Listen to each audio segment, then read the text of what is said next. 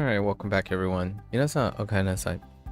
今日は385日目です。It is day 385.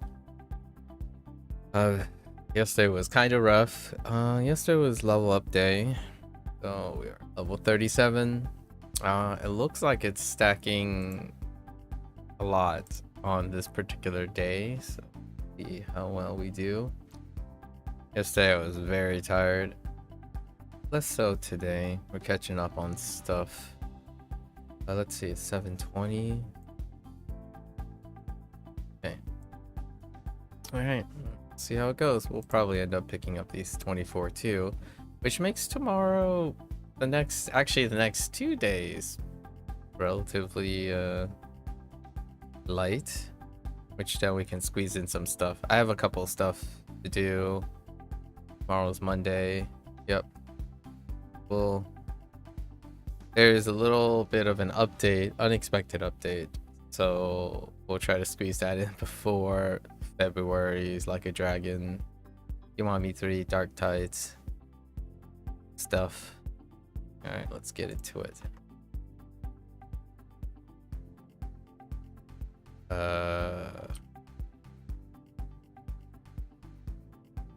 Kabuki.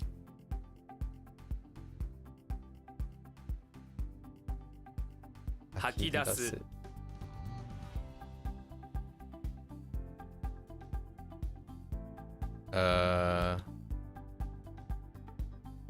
But general. Oh. Misoshiru.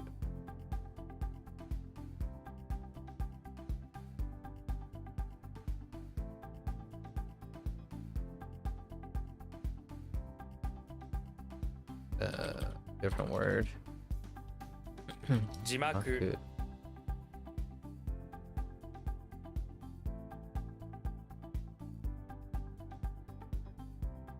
Funayoi.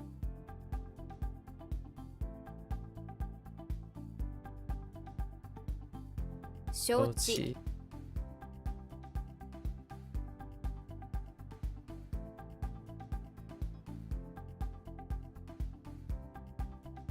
Oh. Kocha. Kocha. That was a weird typo.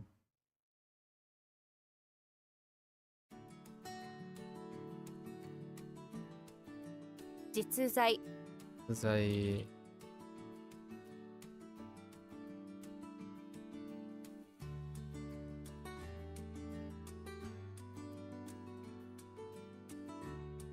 Shitai.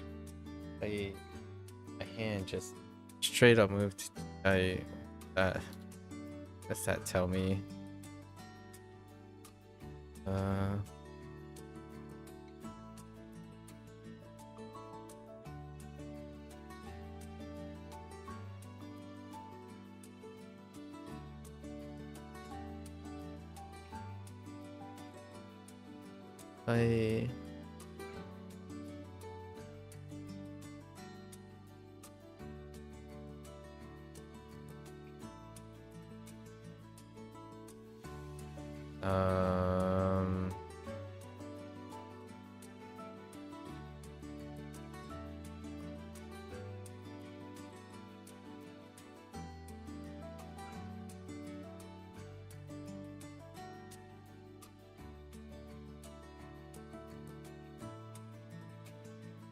Oh, drawing a blank on Chi.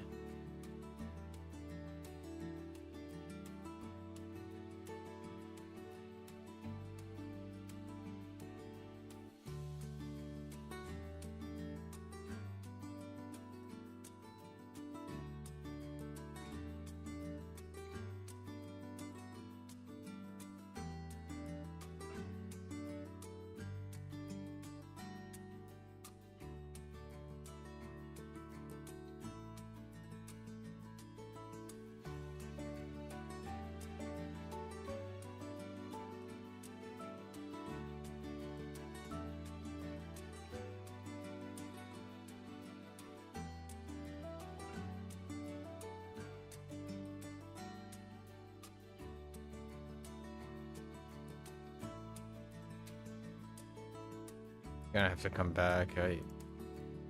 Random. That kind of stinks a little bit. 自在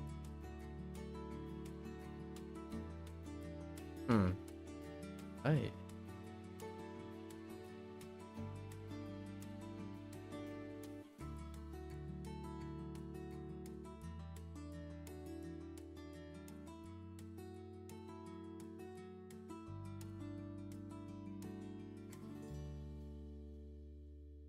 It's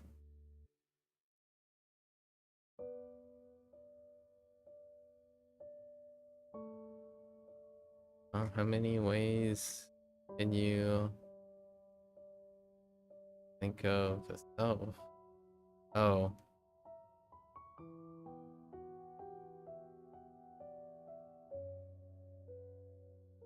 甘く見る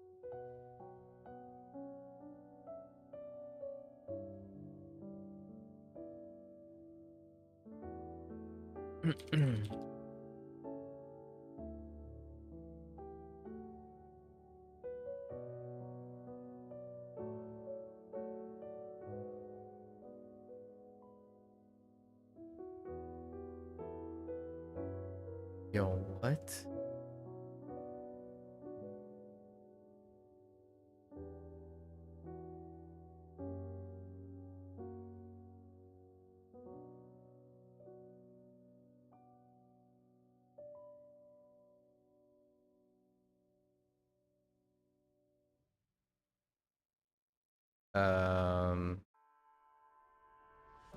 Uh-oh.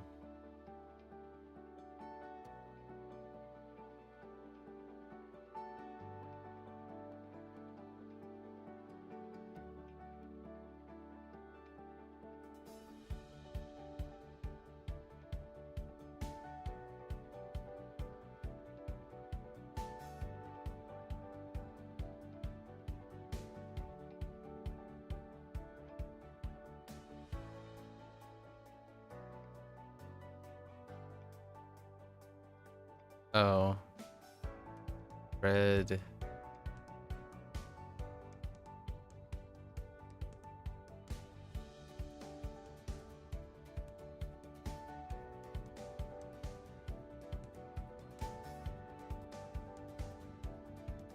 Eh? Any? No. 口紅 Any?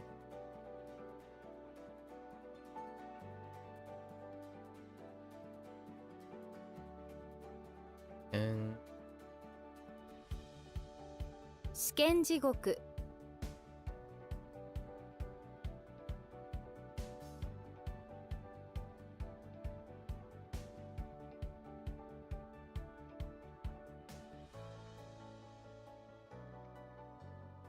something full.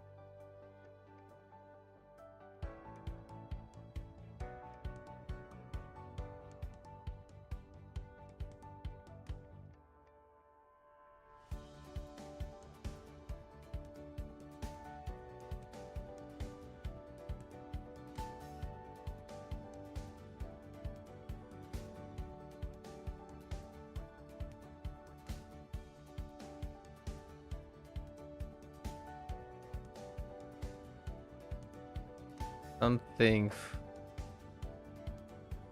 food. Uh-oh. Say 防ぐ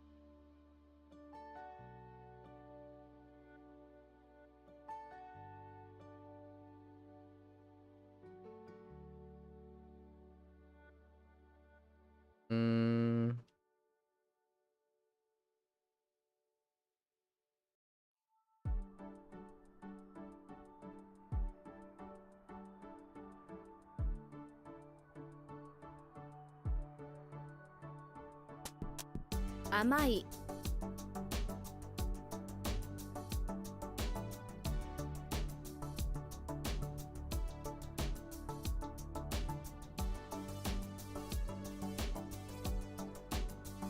水害 Red.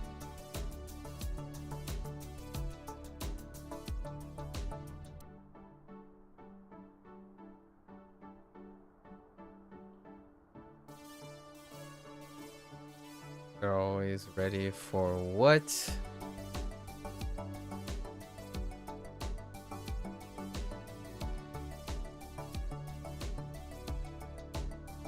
The car, the building.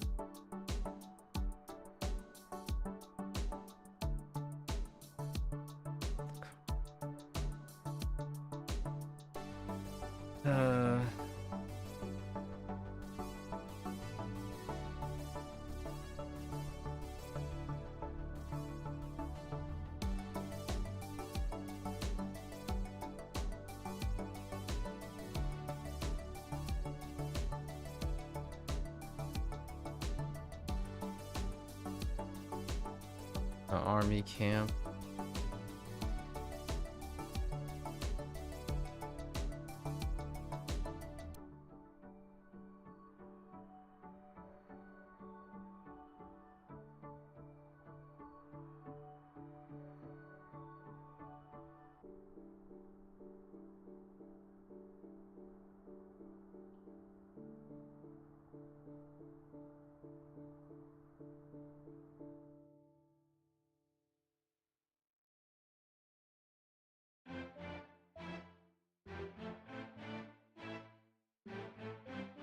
Good. Good, good.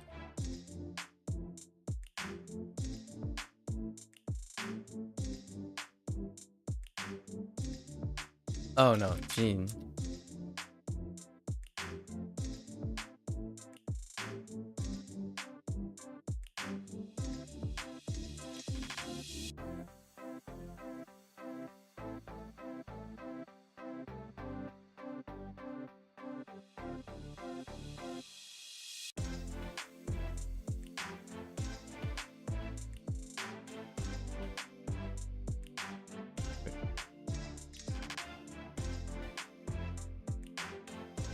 Dame. ウミガメ、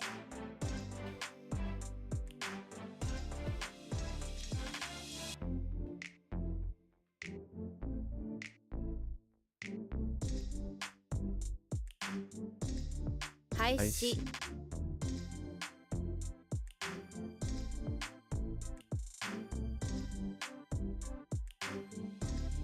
豆腐、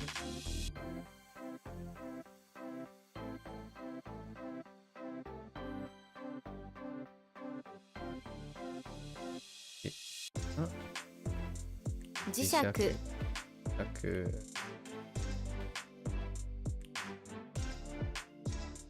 お尻、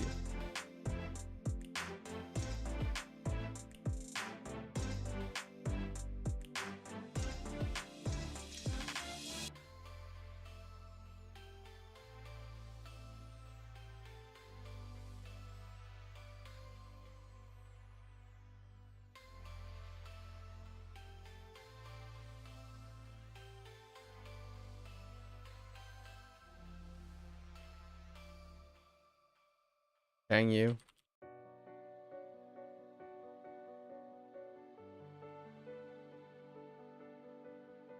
吐き気、いけ。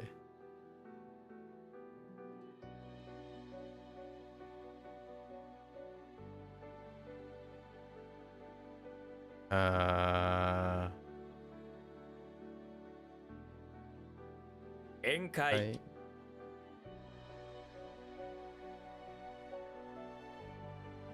Let's go. Yeah, let's no waters. 痩せる、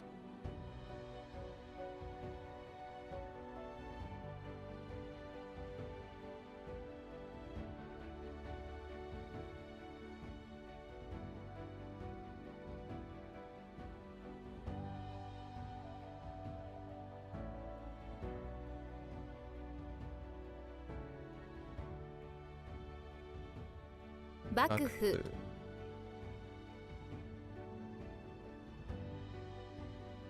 対抗する、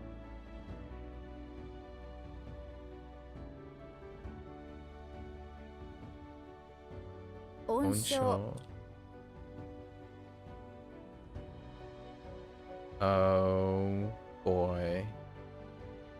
受けたま受けたまわる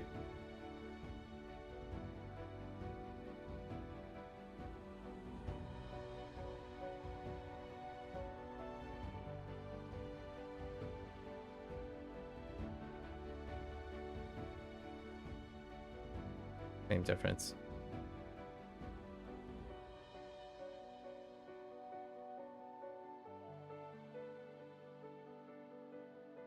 紹介状。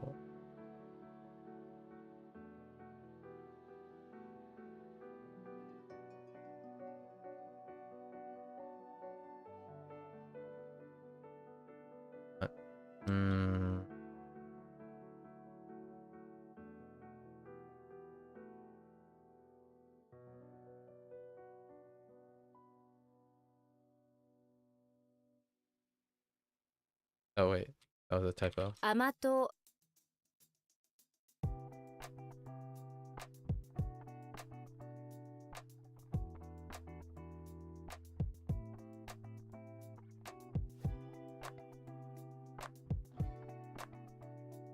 知るもの。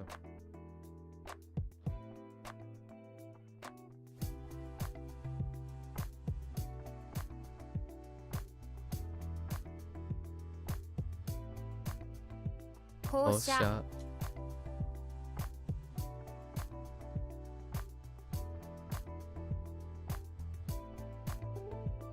紹介する。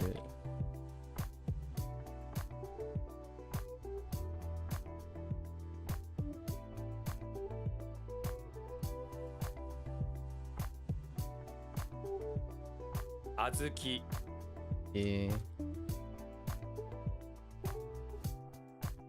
経験。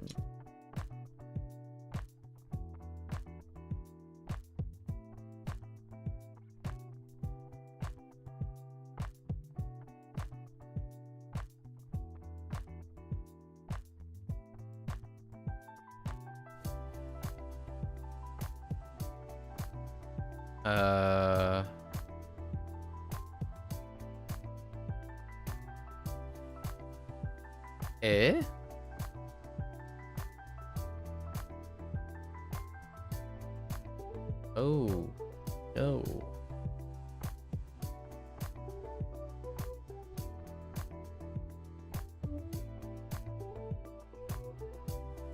Huh.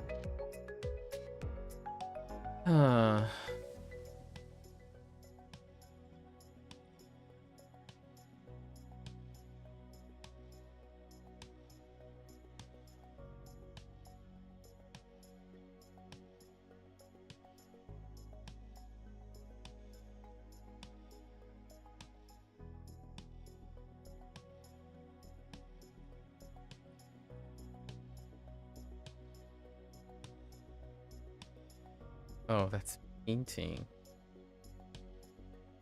Oh. No. Abura. 油絵。 Why does it look familiar to you and you don't know it, but you feel like you've seen it? I was like, hello there, Beth. Oh, painting.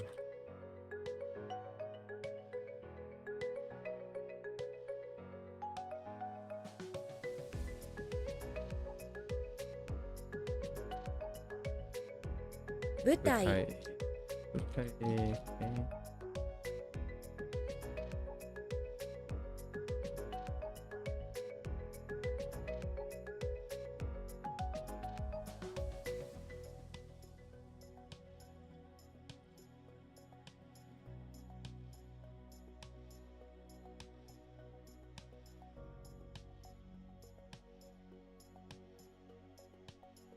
在外 Guy.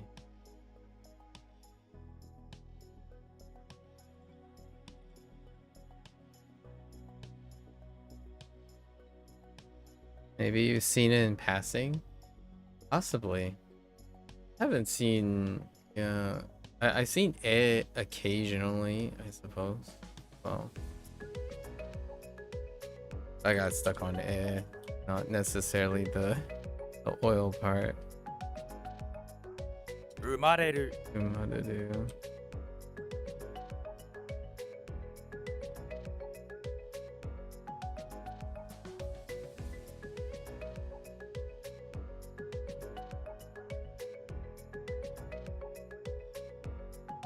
枝豆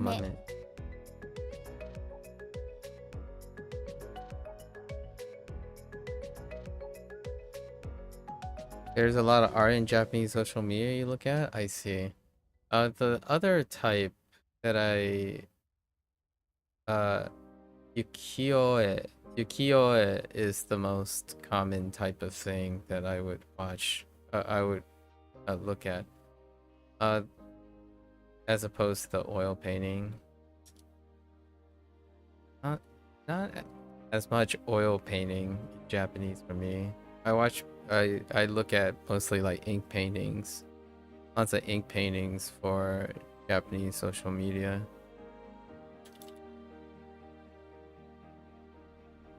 Yeah.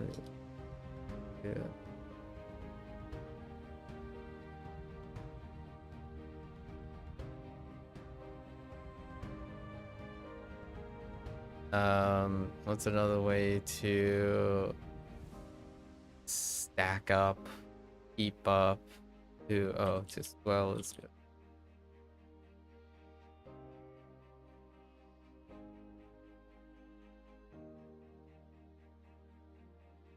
相互 Oh, go. 木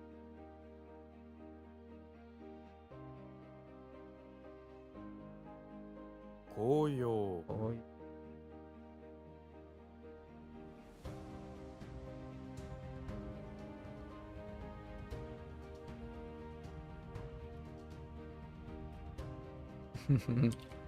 親子丼。親子丼ぶり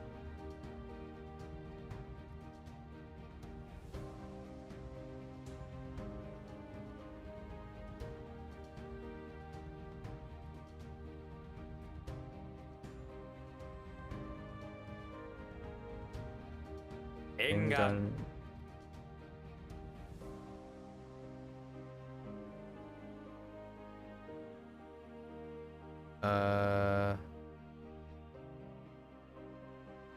舞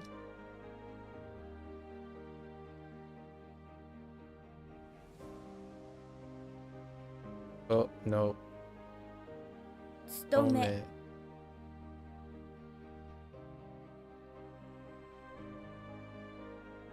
うなぎ丼ぶり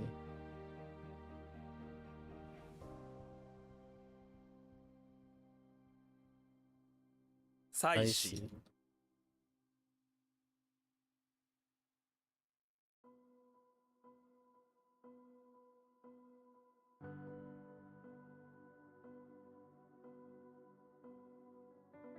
指圧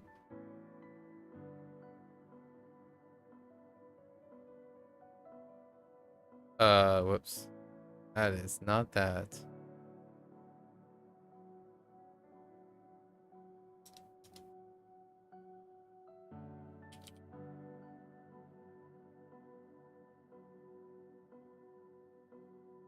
腐食」 Roku.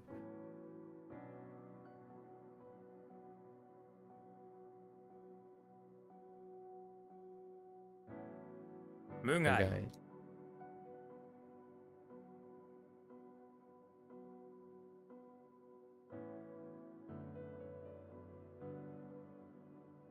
「困る」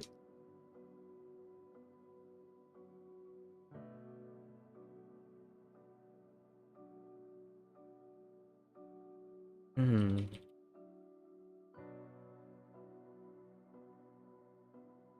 沿線 Sen.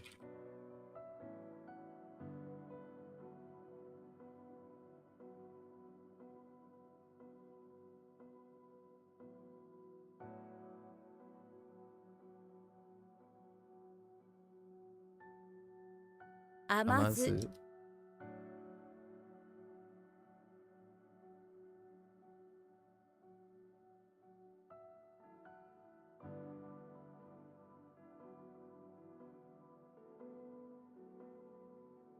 破れる Yabureru.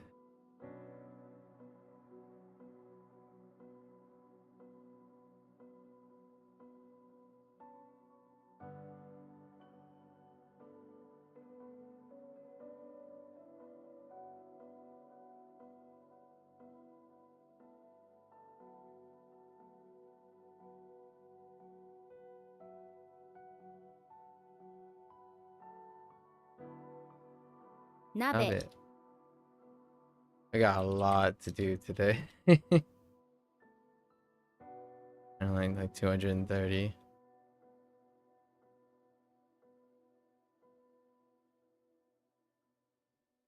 好き Eat.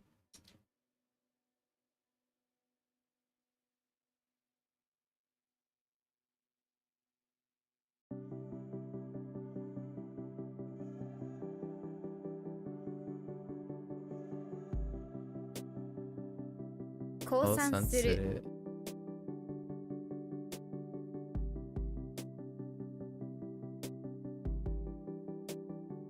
「枝」 Eda.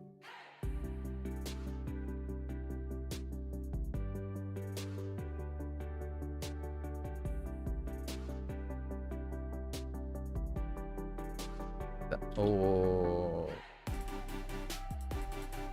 あ、在在留留。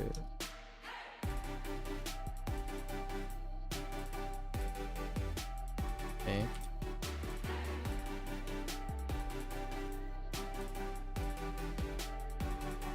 実践実践。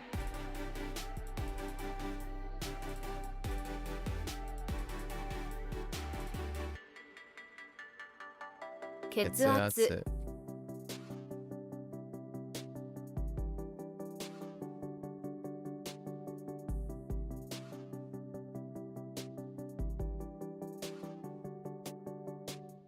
悪悪霊霊。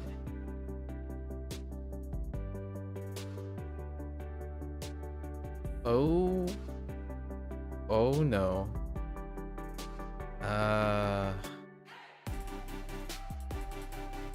Huh. What up?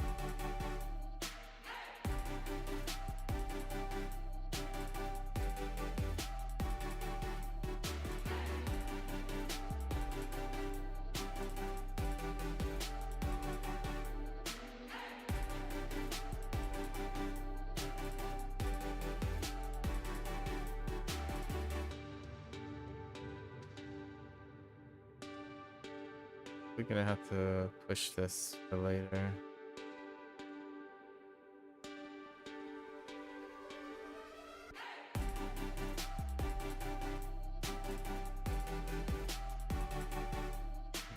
Cool.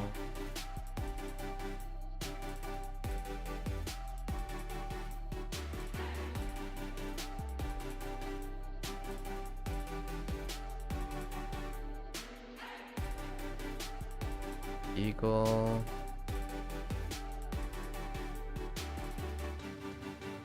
Mozilla.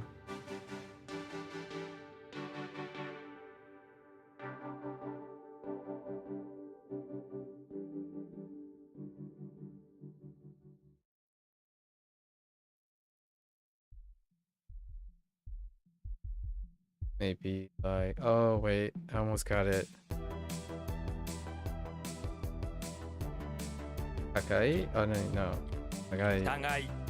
互い Takai. Okay. That's kind of very weak though.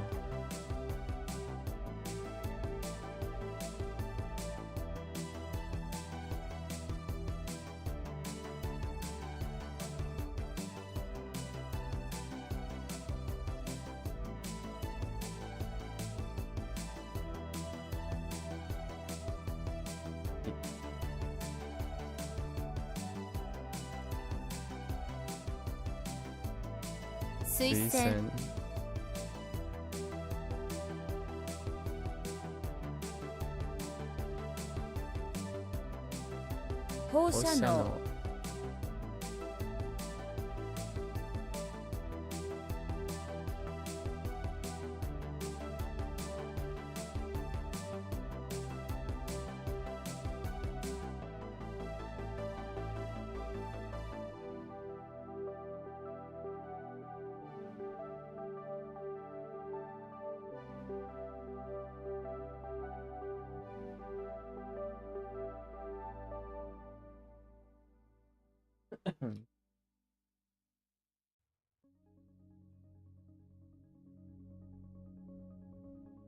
やつら。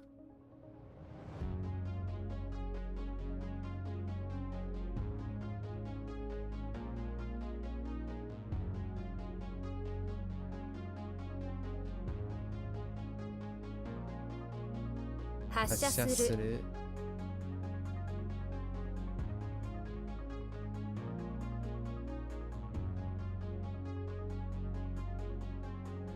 罪。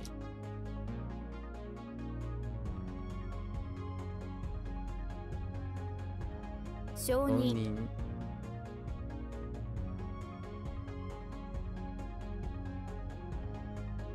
理論。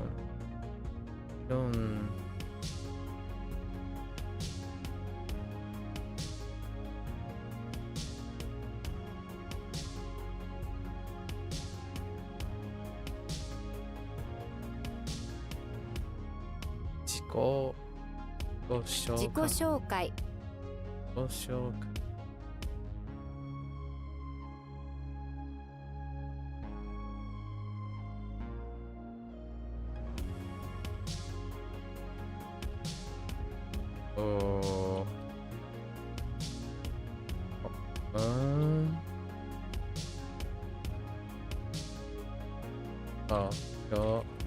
共犯者。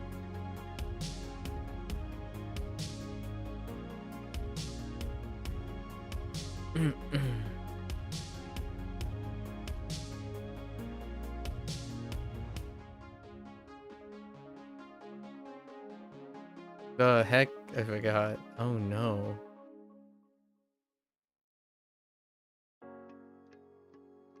Animal top hat. And you're letting it. Oh.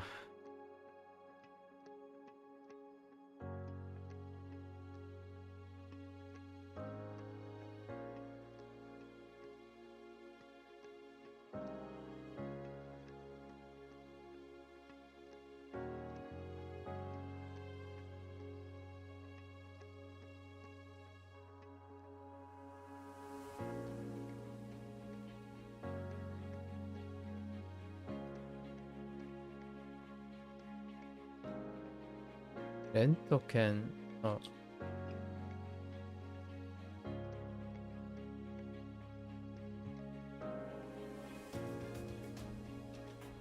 公害。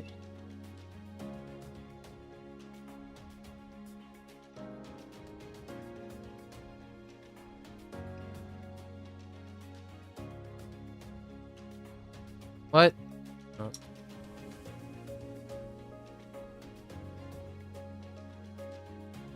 一個。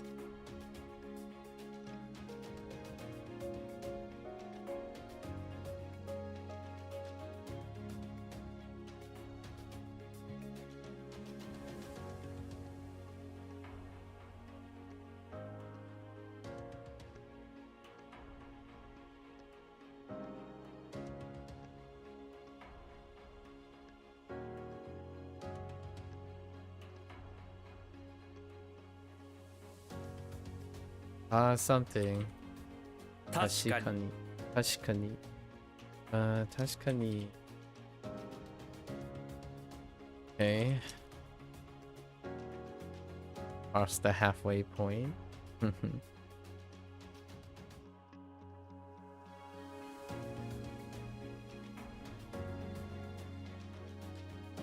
被害。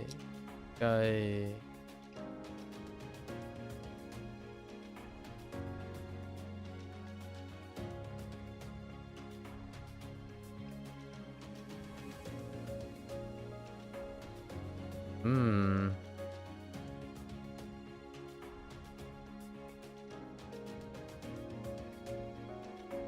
Uh.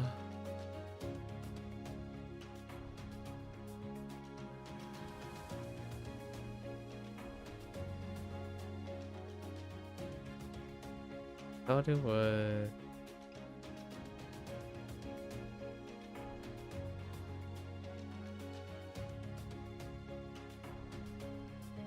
Or this is inject.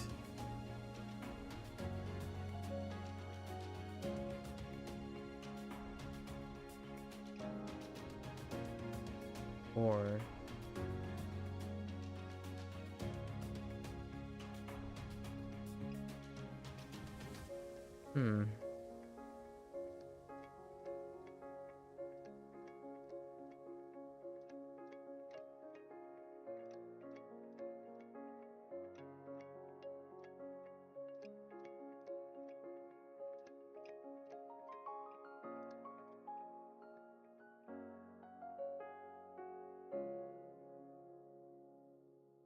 注 Good 射 shot.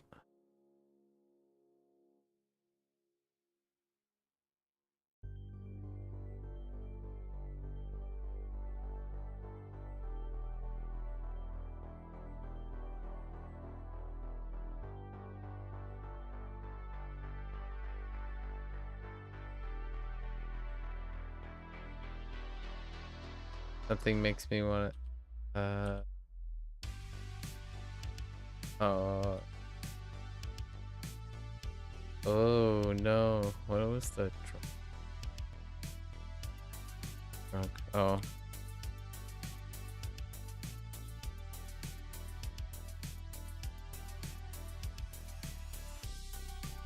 酔っ払い Alright.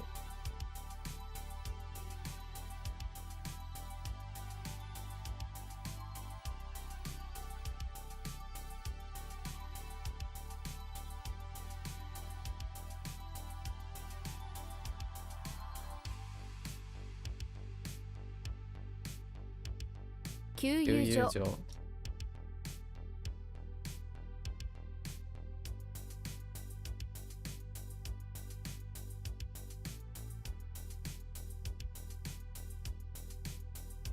恥知らず恥知らず。恥知らず。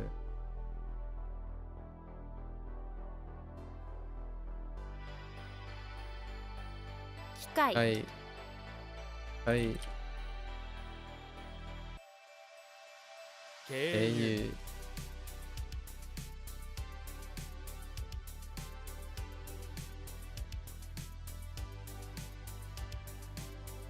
au。Listening?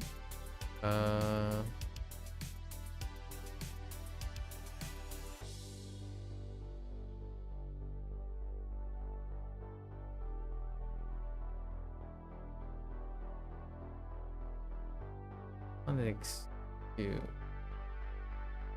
Could be a theory.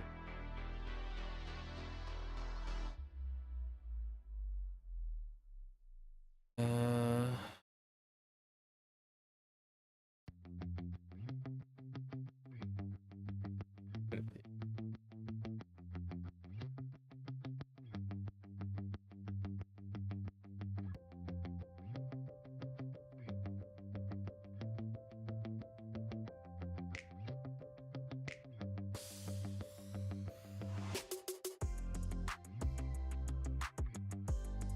The reason to pass through is it's kind of like pass through, but by means. What means? So via.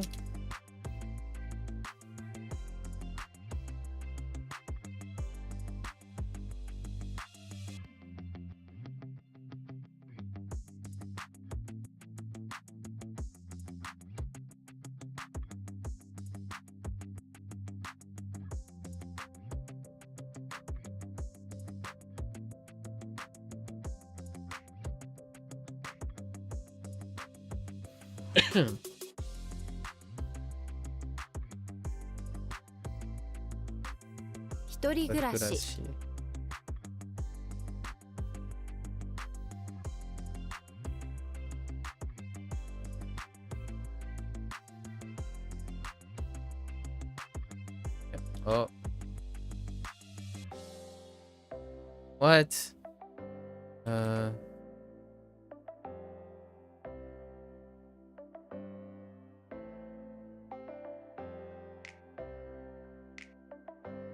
Ayamari. 誤り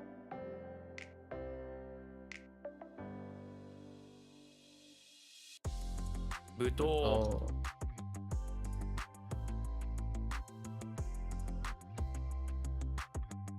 源氏物語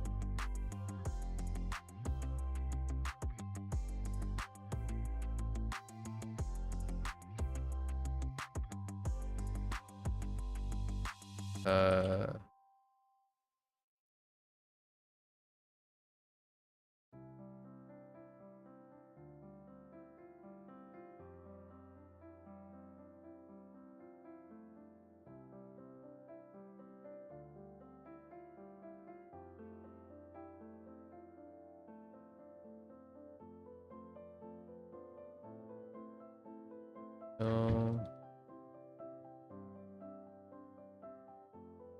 Yeah. What is this, like correct or accurate? Hmm.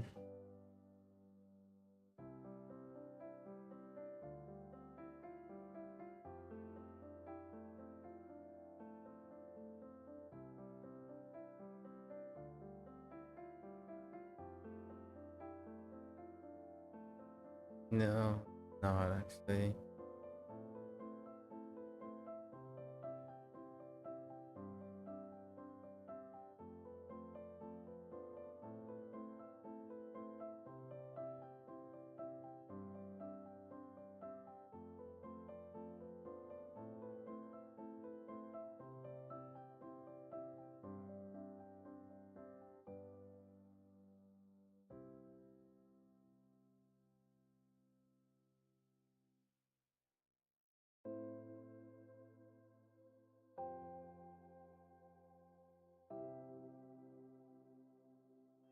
Different. No.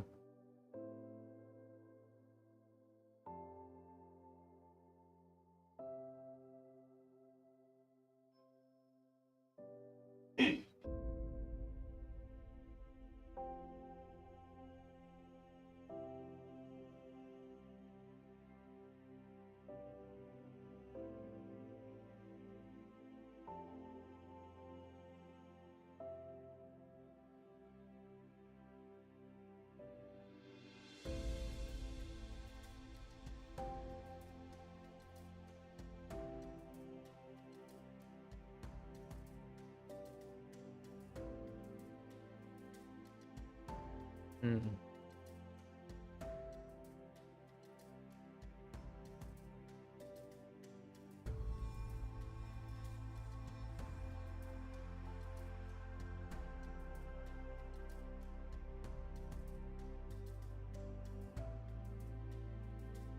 Hmm.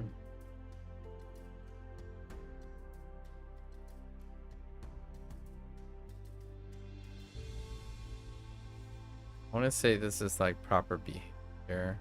Something like dealing with proper behavior. Oh. Lost the read. Right.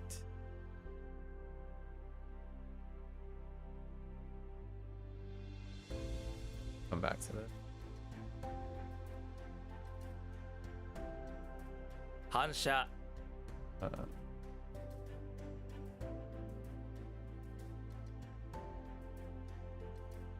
危機 E.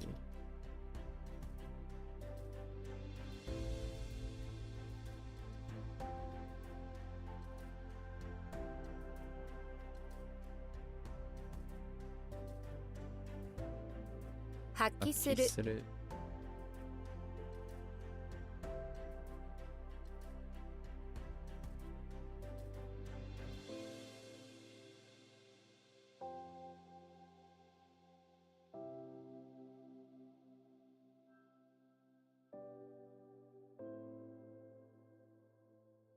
What am I whittling down?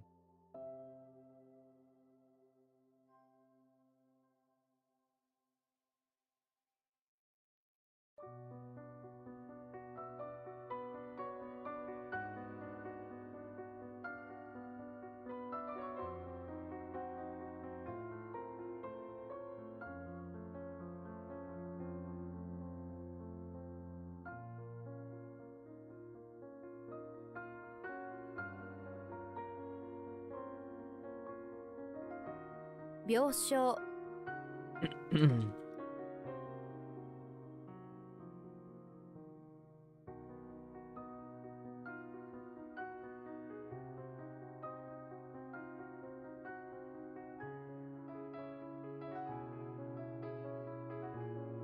豆、うん。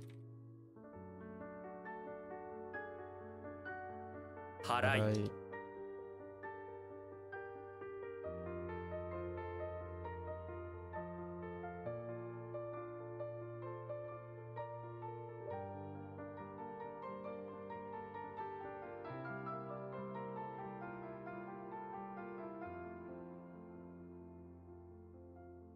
痛い、い。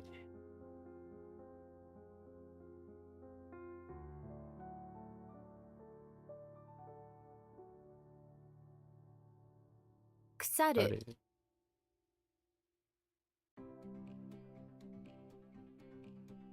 漬物、物。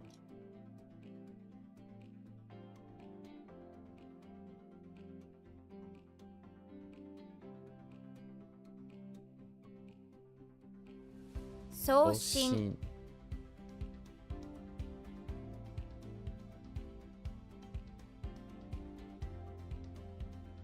余余裕、裕。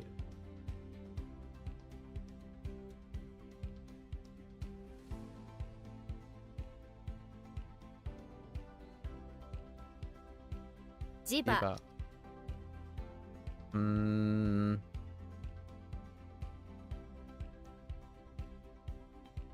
あ、wait。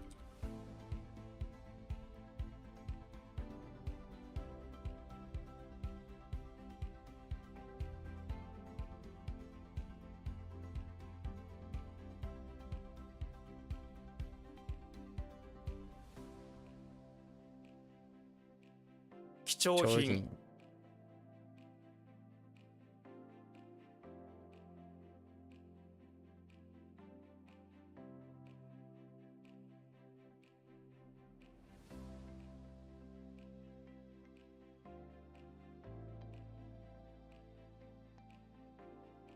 納納豆、豆。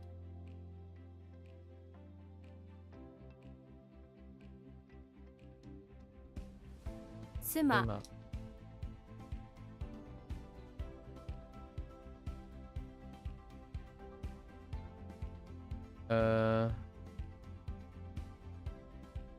廃れる、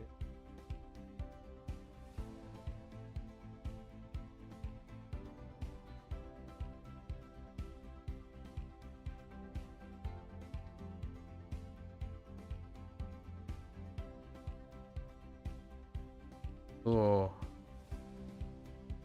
犯罪、うん。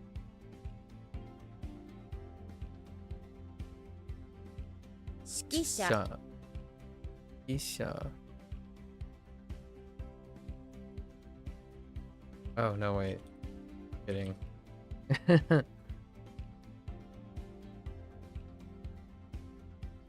圧力、出力。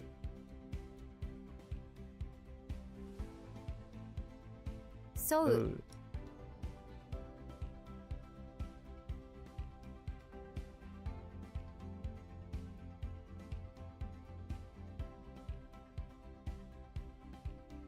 Oops.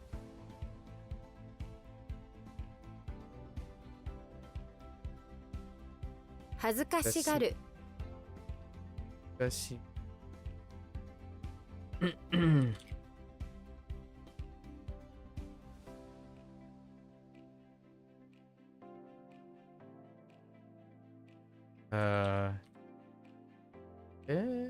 Oh no, 余計、余計。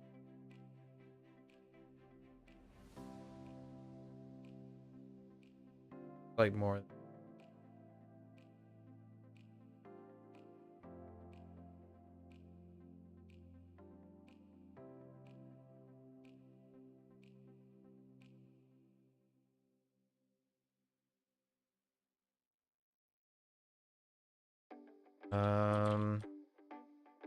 Oh.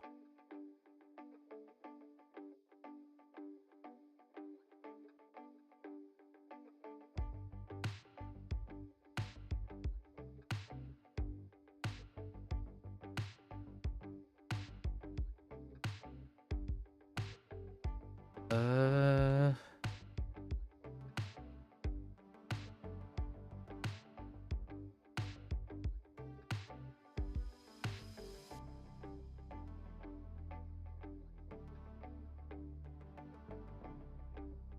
Mm.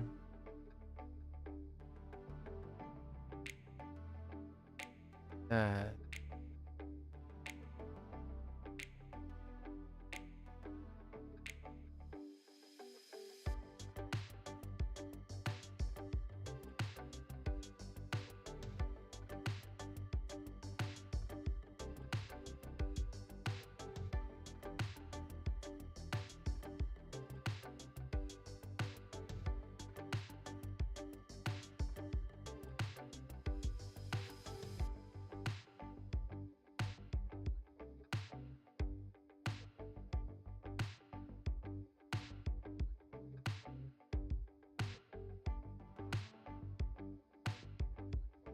Okay.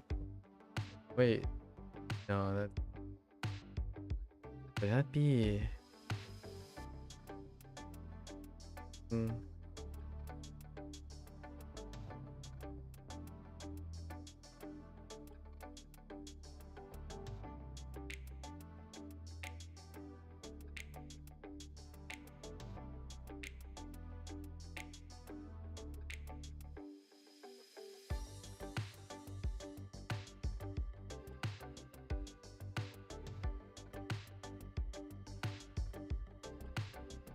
Mm.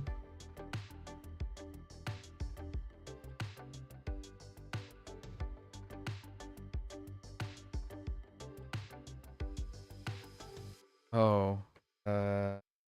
怪我 Injury.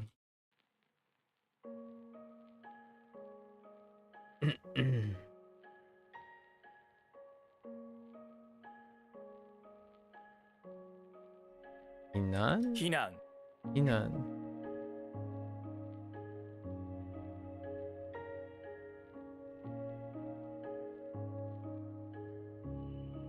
Like. Inan.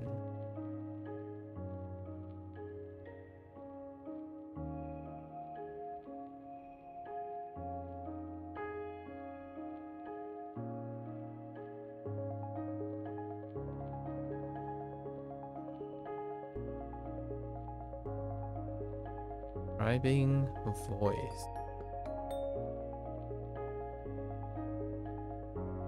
None. I guess she's very. Another way to say.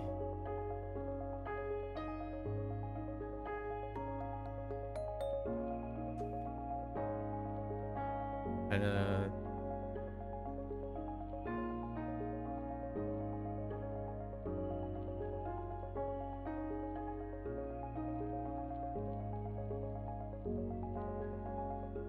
If plus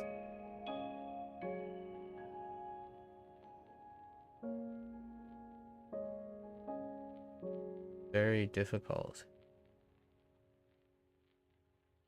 Oh, criticism.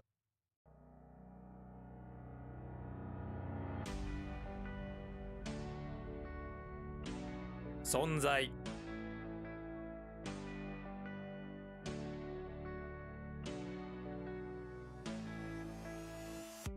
遺伝 And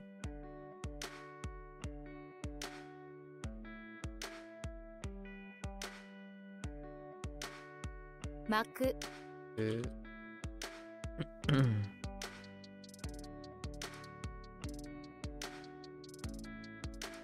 電子機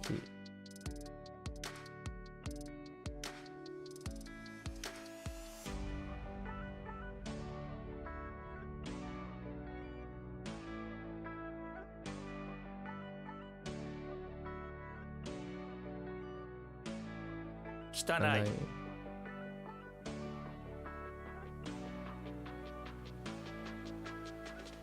What? Oh, just kidding. Oop. 夢 Eh.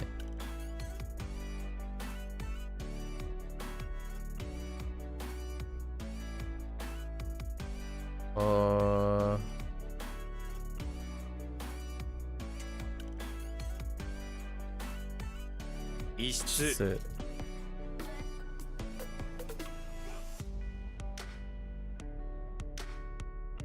歓迎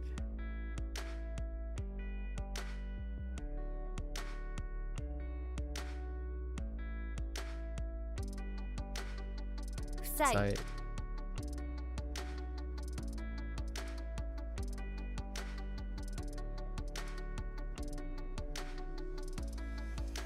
電磁場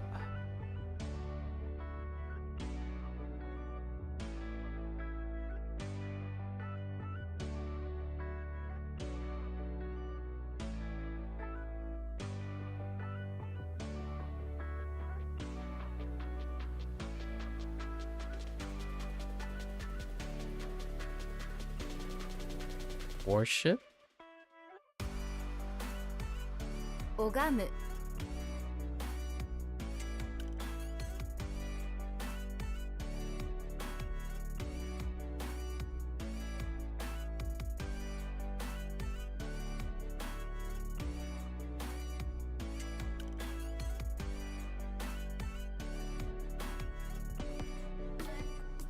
黒幕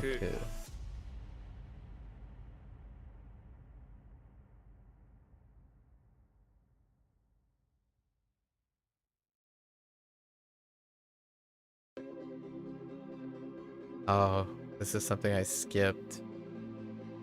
What was it? Tai. Oh, I remember now. Stagnate.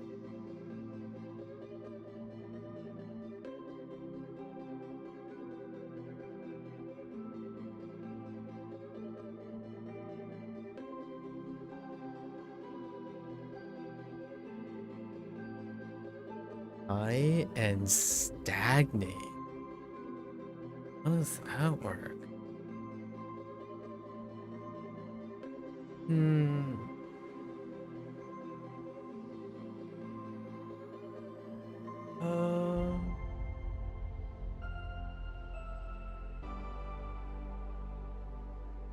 This goes with like the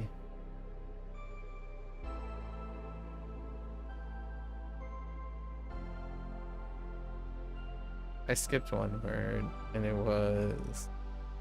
dealt with stagnate as well. I'll come back soon.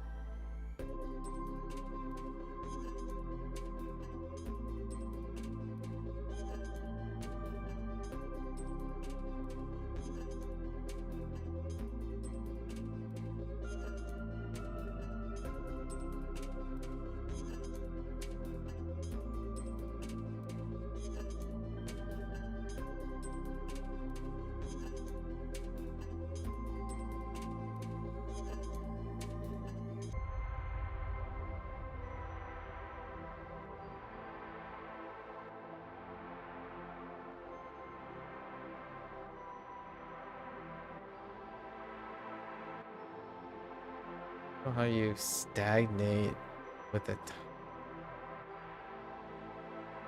Did I do that one?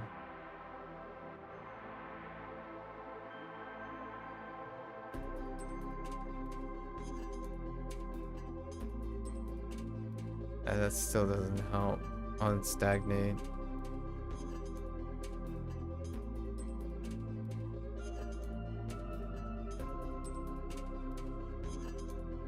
This tie? Or am I tying something together?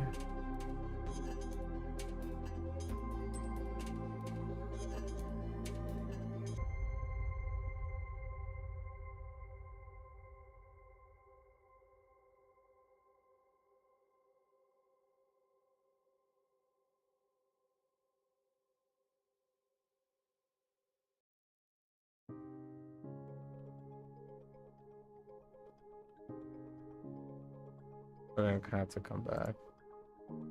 Guess it's either 2 or 3 so far. Alarming. 地震 Earthquake.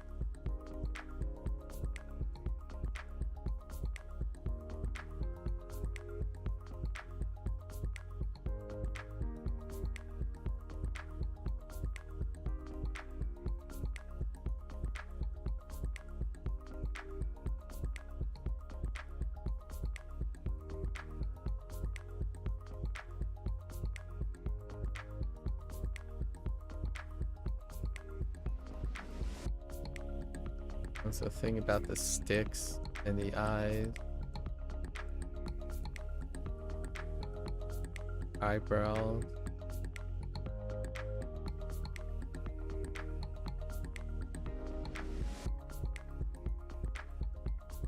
No. Oh.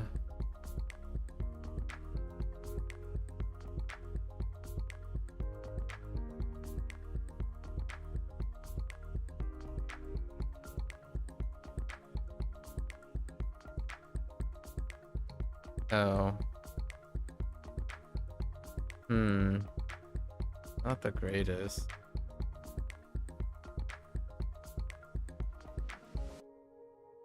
Kunyo.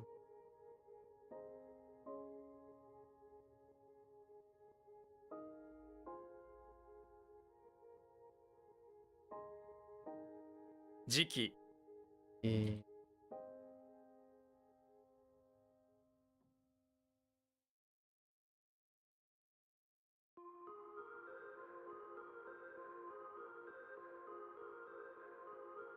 Oh.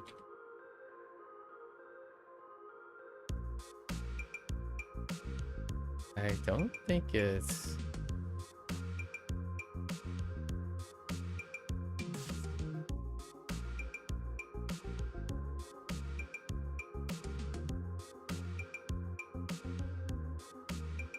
Shika.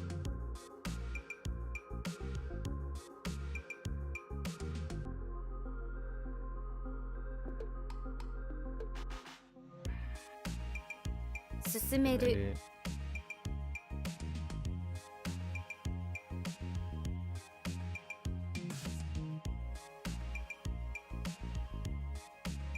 Susume.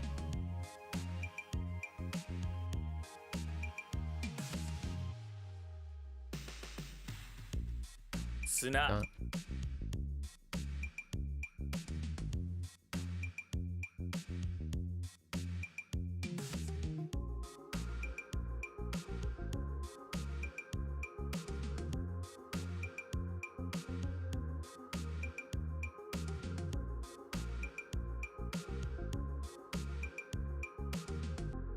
Also, oh, 同窓会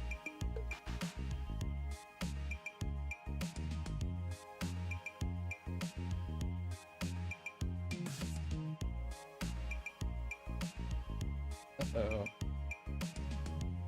I'm gonna say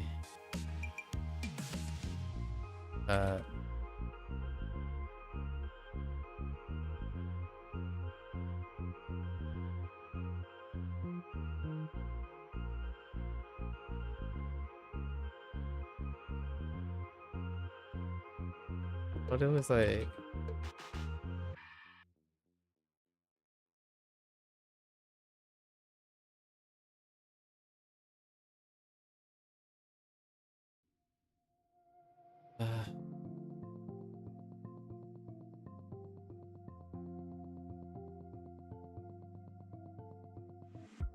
Dang.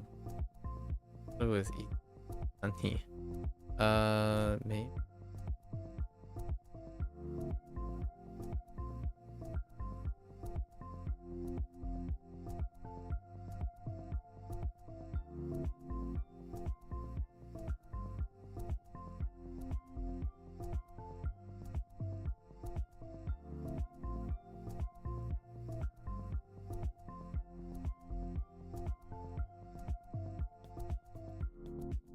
I made ために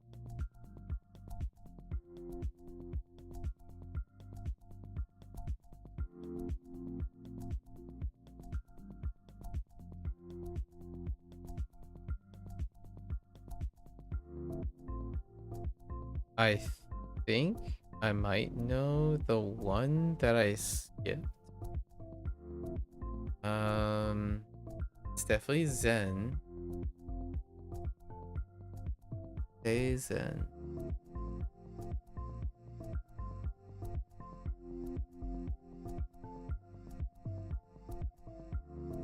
I don't...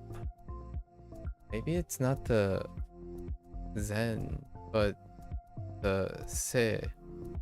Might not be Se.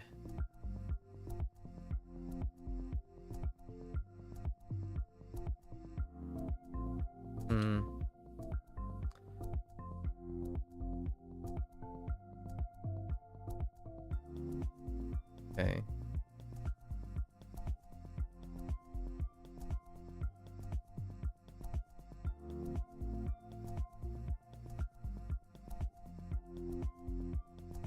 Oh no. I think it's boo. Or no. Mau.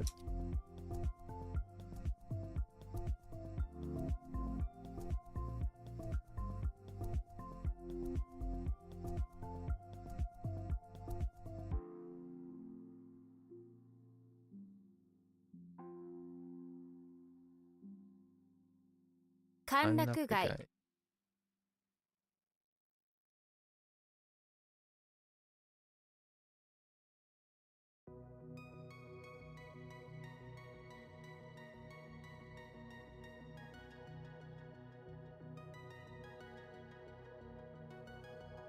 Itameru.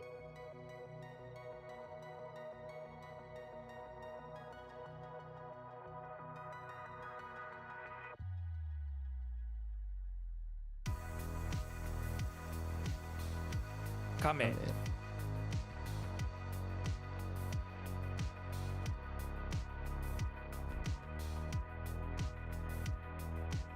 Ska. Yoi.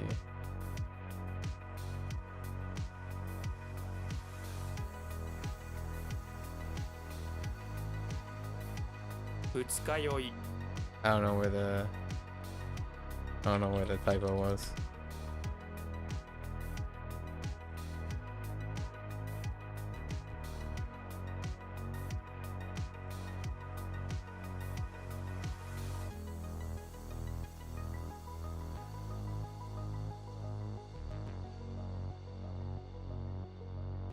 Bye.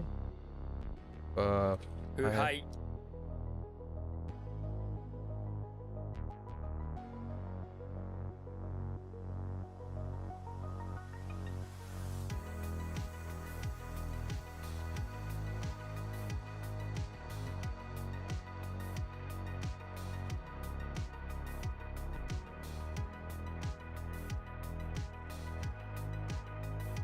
Something kasu. No. Yeah. Okasu. 犯す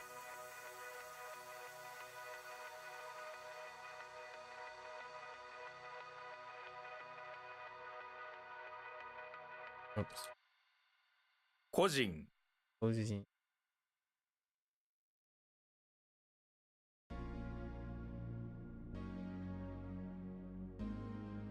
読み。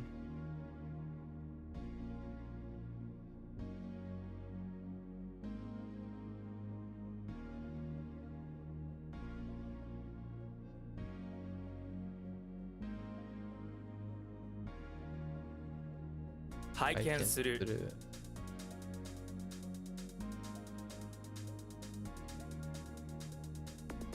遺産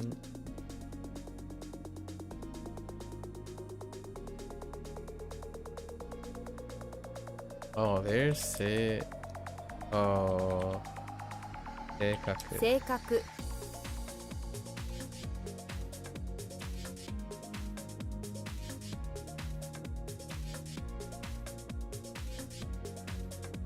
Dang it. Fuck. Oh no, that's not it. 遅い Wait, that could help. That could help. 交互。 Oh. This is not the same as me. Oh. What was it?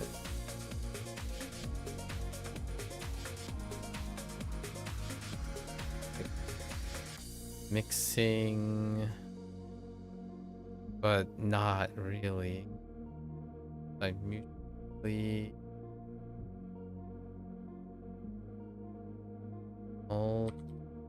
alternately.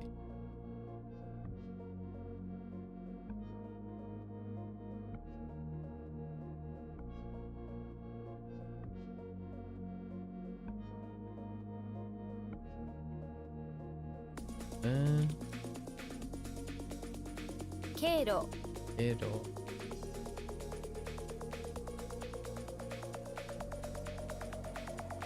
行為 Koichi.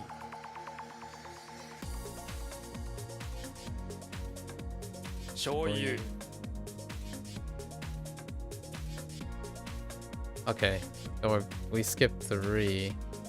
Okay, so got chitai. Oh, delay. I thought this was seizen. 生前 I don't know what I typed then. And then seizen.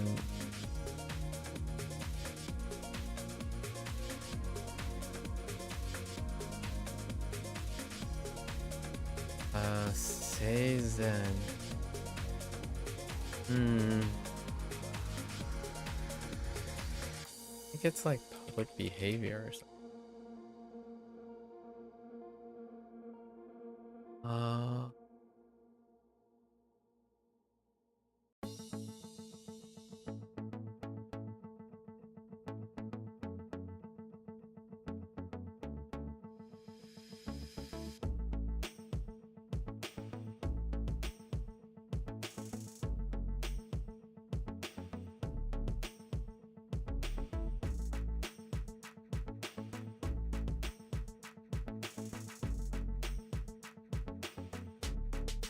The nature? I thought it was like the nature of being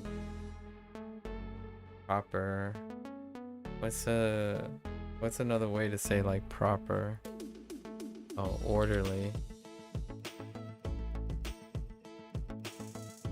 And then the heck is with stagnate? Oh, it could be to be delayed. Or to be late? Oh, overdue. So it's like Odoro.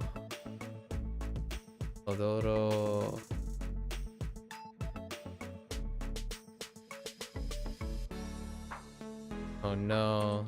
Odo.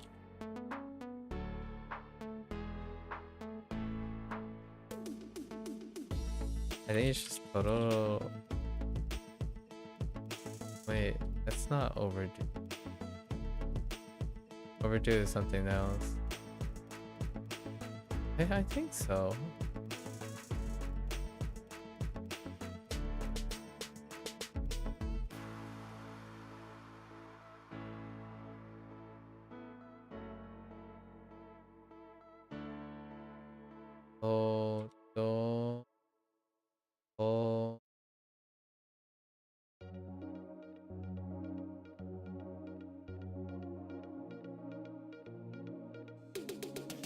Dang it.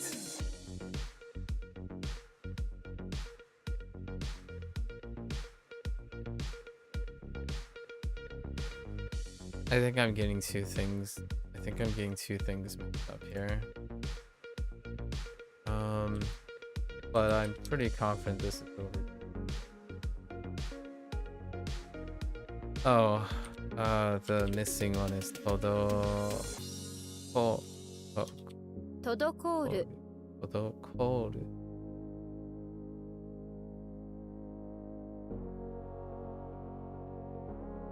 We still got 24. Let's finish those two. 臭い Hey.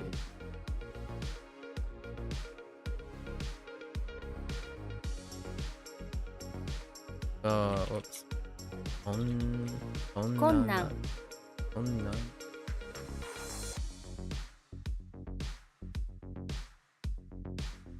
裕福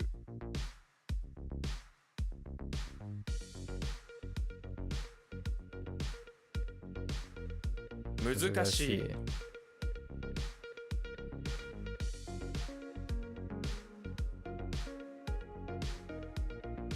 帽子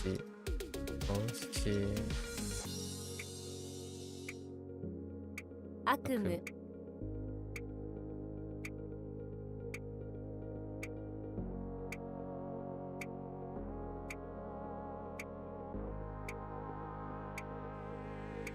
犯人 困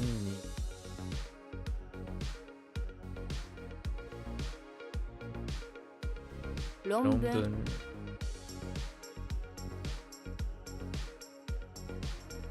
有罪 유자이 Oops. 予防 오. 아, 個室 코스 刺す 사스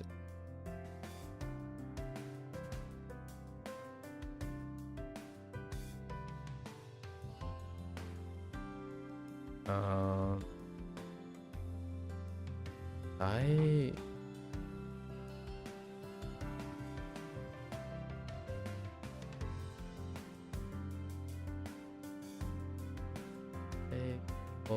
비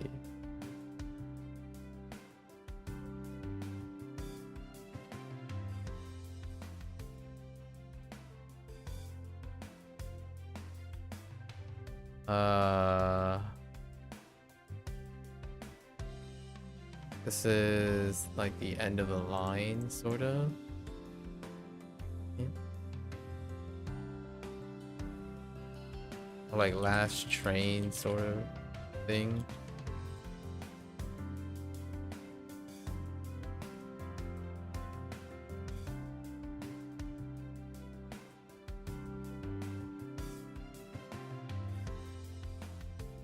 Definitely B.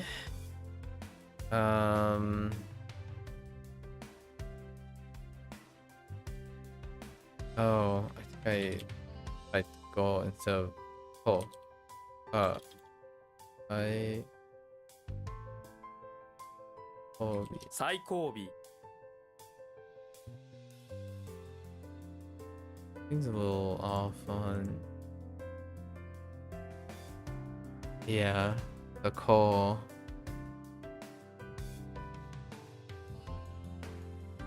The call was off.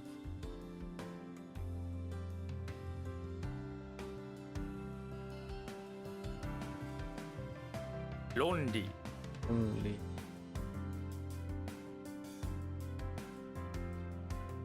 震度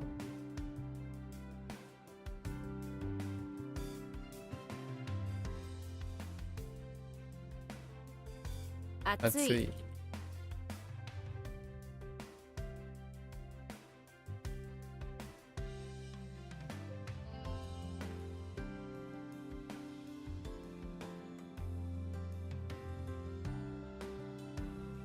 余る Amaru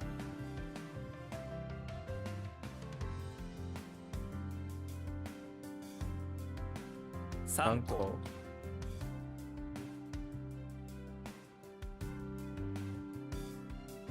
余震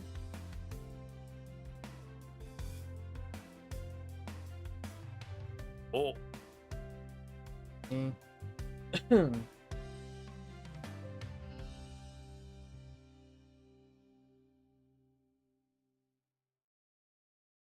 Cover? Dude?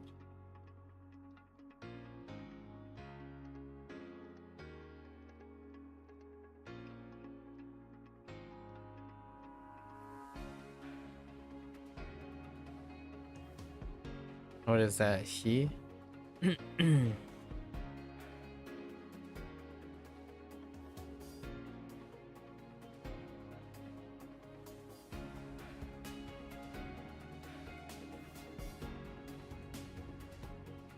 I don't know if it's covered though.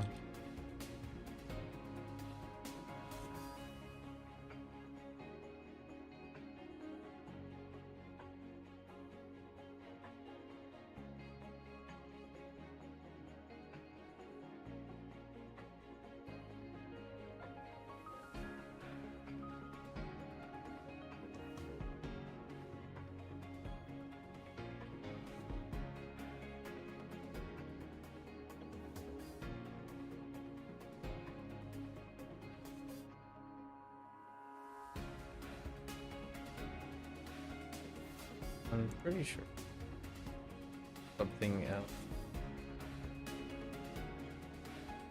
Concur. to put on.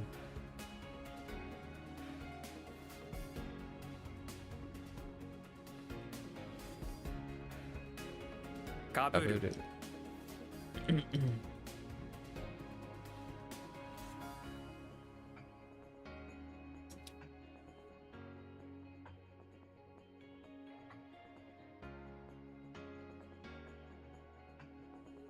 Okay.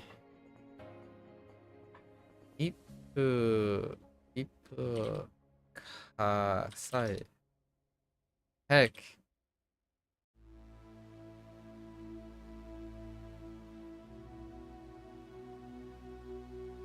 Oh, Ipu 一 tasai. 夫多妻 Tasai. Okay. 夢中 Dude.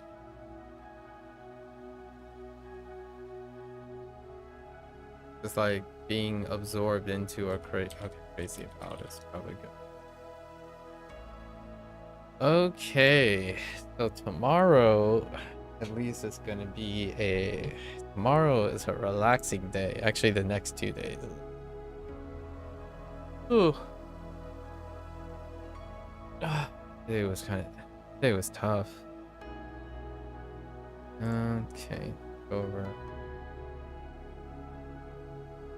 Hour and a half. I'm catching up on my stamina.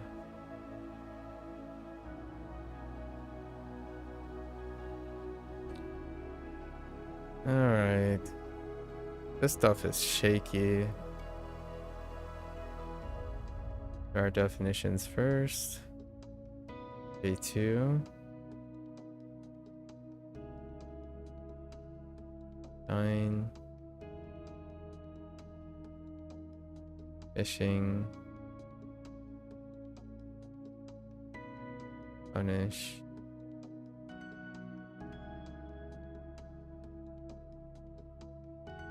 Recruit.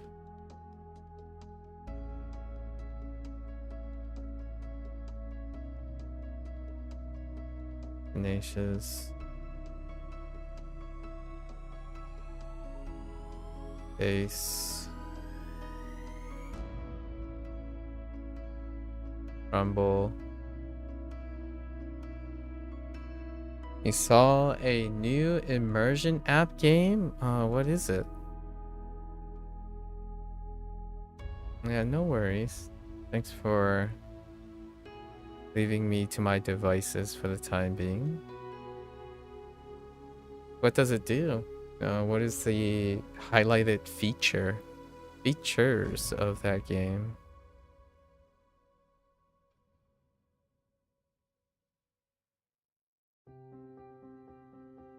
Return. Front. Resist.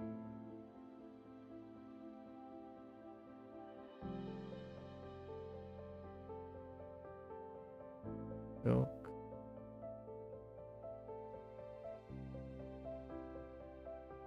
In season. Golf.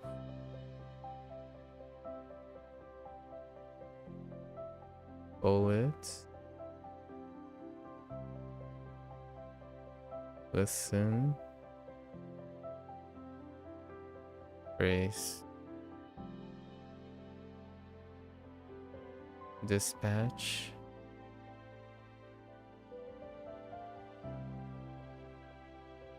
Fight.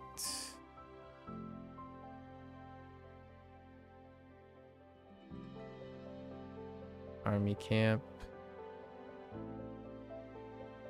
Fragrance.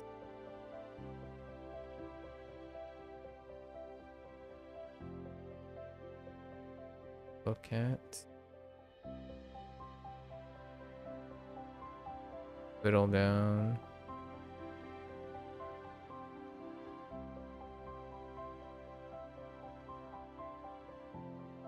Wagotabi? Yeah, I already covered. I cover Wagotabi bi-yearly. Yeah.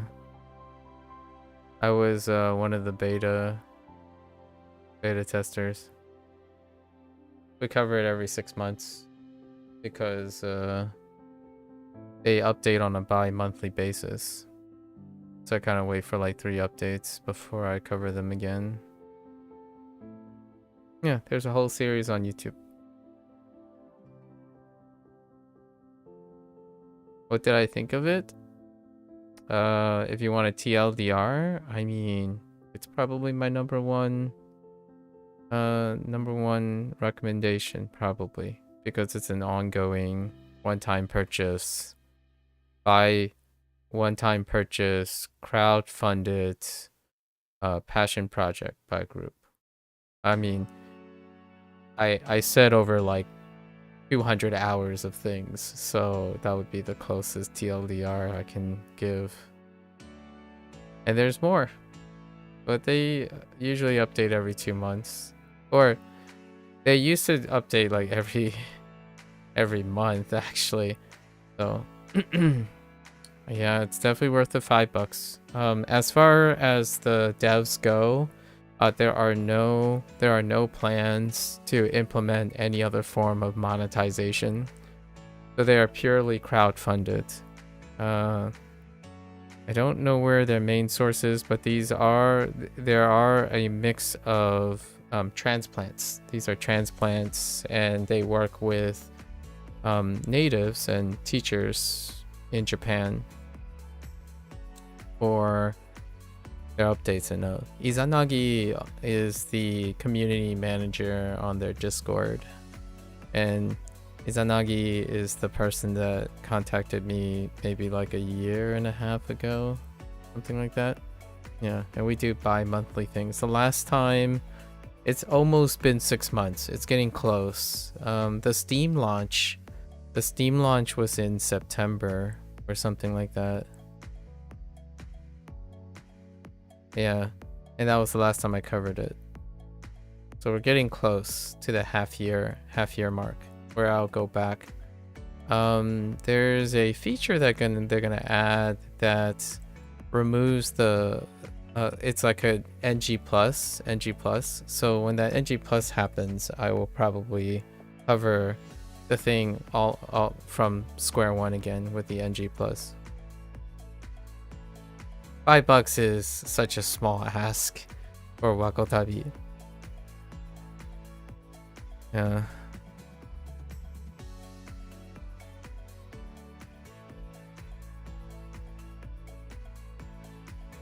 Definitely. On Steam, I think it's slightly... What is the Steam price? Actually.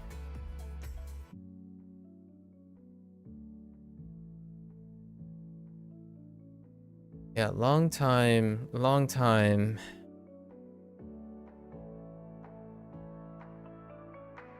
supporter. Not financially, of course, but oh, the Steam launch was actually August 13th. So actually, we might be getting even closer than I thought. The Steam price is 10. It was launched at 8 or 9. It sounds like a winning review because you're always looking for apps that have a background in and that focus on Japanese. They also only talk about actual Japanese culture in that way too. So the game is also going through prefectures, and then those prefectures have like somewhat of a someone of an oversee on what is introduced. So it goes over Japanese culture as well. It's not a fictional. Your character is going like vacationing in a fictional thing, but you're doing it from a perspective of a gaikokujin. And the stuff they talk about of the prefectures and whatnot, it is reflective of Japanese culture. So most of the trivia or things that you'll come across is supposed to give a bit of virtual tourism that doesn't rely on the visualization of Japan. It got even more than that. Not just the Japanese language.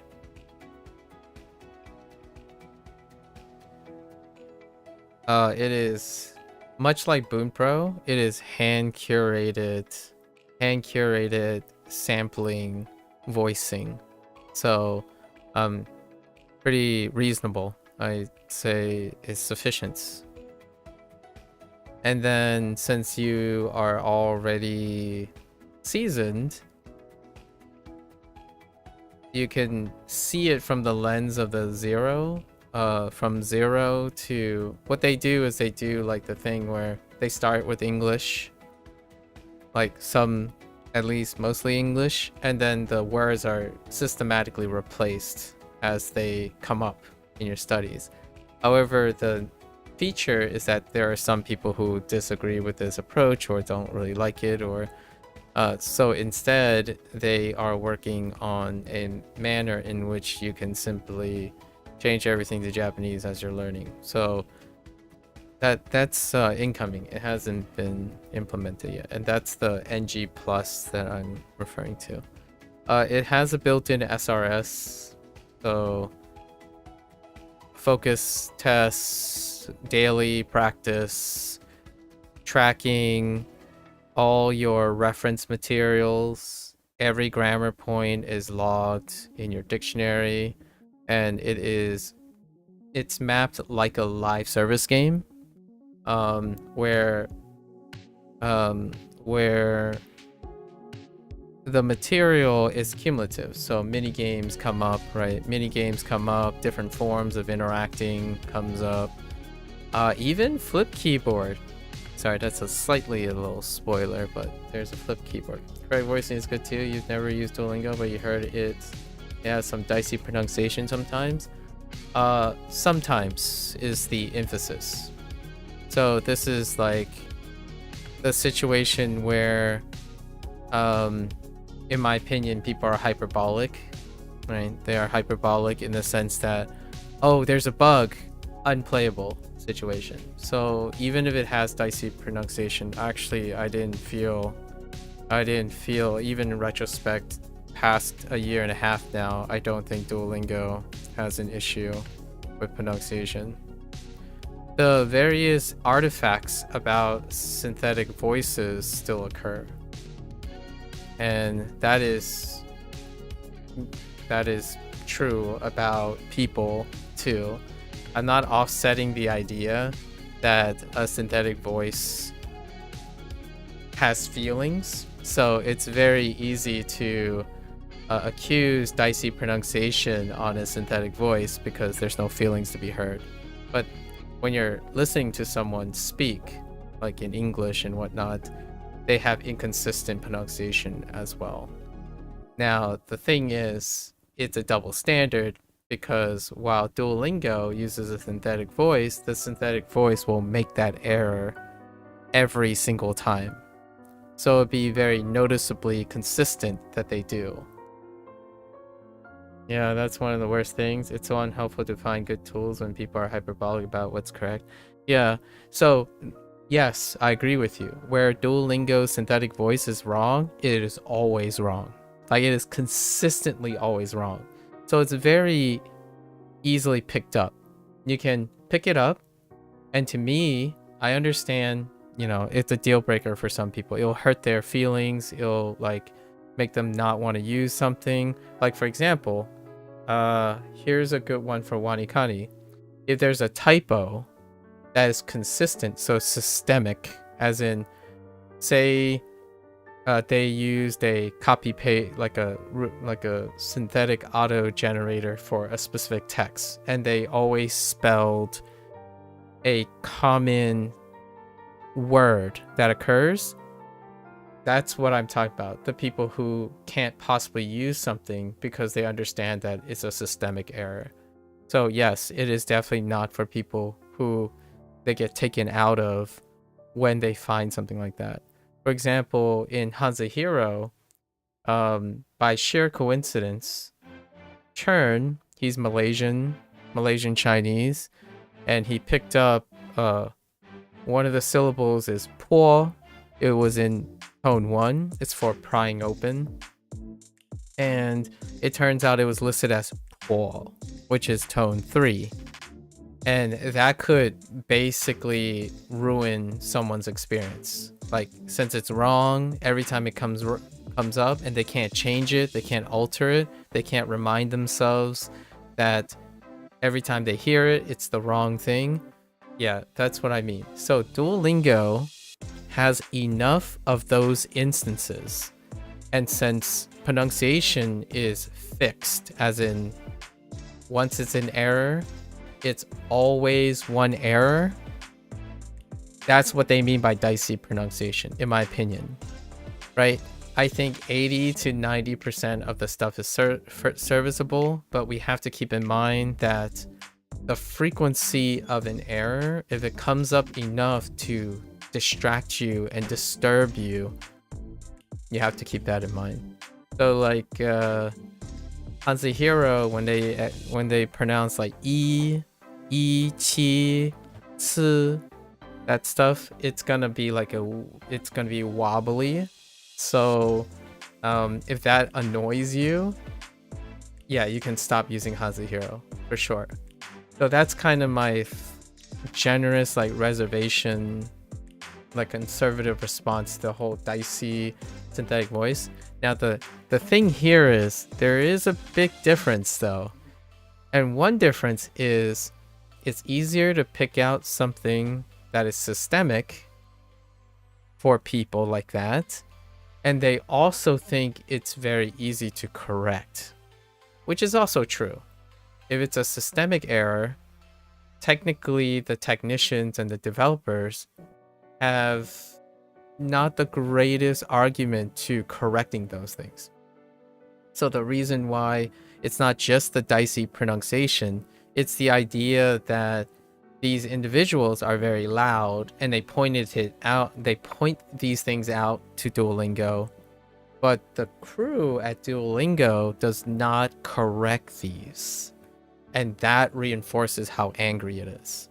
So I could call it hyperbolic, but it's not like it's unjust, right? Usually when you have systemic errors, they can be corrected as well. So not only are they more consistently spotted, they are also, like, you could argue for the hyperbolic people that it's frustrating that the developers did not correct it. Systemic errors are far more easy to spot, and they are also easy to correct, sort of, in these situations. Like if it's a game fundamental, if it's a game fundamental, that might be a little difficult. Like for example, like the game kernel is corrupt and it keeps triggering, that would then affect the entire game. That's a different story. But in this case, it's a synthetic generation. So for example, HanziHero, when someone points out, oh, there's a misread, which I don't typically point out, I just correct it in my head, like, oh, okay, I know this to be something else, and I do it myself. Since it's systemic, I can correct it myself, because we already talked about how great the brain is. However, if you raise it, like smaller developers, which HanziHero only has 2 developers, they're brothers, they will respond and they can regenerate the voice and see if they can get something closer or correct the error, right? So that, in my opinion, is to be super fair to the people who say Duolingo has dicey pronunciation. I think it's hyperbolic and self-feeding because the response is also maybe slightly unprofessional, right? It's like, oh, they don't care enough to correct these things, and that is very warranted. So I'm trying to like balance out the thing. I'm not saying it would be nice if they did correct it. Whether they choose to do or not, usually when someone is very aggressive and angry, and that's their solution to getting people or trying to encourage people to care and correct these things, you can see both sides. Like if someone's yelling at me to correct the way I speak English, right? And I'm inconsistent with my English because I'm not human. I'm not a robot. I'm human. and then they come at me and say like, you know, you're stupid for pronouncing this word this way. How likely do you think you would change things in order to satisfy that person? So in a way, I'm trying to give you an idea. There is a reason for people to be angry about things and spread the word, but at the same time, how they go about it, I'm not entirely in agreement with that. So that is true. And for what it's worth, I suppose, from my personal standpoint, listening to Duolingo's like pitchy accent, right? The pitch accent, what they're talking about is that Duolingo's pitch accent is not good enough, which that's fair. There are quite a lot of things that are not good enough for pitch accent. And then you have to take into consideration that, are you interested in pitch accent? And then there are errors, and those systematic errors for sure will pretty much trigger your perfectionist. It would certainly be better to be diplomatic about criticizing, yeah. So it happens. The reason why I'm bringing up the hyperbolic behavior is when I want to be surrounded with people who like work through things and care about things, it's definitely not someone who goes and crucifies and goes like burn the place down and scorch earth whenever there's a systematic error, a consistent error that you yourself can correct. And wishful thinking may encourage someone to correct in the future. So it's kind of like playing a Bethesda game and expect that bugs do not occur. And then because of the 95% of the rest of the game is done well, and that 5% is enough for this person to say the other 95% is bad, that's kind of where I step away. I kind of want to, me personally, unless I'm helping them or obligated to help them in some way, I would personally distance myself from someone who sees flaws as sufficient to justify clouding everything else. So whenever I used Duolingo for the first year, that was the vast majority of the people that I interact with. They give me a hot take about like how you don't learn anything from Duolingo, and that Duolingo can make your brain rot harder than the people who are warrioring me for exploring the pros and cons of Duolingo. Right? That's kind of tough. Wagotabi, by the way, for the record, Wagotabi has glowing reviews, and overall, that for the record, they are still that keyboard warrior. So there are like 3 or 4 people that came in and said like, well, it's a synthetic voice, I guess that's better than nothing. And then someone else would come in and say, well, it is worse than nothing because it can program you and make you listen for the wrong things. Same deal. So the team has emphasized that while they do have generation, they manually curate those things. That's very similar to Bunpro. Bunpro has a combination of that as well. So my thought is, I mean, if you want perfect pitch and whatnot, why don't you go and volunteer and prove to them that it's possible? Become a voice actor. Like, in my opinion, when someone feels so strongly about it, they can do something about it by demonstrating how possible it is. And that would be a great way. That would be considered a constructive criticism, right?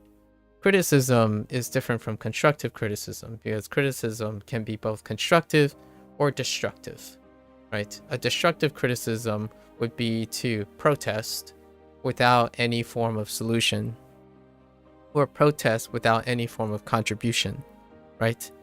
Or even protest strictly because it's mob mentality. And then there's constructive, where someone would offer their aid or support. And for the record, for Wagotabi, they are open to someone who's willing to contribute professionally, of course. It would be very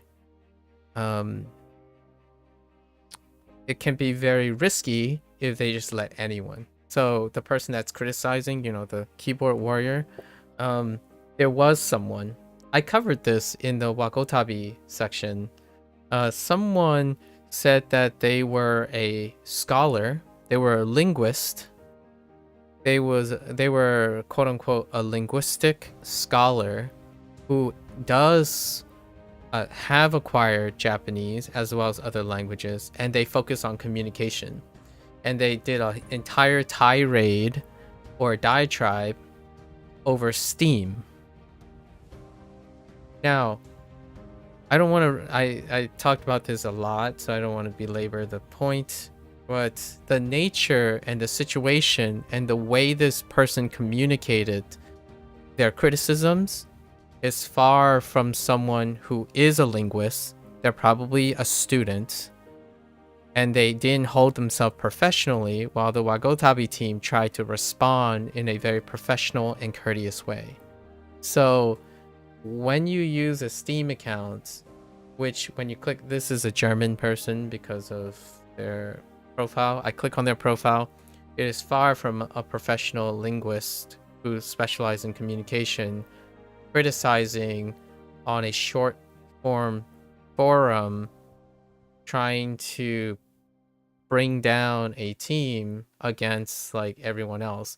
And what this person did was indirectly criticize and also exonerated themselves and moral grandstanding while criticizing everyone else who also supports the product. So that's the type of hyperbolic behavior that I think. Not only did that person didn't provide any constructive criticism, they provided critiques that are cherry-picked to support their narrative that the game is a waste of time, against overwhelming evidence in which they do not address why or describe the nature of why 99% of other players who post something supports the game. So constructive criticism is where constructive criticism is due. If you want to critique, you also have to critique the evidence that are against you. So like, for example, for Duolingo criticism, despite the criticism that there's all these little errors and systemic errors, which they do exist, for the record, they definitely do exist. I have noted all of them over the 2,000 hours of the first year. While that happens, there's no critique or weighing of how crazy language learning has taken a center stage due to the existence of Duolingo. So it's kind of one of those things like, oh, I'm going to talk about language learning because people care about language learning now at the expense of Duolingo, but they rarely ever constructively balance or critically balance what's gained and lost by the existence of a product that preceded their interest. It's kind of like saying, oh, they hate anime now because anime industry went down the tubes, but not understand that without its existence, your interest in Japanese or culture or language learning and the appearance and relevance of it doesn't exist. So it's kind of like cannibalism. I really do not like cannibalistic. I'm not the biggest fan of adding fuel to cannibalistic behavior. It's kind of like the dog that bites the hand that feeds situation. And that's kind of how I feel when it comes to synthetic voices. Like, meanwhile, I would probably put forth that these people are fine with using AI generated vibe learning on their own and expect that their English or use of English in criticism has no element of fallacies.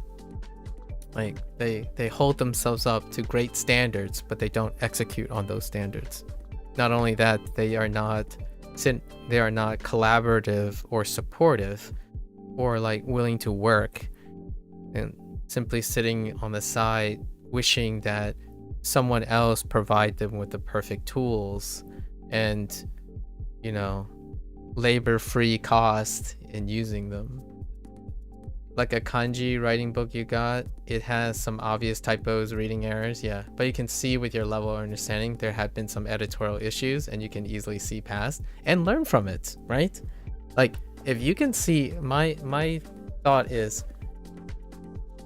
the only way someone can be abhorrently upset about editorial issues or products made by humans is the idea that they idolize a single source of information and are incredibly detached from the human condition. It's a little confusing. It makes the flashcard section kind of less useful, but you're not burning down the book review section over. So here's my thought about it. I enjoy when people can spot errors, also circumvent them, navigate them, and even contribute to editing them. This is my thought about why I like problem solvers.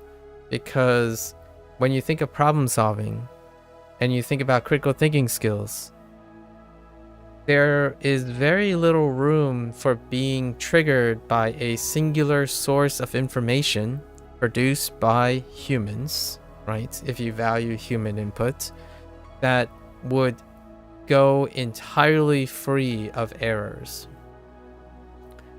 And it is not expected that one person becomes so reliant or so idolized on a single source of information that they would be triggered by that human error, right?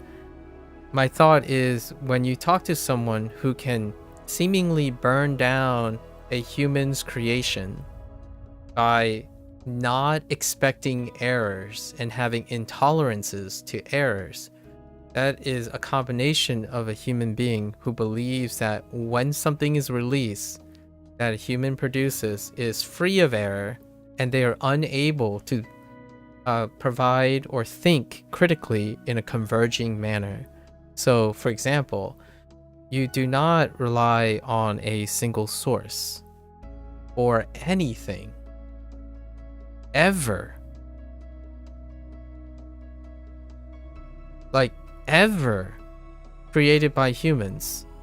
Now, you might be saying, well, then that's why I like ChatGPT, or I like robots and algorithms, because they are never wrong. We'll see about that. We'll see if that future is realized. Then you can go and sit in the corner and only interact with your robot friends and detach yourself entirely from the human condition. Because if you can detach yourself from the human condition, then you don't have to talk to people. You don't have to read the materials that they created. I mean, it's kind of hard to do that, considering that even the essence of whatever is automated is produced by humans. We live in the Anthropocene, so most things are humans.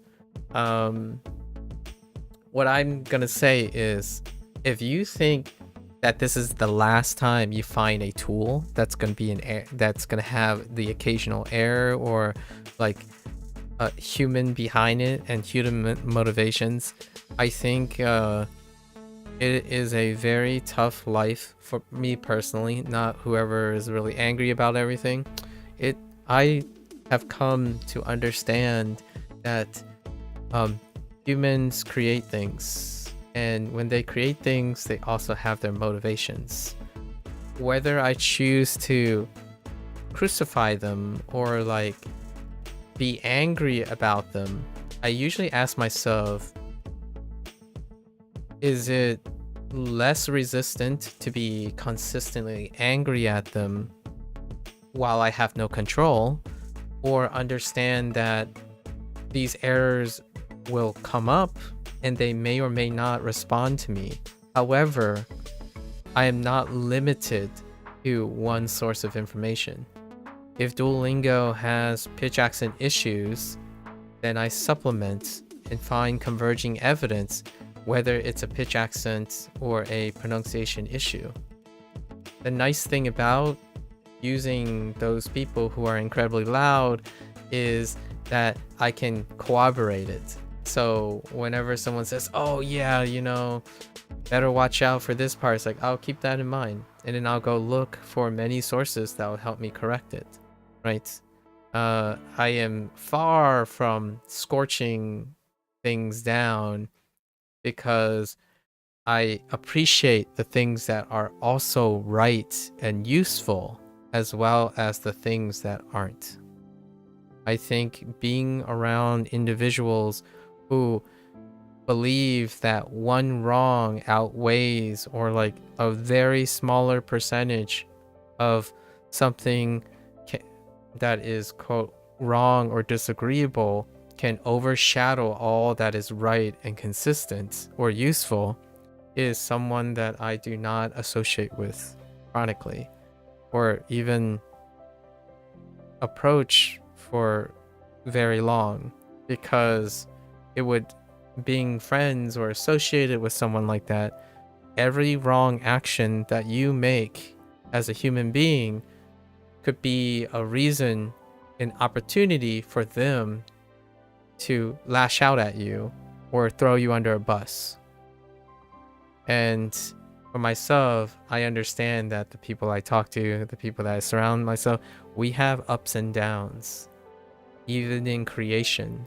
So the idea is, it does present a correlation with professionalism.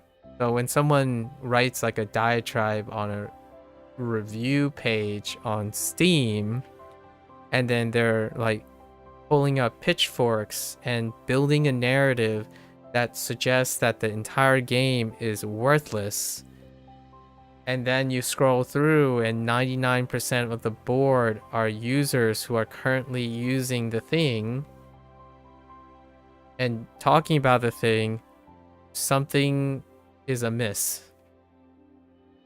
If you are critical about various answers, others can criticize you for being myopic, right? Narrow-minded, short-sighted. And that's perfectly fair. Now, if that person is angry and they like come back at the criticisms, that's kind of what I mean. When you're hyperbolic about your opinions and you're selectively biased about your opinions, and you can't defend yourself when someone calls you out on your selectively biased opinions, it usually goes hand in hand, in my opinion. Not always, but it usually goes hand in hand. So if someone comes by, it's like, man, you know, like someone's trying to warm up to me or something, and they're like, man, I just found this error. Now I can't possibly use WaniKani anymore. It's like, I'm sorry to hear that. We're probably not going to be friends, but I wish you the best in finding the next thing that will meet your idealistic perfection bound satisfaction. I actually do the opposite a lot of times. A lot of times, actually most of the time now, in order for me to embrace human imperfections, I also know that I have to problem solve and quickly think about things. So like using WaniKani, for example, and Bunpro, I'm not expecting perfection. I'm not expecting idealism. I expect pros and cons, ups and downs, and all sorts of sideways, vertical and horizontal arguments. The idea is that you practice that. If you don't practice that and just, you know, sit there and whine like imperfect things do not deserve time, does not deserve your time, and you should never be paying for when you're paying for something, it has to perfectly meet your expectations at all times in an idealistic way. I'm not. Yeah, it's gonna be very hard for me to empathize with that. I mean, they kind of have my sympathies, sort of. Honestly, I don't even sympathize with that anymore. Like, I can't tell you how many times. So we're not gonna talk about language learning. Let's just talk about art for a moment, right? Someone would draw an art piece and they're like, oh, it's not exactly identical to what I imagine in my head. It's garbage. And my first thought is, well, do you see what you have drawn? Can you appreciate what you have drawn? Because if you're constantly saying that it's either 100% or 0%, I mean, the only thing I could really reasonably tell you is that your life is going to be very disappointing if you're weighing on 100% and 0%, as opposed to like, oh yeah, 9 out of 10 times I get this. The other 10 times, let's work on it. Going back to language learning, that happens a lot, especially when streaming. The most common thing that I get each and every time is when someone tells me something and assume that it's 0 and 100. Like if I'm struggling on something, they're like, oh, there's no possible way this person knows any other information tied to that. So they would give me the answer and I'm like, okay, well the answer goes to 100%, I'm sure, but I'm missing the other 99% of the time. Like, were you here 99% of the other time? Like, do you know the rest? I would quote this thing. I think it's a meme. I don't necessarily think this is what Albert Einstein did, but there is like this short story that's attributed to Albert Einstein. And it deals with the idea that there was this like hypothetical situation where he was in a classroom, right? I don't know how true this is. Internet information, right? Internet information. But there was a scene where at one point in Albert Einstein's life, he was writing on the board and he was doing like, I don't know, factors of numbers. So he spent a lot of time writing all the factors and then suddenly he made an error. He made a singular error on it. Then the entire class noticed and they started talking about it. And he made a quote along the lines of, it's interesting. I'm not sure if he was making a bold statement to the, but he would say it's interesting along the lines where that the entire class paid attention to the minor thing that happened, which is the error he made, but rarely ever appreciate when someone has done the other thing in disproportionately more consistent amount of time. So like going to SRS, for example, knowing that you have spent, say, a 2-hour session and you were able to get, let's say, an 80% on that. That 20% will dictate like how you feel about that 20% that you missed and what you do about it and what you do with that information or think about that information really determines the mindset that I'm talking about. You not only can learn from the 80% that is working, you can also learn from the 20% that isn't working. Now, most of the time, people believe there is nothing more to be gained from the things that they already know. That's a tough one. I don't have to sell you that. It's very difficult, I understand. But the 20%, now there's a difference between complaining about it and then proceeding to do the same thing and hoping the 20% resolves themselves, which is an exercise in insanity, of course, that classical idiom. And alternatively, finding a solution that is not your own, like encouraging yourself to not know the nature of your errors, because the errors is so negative that instead of looking at it as an opportunity to learn and constructively criticize it, it's a point of avoidance. So whenever like I read these reviews on chastising and criticizing with one narrative, which is to break down the product's merits, they don't address the merits. So that's like kind of saying, oh, I'm going to criticize this product, but I say nothing about what is there before I criticize what isn't there. So congratulations, you have, at least in my opinion, you know, presented an excellent case of critical bias in your assessment. Yeah, you don't know about ChatGPT. Admittedly, it's pretty weird to show DUS as the reading for the month of August, but you just let it go as a clerical publishing error.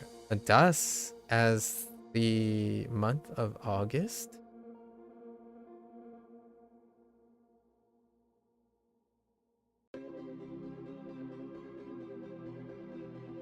Is that the error you checked? Check with a couple learners and move on. Yeah, check with a couple learners, or check with a couple resources, or what have you.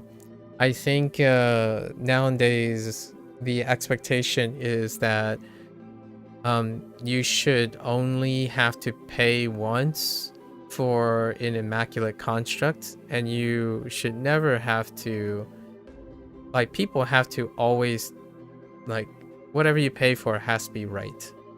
And then you never have to pay for it again, and you never have to relearn it or maintain it, and it never changes, by the way. That's all these nevers is how I would argue how someone could be so intolerant. And I'm being a little generalizing. I think those, like, those people aren't like entirely intolerant or something like that. The idea is, in order to get myself to that mindset, like, how could a singular thing or like various things that they list could get me to ignore. Admittedly, you would like to pay once so you get it, but you also be realistic. Yes. So there's a difference between being upset about it though. Like, I would love the same things. Like, I would love the world to be perfect if you somehow, I guess. I'm okay with that. I can appreciate the world being perfect to some, like, the image of someone's perfect image, right? Fair enough. I myself actually do not find that very lively. Someone asked me this hypothetical before. They asked me, if I had the choice of having universal knowledge, like, just given to me today, would I take it? And I'm like, that doesn't sound like a... Are you, like, downsides? Pros and cons? Like, that's what I mean by idealistic people. When someone asks you something that is idealistic with no checks and balances. That's wishful thinking. I don't usually operate in wishful thinking. I hope for things. But I also embrace the noise, the stochasticity. It could be, someone could say, oh, well, you're just coping. Like, you sure you don't want a perfect world? I'm like, if the world is perfect, it certainly seems dull, wouldn't it? Like, I talked about balance a lot. Humans... trying to remove humanity by asking a human question, or like thinking you're asking a human question by removing the humanity from it, that sounds like an oxymoron. Like, oh, do you believe that things can be perfect? If you say yes, then good luck being human for the rest of your life. Because, like, a large amount of the beauty in humanity is that things don't stay the same. They are consistently in flux. Things ebb and flow. They even cycle. Would you say you hope for things that can't yet be seen? Would you say you hope for things that can't yet be seen? I could say that. Yeah, that's one way to phrase it. I hope for things I look towards uncertainty because of the nature of the human condition. If I live a life that's entirely predictable within my image, I feel like a part of humanity is lost. Now, when we become immortal and see it all and stuff, I wonder what life like that is. We're going into philosophy now, right? Philosophy, because most of these things are hypothetical in its nature. Like, for example, I suppose some people I have met in their world, like in their minds, that they believe that their life would be incredibly happier if everything was predictable. Like, legitimately, everything's predictable. That's what they wish for. And my first thought is, so then what do you have to look forward to? And their thought is, well, to look forward to the predictability. And my first thought is, so when you play a video game, you want the video game to be entirely predictable. And they're like, yes. So like I can play a game and I can learn something. Learning is not predictable. If you're learning something, then you can no longer predict it. They're like, well, no, okay, well, that's an exception. Like, I still want to play games and be challenged and like, but they have to be predictable in the specific way that are all the things I don't want to learn. Oh, okay. So you mean being human? You mean playing things made by humans? You mean things that are not targeted towards you? So the game has to have some level of not targeting you and pandering to you. Then someone will say like, well, you know, universal knowledge is great because then I can solve all the problems in the world. No, you can't. Universal knowledge, if you were asked to be given universal knowledge, you're suggesting that you would know everything. So if you know everything, you don't learn anything. There's no joy in learning if you know everything. Now, I do a pros and cons here. When someone asks me if I were given universal knowledge, and my first question I would ask them is this temporally accurate? Like, you're telling me that like whenever new knowledge and like emergent knowledge comes about, I gain that knowledge too, right? And they're like, oh yeah, sure. They didn't consider it, but the idea is if you were given all the knowledge in the world now, tomorrow you won't have all the knowledge in the world. Right? Because humans are linear creatures. So if you have all the knowledge now, it would change tomorrow. Right? And then we'll say, okay, say we get universal knowledge all the time. My first thought is, the philosophy would be, then what is the human motivation to live? I'm not trying, like, here, I don't know other people's meaning of life, right? Like what they want to do in their lives, like what is it that they want to live. For myself, gaining universal knowledge is removing my motivation to live. So nowadays, I'm not like, what I'm trying to illustrate is you don't have to desire something logically. You can desire something irrationally because you are human. You can also dislike things irrationally. It's all right. It's okay. That's one of the elements of humanity. So in no way am I saying people are not entitled or have the privilege to express their anger when Duolingo triggers them, you know, with a mispronunciation and whatnot. No, they should know those things. They should become aware of those things and understand how they can constantly make themselves better. Like, if you're not into that, that's perfectly all right. You can wait for the world to provide you with something a little bit better than the last thing that you want. for myself, I think time and time again, the answer that I give to people is that I make it work because that's what's worth living.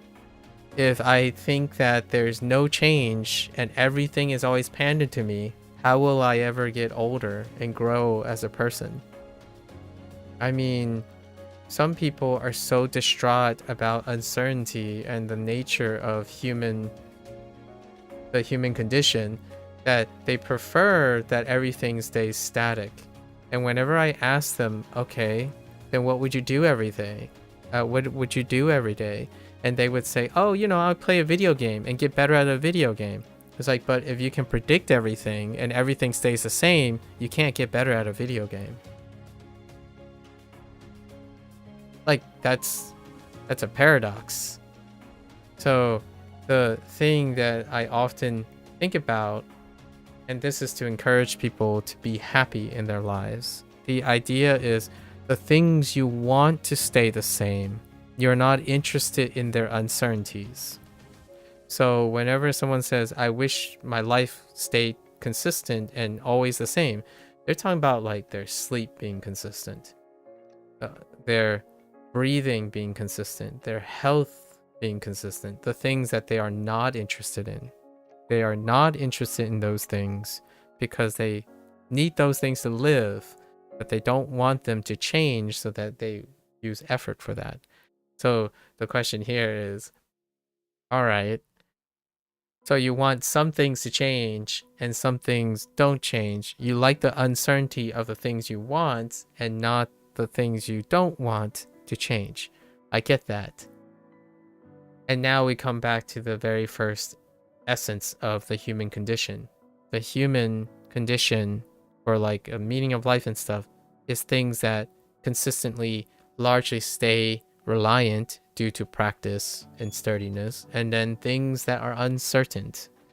And it's oftentimes, in my opinion, those when they describe the things that they want to do in life, enjoy and desire, they have elements of uncertainty.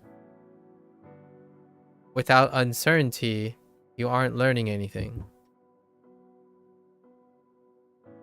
You might be thinking, well, wait, of course there are things you can learn that are uncertain. Oh, really? So if you're certain about something, what did you actually learn? I imagine there is someone out there who is a philosopher or something like that, maybe even a really well-spoken person who can educate me and help me appreciate that a life of certainty is something that leads to vast learning. Then I would be okay. I would be more than inclined to think that living in a perfect world where everything is perfectly tailored to you and they're all targeting you, they feed you and tell you what to do and what to feel like, which is the whole algorithm thing concern. I wouldn't mind living a world like that, I suppose, if I can find a way to do that. For myself, when I get online and someone feeds me exactly what I want to hear, exactly what I already know about the world around me, it feels like drifting. Like I'm drifting along, which is the description that I have basically described to, I would say, more than 50% of Gen Z who are chronically online right now. They feel like they're drifting in the world because every single day they are perfectly satisfied with retaining exactly what they have already learned and try to maintain and do the exact same thing with small incremental changes. Sometimes small incremental changes. A lot of times, zero. Because they have no passion for living or no passion for learning anything. And when I see an error, I see an opportunity. So I both expect errors and ignorance in myself. Like I get up in the morning and I look forward to the things I cannot predict.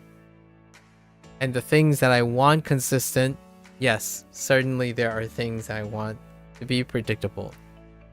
rejecting part of the equation is like a zero-sum game here. Humans are not particularly happy when everything is predictable. And then humans are not particularly unhappy or happy when everything is unpredictable. So that's kind of the idea. I don't know what's going to happen when, AI or something takes over, where there's this hyperpolarization of expecting that it is always right. Like for me, ChatGPT has taken the place of human conversation. Like it's to the point where I wonder what happens when someone learns. I already feel this, by the way, in the last 2 years of language learning. This animosity when someone comes by and hear me pronounce like something in the wrong pitch accent, or I make an error and they're like, this is the right one, right? You're wrong. I'm like, okay, I can be wrong. I'm learning something.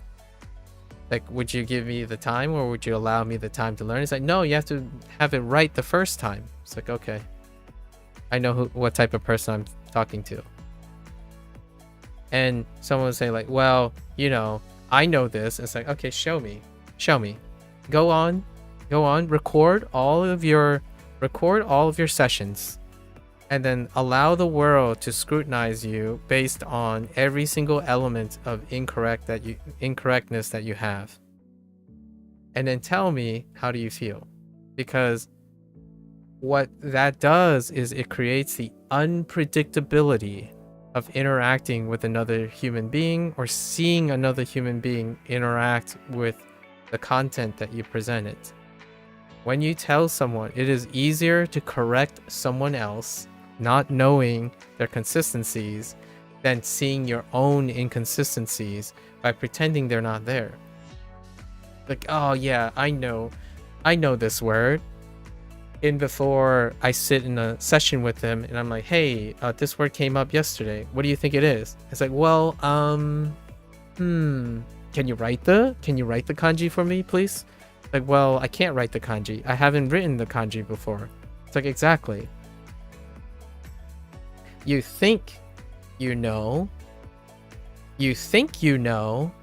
but the thing about being human is your memory is kind of always changing. That's one of the natural processes of humans.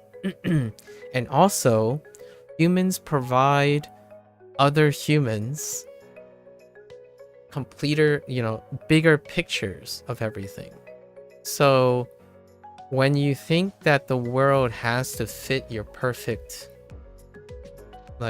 image, how can you be so sure that your image is the perfect image? Right? It takes a lot of arrogance and hubris to feel like life is most exciting when it's all within your predictable understanding. And this is my admission personally. I am biased against that because my motivation, others may feel like it's the scariest thing they've ever done. For me, talking to someone who doesn't have my same thoughts and my same ideas is why I get up and talk to people every day. Like, that is my solution to my social anxiety, is knowing that one of the most beautiful things about being human is having the capacity to interact with another human being. They will pronounce a word different from me, even if we both know the same word, and even if we both have this, we could try to mirror each other. That's great, but it's usually close enough, right? I mean, unless it's a clone of myself, I'm gonna be saying, if you pronounce any of these words, their tone, their tenor of their voice is going to be different. So you have to admit, one time you thought you made a mistake, but then you realized you were wrong about making the mistake. Or, oh, that's kind of funny. Someone Someone once told me if I make a mistake, that's the start of a bad habit. Or that's kind of what they inferred. So like if they catch me making one mistake, they're like the world has ended. I should really make sure this person's world I should rescue this person from the world ending. I'm like, the world doesn't end in one day. But hear me out, hear me out. It could. Like, I'm not saying it can't. However, that error that I made, that's not the end of my world. The other person, being like benevolent and grandstanding, thought that they were saving me from a lifetime of the butterfly effect into the worst habit of all time, because they believe they lived it and they managed to overcome it. So that's kind of like the situation I feel I get myself into whenever I do something that's disagreeable to someone. I talk about Duolingo. Every time I talk about Duolingo, something disagreeable has to come up. And my first thought is like, well, let's tackle it. This is why I'm talking to people. Like, can you explain to me why you hate this thing? And then may I ask you what are the things that work? And then they would say, like, a lot of times they would say nothing works. I'm like, so if nothing works about this, why are millions of people using it? It's like, well, that's because the millions of people are dumb and they're ignorant and they got brainwashed to using something that doesn't work. I'm like, oh, okay. I guess I'm one of them. How dumb and ignorant am I now? It's like, well, you stop using Duolingo, so you're less dumb now, like the other people. And I'm like, I'm still using Duolingo. It's like, no, you don't stream Duolingo anymore. It's like, that doesn't mean I don't use Duolingo. That's my version of someone who perceives the perfect world in their own image. They only believe what they see, and they only believe in what they want to see. So oftentimes when you talk to someone like that, they only project what they think is correct. They rarely ever listen to the other person. It happens a lot when someone says like, oh yeah, you know, did you quit this forever? And I'm like, well, I didn't say I quit this forever, but thanks for asking. I still use this. It's like, oh, well, you know, I don't see you doing this anymore. It's like, I understand. Like, I'll be back with it, or it's in the background. And they would say, oh, okay. And my earnest feelings about this is I was hoping that they understand that,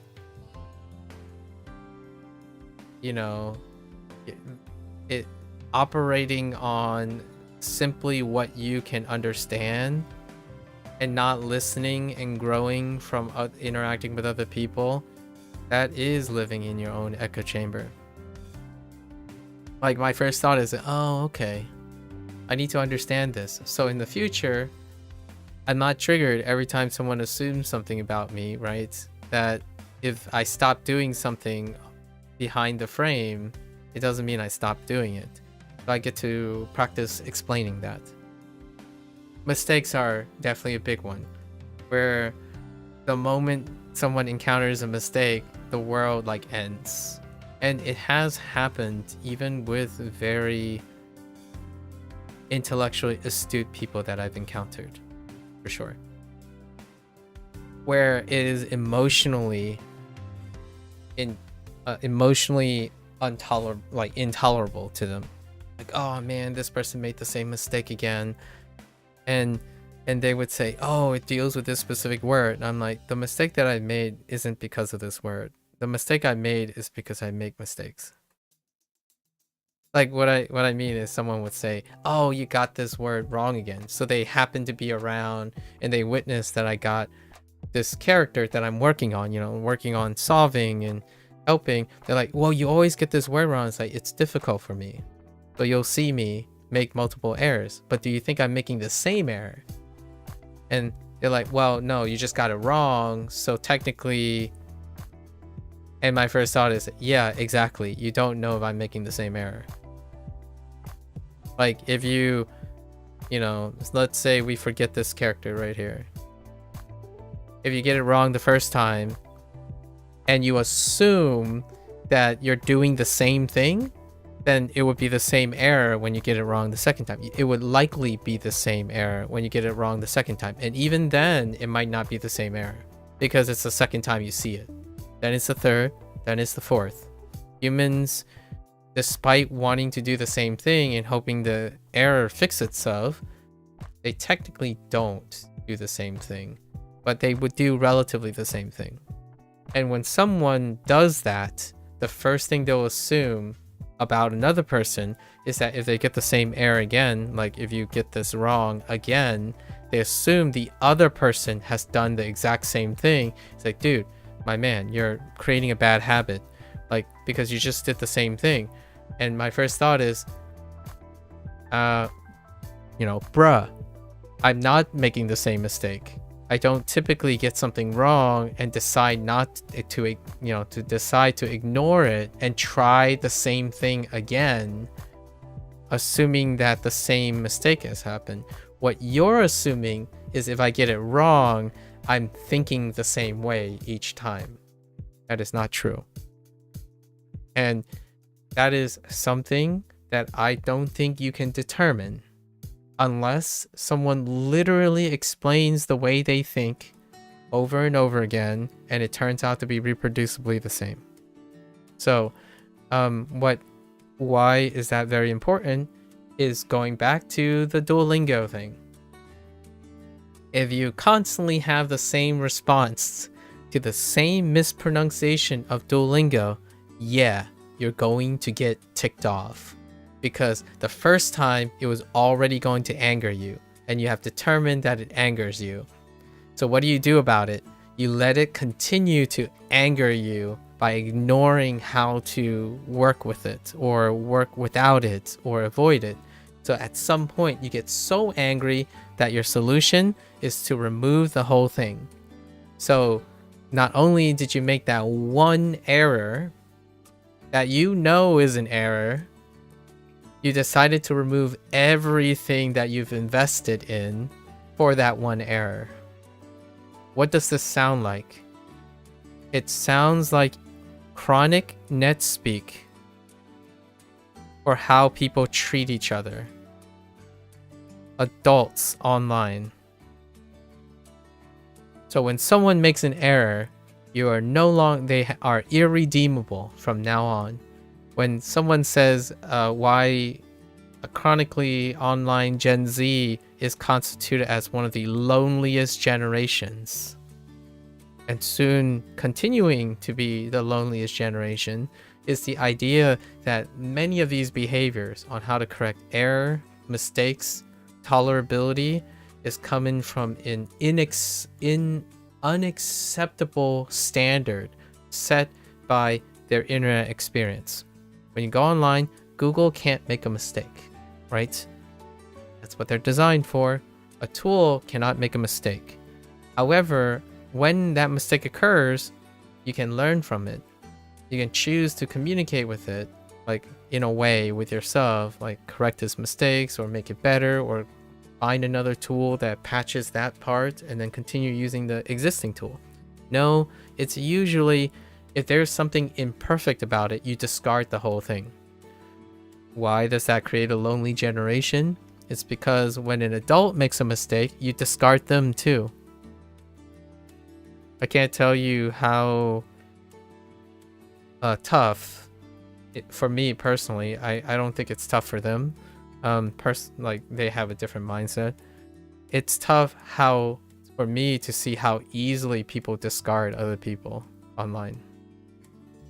Like, oh man, you said something disagreeable. Oh, I'm out of here.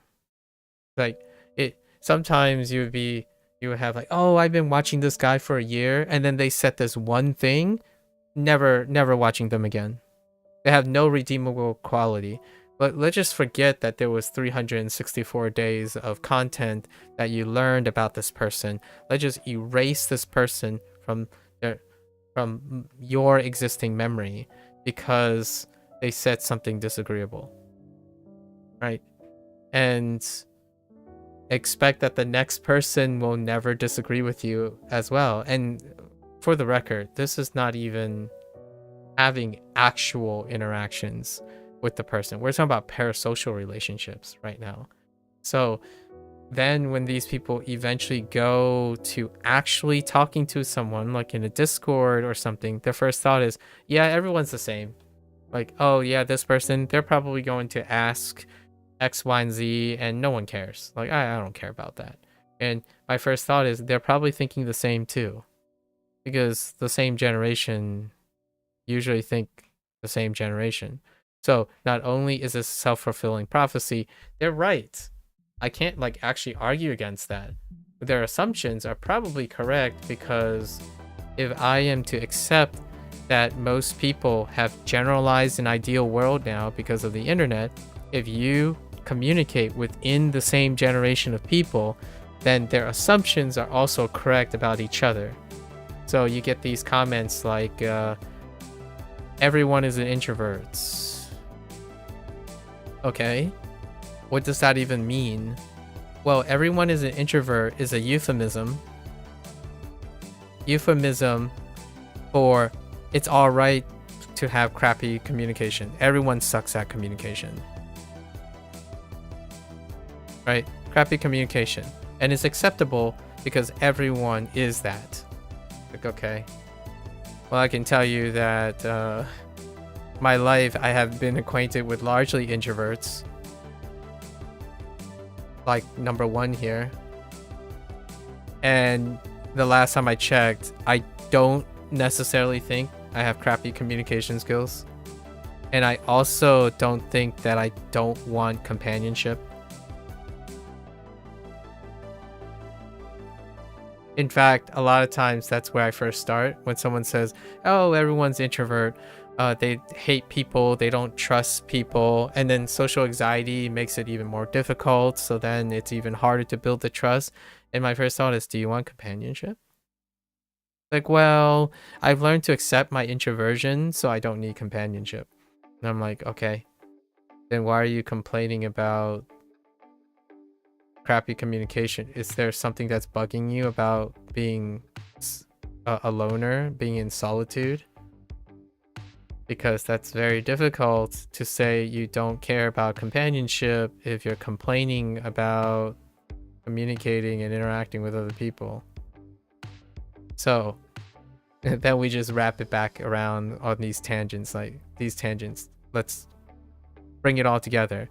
The idea is, it's nice to be able to see mistakes, learn from them, characterize them, or first characterize them, learn from them, and do something with them.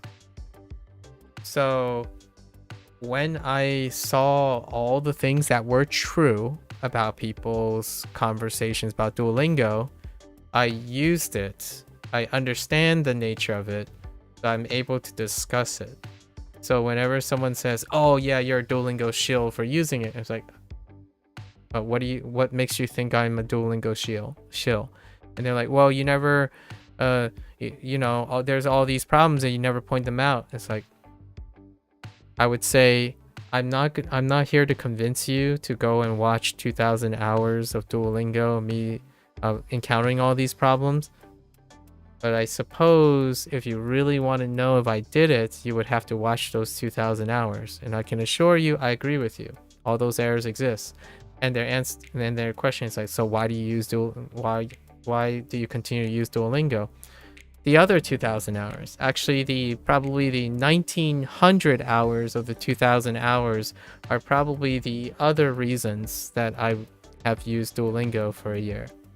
I, again, would not try to gaslight you that you need to watch all those 2,000 hours. I'm going to tell you now that 90% of the time, it's not the errors that you're talking about. Those errors do exist in Duolingo, and they do take up some part of my time. But I also know how to appreciate for what is all there, not simply the things that you think are the most important. Sometimes when you step back and think about all the things you can do, introversion might not seem so crazy either. talking to a person may be redeemable. If you quantify people by how unredeemable they are, I assure you, to some extent, you know, ironically, I could say you're likely going to be unable to ever appreciate humans for a very long time. Because you sit there and you count and score people based on the existence of imperfection and mistakes. And if you're wondering why that is important, those same people do the same for themselves. So when they go and make an art piece, the first thing they're going to see are how all the mistakes outweigh probably all the things that they do. Whether if it's all crappy, it's really hard to tell. When I see a piece of artwork, I can tell you that I can describe a lot of things, and the first thing they would say is, oh, it's all the mistakes that they see. And I totally get that. One can grow from that though. One can become tolerable about that. One can even embrace that. Nowadays, whenever I do art, that's kind of the thing. But imperfections and playing into the imperfections are like, that is the most human thing that I can possibly think of. Now, when it comes to language, I don't know.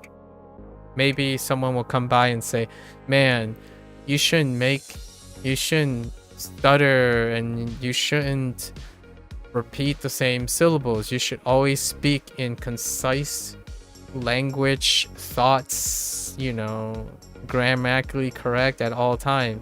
Good luck with that. I really do hope that you find someone who is eagerly stringent and critical about most things. That is definitely maybe there's someone out there. For myself, like, that sounds really tough. If you're tough on yourself, I'm not surprised you're tough on others.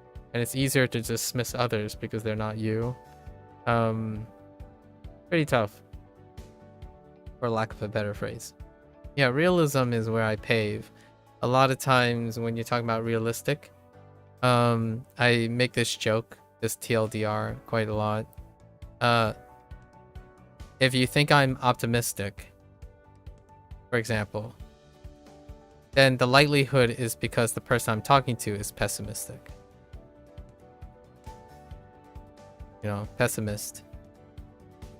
If someone thinks I'm a pessimist,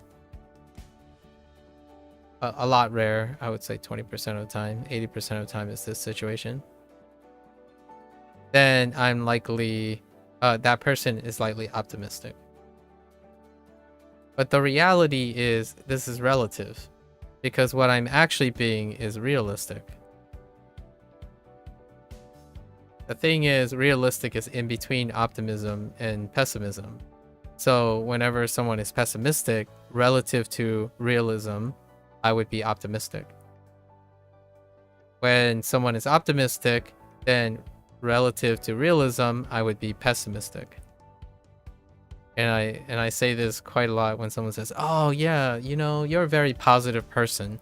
And my first thought is, I'm a very positive person because it's likely that relative to you, I'm more positive. Now, the question is, does that make me an optimist or not? I am an optimist to that person. Relative to someone who is both, relative to a person who's optimistic and who's pessimistic, I would be seen as in between. So if I take an optimistic person and a pessimistic person, and I would have a dialogue within a 3 group, you know, between 3 people, I'm probably in the middle of the 2. Right? The reason why that is true is because humans have the capacity to look at something positively and look at something negatively. The internet can make you think one thing and one thing only. I like errors. When you make an error, there's no value in it. When you get something correct, there's no additional value in it either. It's crazy to think that you fail to appreciate all the things that you can do over time as well. It's like a double whammy. You have people who do great, like so many things, and they learn to forget how to appreciate it. Like playing a 99. My personal one that I usually use is TLDR. When a game has a bad ending, the people that I talk about, it's a bad game. That's a litmus test. So if you want a TLDR on a litmus test, ask yourself, when you have a bad ending, are all the bad ending games that you play are bad games to you? It's a hot take, so it's one of the things you can test. I usually don't think about it that way because the process is very important to me. Alrighty. Or a bad beginning. Ooh. Bad beginning is a tough one too. Someone quits because they expect that all beginnings are good. If the beginning is not good, then they can't follow through. Studying is one of them. If they start something and they spend 15 minutes and it's boring, then it's impossible. So irredeemable. First impressions are irredeemable.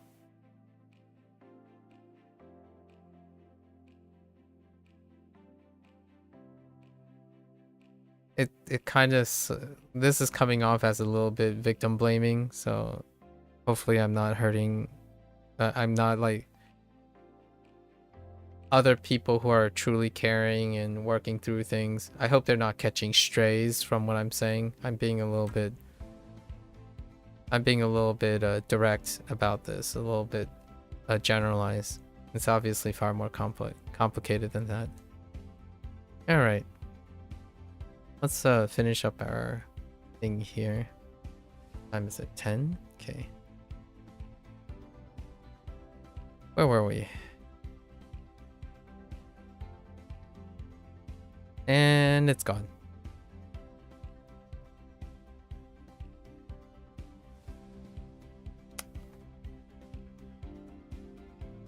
It'll come back to me soon.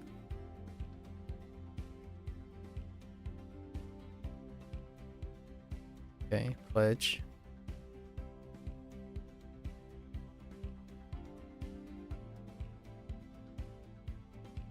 Favor. Display. Aim. I paused a bit on aim today. Burial. Eyebrow. Alright, what are our mana keywords? Shogun.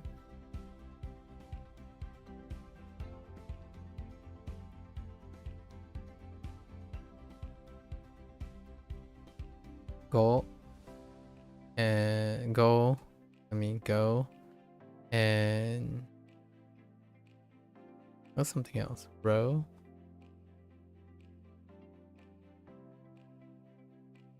Cake.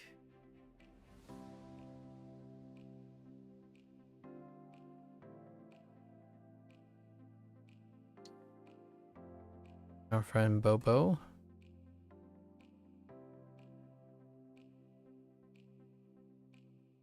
Shiu. And Chitsu.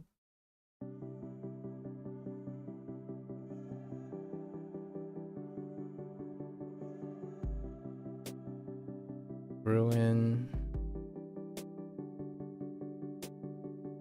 House.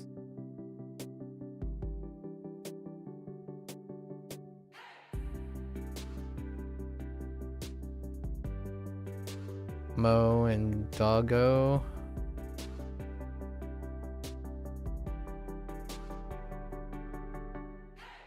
Oh.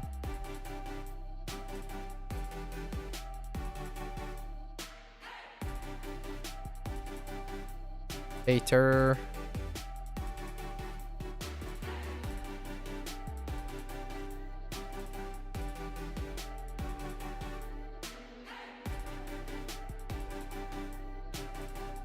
New plus, oh, actually E plus new.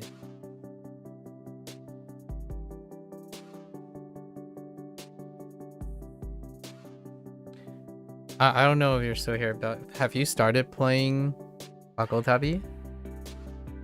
Dude, Wakotabi is fun.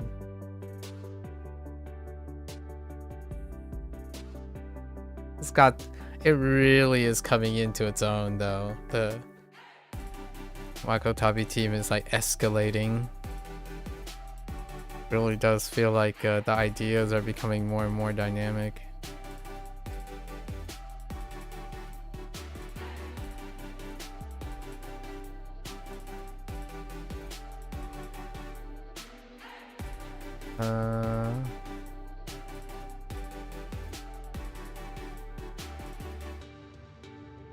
Oh, soon and June. No, but you think you might start it this week?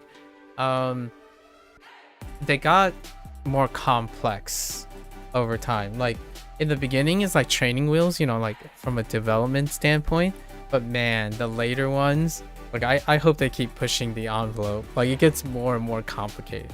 Like we're talking about the game mechanics get more and more complicated. So they're using language as a game mechanic, and that's some people criticize it for saying, well, you know, it's kind of unnatural way of game mechanics. Like, but there are people who play video games, so like it's very cheeky how they go about it. Like there's game jokes in the language, which is funny.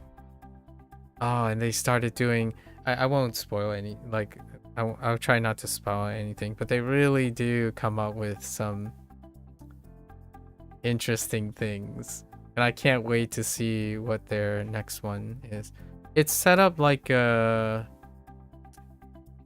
Game Freak design. You know, gym leaders, right? You have gym leaders. Each gym leader is attached to a prefecture, but each gym leader and prefecture has a collection of mechanical gamification nuance that they have like themes, and the themes are tied to how you interact with using Japanese to get the answers. And I hope they continue to push that envelope.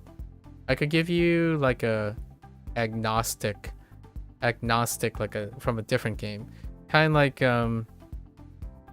you know, Sokobon games. So Sokobon games are where you have like a character and they would have boxes, right? And then there will be like a goal, and your goal is to just push boxes. So you like push the box into the target. Now the question is, yeah, that's such a simple, you know, that's such a simple task. How could you make a whole game around this? Well, then you can put objects in the way. You could put a ramp and add another dimension. So while you're pushing is basically the whole idea of knowing your Japanese, right? Your Japanese is static. Like pushing is what you do. You translate, you try to memorize, you do your kanji. But the mechanics, the obstacles, and the field, like how big the field is, or like there's water here, you can't push over water, or the thing floats once you push, it gets wonderful. Like what I mean is they're really scaling it up. So I'm really looking forward to seeing what other types of interesting gym themes that, like prefecture themes, that they can come up with. You're always a little iffy when Apple says game, even indirectly store location data, but you think I'll let it be imperfect with your glowing review. Oh, wait, say that again. You're always a little iffy when Apple says game, even indirectly stores location data. Oh, I see. I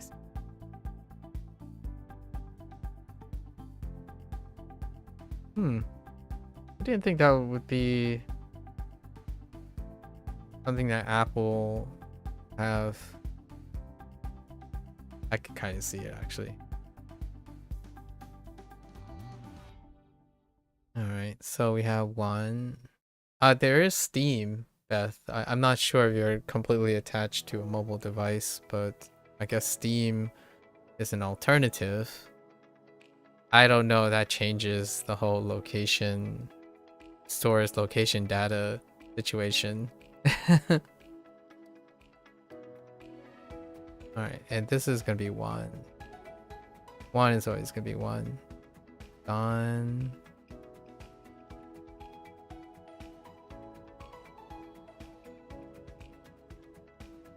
Kinda am. I see.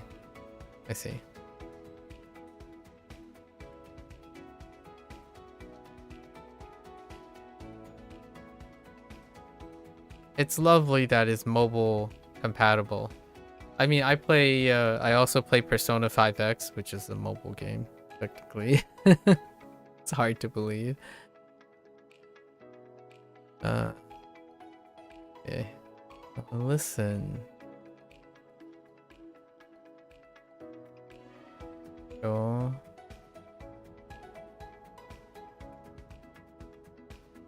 Sexy. And Tokyo. Army camp? What the army camp? Jean. Oh.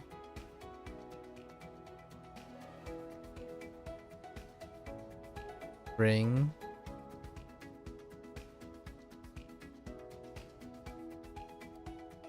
The heck are you whittling down?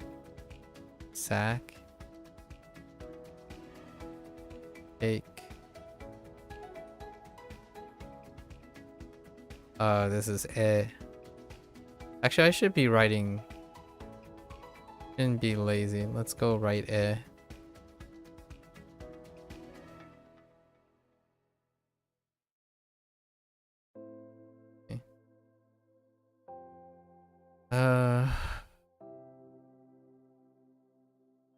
Cake. Quite a lot of cake going on. Soap. Soul. What the eyebrows? We got the meat and the bee. I think you got it, but to be more clear, under data not linked to you, it says location data is collected. I see. Yeah, I'm not quite sure how Steam handles data as well. But yeah, I understand what you mean by location. I don't know how Apple handles that, honestly, but it's kind of tough to think about tech corporations not collecting your data. However, if you're sensitive about that type of thing. All right, let's do read. Okay, so show, shine,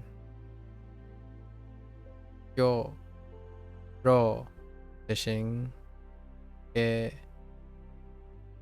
punish, oh, return, no, recruit, shu, shitsu. That's fine. Tenacious. Rui. Ace. Paul. Rumble. Model.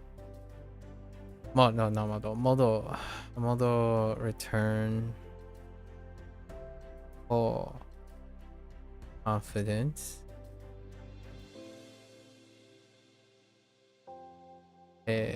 Resist. Inu. Sick.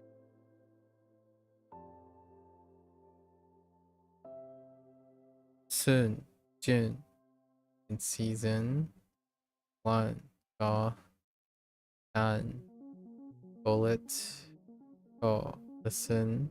Becky. Trace. And displace. Oh. Fight. Dean. Army camp. Oh. Fragrance. Lean. Look at. Sakut. Whittle down.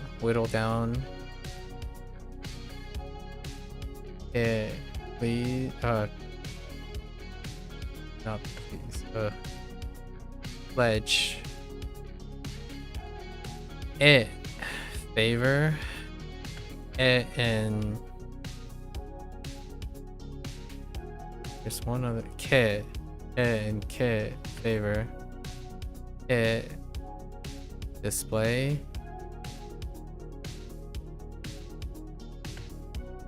So. Aim. So. Barrier. Me. And B. Okay. For eyebrow. Alright. That's a wrap for our WaniKani session today. If you're gonna watch this later, arigatou gozaimasu. As always, feel free to follow along, pick up WaniKani for yourself, give it a try. You're always welcome to come on by, yap, discuss, digress. I have a lot of things to say, and usually perhaps something to say each and every day. Always welcome. So until next time, 皆さん、またね。見てくれてありがとう. Right. See you guys next time. Thanks for watching. I'm gonna stretch, walk around, do a few squats and push-ups, and I'll be back for Bunpro. Thank you.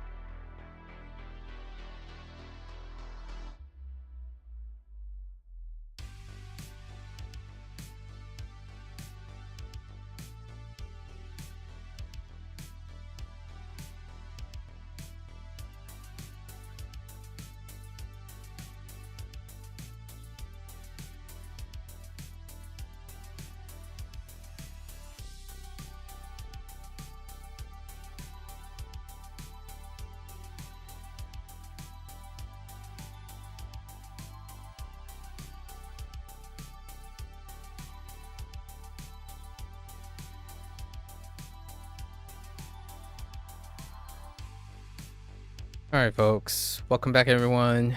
皆さん、お帰りなさい。今日は25日目です。Is day 3. It's saying 300. It's day 25.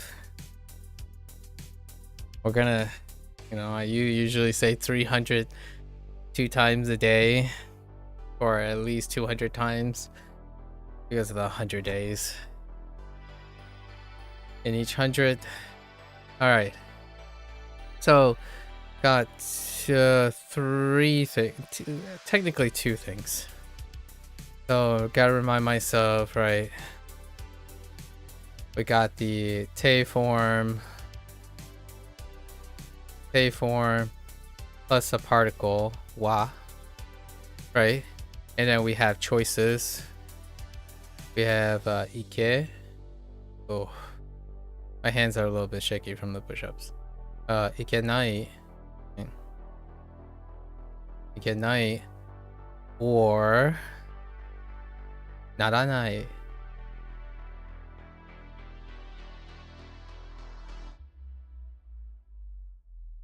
And this is not, must not, right? And then we want to negate, use a double negative to must. So the double negative would be the verb into the na, and then we would drop the e to ku. And then sugiru, I anticipate this. So sugiru, we take the V stem and add sugiru. And it is through the conjugation of sugiru that creates the other standard, polite, negative, positive, right? And then e adjectives, we drop the e, and then non-adjectives stand alone. Right. So those are the 2 points from yesterday. Today is day 25. It is actually going to be our last day of our N5 grammar section. So starting after today, N5 grammar will be reviewed in various different ways. We're gonna mess around in this, mess around in practice and whatnot. Maybe I'll take a look at these. We'll explore, cram or rotate through something that's outside the review rotation on just trying out these things, and we're gonna try it out with the grammar stuff. I am looking forward to using whatever they have working for kaijigation.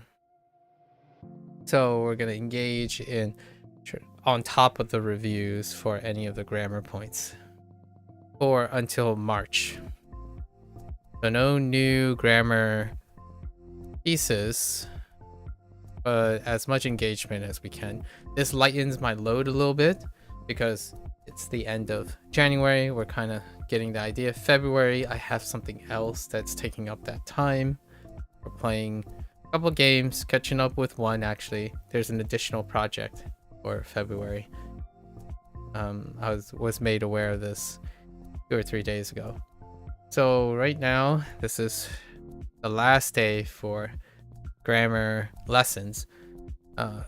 Vocabulary will go on. It will actually be around the end of February is when all the N5 vocabulary will be covered, which lines up. Then we start N4 on a slightly different adjusted schedule. That's kind of the idea. All right. Anyways, let's go to our last 7 grammar points. All right. Noga jozu. Oh, I thought we already went over this. Oh no, we got noga ski. So now we have the 3, right? Noga heta and noga jozu and noga ski. Those are very common nominalizing plus characterizing the nominalization. So this is usually attached to a phrase that's being nominalized, right? This says verb, but it can, I think, we'll see. I think it can create verb or a verb phrase, right?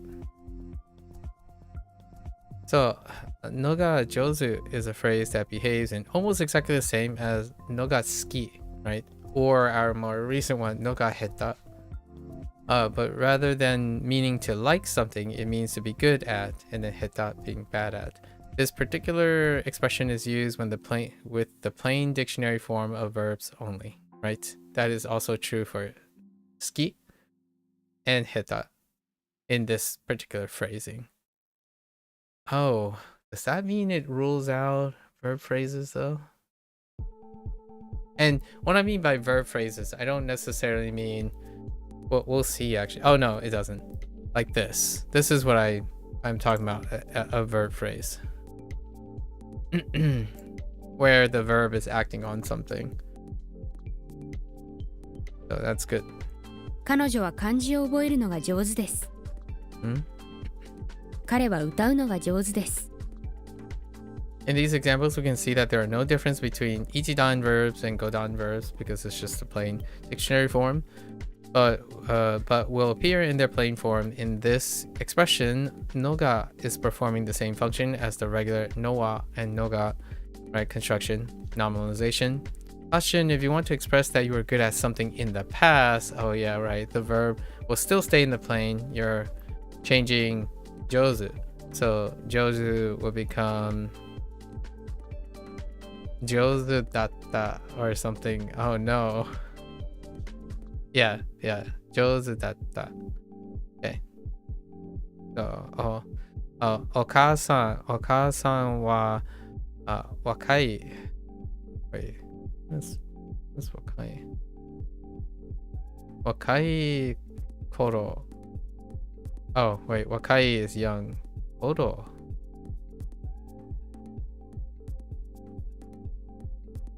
Oh, I only got the Hanzi for this. What was the Hanzi for this?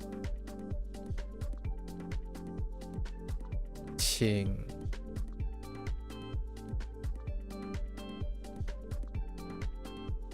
Acre? Oh, that doesn't work. Maybe like nature or age or some sort that characterizes wakai, right? Otoru no ga jouzu datta. Yeah. Otoru for dance. Okay, caution, this grammar point can sound a little bit arrogant if you are referring to your own skills. Yeah.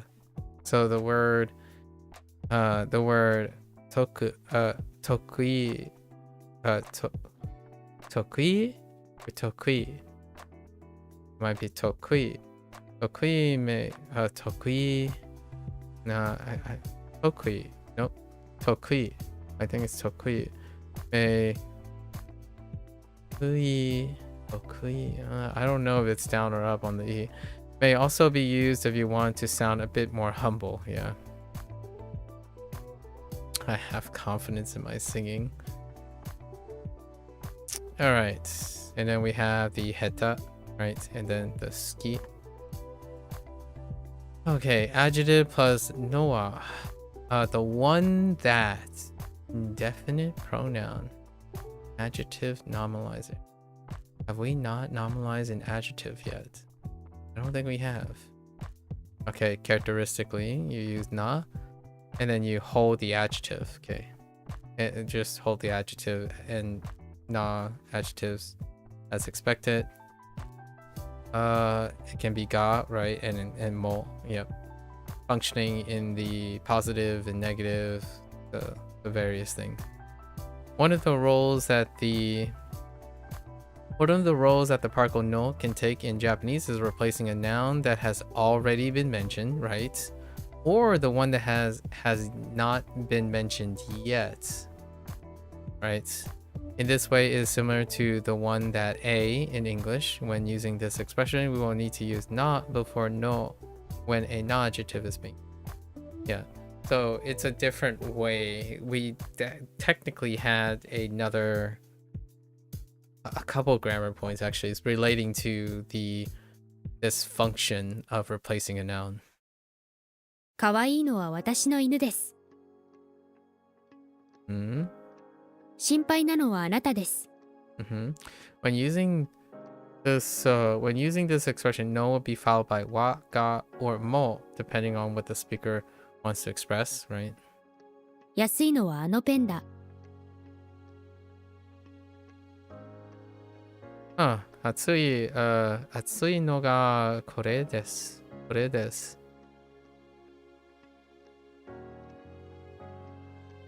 Right, because they want to characterize, right? And then 冷たいのも好きです。mo for also. No may be used more than once in the same sentence, a no chain, referring to the same. Now, not even adding a no chain on top. Oh, there's kind of a no there. ここにある車の中で好きなのは赤いの。Sorry, 赤いの. So one, right? 赤いの, the red one. So here in the middle of the car or out of the cars that are here, right? Out of the cars that are here, I like the red one, or I like that red one over there, right? Or the one that I like is that red one over there. That's fair. No, as the nominalizer is our related thing. あげる.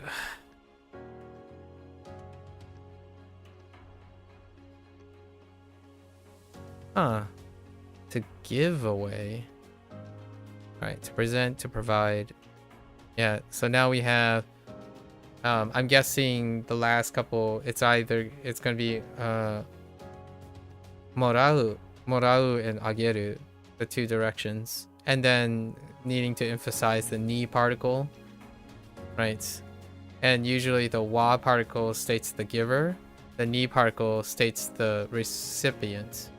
And then when you use morau, it's the flip direction, right?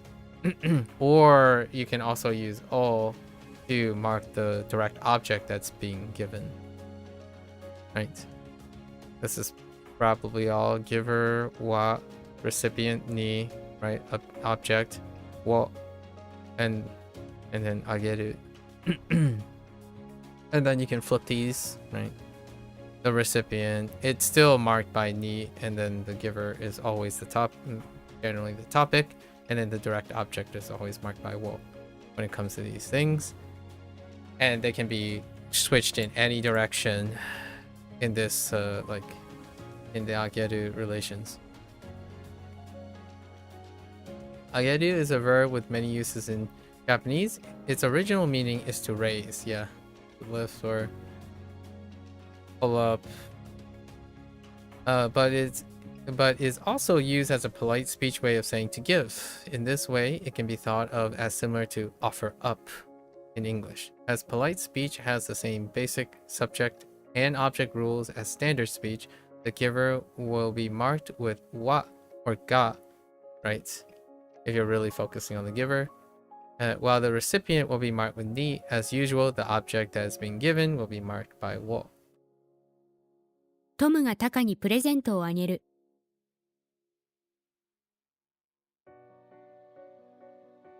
Okay. タカにトムがプレゼントをあげる。Okay. They swapped it. トムがプレゼントをタカにあげる。Okay. From these three examples, we can see that the order of the giver, recipient, object does not matter as long as the correct particles are used, right? Ageru should not be used when giving something to someone of a higher status, yeah, or when lowering oneself to elevate another. This is done through automorphic language or humble speech, and we will use different verbs, yeah. So Fun fact, although ageru is considered polite speech, it is the most natural way of saying to give. Yaru is the casual equivalent of ageru, but due to yaru sounding a little bit rough, ageru became standard. このペンをお前にやるよ。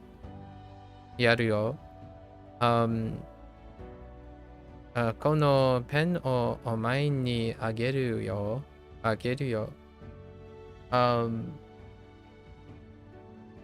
This pen is all yours. Oh, that's interesting. Okay. And then kureru. Oh, it went to kureru. Yeah, as opposed to morau. So, kureru, to give me, is more like to receive. So, to receive. Interesting. I wonder if they're gonna combine the others. Okay, this is still the same, right?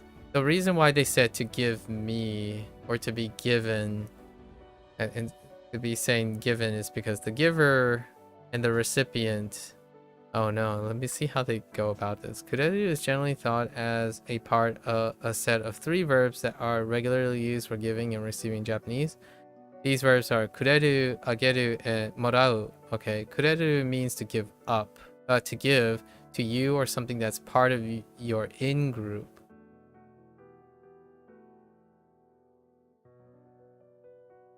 Okay. おばあちゃんはいつもお菓子をくれる。 We still have yet to hear the difference, like the 毎年 use 彼女 difference が手紙をくれる。 outside of in group. 母は毎日私にクッキーをくれる。 Okay, so I guess the in group means like someone who is familiar to you as opposed to general use, right? With kureru and ageru, they both function the regular way you would expect regarding particles. This means that God will always mark the giver. Okay, sure. Etc. This means that, you're right. The giver recipient are often omitted from sentences with kureru, as one or both are usually obvious from context, or the sentence may be focusing on the object. 嫁がプレゼントをくれた。 Okay. 私にプレゼントをくれた。 As can be seen here, the same nuance is kept even when things are meant. Okay, I need a fun fact here. Fun fact. What someone considers their in-group will be different for each person. Okay, so it does vary. But usually consists of members of your family, clubs that you're in, or something similar that has a group atmosphere that you're a part of. Okay, fair enough. And that's it for nuances for that. The giver will always be someone that's more distant from the people that are in the in-group. The giver will always be someone that is more distant from the people that are in the group.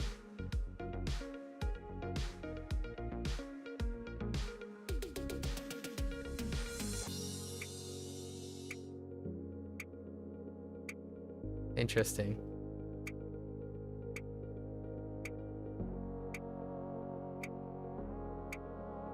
The giver will be more distance from the in-group. Huh. We were talking about Wakotabi earlier. There is an actual lesson on this, and I still remember what it is. And it does. This is how I remembered the two. I was kind of hoping for, or I was kind of thinking maybe there's more to it at the moment. Okay. So we have 近所の人が旅行からね、帰ってきて right. And then 父にお土産をくれた.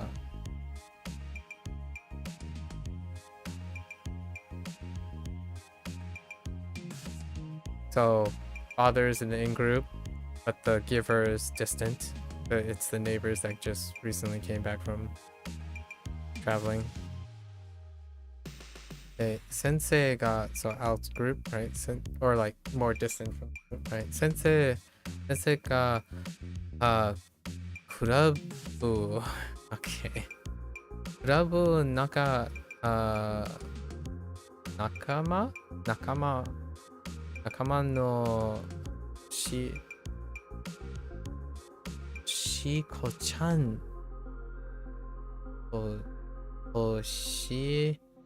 Toshiko-chan Toshiko-chan ni hana o kureta. Okay, fair enough. When we want to say that we or someone else gave something to someone that is not in our in-group, we will need to use ageru. Okay, fair enough. And then are we gonna get morau next? Yes, that is morau, alright. To receive, to get, to obtain.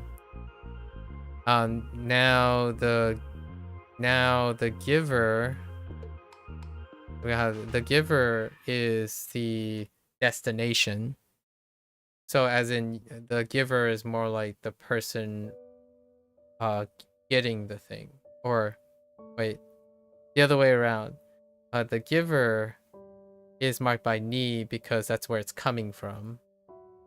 Or like that's the thing that's being obtained is from the giver. And then the recipient is marked by the topic and then object, right?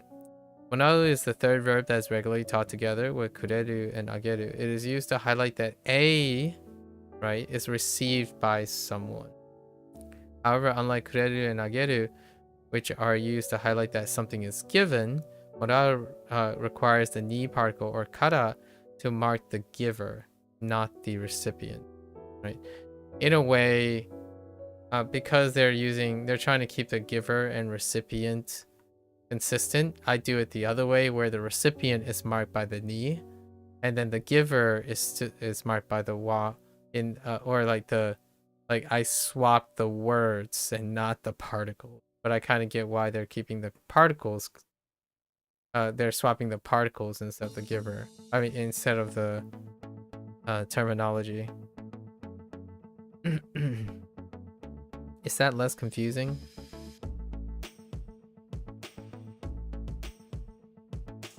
To think of just swapping the particles as opposed to swapping the recipient and the giver, like the mental gymnastics.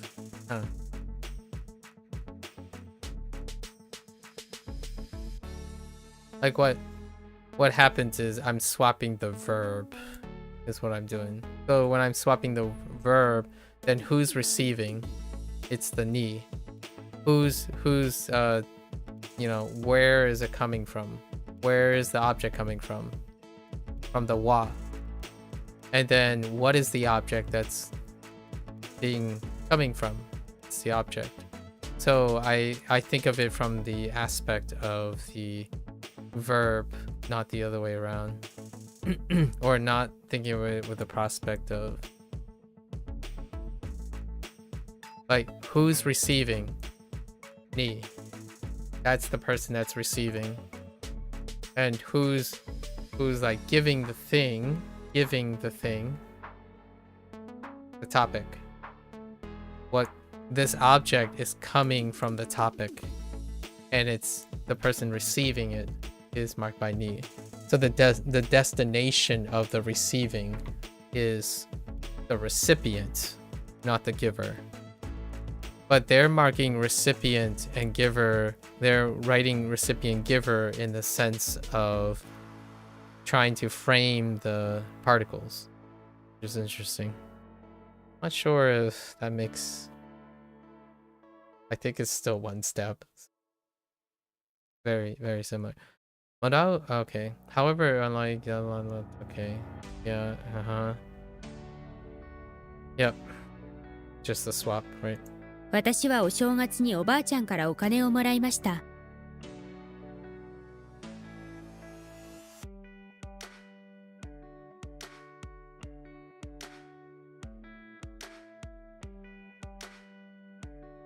Yeah, they already mentioned that it can be...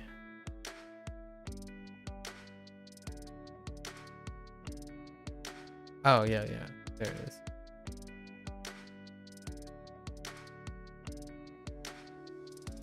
So, like, I received. The receiver, right? The recipient is marked by wa. Oh, wait. I think I screwed up by how I said it.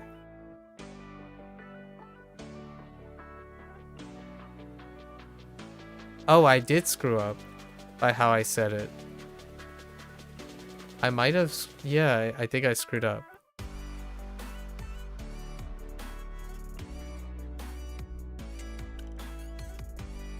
Oh, no. I think I might have messed up before.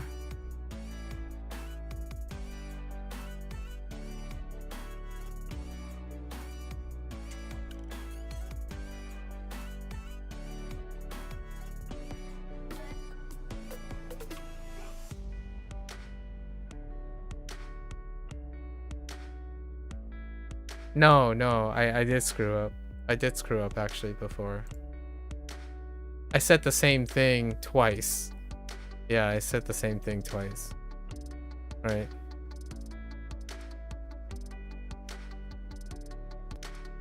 Let me think about this for a moment.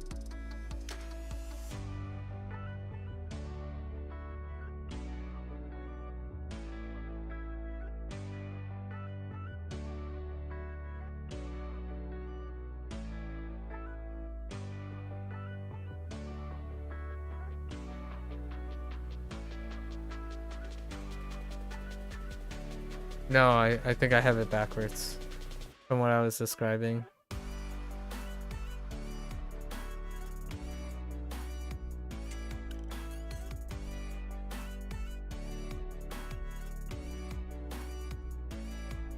Hmm.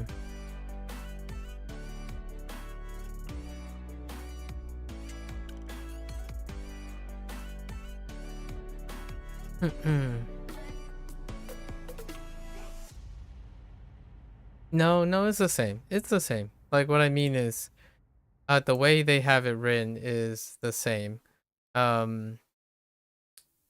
It's interpreted the same way. So the person receiving is the topic. Yeah, I said it backwards. The topic is the person who's receiving, and that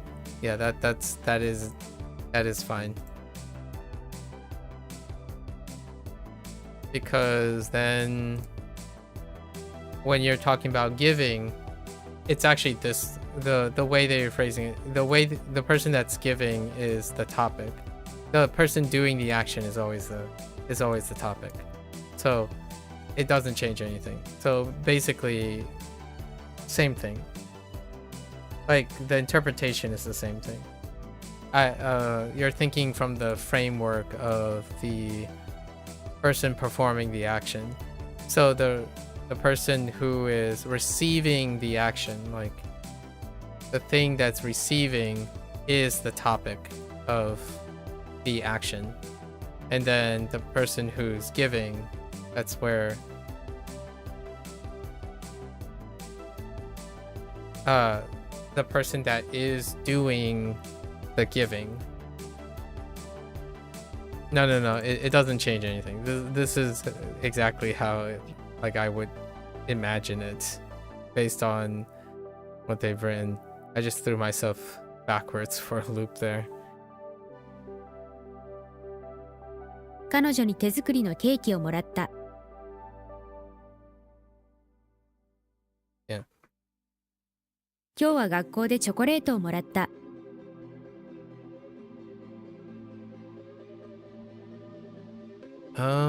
Actually, let me see the examples again.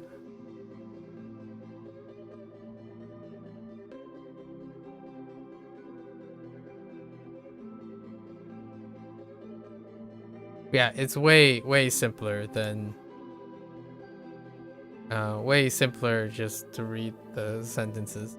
The topic is the person who's performing the action, and if it's not marked by topic or the like subject specifier, then it's inferred who it's to, what that action is, who's like receiving that form of the reaction. Like for this, it's whoever is receiving the form of that action, and the other one is who's been given that form of the action, regardless of thinking about it in the sense of the particle. But in a way, I'm still thinking about it in that way.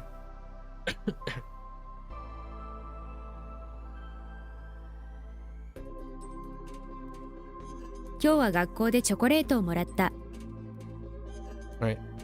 In the second sentence, we can see that the recipient has been omitted, while in the third example, the giver was omitted. Oh, okay, you can...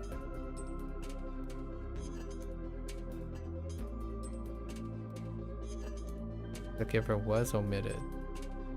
I didn't even look at the giver was omitted. This is a regular occurrence when using morau, as the receiver is usually obvious, or the giver may not be important to the overall meaning of the sentence. That's fair. 駅でティッシュをもらったけど欲しい?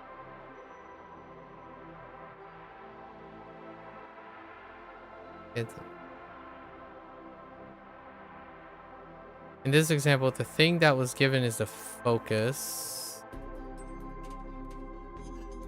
Yep. Okay. While the speaker does not consider the giver something that needs to be mentioned, sometimes for very simple sentences with clear context, neither the giver nor the receiver needs to be mentioned. Right. これをもらった. Got this. Yeah, okay. I see what they're getting at. I see. Huh. Interesting. Wait. So...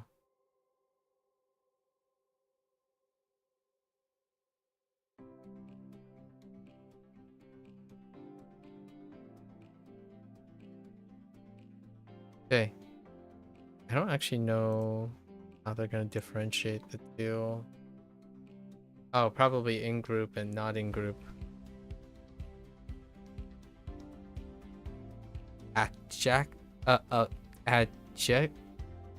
Adjectivization? Man, that'll work.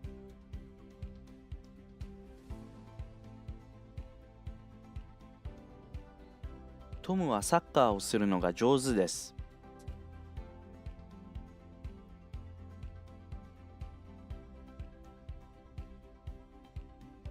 新しいのは彼の車だ。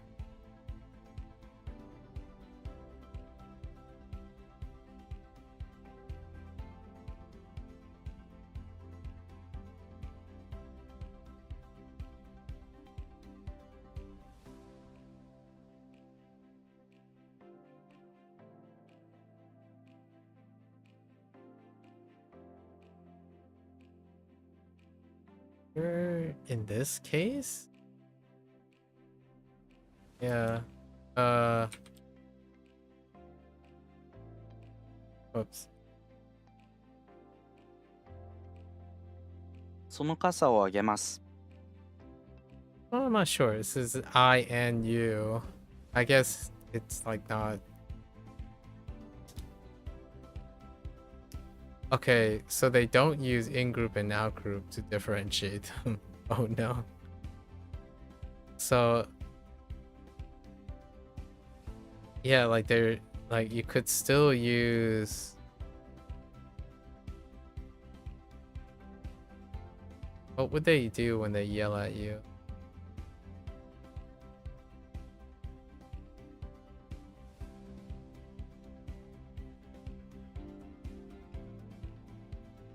Okay, they would just simply say, let's try different grammar structure. Fair enough. 母は僕にかっこいいペンをくれた。 Because me giving you and mom and me are still fulfilling. So it doesn't doesn't quite suggest that anyone is distant from the in-group though. There, I suppose I.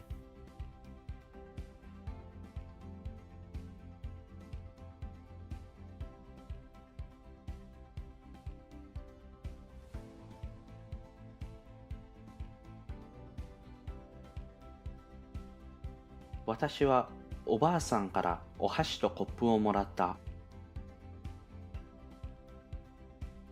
So I guess that nuance doesn't happen. Yeah, we're gonna continue with our last two of the set.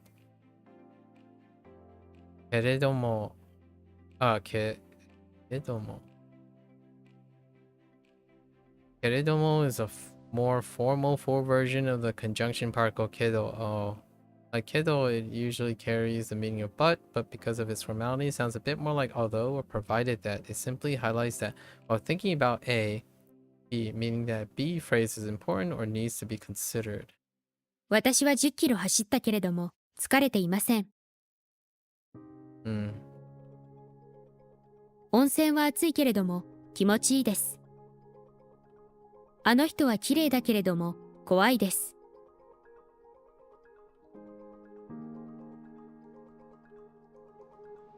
これはゲームだけれども、面白くないです。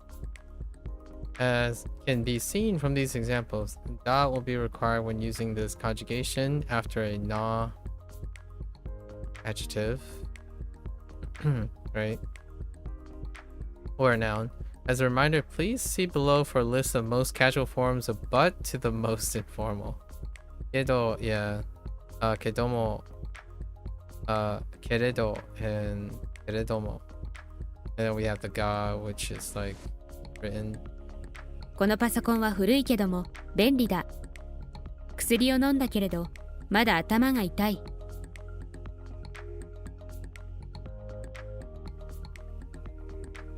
Keredo is before keremo.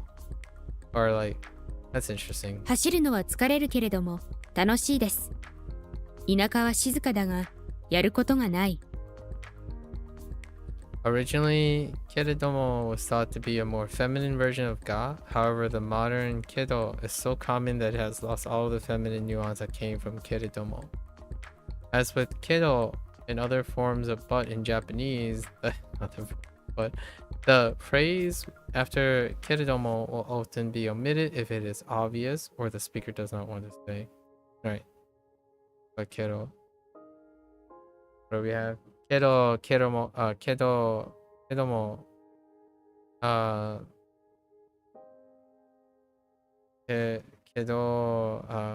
keredo, sorry. It's kedo, kedomo, keredo, keredomo. In that order.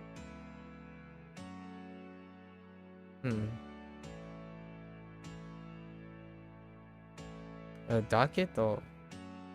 That's fine. Filter express contrast.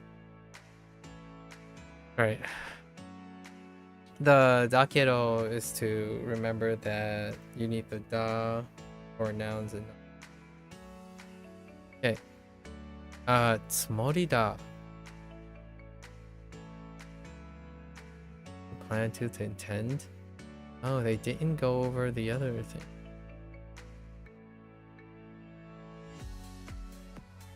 Alright, so it takes the plain form and then the negative. What is this? What is the third one? To have no intention? Oh, when you have no intention, you... What?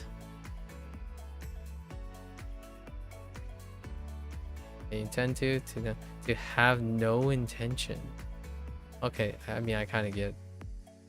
Okay, I got you.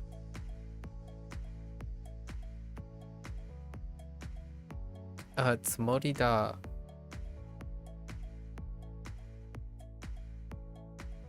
Tsumorida or des is a grammar point that can have several meanings in Japanese, but is often translated simply as intended to A or planned to A. It can be used after the plain dictionary form of verbs or after the nai form.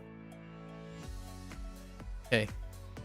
そのピザは今日の昼に食べるつもりです。今日は学校に行かないつもりだ。Okay, I remember reading a bunch of these sentences before. 明日は休みだから早く起きるつもりはない。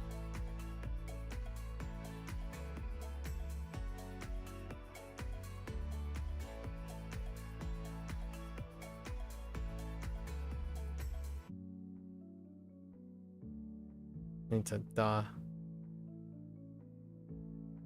Okay. In the last two sentences, there's quite a large difference in nuance and can be thought of as similar to the difference between to tend not to nai tsumori, right? The verb nai, negative tsumori, and to have no intentions of tsumori wa nai in English. The former will mean that A is being actively avoided, while the latter will indicate that one simply has no plans to. Fun fact, the literal meaning of tsumori comes from the verb tsumoriru. Atsumoru, which means to pile up or load. Yeah. Due to this, tsumori is regularly used to describe people that are doing something that is out of character for them, meaning that they have piled up whatever feelings was required to act that way. Huh. So, 謝ってるつもり? I intend to be apologized. Oh, right. 謝う。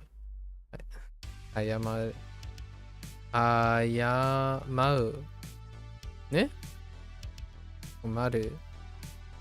謝る。いや、謝る。謝って。In this example, the nuance of tsumori is, so you're really going to act like you're apologizing. However, the literal meaning is closer to, so you really piled up enough nerves in order to act like that's an apology. Caution, the wa in tsumori wa nai is interchangeable with ga or ja. Usually, dewa is not used. Interesting. The difference in nuance is that ga gives the impression of uninterested in A. Well, ja simply expressed that A is not the intended result. 今日は先生と話す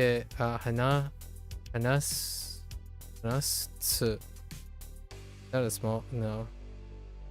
話すつもりがない.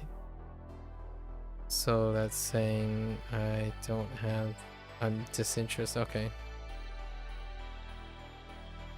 今日は何も会うつもりじゃない.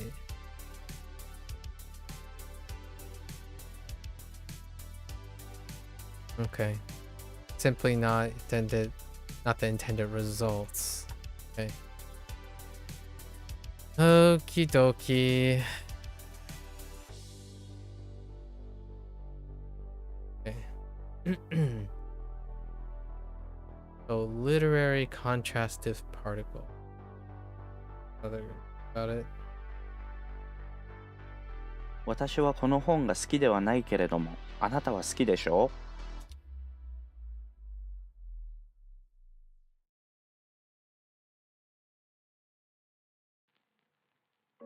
That's over. 日本に行くつもりだ。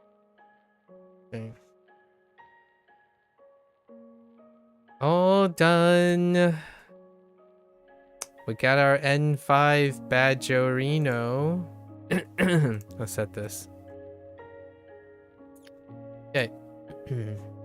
There we go. Alright. So we got 105 reviews. And then grammar is going to be in the back burner. Whoa, what happens when you click on this? Oh, you just sweep it away? It's gone. Wow, that's kind of cute. You get to sweep it away. Okay. Oh, right. We still got to do our 20 vocab review because it was after midnight. Let's do our 20.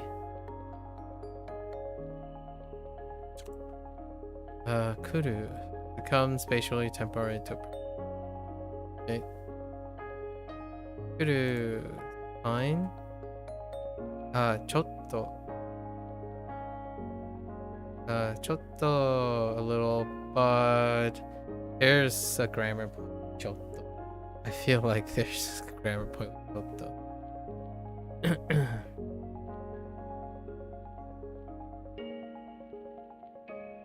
What is that? Oh. Toto.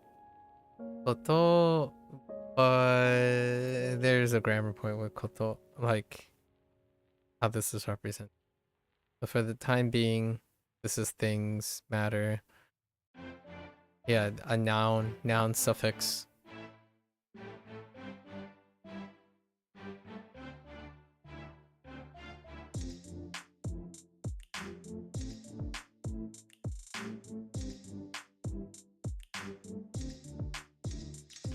Yeah. Well then. Like, literally well then. Yeah. Got it? Right. Got arigato. Arigato.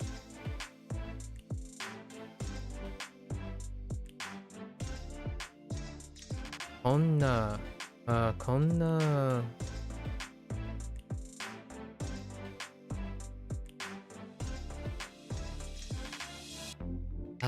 Used to describe something that has the feature of something close to the speaker. Not sure if that's what I originally thought. This is lingo now. The lingo. Like this type is what I think it was, like this type. Toki is fine. Ji, fine. What is that? Sama. It's fine. Naka. Kind of fine. There's a lot of use. Dakara. Oh, you know what? Did we have... Yes, we had dakara. Dakara is the one that we use for emphasizing the cause. Yeah? Yes. Nashi. Fair enough. Again, chikara.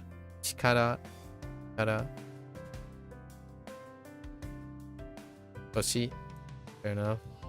Nen. Or counter, yep. And then otoko. It's kind of interesting that these are shown before, like otoko no hito and whatnot. Or shown after. Kata. Direction, way. Person, lady, or gentleman. Interesting. The other ones are fine. This one's interesting. Chigau. That's a different. Go. Ko. Okay. No shi. Okay. バスが来る。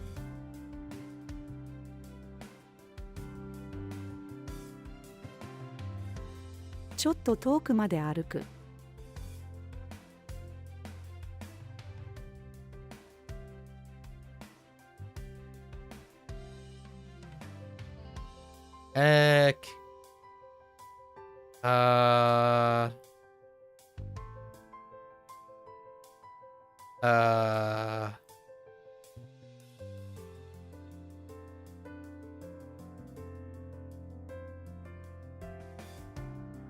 I don't... What? How do you about something? What type of about is this? Oh, I see how they're going with this. 私はあなたのことをもっと知りたい。Oh, okay.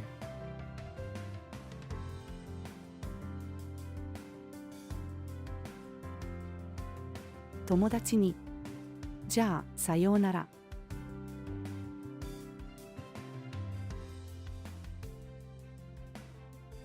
あれは何？今日は集まってくれてありがと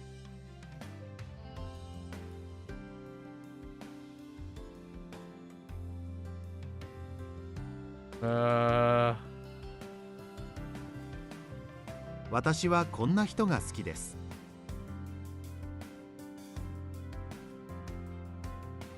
時が早く過ぎる。今の時間は5時です。ジョーンズ様、おはようございます。I don't know about that, Jones sama.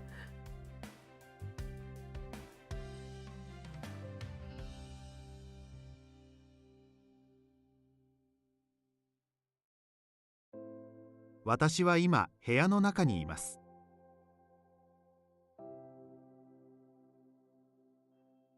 彼女はすぐ怒る。だから私は彼女が嫌いだ。Okay. 父の話は面白い。Oops.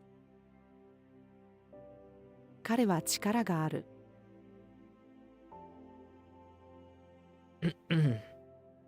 彼女の年は30くらいだと思います。Interesting. Instead of using sai and characterizing sai. 僕は中学3年生です。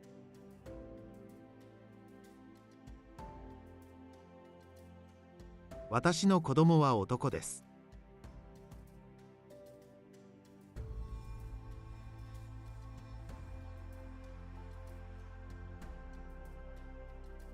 What?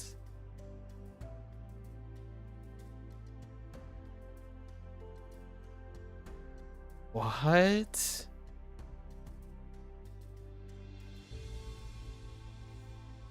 It can't be like, it's not like this, right? Oh, formal version.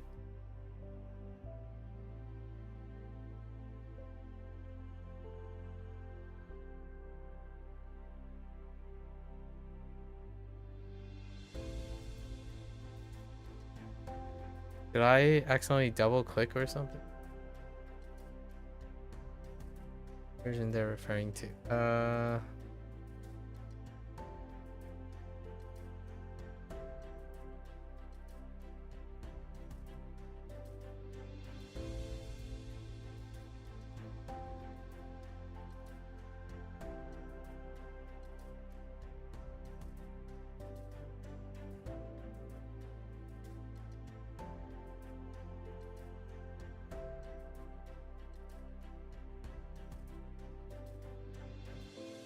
I have no idea.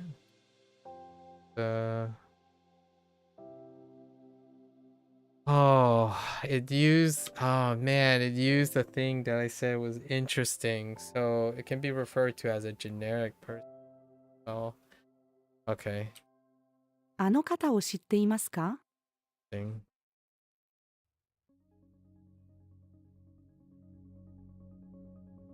Okay, go. Interesting. Remember it.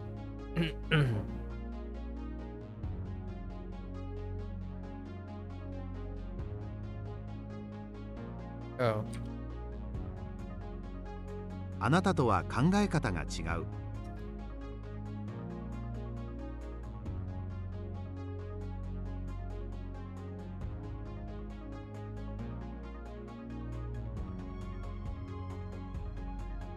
The heck?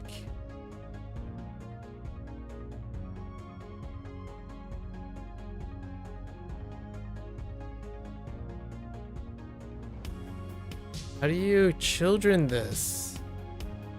Hang on. Oh, that's what they mean by wanting to children. Okay. 私には2人の子がいる。I'm thinking of Kodomo.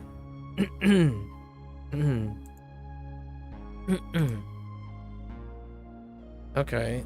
Let's do our reviews. What time is it? 4:20. Alright.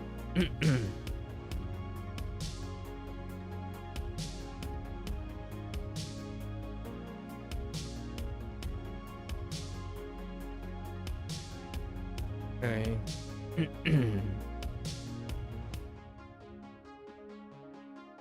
Have I?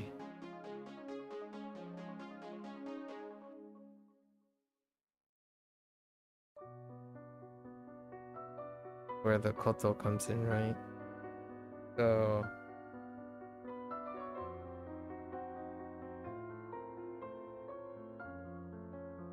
Ita?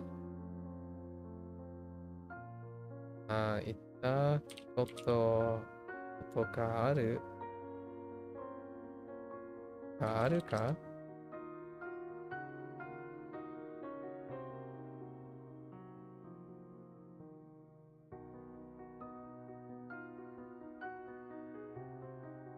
Ooh.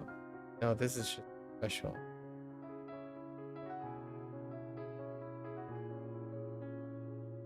Oh, more polite. 日本に行ったことがありますか？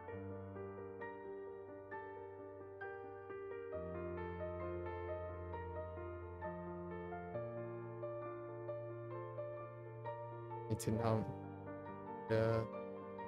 know for the object. テレビの前に机があります。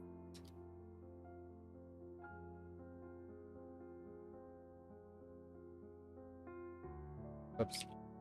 I'm forgetting for nominalize. カタカナを覚えるのが下手。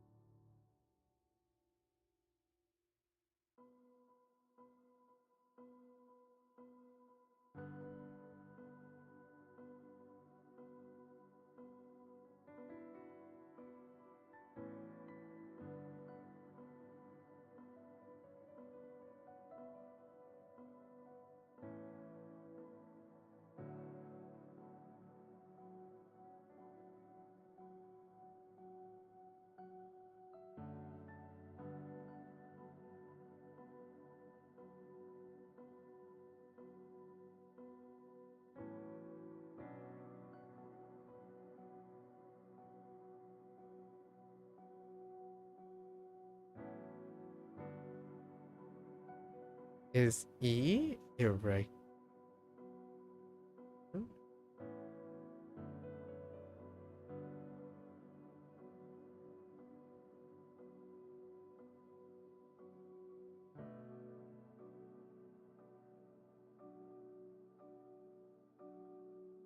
綺麗じゃなかったと言いました。I forgot the extra E.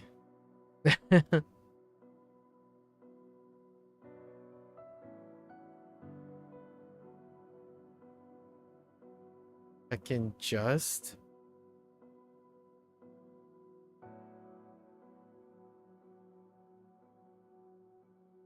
Oops.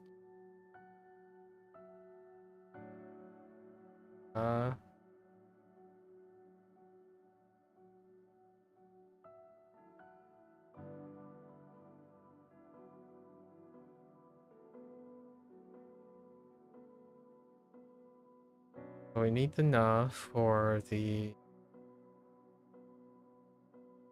non-adjective, right? Then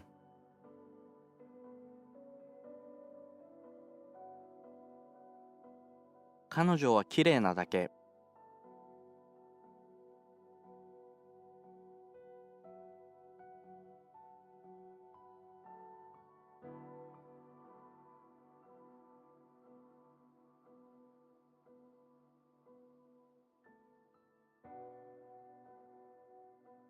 大きい、大きくて。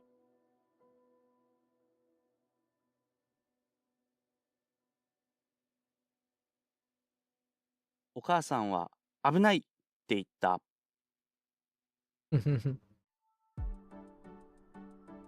there was emoting.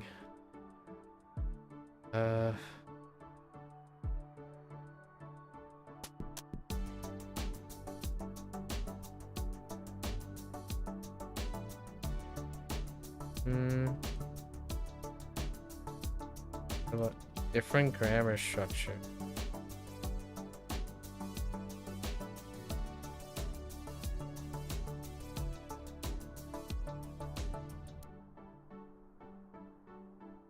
あなたの iPhone はどれですか？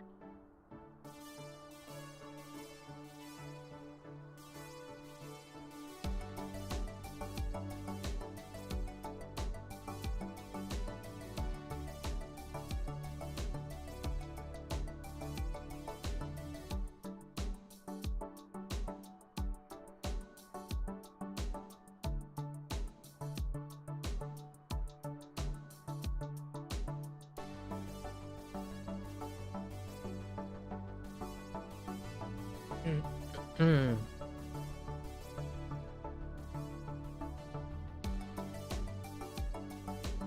I thought it required the Tay form for this, or is it still should? Oh, okay,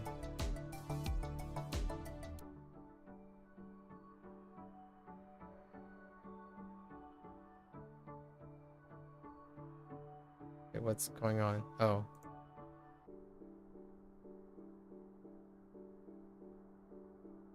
Abe. 朝ごはんを食べた方がいい。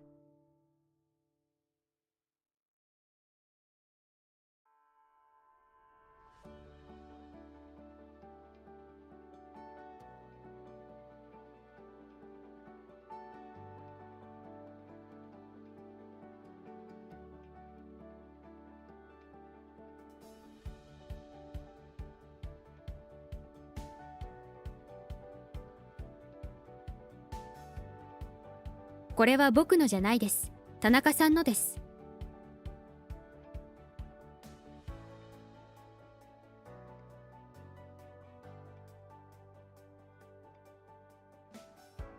京都や東京や大阪に行きました。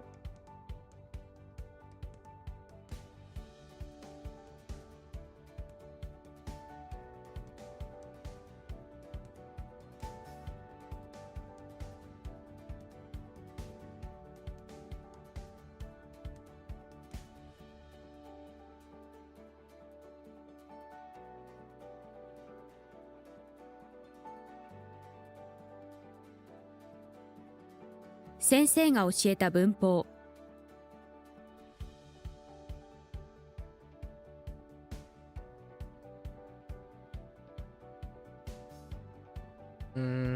Okay.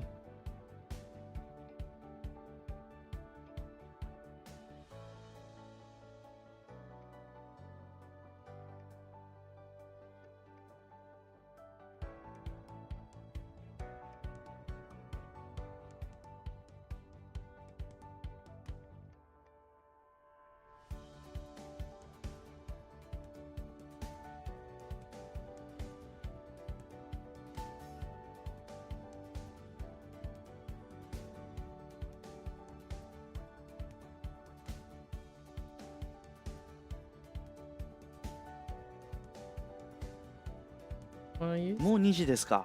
まだお弁当を食べてないです。食べなくてはならない。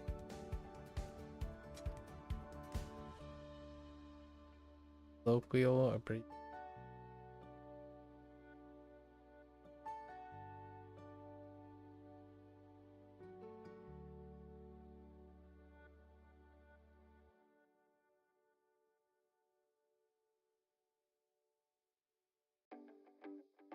しなく、しなくちゃ、or しなくちゃ。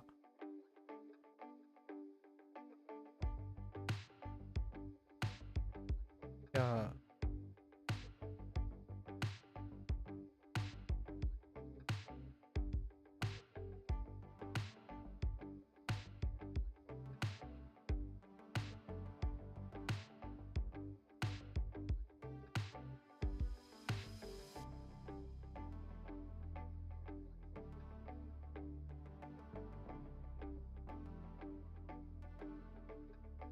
must study.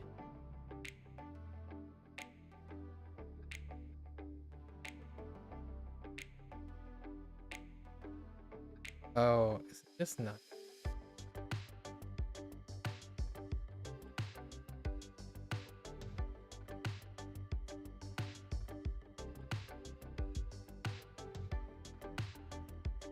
Oh, that would be yeah.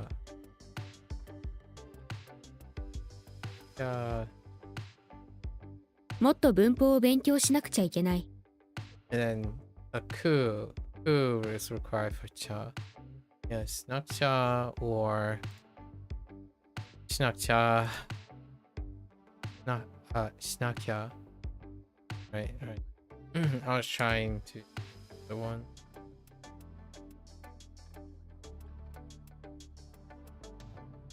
About?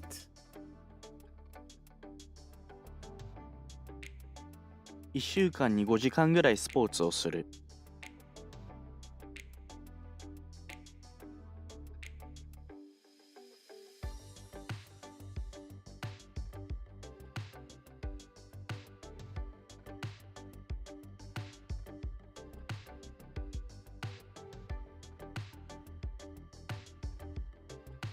What happens when it's a non-adjective?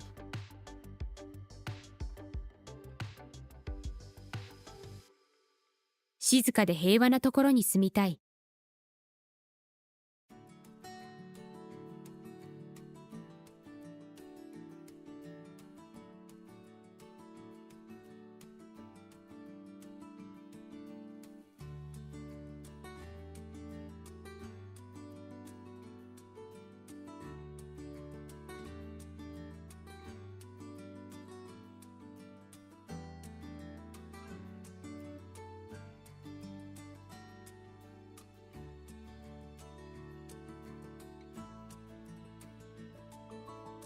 What?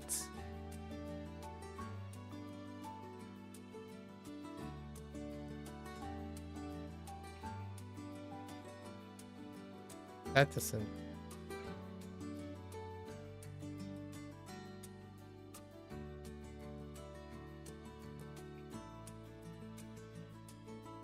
It's a Teiru situation. Right. Oh.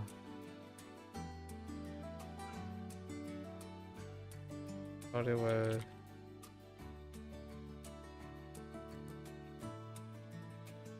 風太郎さんは毎日ミクさんと一緒に歴史を勉強している。I had a typo somewhere. I don't know where.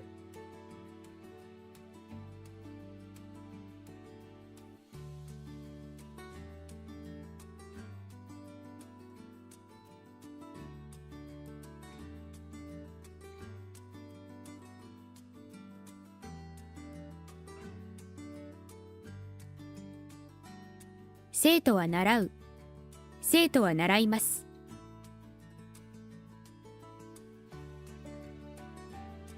トムはどこに行った？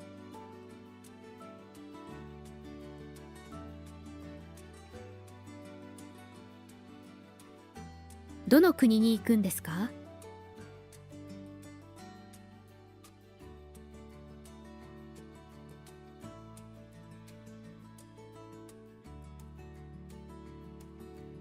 この池で泳ぐな。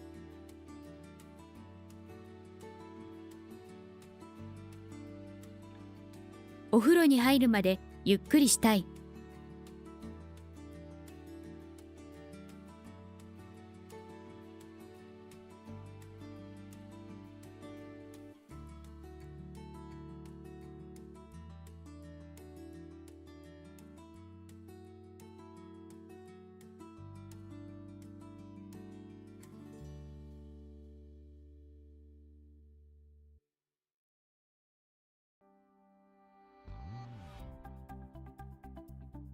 一人にしないでください。Oh there, Rebel. Hello.「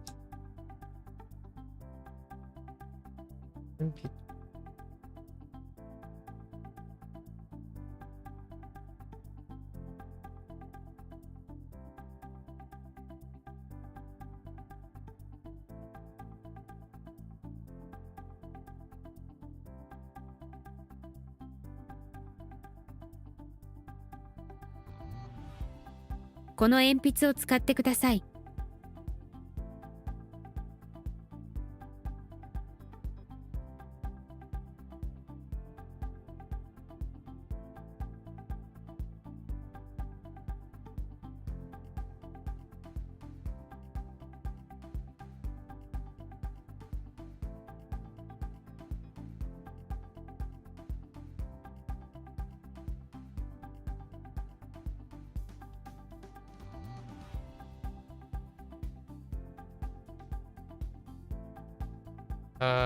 Oh no, it's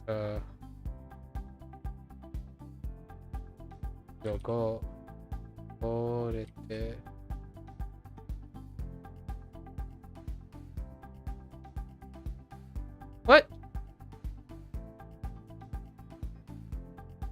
This is Yoko. Huh? Yoko? Did I type Yoko or did I type...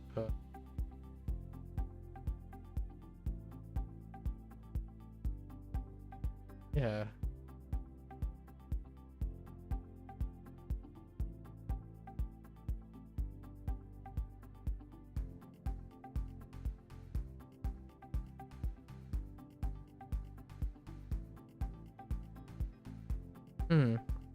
You're still missing a couple basic kanji, you're realizing? A couple basic kanji? How so?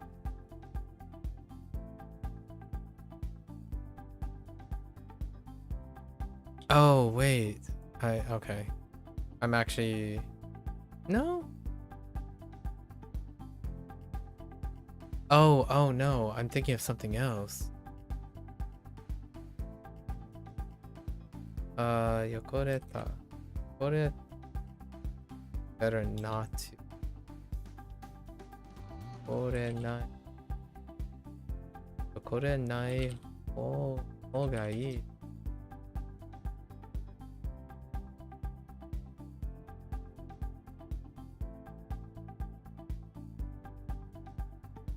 Oh, it's...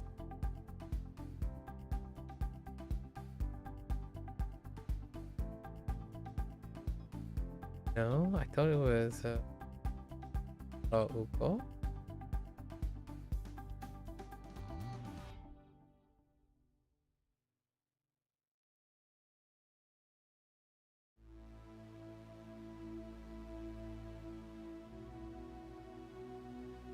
Man, I really thought it was so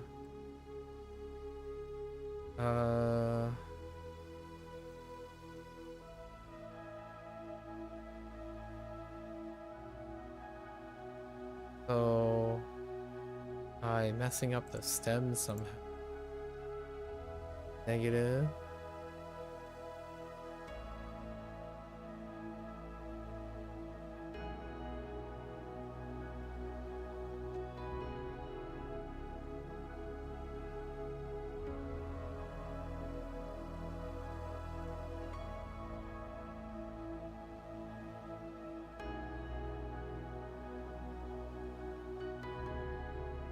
Like what is it?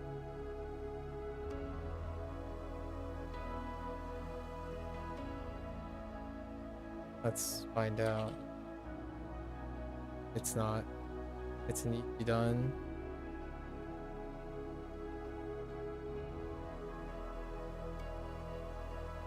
Like this one, like this one, the first one. Oh, okay. I really thought this was so it would be done.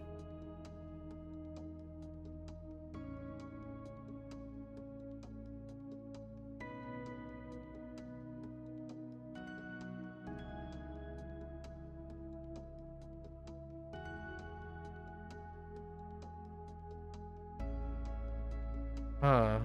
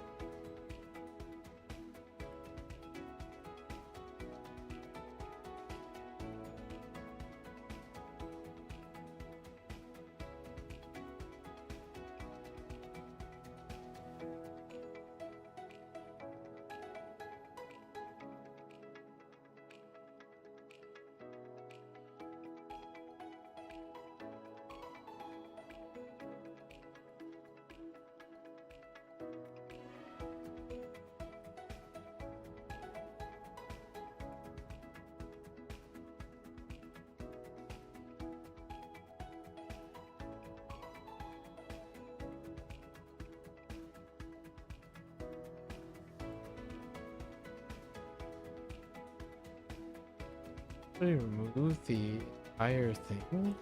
I mean, the only other solution would be this.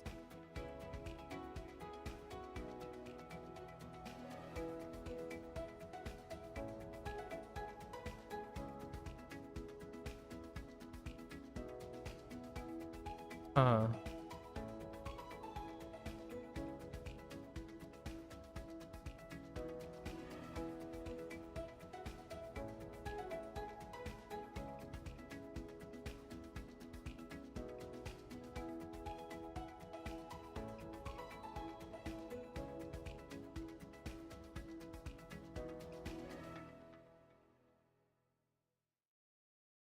Or maybe it's special, so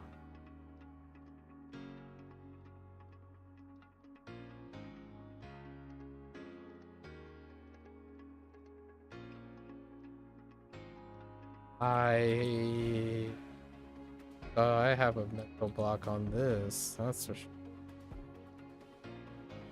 Go with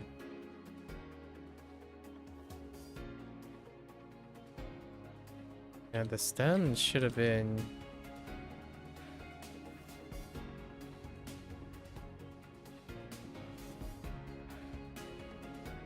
then you just nigh.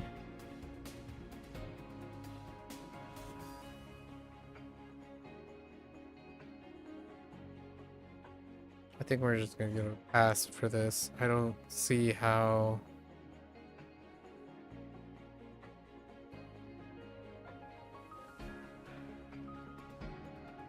Isn't that just repeating yogare? You're lost? No. I wrote yoga yogo nai o ga ii. And then I wrote yogo rera nai o ga ii. These are all the different things dealing with ru verbs. Either godan ru or an ichidan verb, so I didn't do that. It wasn't repeating the same thing. You weren't reading the characters while they were doing it. So I was testing different stems.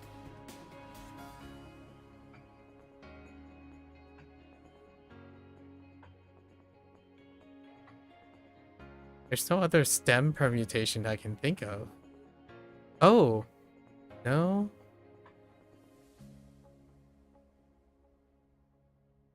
What other stem permutation can I think?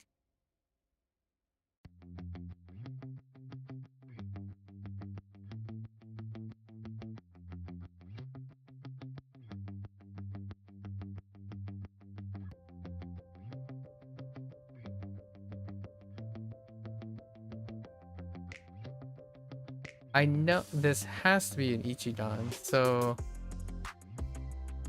how is it not Yogore and then adding nai to it?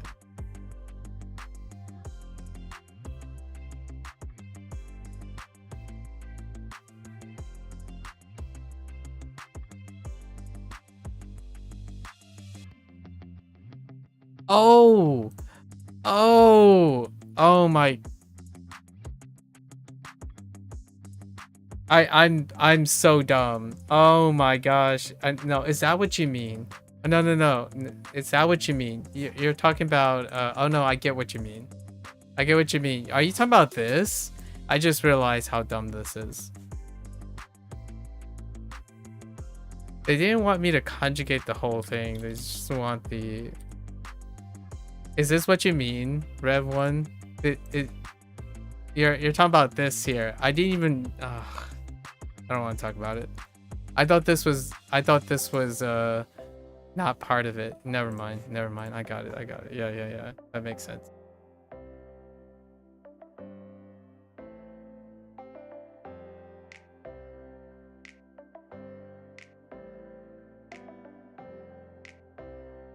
They were completing. They were making this as part of the answer. I didn't even consider that it was part of the answer. Yeah, that's not very clear to me.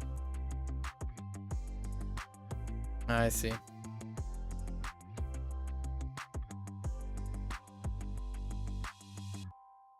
Yeah, I was writing the whole answer. Like, I was writing what I would say when I was writing what I was gonna say without the answer. It would just be a blank.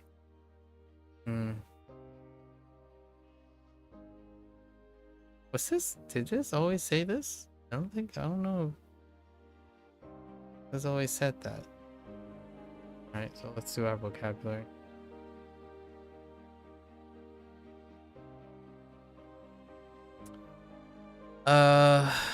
This is a 50-50. I'm gonna guess that would be your kind of mistake, actually. I mean, it happens a lot, actually, in Bunpro.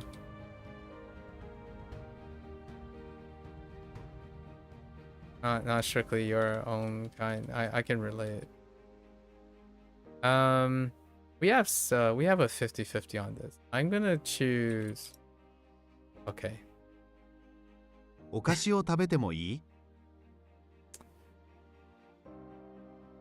I see a desk there.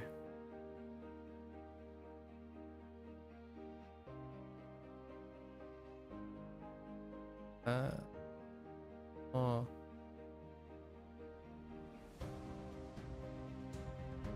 私は音楽が好きなんだ。え？私もそうです。That one, because the desk. There's another way to say it though.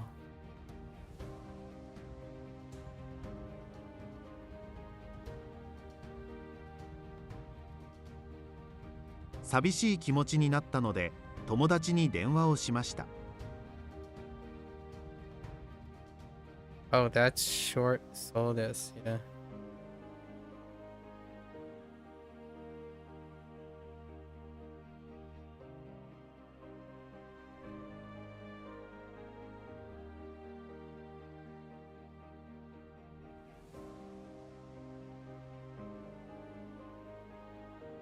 体重計に乗るのが嫌いです。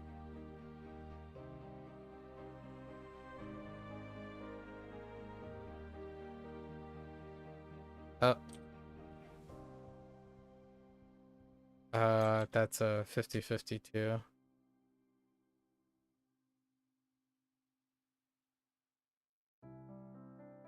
私はチケットを売る仕事をしています。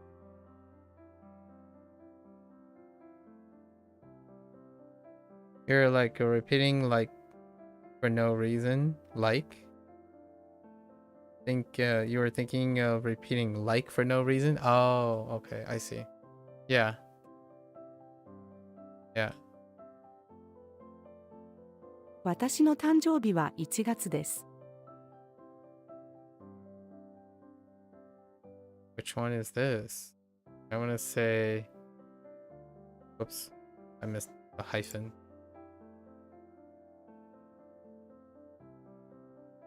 Heck you.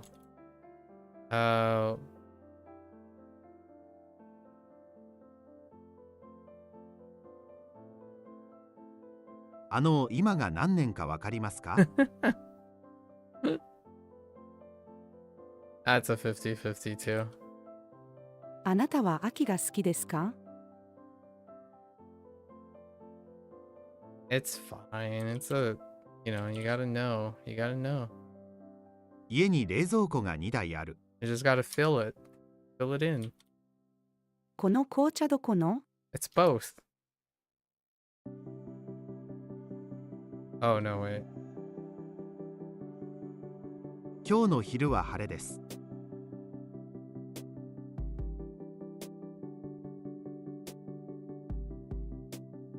Oops. Just the 友達を作りたい。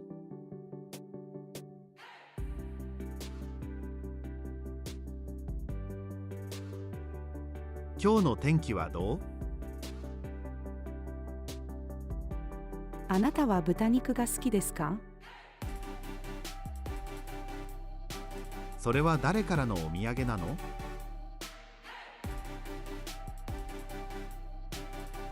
Got for friend? Yeah. Wait. What do you mean got for friend? Like for making friends. That was tomodachi. Tomodachiを使 tsukutai or something. I just want to make friends. Yeah. It's good. It's good. It's good. I thought that was funny. I thought that was interesting too. Like it checks out with making, as opposed to like some other special word for. I figured making friends that dealt with a special word. That's their example anyway. It could be possibly with another word, another verb possibly.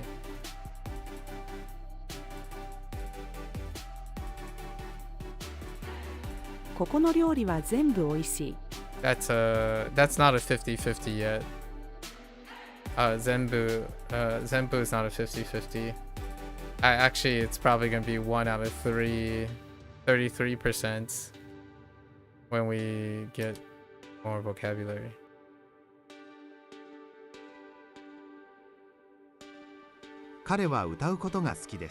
You mean French is complex and you still say we are making friends? Well, it doesn't really have to do with the complexity of it. It's more for the act of making friends. So like in English, it says, you know, we're saying we're making friends, but that make doesn't mean the same as making a cake. In Japanese, a lot of times when it comes to people, they have an exclusion because of cultural differences, not necessarily because a language is a language, or whether it's complex or not. It's not complex to have separate verbs when dealing with friends. Build friends? Yeah, I mean, that's kind of what I mean. It doesn't really jive with the cultural understanding, but it's interesting that you can say that. Like one become friends. Nara. You could use like narau. Yeah. Yeah, like narau to become friends. And then you use narau in the state changing. So like narau, like I don't know, naratte deiru or something, where you become friends and stay friends. As opposed to like make friends. Or something. What I'm trying to think of is like, it feels like Japanese would have decided to, like, may have decided that making friends is different from trying to blend it in with the act of building and making a different sense. It's interesting. I don't know. The closest thing based on the grammar rules that I have would be something like narau to become, and do like naratte iru or something like that, where you have become friends and you're still friends. You stay as friends. It's a state that doesn't change. So you have become friends once, and now the state has remained the same.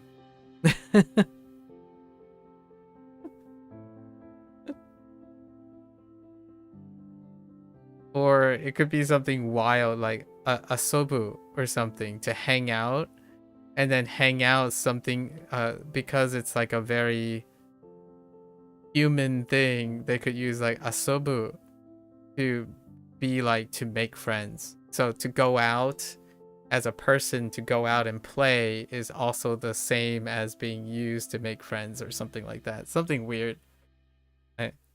No, the example I have right now is skuru.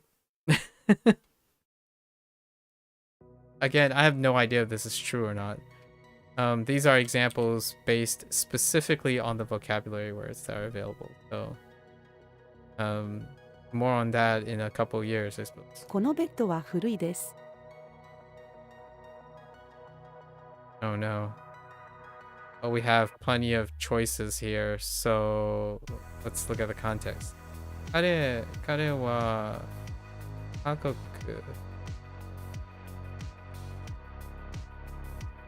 Kakaku no the father of science.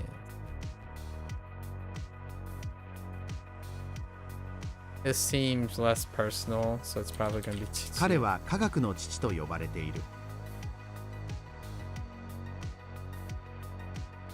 Not a personal father, or you're not talking about your father, and you're not talking about someone else's father. So you can probably get chichi as opposed to like Otou-san. If you remember correctly, you're not sure, you can literally say I'm going to see some friends in Japanese, but you might be wrong. Oh, going to see friends. Yeah, that's more in line. That's probably more in line with what I think about like asobu, using asobu instead. Like you're going out to meet people, and the meeting people might actually be your friends.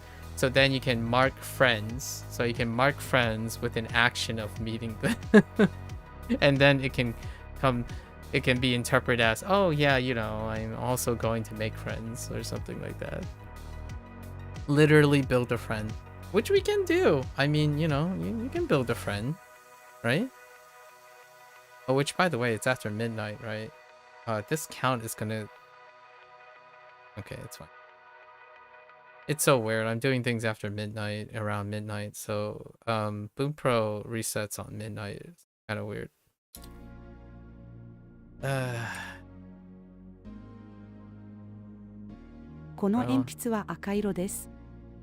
in a poetic way, everything is possible. It really is. One day we'll be, you know, one day we'll be building our Nendroids. I'm kidding. Or am I? あなたはカラオケが好きですか？ What are you doing right now, Rebel? 母が死んだ。でも悲しくなかった。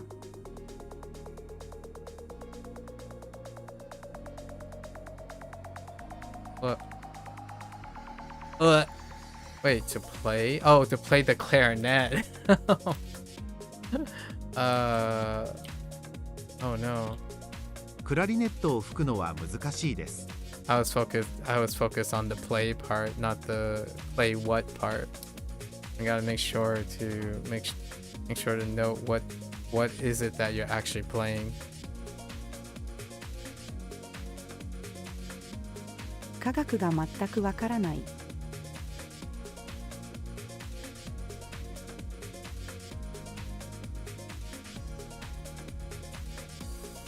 Let's try a word commonly used when referring to one's own possession or opinions.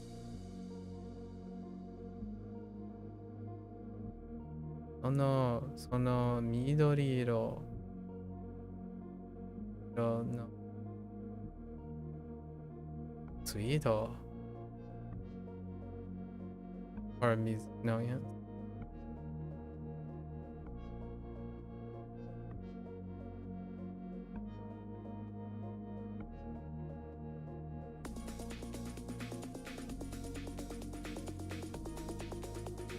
Something that is commonly referred to one's own possession.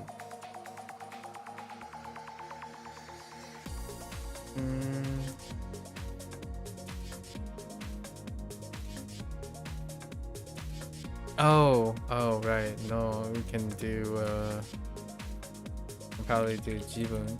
その緑色の水筒は自分のものです。The rest of the family is asleep. It's your alone time, you know? Oh, so what do you do in your alone time? That sounds kind of a sus question, the way that sounds. But I'm sure you know what I mean. It's like, oh, what do you do in your alone time? So help me if you say trimming bonsai. I would give you a score of 15 out of 10. I'm kidding. But I haven't met anyone who like one day just straight up say, oh yeah, you know, I weave baskets. I'm like, what? You gotta tell me more. Or like, oh, I moonlight as a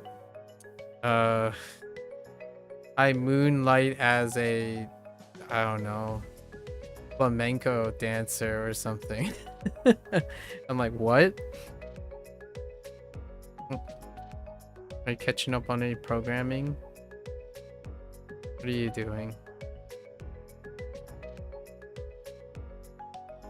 今年はまだ風邪をひいていない。 No problem. So normally you're doing some Japanese studying, gaming, watching Japanese stuff, or even watching some streams. Okay, okay. So that's your go-to. Some casual Japanese sneaky. Oh yeah, that's right. You did mention that your significant other isn't into Japanese, right? Basically nothing really. I see. I like the wind down vibing situation for when you're resting.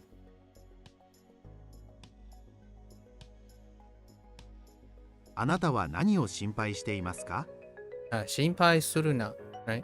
心配するな。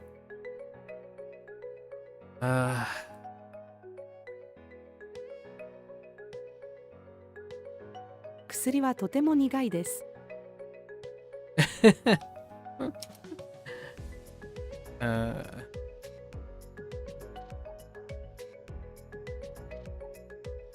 In sports shows, I hear the phrase "no mind" a lot, and I'm guessing it means don't mind, or like no mind as in like shake it off or don't worry about it situation. So no mind always sticks in my head after watching a bunch of sports anime.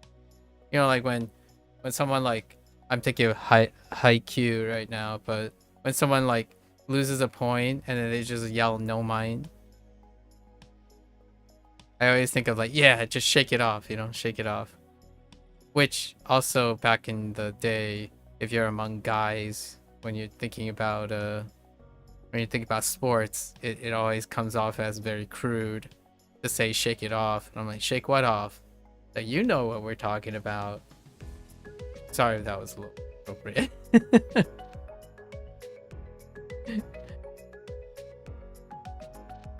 Those jokes happen all the time.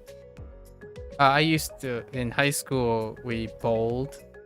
We went bowling. So like high school for bowling practices. So it's often dealing with rolling your ball, shaking it off. And I'm like, yeah, high school humor right there. Oh, which danger are we talking about here? Probably Kiken.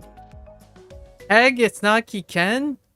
How about a word that is most often heard in conversation? この地域は危ないです。 Kiken is more formal, so that's why they're saying. But there's no way, it's very difficult to know when you say this area is dangerous. If you're talking colloquially, it sounds more formal, this area is dangerous. Maybe if they're talking about in the third person, they're referring to Kiken. But this is kind of third person-y. Yeah, this sounds softer. Abunai, oh, you mean Kiken sounds softer? Abunai, yeah, Abunai is softer.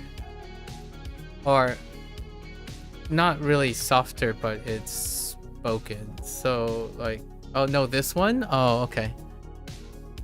Yeah, it should be... Yeah, Abunai should be softer. And maybe they'll read road signs or something, I don't know. This does sound like someone who's speaking, so I guess.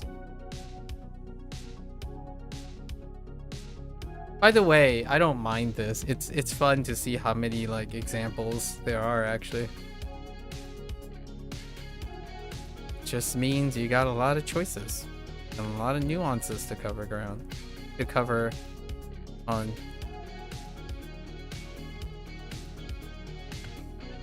Like buy? Oh. Oh, by this extent. 僕は今日の夕方までに家の掃除を終わらせなくてはいけない。by a deadline. By this evening. Like by like, you know, a deadline situation. Like by what? Eh?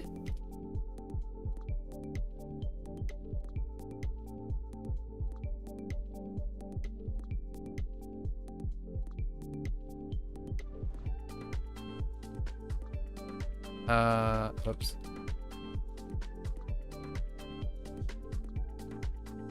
Oh no. Why the my oh no, why the sun pause? Oh, I got it. It's fine. 私の国の文化よりあなたの国の文化の方が歴史がある。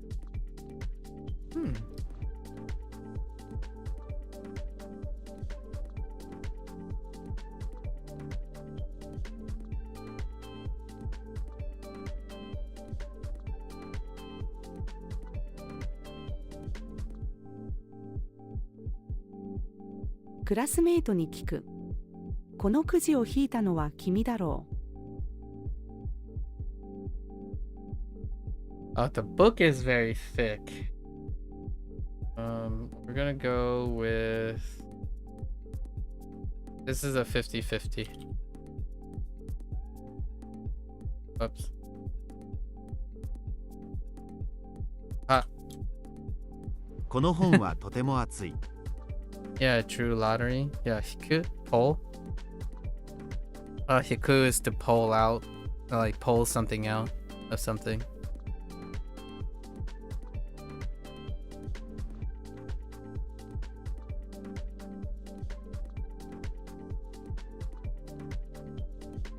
Oh, drew, like drawing? Are you referring to drawing, like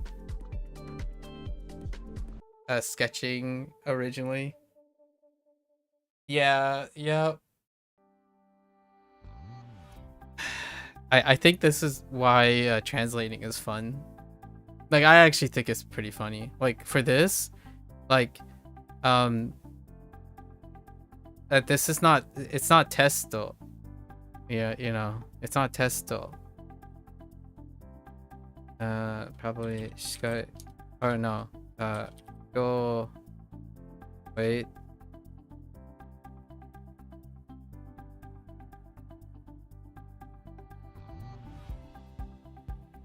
試験。教習所で車の試験を受ける。I mean, if you're colloquial, you could probably still say no. But this, you know, driving test is kind of formal, I suppose. So, scan's fine. I think game is gonna come up again as a, like, or I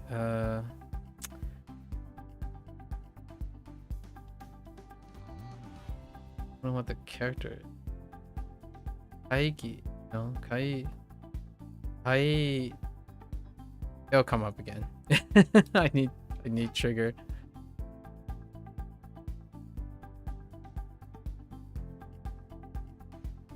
父と買い物に行きます。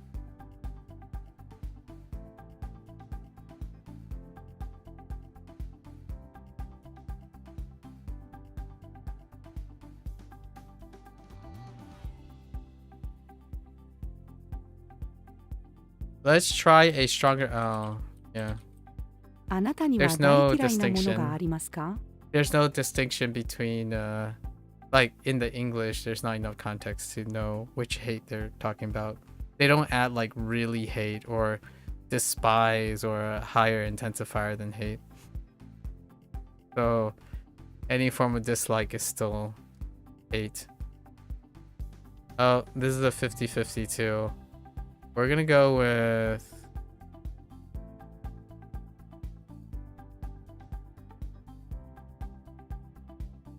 Okay.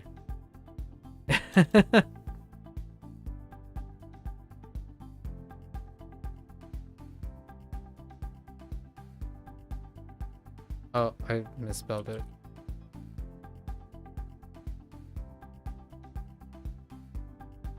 このコンピューターはいくら？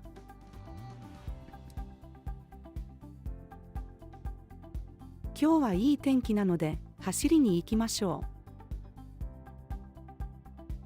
あなたは野菜が好きですか？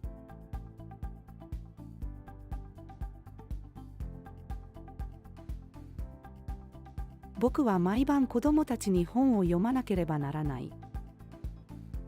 Some days I immediately think my yoru. That's so dumb. Anyways. Okay. その花瓶は私が妻と結婚した時にもらいました。 Imagine just randomly saying Mayoru.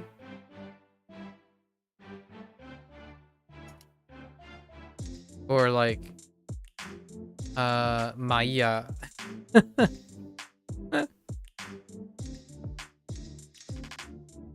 トムは箸を使うのが結構上手だ。あなたの好きな花は何ですか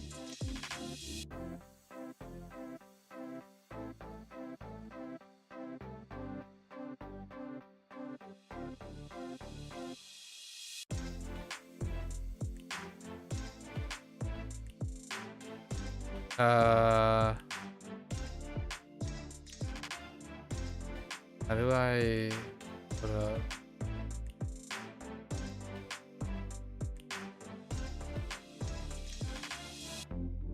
No, that's to turn on.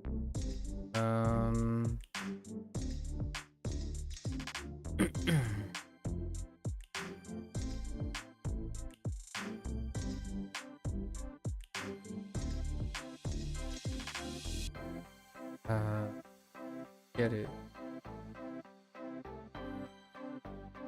Get it. マッチで火をつける。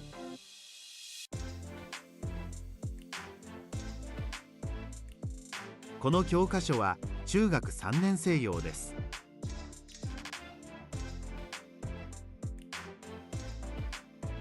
甘いものが食べたい。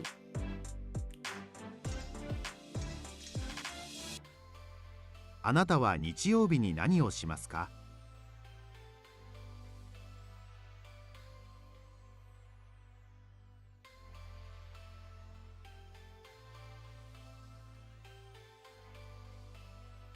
部活の顧問。次の部長を決める前に今の部長にお礼を言いましょ冬になると雪が降る。う。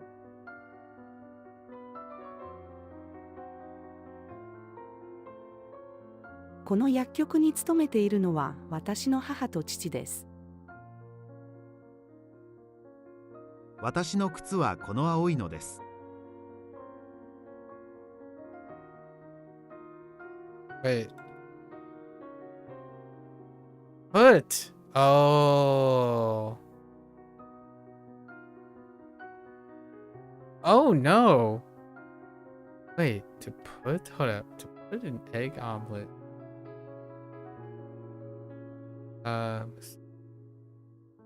O bento, o bako, tamago wo kita.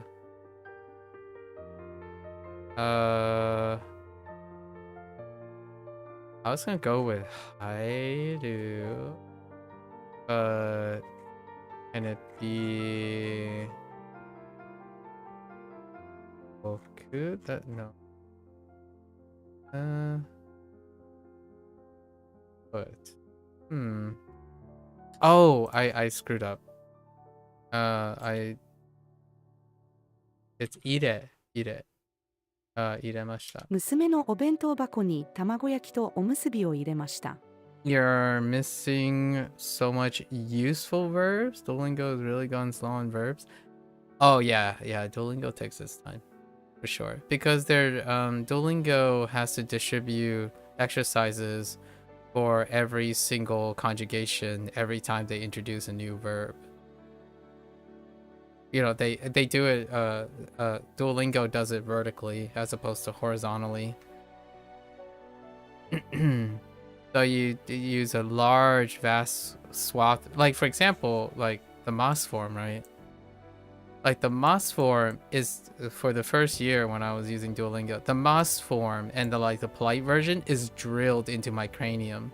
So whenever I'm doing Bunpro, I'm like enforcing myself to take time to conjugate into something else.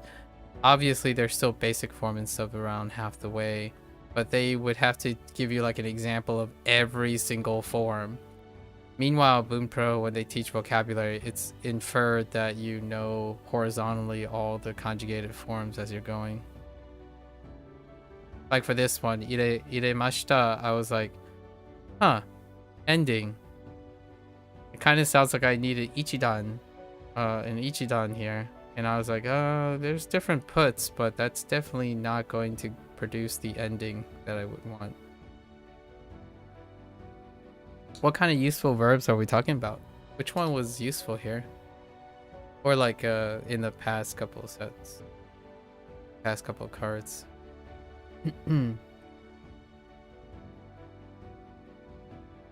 今は悲しい気持ちなので僕を一人にしてください。Greenery? Midori? ここには緑がたくさんある。Didn't recall put, so haidu? Really? Huh. I think you got haidu a lot really early, but they didn't use it as put. Probably like to insert or like to place inside, like to take in or something like that. Although, I'm trying to think back. It's been a while. We're gonna go back and complete the other half at some point. But Oku, not sure if that was early or not. Early enough. I only got to for Duolingo, I think it was something in, I only got to like unit 3 section, I don't know what the section number is anymore because they kind of like split it up and made it longer. They really tend to overdo some verbs before switching. Yeah, that's the way. It's the Duolingo way. Wait, which one? What kind of sick is this?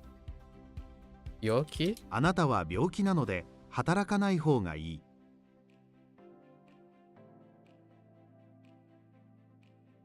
あなたは野菜が嫌いですか？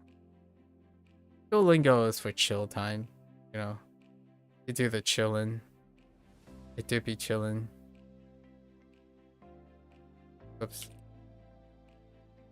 私はまだインドに行く夢を叶えていません。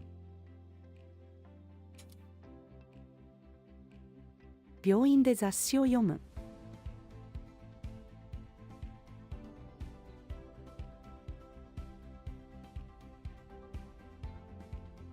明日は休みだ。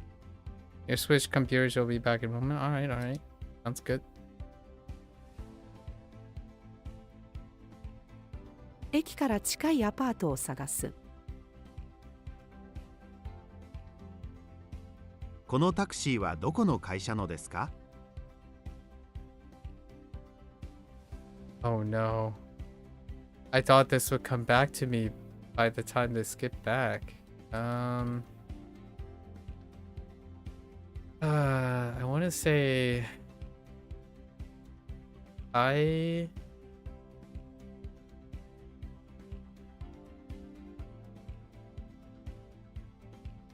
it's meat and something. Meat? No.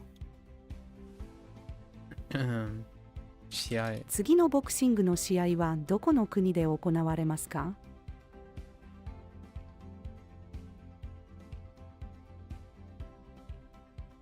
Okay.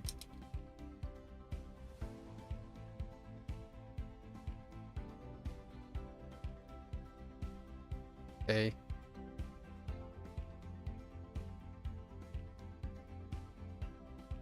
彼女は私の母です。 That's a 50-50.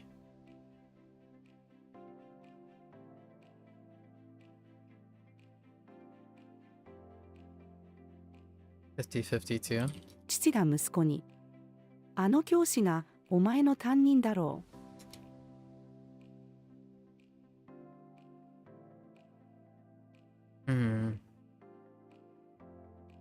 私はアメリカに住んでいます。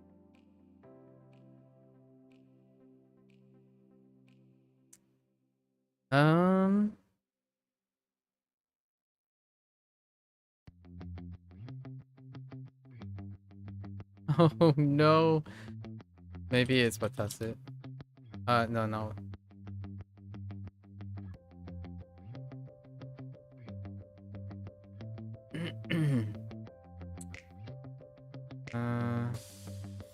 What else can we give? Ooh. That's like really. What did I learn today? So that's like super cash.「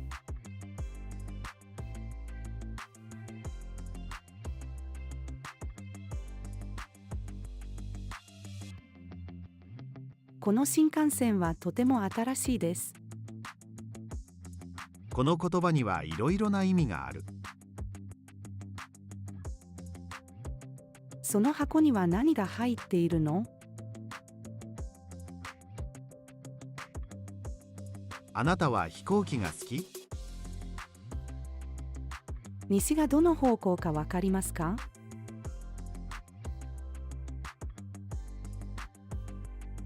？Deep. Oh boy. 私の父の声はとても太い。眠いので寝室に来ました。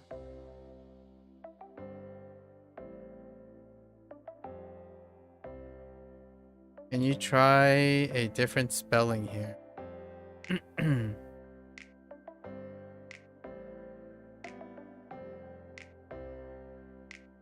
家にコップが10個あります。Okay.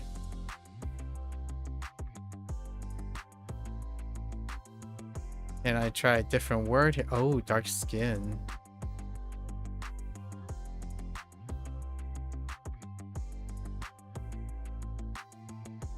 Are you looking for like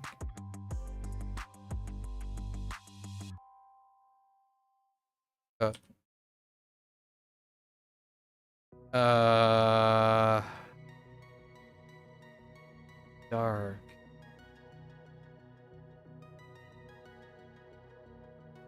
There are more people with dark skin than white.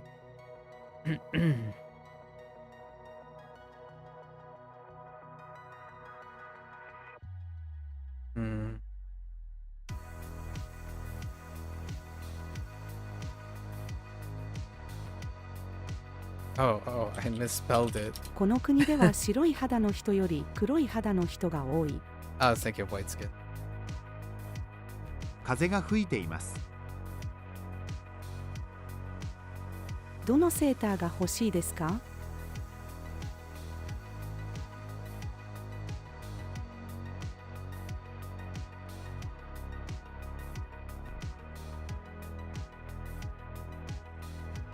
？That's not the proper ending.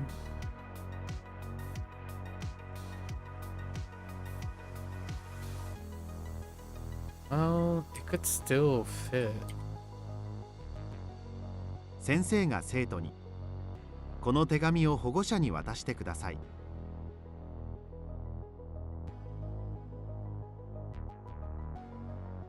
夏休みが始まります。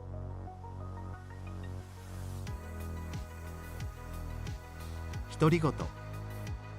テストでいい点を取りたいので、もっと勉強をしなくちゃ。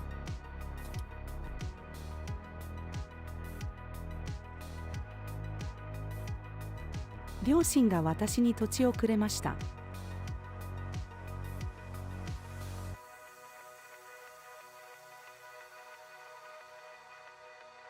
父の写真を撮る。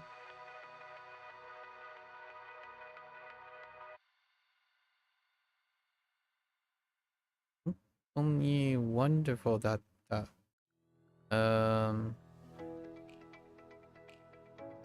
昨日の友達の結婚式は本当に素敵だった。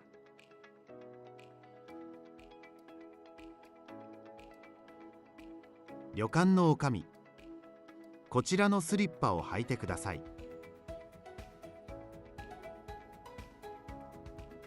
あの社長は社員にもとても優しいんです。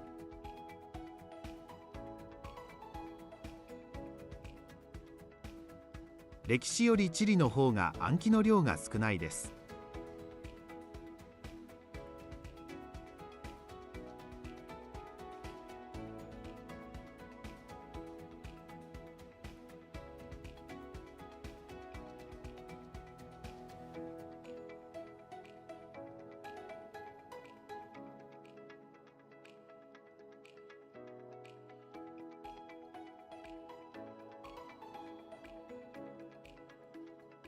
冷たいシャワーを浴びる。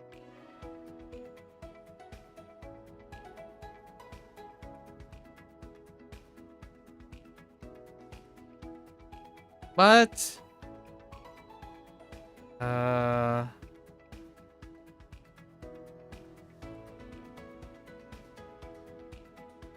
thought it was called. Oh.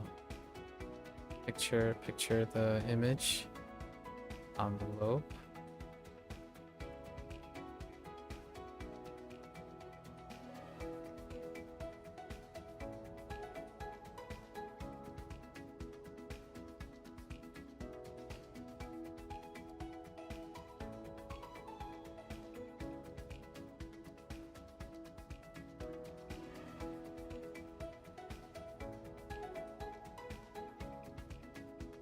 封筒の中身は何?" 封筒。封筒。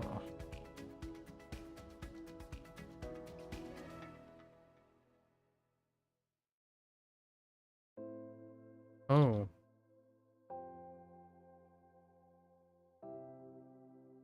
What work are we talking about here?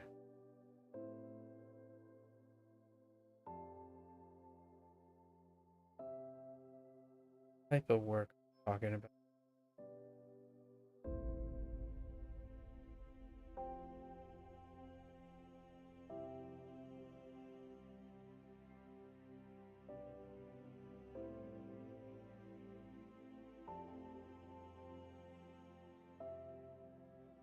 Probably like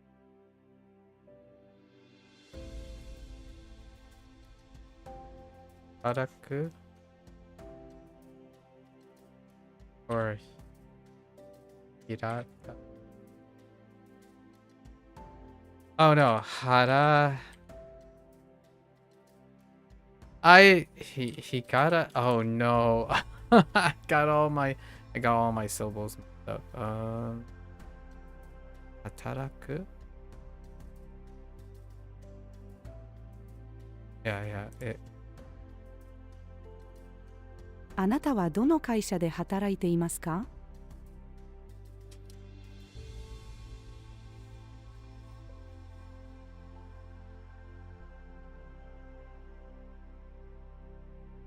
？Young.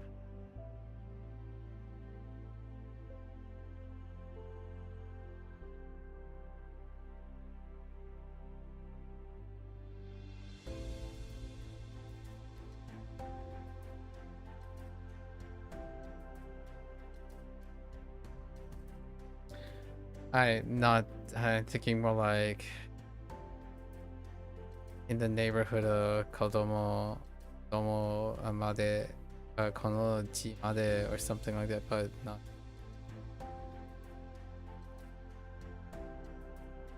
What else can you press? Oh, the wakai. 若い時はクラブで朝までオールするのが好きだった。I was thinking more like a phrase. When I was a kid,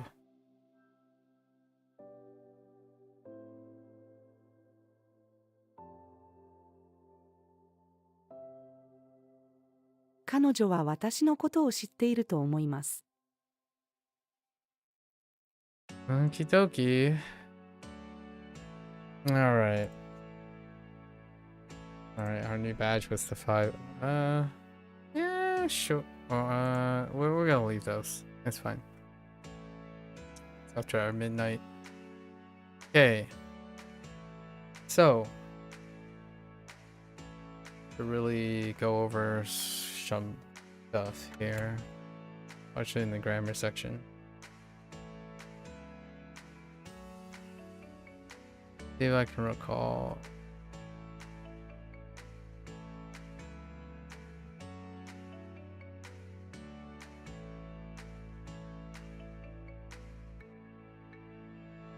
Not our new grammar stuff. So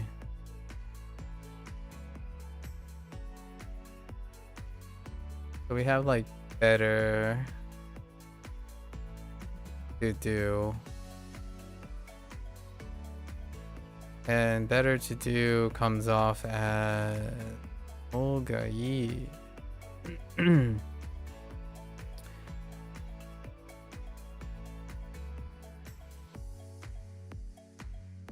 the difference is we have the verb, it's gonna be ta. And then to not was verb.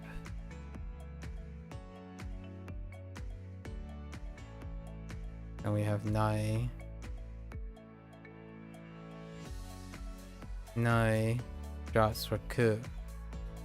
And then both of these will be linked to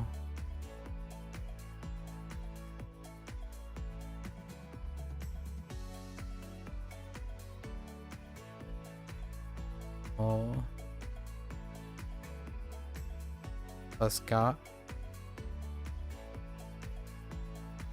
Yeah.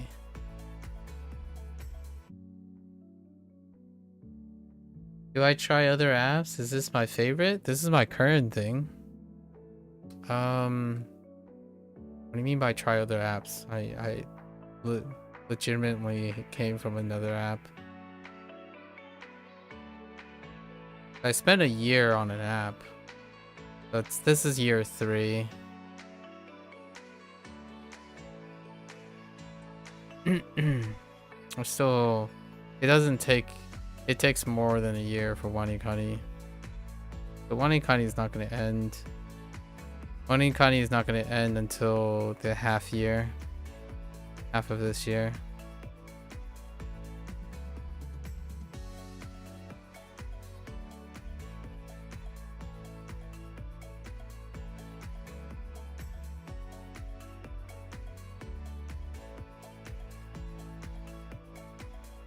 Oh, it's just on WaniKani. Wait, were you here earlier? Oh no, it was Beth. Beth was here earlier.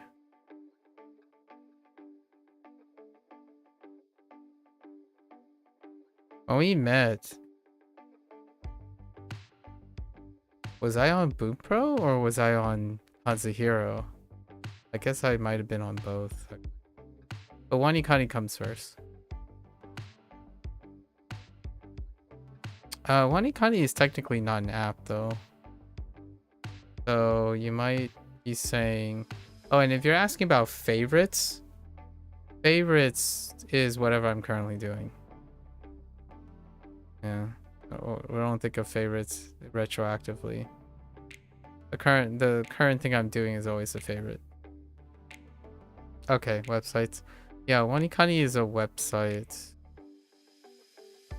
which focuses on character recognition and radicals and characters using mnemonic devices. What else we got?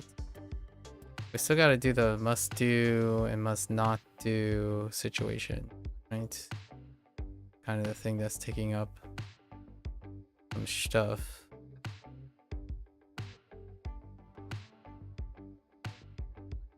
There's also it's okay for a situation.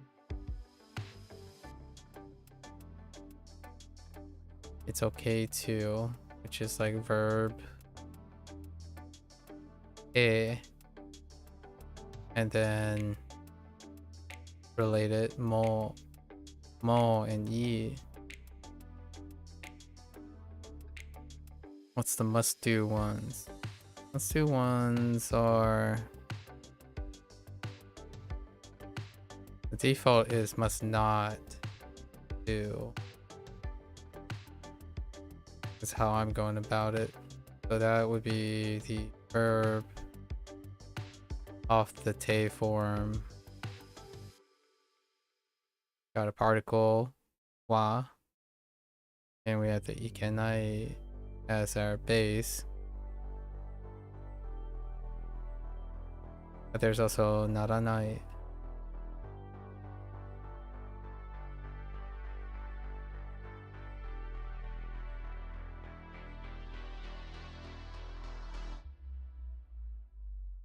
Also have truncations here, which today I've come to realize that you have, right? Yeah. And then do need the ku. Oh wait. Do I need the ku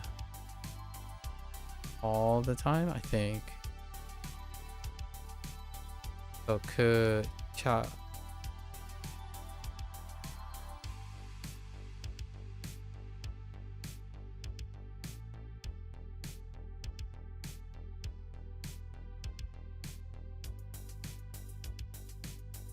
Do you know the kanjimap.com is just a tool, but you thought it was pretty nice when you learned about it?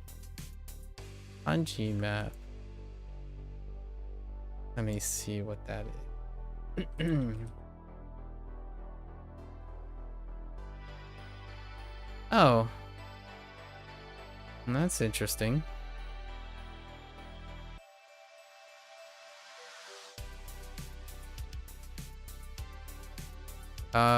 Which one are we talking about here? Hold up. Okay. Check here. Ah. That's interesting. Ooh. Oh, that's neat. That's pretty cool. No. I don't know this thing, but let's see. I'm gonna write.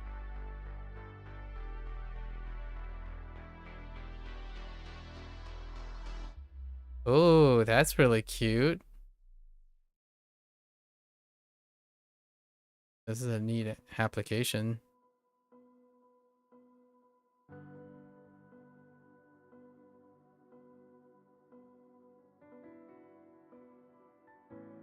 Yeah, it's called a map because it's a mind map.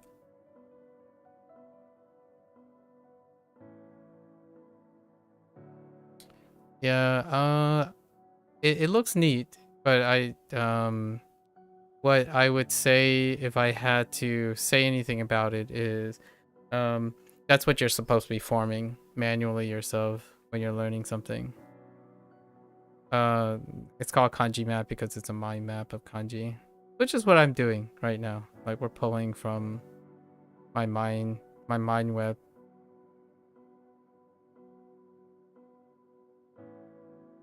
Very convenient to look up stuff though. I'll keep that in mind.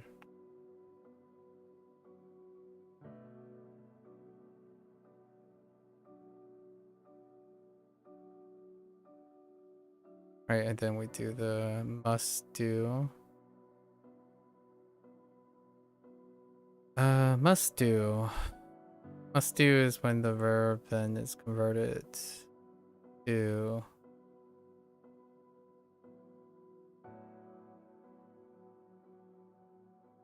night, and then we have various. Oh no, actually,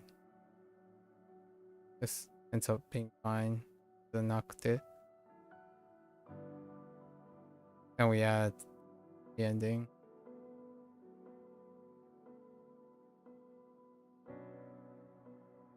Yeah, you respect people for creating free stuff like that. Yeah, even more nowadays. I know, right?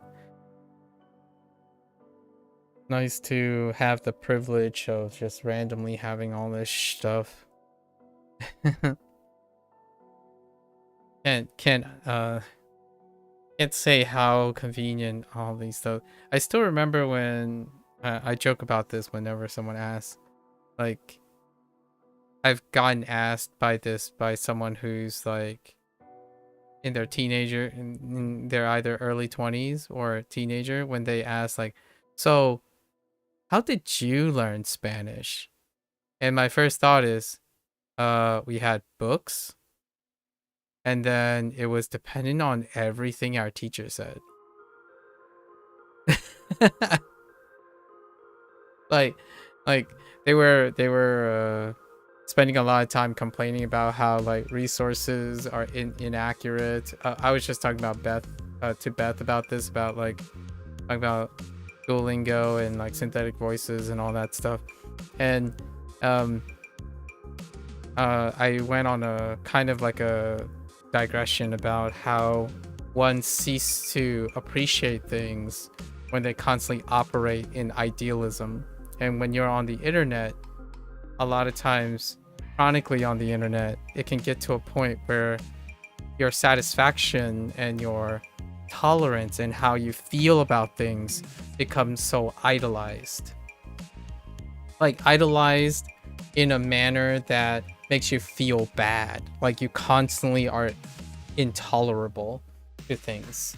So whenever like people talk about like Duolingo synthetic voices and stuff, I was trying to give it like a more realistic take, like, oh, where's this, like you have to understand why they're upset, right? And a lot of times these great tools are great. However, unintentionally, when you have like all-encompassing tools, it creates an expectation. And one of the core topics we were talking about earlier was the idea that expectation shapes someone's tolerance. And it creates that meme. The meme that I was sharing was the meme that you can, like as a human being, human beings are incapable now of like cross-referencing. So there's no like cross-referencing. So whenever you get like awesome tools, I love getting awesome tools. The cooler the tools become, the more comprehensive it is, the greater the expectation becomes. And you get to a point where when you have kids growing up in a specific age, they often think about what happens when you don't have the tool to answer your questions, or what happens when you don't have the information to answer your questions. And the response would be kind of obvious for someone beforehand, but it shouldn't be passed off as sensitive. Like being sensitive, like as a sensitivity training, you would say something like, well, you try to figure it out, right? So you figure it out by taking all the things that you do know, and then you use it in a way that helps you discover the next step, right? Or like you engage in that source of material and you try to change the nature of the source of that material to grow from it. The thing is, nowadays, the internet can make it seem like you'll never reach a point in which you have to create anything or cross-reference anything or think outside something that's provided for you. So that goes back to that whole like long digression the last day, maybe even the first time we met. You don't need to create things anymore. Yeah, and even so, sometimes they don't really search for tools or for better tools or even for other ways. Exactly. So like whenever earlier we brought up Duolingo because Beth is really on their phone a lot, and they recently discovered Wagotabi, which is something I did cover, and I absolutely love Wagotabi. It's an immersion game that for low price of $5. I'm kind of shilling for Wagotabi. I'm not affiliated with them, but it's a really fun game that is constantly being updated, and it has no microtransactions or live service subscriptions. It's a one-time fee, and they update the game usually within every 2 months, and it's a really wonderful thing to have. And at the same time, it doesn't stop people from thinking, oh man, this game, it doesn't fulfill everything that I need to do to become fluent. So therefore, I'm going to spend my time criticizing it, tearing it apart for the things that it doesn't do because the developers didn't do them. So that's kind of the other opposite things. So I love that you're saying you really do respect for creating free stuff, because me too. Like, I think the internet has become this place where entitlement I'm not thinking that any apps can do that. Maybe because of your age, you don't know. Same. I ask myself the same question. Like each day when someone says, hey, where do you find the answer for depression? My first thought is, may I ask, what do you mean by the answer for your depression? Or like, how do you improve your sleep schedule? And I'm like, what are you currently doing? And then when you understand and characterize what you are currently doing, do you know like the pros and cons of your characterize the nature of your sleeping schedule, and then use it to cross-reference many different opinions, then synthesize what is currently you characterizing in your own life, and run parallels and comparative analyses with many different opinions that are available to you online. And their first, the response would be, well, how do I know what's right or what's wrong? You test it,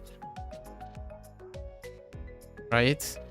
So you might be like, I'm trying to be as not, I'm like very serious about this because it's not obvious or funny or weird to the person I'm talking to or the various people I'm talking to.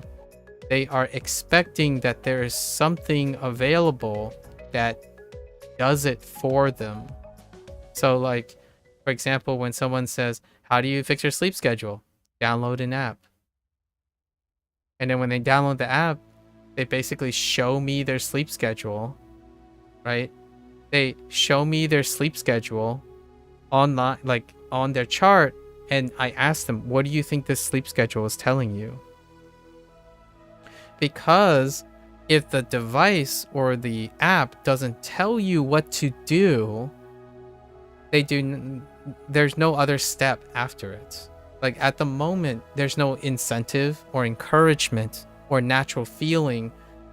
I understand that it sounds like they don't want to put effort, but it's definitely deeper than that. It's the, where do you put the effort? Like, how do you apply effort to this? So there was a time, I would say maybe 5 years back, they definitely know, like they don't want to put in the effort.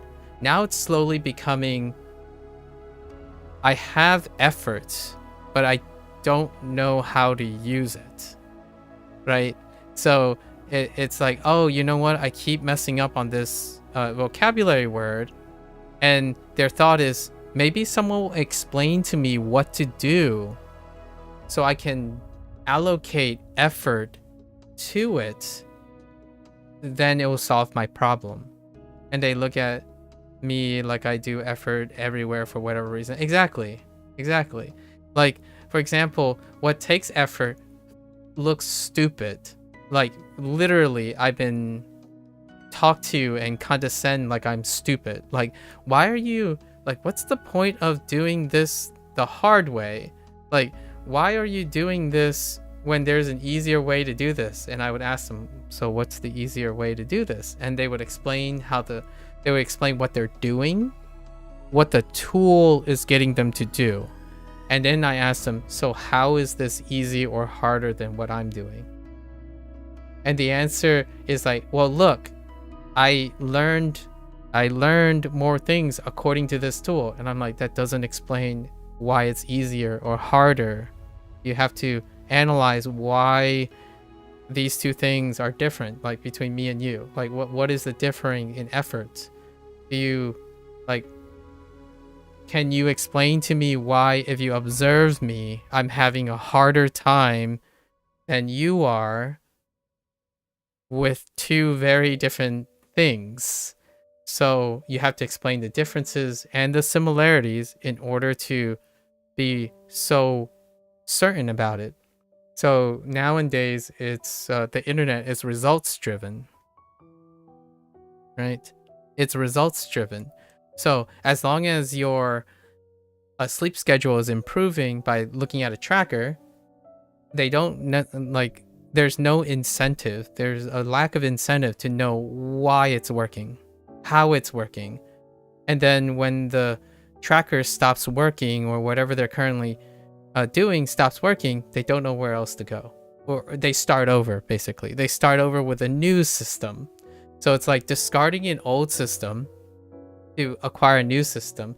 And my first thought is, well, you've done an old system, so now you can use that, what you learn from the old system, to select a better system, right? Then your next selection should be based on all of the learning experiences you've gathered from the previous tool.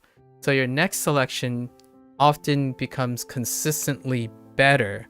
Even if you're selecting for another tool, your selection factor should be getting better.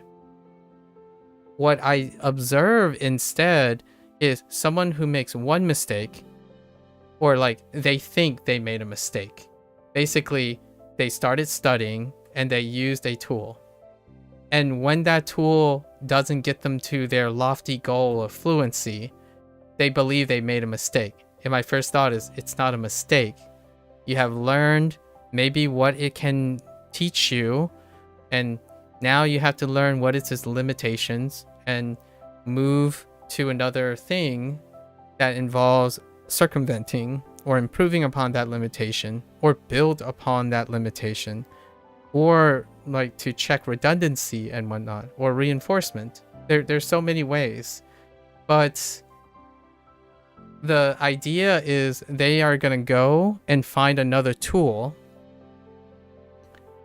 and start over from scratch. Like, not start over from not start over from scratch as in the content. The content doesn't start. The results is not from scratch. What they're trying to do is they're going to try to find another tool that meets the not from scratch, and they start over their learning system. This is what creates the sadness, the mistake feeling, the waste of time. So whenever someone says something like, oh, so you've used Duolingo before, now you're using WaniKani, are you going to start off, are you going to start where you left off on Duolingo? And I'm like, what do you mean start off where I left on Duolingo? Duolingo is Duolingo, WaniKani is WaniKani. They're two different systems. I'm going to take all the things I've learned in Duolingo, how they do things, and I'm going to see if I can also do that and combine them and see how they work together, and maybe how they destructively, usually when it comes to learning, they don't interact destructively. They usually act synergistically or additively. So the things that I do in Duolingo was lifted onto WaniKani. And then now what I'm doing here is a combination of lifting Duolingo and WaniKani's experience onto Bunpro. And then Bunpro is a more flexible system, so I can create decks off of cross-referencing Duolingo, WaniKani, and Bunpro, right? That's the idea. The reason why I know this is not the case for the people that I'm talking about is when they think about starting something, they hope they never have to change. So when you start to learn something, right, the first question they'll ask is, can I become fluent and become a master and never have to pick another tool? Because the moment they have to change to another tool, there are no transferable skills or value between the two tools other than the results. So like if you learned 2000 kanji, right? If you learn 2000 kanji with, say, Duolingo, there are actually 2000 kanji in the Duolingo course. Very close, if not exceeded that at this point. When you learn that amount of kanji, right? And then you go and look for you shop for your next, Duolingo's not putting out, you shop for the next tool. Their first goal is, I need a tool that teaches me everything that isn't those 2000 kanji. because it's results based. What they're looking for is they assume that the one way that they learned with the tool that they had is the only way to picture and understand the results that they had. So when they're looking for the next tool, they're not looking at how well they learn or how they learn the 2000 kanji. They're looking for a tool that teach them everything else outside of the results that they have. So like, for example, when someone asks me like, why are you on Bunpro? Why are you doing vocabulary on Bunpro if you already did it on WaniKani? And if you did it on WaniKani, why did you do it on Duolingo? Like, well, I mean, if they are compartmentalized, then the only way to associate them is based on their results. So all three have kanji. But the three of them present the kanji in a very different way. Like, really different. They're startlingly different. Like, 90% of WaniKani's information about kanji, radicals, and the mnemonics for the studying of the vocabulary and kanji do not exist in Bunpro. Bunpro gives you the jisho stuff, the technical stuff, and examples, you know, part of speech and whatnot. And in Duolingo is all implicit. The closest thing you get to like a actual explanation is the vocabulary word itself in translation. Everything else is implicit. It's implicit through mechanical repetition. So you have to see the comparative analyses. Like, this kanji looks like this kanji. So now you can associate, like, day looks like sun, right? Which looks like the counter for day, which, so it's all implicit. So the idea is what they see is, oh, I already know day. I already know sun. I don't ever need to look at it in a different point of view. Ever again. And my first thought is, that's fine. Yeah, depending on learning style, it can also feel so different. Exactly. Exactly. And you might be thinking, okay, so it's a waste of time, right? Like, hear me out. If someone is learning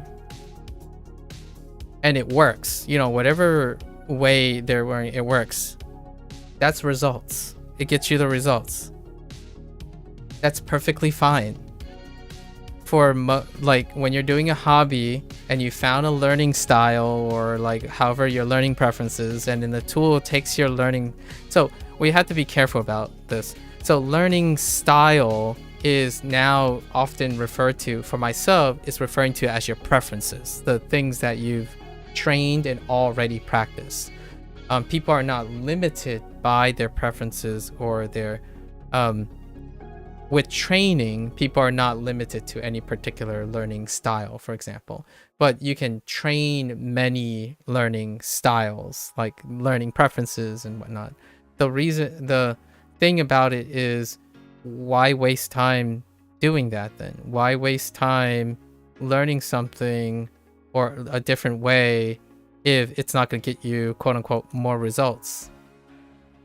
It goes back to the example I was talking about when people ridicule comparative, like when they analyze things, criticize things, constructively modify, iterate, and create. Those are necessary to have the ability to have skills that are able to tell differences and comparative analyses and whatnot. So if someone comes to you and say, this is the best way to learn Japanese, right? And then they list like one thing. And then maybe they list like 5 things that don't overlap. That is unreliable to me, personally. No offense to that other person. If that works for them, that's fantastic. But they have no comparative analytical experience necessary to even trigger their analytical skills to compare and advise someone else. It's kind of like saying, oh, I cooked the very complex omelet once and did all these things. Yeah, you're implying a lot of things into style, yeah. I totally understand that. Yeah, I totally understand what you're getting at. So, for me, when I'm thinking someone like, oh, they graduated college, so then they never have to study again. Like, never have to do that college thing again. They never have to start back from step one. They never have to refine or iterate or compare some fundamental things when they're going over things. That's what results-based things tell people, and it will work. I'm not saying it doesn't work. It definitely works. Now, the people that I talk to, you know, whenever some stranger, sorry, Revel, you're gonna catch some hairs here, possibly like some stray bullets here. It's not intentional. We're talking about hypotheticals. So the large majority of people who eventually cross my path, right? Like, eventually cross my path, they're individuals who are not necessarily looking for things anymore. Like, looking for things explained to them. Now, there are two pools. I think, Revel, you belong to a way smaller pool, which is you're looking to be surprised. You're looking for discovery. You're wandering around for discovery, not the other type, which is 9 out of 10 times. So 9 out of 10 times is someone looking for a solution. And we're talking about a solution in which it either is affirmation of what they're looking for because they have a persistent problem. The other 1 out of 10 are people who are embracing the uncertainty of discovery, which is tied to a conversation I had earlier today, which is like you're wandering around and you're seeing what suits your fancy. You're using your analytical skills to see how the serendipitous nature of what you're doing can come up with something more like interesting, like something that's engaging to you. The other side is when someone finally filters down to me, like, because I don't talk to it. I like talk to one person a day, by the way, on average, maybe not even one person a day average at the moment. When they get to this like selection factor, it'll be someone who is likely saying, yeah, I feel pretty crummy. There isn't anything that really explains anything to me. Like this person, like no one on the internet seems to be able to explain how to be successful in life, or how to make video games interesting again, or how to make this drifty feeling that I have each and every day. That's when you eventually get to a point where you would be somewhere floating around in like the dead zone of Twitch and the dead zone of YouTube, right? And of course, in that moment, I would be the one that's ranting about something like this, which is going to elicit a lot of questions. And one of the questions is, why do you do all of this if you don't need to? Why do you do all of this if it's redundant and there's no results to it? And my first question typically are, what do you think I'm doing? And it might sound condescending, which is not intentional, but I genuinely have to decide if I understand what they're saying. Like, if they tell me that I'm redundantly doing this, I need to understand what is it that I'm doing that they think is redundant, because I can understand if this doesn't have value to me, I would not be doing it. Do they really, is the person I'm speaking to really convinced that somehow other people choose to waste their time? That's one of the logical fallacies or the presumptions that happen immediately for a lot of times. Like, for example, even streaming, being on stream with no one, like someone would come by and say, hey, you know, you're wasting your time since you don't have any viewers. And my first thought was, Okay, what does viewers have to do with me feeling like I'm wasting my time? Like, well, you know, like if no one notices you, you're wasting your time. It's like, what do you do when you're sleeping? Like, there are various cognitive and logical dissonance that has to be illustrated online for someone to make the critical thinking connections. That's what's concerning to me. You never went to uni and your kind study every day in some way to keep up with your job? Exactly. Actually, I would argue that the job would likely present enough critical thinking and problem solving opportunities than uni could ever provide in a way that is obligatory. I think uni is a privilege. Going to college is a privilege. You can engage in specific challenges that may or may not be obligatory. In order to be successful at university, you have to obligate yourself to challenge yourself a lot of times nowadays, right? Like when people say, oh, I didn't learn anything from high school, it's like, but you didn't have to obligate yourself even when you're in high school. That's crazy. And then when you go to uni, you think that somehow if you don't obligate yourself to challenges, you would somehow magically learn something. It's kind of like expecting life to throw challenges at you, and you will only improve and grow when life pushes you to literally have to do it. And I totally get that. That works. It does work. That's not how I operate. Like, I went to university to know and learn how to deal, how to analyze problems that have yet to be discovered or yet to be encountered by me. So whenever I'm thinking about learning different methods, when someone asks me like, why do you like use Duolingo and before you use WaniKani is strictly better. It's like, why do you use WaniKani before Bunpro? Bunpro is strictly better. I'm like, they're not better or worse than each other. There are ways you can use them and not use them, or even combine them. Why is that important? What I usually get is that's a waste of time because they're all teaching the same content. And I'm like, well, the content is the same for certain. Well, you can't even make an argument that the content is the same. What they're talking about is the results of learning Japanese. Like the vocabulary is the same. How they're doing it is different. That was the most important part.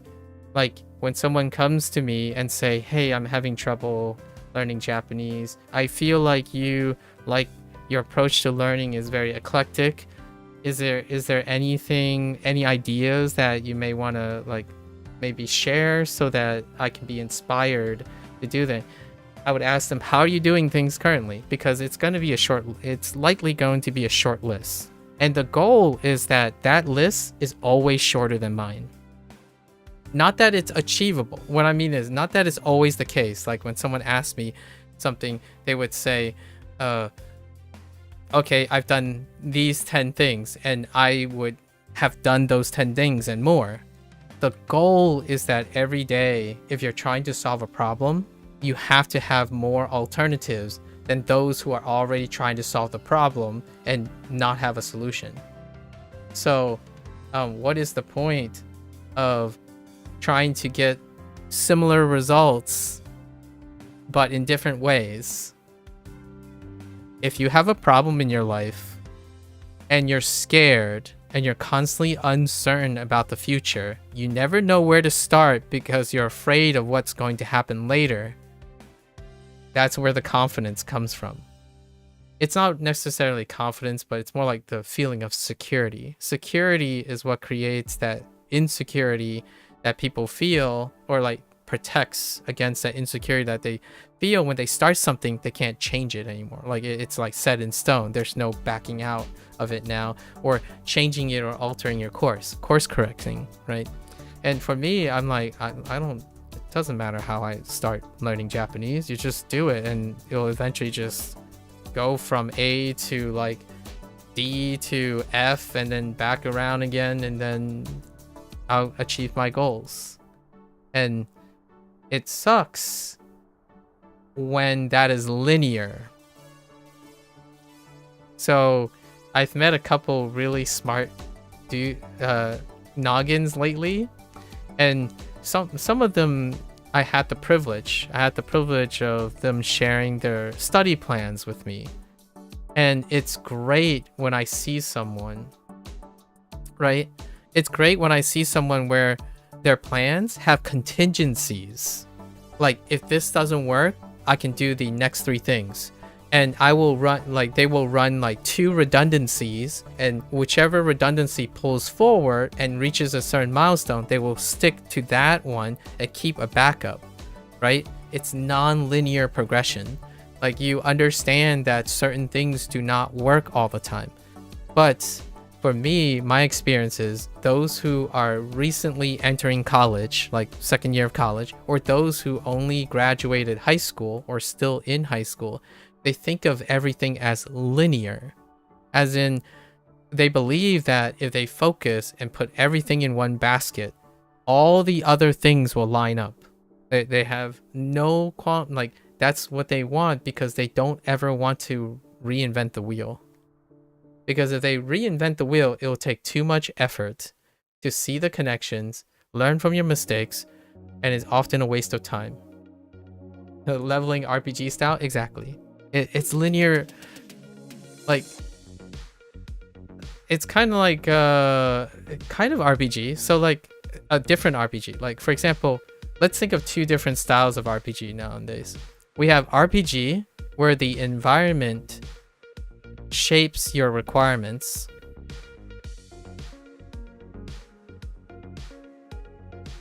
Right? So you can have both of these, obviously, but there are 2 like main leveling type of styles that have become fairly separated, but they're usually present in all RPGs, like most RPGs. And then there's leveling linearly based on stat preferences or stat style. And they do occur. Like, for example, we'll take a FromSoft game. There's a combination of these 2. That's what makes like it a dynamic process. But for me, the one that I'm trying to highlight is when people think of life skills, they're thinking about leveling stats based on their style. And their style is the only thing that either make or break their ability to be successful in the video game. So like, if you're a wizard, you want to be a wizard, you put all your stats in intelligence and charisma, right? And then meanwhile, you encounter a boss that negates all forms of intelligence. You're screwed. What are you going to do now? You have to waste all your time, because it's going to feel like you wasted your time, and start all over with a new system. You literally go back to the drawing board. You have no skills in other things, so you have to relearn. Ditch your wizard. That's what they're going to do. They're going to retrain their brain, forget that they were ever a wizard, and they're going to all in on a warrior with constitution, stamina, and power, and strength. They're going to go through the game, and they hit something that negates physical damage. What are they going to do? They're going to go and chalk it up for a waste of time again, and then go back to the drawing board and do it all over again with a different archetype. Eventually, that is supposed to lead to cross analyses. Like, they would learn like, oh, okay, well, I still need to be a wizard in some situations, so I need some intelligence, but I want to like focus on being a wizard while having some melee stuff so I can overcome it. That's usually what would happen over time, right? Like, you would say naturally, that is what problem solving and critical thinking will come up. Obstacles present that, but not on the internet. It's very different on the internet. Because nowadays, what games do is they make the game flexible. Flexible and pander. Because that's how you sell games now. And what you do is you sell them a success. So what does that look like? A game in which no matter which way you do, you can succeed because they made it so that the boss design is flexible enough that anything you put your style into, you will succeed using that style. So they never encounter a challenge on leveling. You never encounter a challenge on thinking. I legitimately am acquainted with a very bright person who has very strong aptitudes, but their skill is completely specialized even in video games. Like, they can't play any video games outside of the realm of how they level or how they play. Like, if I put a puzzle game in front of them, they would go catatonic. But they can do things that I can't even imagine doing in that way in another game because they put all their stats into that. It fits and suits their style. So video games now, especially mainstream games, pander to the target audience. They use research data to determine the build that accommodates the style that exists in the majority of their audience. So it's no longer creating simply to create out of ignorance to their target audience, because their target audience is usually looking for a requirement, a challenge, a requirement that is only felt when you need to level a skill by playing the video game. Not the same as going into a video game knowing how to succeed. That is where we are now. And for the record, it's great that you raised the RPG style thing. This type of video game is a lifestyle choice now. Like, video games are a lifestyle choice that impacts youth learning. Adults, like, if you're already 40 and 50, you've got lots of other experience prior to this. But in video games, this is how people problem solve now. Like, so when games are bad and they get the worst rating and they get like belligerent, hyperpolar criticisms when the game is quote unquote not balanced. That's not the same meaning anymore. When they say a game is not balanced, it means that their preferred style of accomplishing success is not as competitive with all of the other expected success. So like, if Elden Ring said no magic, then it would be balanced for some people. When they say you cannot use melee, it would be balanced for another people. Right? So now it's about projecting your leveling style, as opposed to understanding that all existing leveling styles is achievable by the person. So in RPG games now, most RPG games are so flexible that you can succeed in many different ways. It does not impart or obligate you to level to meet the environmental challenges. So like, oh no, like I should have not all in. So one of the fastest ways to like kind of beat RPG games and like the standard pandering RPG games is to specialize. Immediately when you specialize, you'll rocket to the finish line, right? Stack all stamina. You're just brute force because that's for the brute force style. Everything can be brute force with stamina. And then it's like stack all on strength. All you have to do is focus on your style of dodging everything and then just one-shotting a boss. Focus all on magic, so you never get into contact in melee range with a boss because that's your particular style. Alternatively, you could play a game like Persona where if you stick to one strategy, hear me out, it happened to Persona 2, by the way. Persona 3, the original Persona 3, had mechanics that quote unquote, that required that you cycle characters. But when they went to make Persona Reloaded,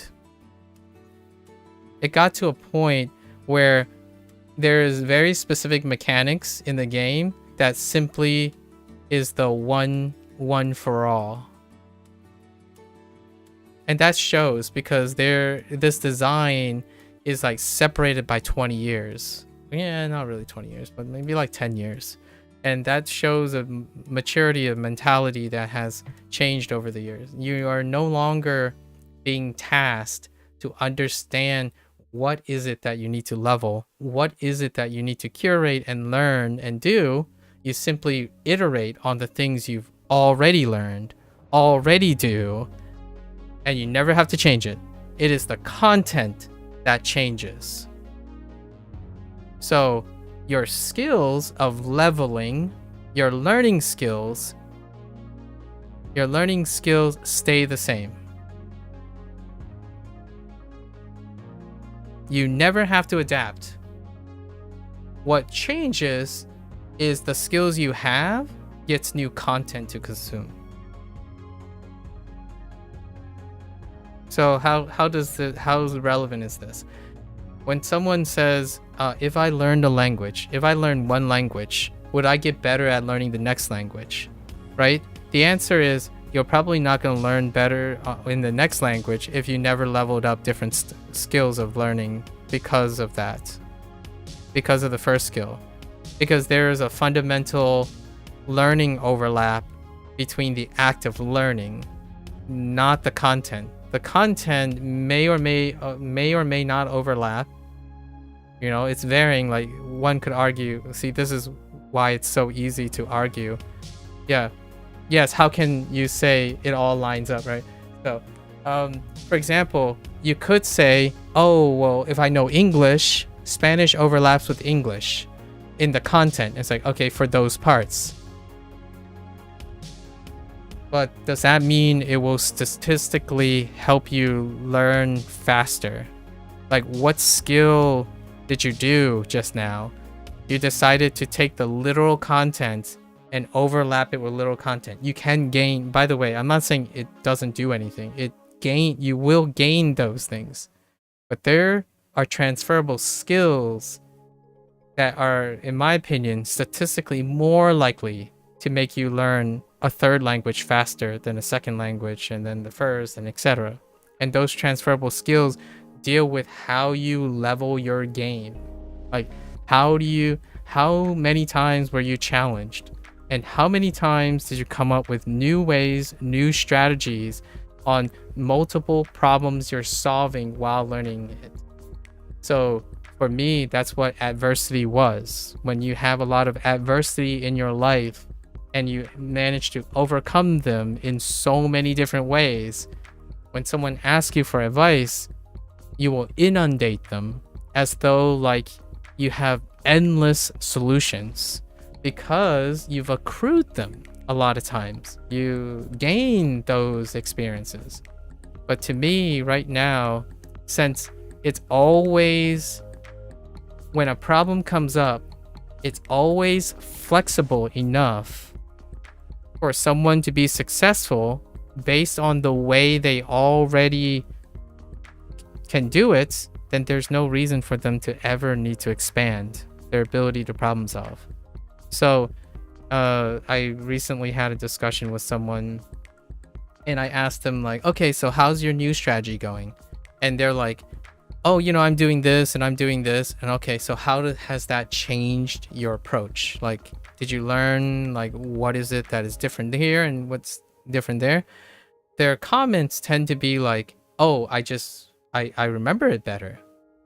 I'm like, like, what did you learn? Like, how is it better? They're like, well, I memorize things better. I'm like, okay, and why and how is it better? Because the reason why, if they don't do that, in my opinion, they cannot transfer that. There will be no understanding of why it works. So the next time they go and learn something else or encounter a problem, they wouldn't be able to iterate on it. Like, oh, I just realized this part doesn't work, so I'm going to tweak this part and keep all the parts that are still working. Instead, they would discard their current line of thinking and start over and encounter the same problem. They're not building on something. They constantly start over from scratch. Like, oh man, the wizard compartmentalized like to maximum event. Like, it's shocking to me how many times someone can encounter the same problem in different ways, because they're constantly relearning things, not building on things. That's mostly what you said when you said you're relearning how to help people. Oh, okay. I see. Yeah, like, it's so difficult to like suggest that when you make a mistake, it's never a waste of time. Like, when you do something, you have learned a lot of things that did work and a lot of things that didn't work in the process of doing the thing that didn't provide results. So you mostly help them directly on one problem. I see. Yeah, that'll get you very good at solving that one problem. Possibly. If you're lucky enough to like have the skills to solve that one problem. It does take a while to accumulate like other different types of problems. So you would like need a lot of one problems to get there.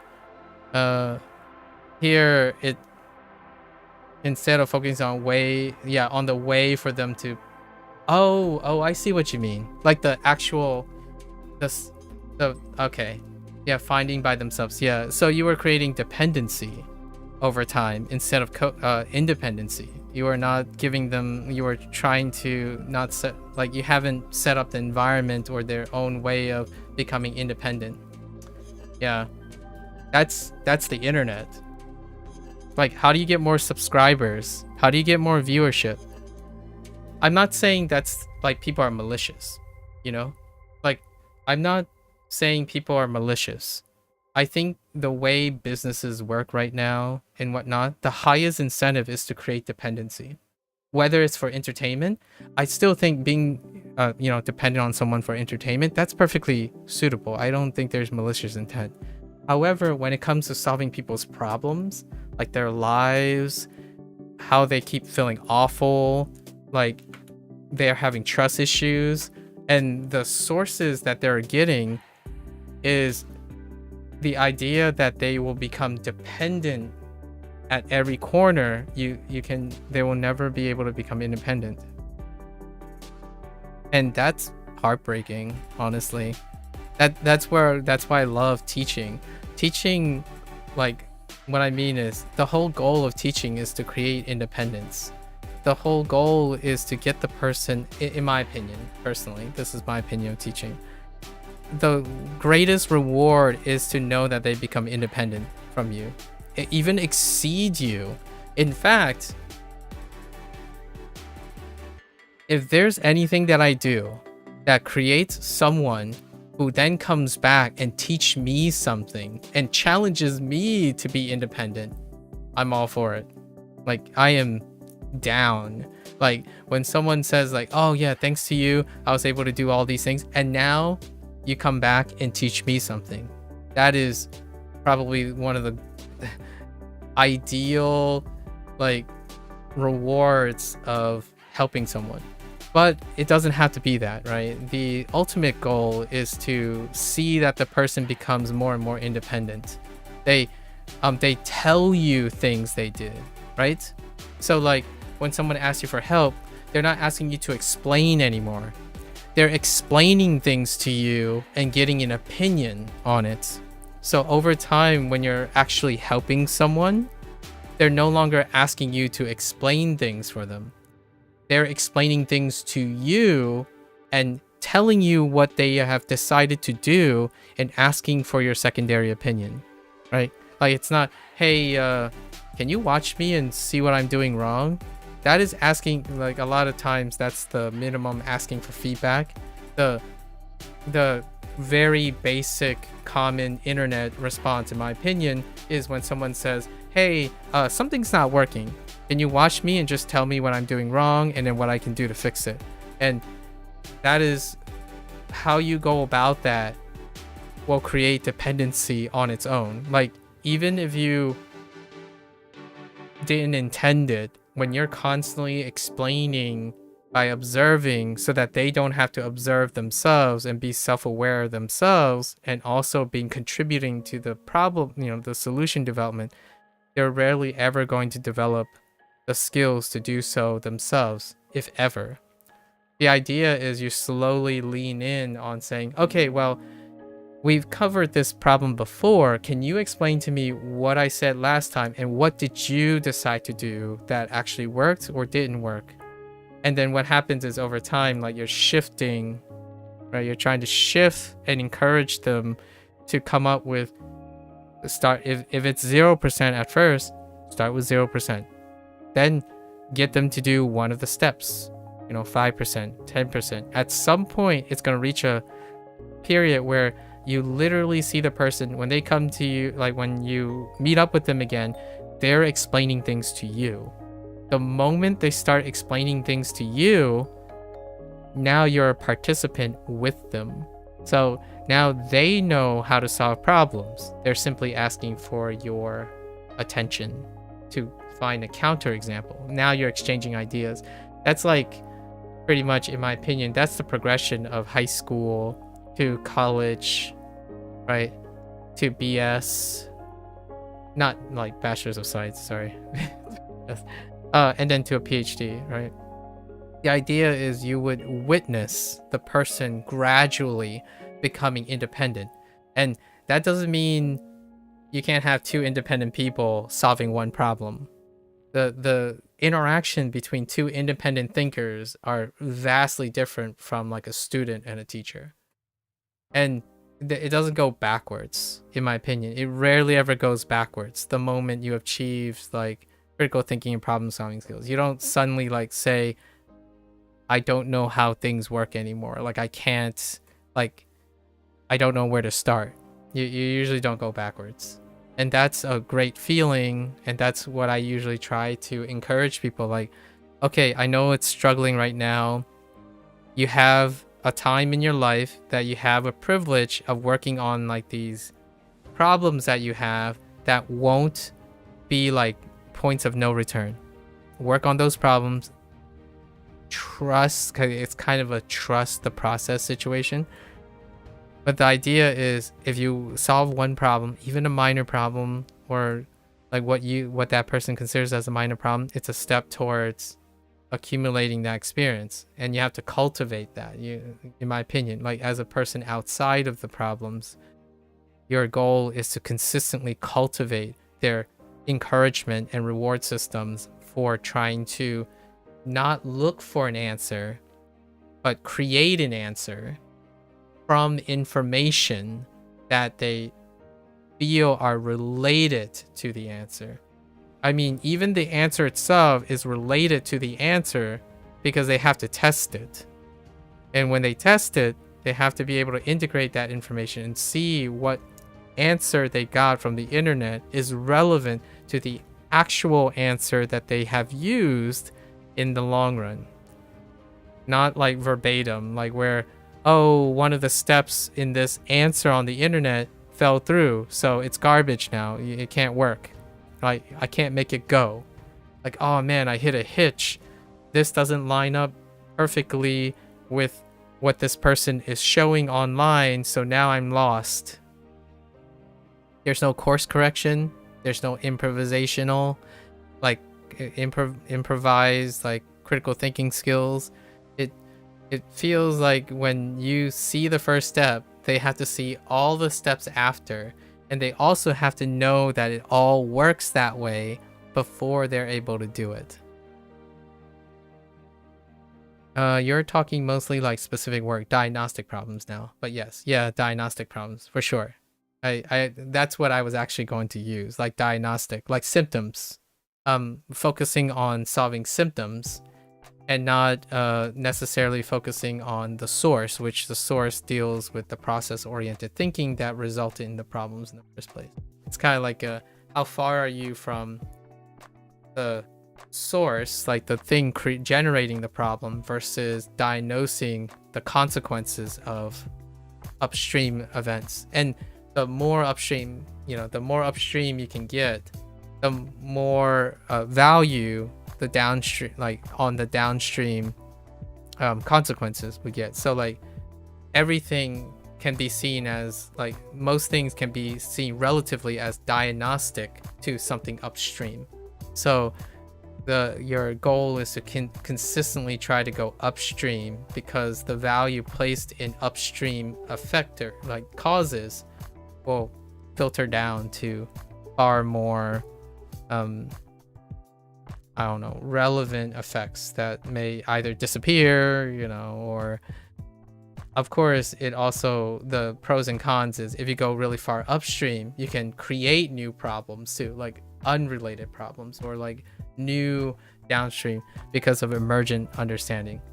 The pros and cons on both sides, obviously, but it's to distinguish between diagnostics and like mechanics, like changing source mechanics, like the upstream, like producers, the creators, and then the consequences and results at the end. Instead of helping them to progress, they were hunting for an answer again and again. Yep. That's kind of where I'm stuck right now.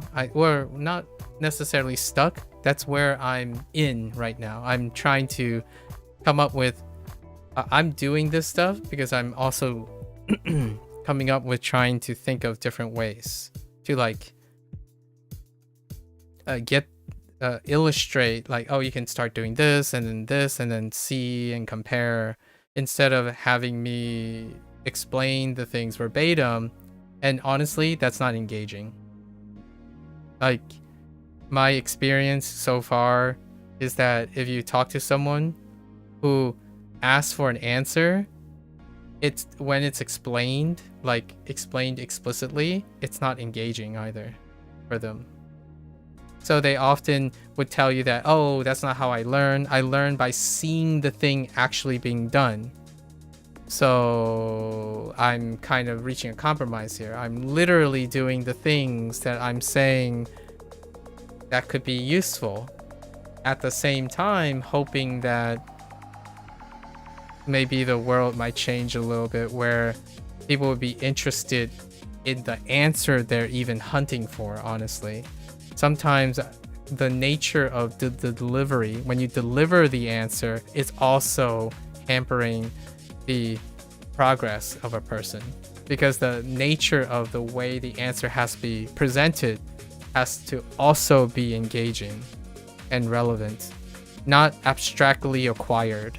So like if you say something that's entirely unrelated, and it's difficult to what they already know, that answer also fails to connect with them, even if you're providing an answer.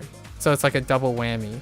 The answer is not only not engaging to them because it's not related to something that they can do, which you have to present. You have to present an answer that's related to their existing skills. So you have to profile them enough, profiling them in a sense of asking them enough questions to present an answer that's relevant to it. And at the same time, also figure out an answer that would encourage them to create independently new solutions. Very, very tough. Because then you also have to balance, if that answer is exactly what they're looking for, then that means that they wouldn't learn anything from it. They're simply seeking affirmation. Like, for example, if they think they suck, like you have this person who's really depressed and they say, I suck at everything. And if the answer is they suck, if you want that, like they're fishing for being told that they suck, right? That could also go down a different road. So we have like the three major things for answer seeking people. You either affirm what they believe, which means they don't learn nothing, right? They learn nothing, and they also learn nothing about you either, or the relationship between you and them. And then they either have the answer, get the answer, but it's not engaging. So it's very similar to not saying the answer at all. When you combine these two, affirmation and looking for an answer that's not germane, what they would do is then they would use the answer they're looking for and only filter in the answer that's not engaging, just the bits that are affirming what they're doing. So if you provide an answer that's not engaging, but they are also fishing for an answer, you will likely, whatever you say, only the relevant bits will be taken out of context and reinforced their answer they're looking for. Like, for example, you could be talking about all the bad stuff about something, and then suddenly you mention some good stuff, right? And then you mention more good stuff than bad stuff. They would only hear the bad stuff if they're looking for bad stuff. If they are looking for good stuff, they will only hear the good stuff. And then the third icing on the cake is that they would not become independent, because they would have an inability to create by synthesizing what you said and what they're looking for. And that's kind of like the steps along the way for independence. Like, they would have to be able to eventually do all three of those steps together. They can discern the moments and the periods that what they're looking for, because they know those things work or don't work. They can be interested enough to synthesize new information while still knowing what works and don't work. So they're comparing opinions, like comparing feedback. Answering someone's question is, in my opinion, not feedback anymore. The thing whenever someone says, oh, well, what's the point? If I ask a question, isn't that feedback? It's like, no, it's not. Feedback is more than that. Like, technically you can qualify as feedback, but feedback doesn't end there. Feedback involves someone participating and you participating in interacting, right? If you're constantly getting answers, that's getting answers. That's not feedback you're using. You're using none of the feedback. You were provided the answer. What are you feedbacking to? Like, what are you building? It doesn't have a thing that you're using the feedback for. So that's the vicious cycle that happens. Someone believes they are learning and getting better until the source of their solutions and answers disappear. And then they're lost. So oftentimes we'll make it come back to Japanese language learning. Someone would be like, they finally learned the 2K deck, the 2000 kanji deck. And now they would sit there and say, now what? And what they would do is they would probably go to a forum and say, hey guys, how do you bridge the kanji to sentence gap? And then you would hear a lot of advice, right? The question is, depending on the person's critical thinking and problem solving skills, that advice mileage will vary dramatically. You could have someone who comes by and say, oh, you just do step 1 through 5. And then that person's like, oh, okay, I guess. They would pick, usually, in my opinion, they would pick the thing that is step by step, and to me show no level of maturation in learning the language. Because if you immediately think that you're out of beginner and you're getting into your intermediate step, and your first thought is someone who is your stranger who like describes something and they just give you like 5 steps and you're like, that's what I'm looking for, like that's exactly what's going to do it. My first thought is, it sounds like you didn't learn anything. Like learn anything about learning, not learn anything about like Japanese. I'm sure you learned a lot of Japanese.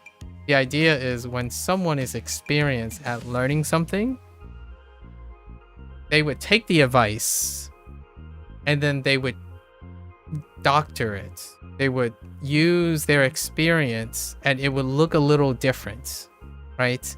So when someone tells me like, oh, hey, this guy has a lot of good advice, right? Like this video has a lot of good advice. You should check it out. and I check it out and I'm like, okay, I have a lot of things to say about all their points.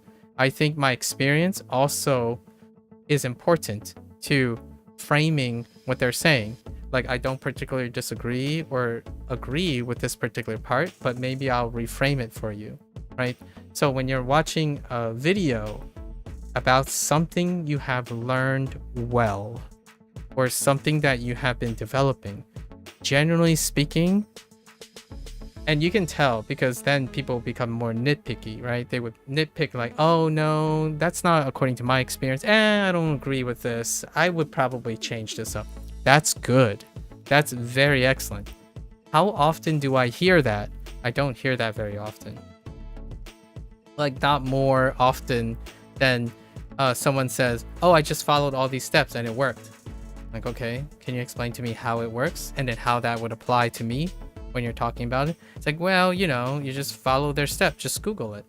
And I'm like, that doesn't tell me that your advice you're telling me came from a place of experience. You did not explain the process. You gave me a solution. If you gave me a solution, then how do I know it even works? So then I go and look at it and I would come back and tell them like, okay, here are my opinions, right? I saw this person's rationale and all of that. Here are my changes that I would do because I have a lot of experience in this area, right? But that other person I'm talking to, in my opinion, they should have had opinions about the method because their experience would change up a lot of the methods. It's very super rare, like in my opinion, is incredibly rare unless like you're a 13-year-old or like a child, right? And that's not a bad thing, right? We're talking about children do not have the basis yet or the experience to form higher relations until they actually have the experience. But generally speaking, when someone explains to me their method in learning, if they do not explain anything other than citing someone else's answer, then there is a very real chance, highly likely chance, that they did not learn anything about why it works to even be giving me the advice. That is kind of how I feel whenever someone says, oh yeah, I'm a linguist, and based on my linguistic experts, these are the problems with this product. And I'm like, okay, that's a very bold statement. Can you clarify? But they usually don't clarify in their explanation. So my first thought is this is someone who overreaches because they don't have professional experience. And to me, they would have to prove it. They would have to, like, I'm not saying they don't. Maybe they are a genius linguistic person or a communication specialist. The idea is I have experience understanding when I see other people have experience. So even in a bad place, you gotta also know that when you're like, I want to say something very serious to end like this particular digression in a word of caution, so to speak, but also encouragement. Experienced people can see problems, and when they talk to you, right, two things. We'll start with the negative thing. The negative thing is, if you're hurting and you have problems and you have no problem solving skills and critical thinking skills, be careful, because then it makes you vulnerable to grifters. You become vulnerable and you can be targeted. That's the negative thing. Now I want to counter it with a positive thing. Experienced people, when you're asking for advice, there are really wonderful early telltale signs of someone who is experienced and could possibly more likely present an independent working solution for you, like to encourage you to develop yourself.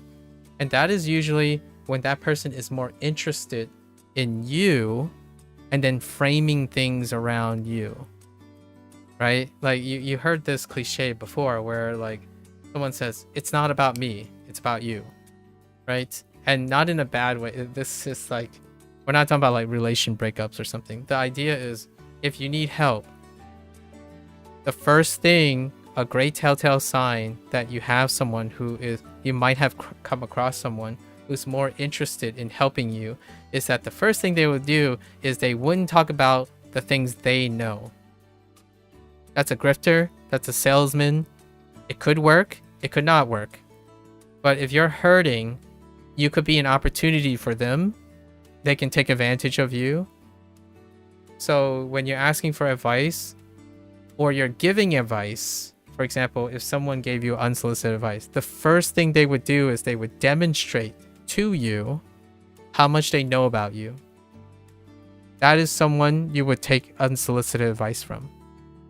If they do not demonstrate, in my opinion, personally, if they do not demonstrate that they already know a lot of things about you, or even establish rapport, like in some way, that advice, if you're in a vulnerable state, is probably going to take advantage of you.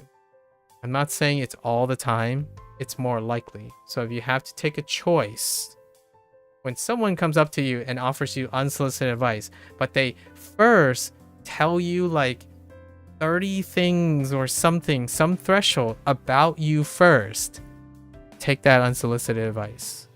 Because the likelihood of someone coming by who cares so much about you while giving unsolicited advice, that's astronomical. There's no reason for someone to say like, hey, I noticed that the last 300 days, I noticed that you had a pattern of like decline around day 50 to 91, and I can relate to that, but let's focus on what I noticed. I noticed that you had a propensity, and then there's like, I have some advice about that. I've had this problem too, so this is my approach to that. Take that advice. Right? That's the advice. That's a good guy. That's a good person. When someone gives you like, hey dude, hot take, Duolingo is garbage, you don't take that advice. Like I'm gonna say, like, I'm not even being like, I don't even think that's a hot take. That's how much I firmly believe it. If someone doesn't demonstrate that they have knowledge of you before giving unsolicited advice, the chances of that advice being relevant to you is like nearly non-existent. They're iterating on a solution. How is this related to the other side? They're iterating on a solution that they found because they don't learn about the process that they're talking about. So like if everyone uses Bunpro to become fluent in Japanese, and someone goes by and is like, hey, you should use Bunpro, a lot of people became fluent in Japanese. That's not advice, that's solicitation, in my opinion. That's someone who blanketly transferred the results, echoed the results without understanding how that even works. Like my first question, like if I still give the benefit of the doubt when you're not hurting. So if you're not hurting and you're not fishing for help and whatnot, if you're experienced person, the first question you would probably ask is, hey my man, you said Bunpro is the best thing since sliced bread. Explain it to me in order for you to convince me, because I'm not hurting, right? Like I'm not desperate for a solution to a problem that somehow you see, so that's why you're soliciting me, because you didn't demonstrate how you know I have a problem. You didn't even convince me that you could see a problem that I don't have yet. So if you're gonna tell me that Bunpro is the best, explain to me. And a lot of times, hear me out, it's not really Bunpro. I'll use Duolingo as an example. Most people, when their unsolicited advice is that it's not because the thing that they're doing is successful. They tell me what I'm doing is not going to be successful. That's lower than a grifter, in my opinion. Why is that lower than a grifter? They aren't even giving me advice. They are telling me what not to do.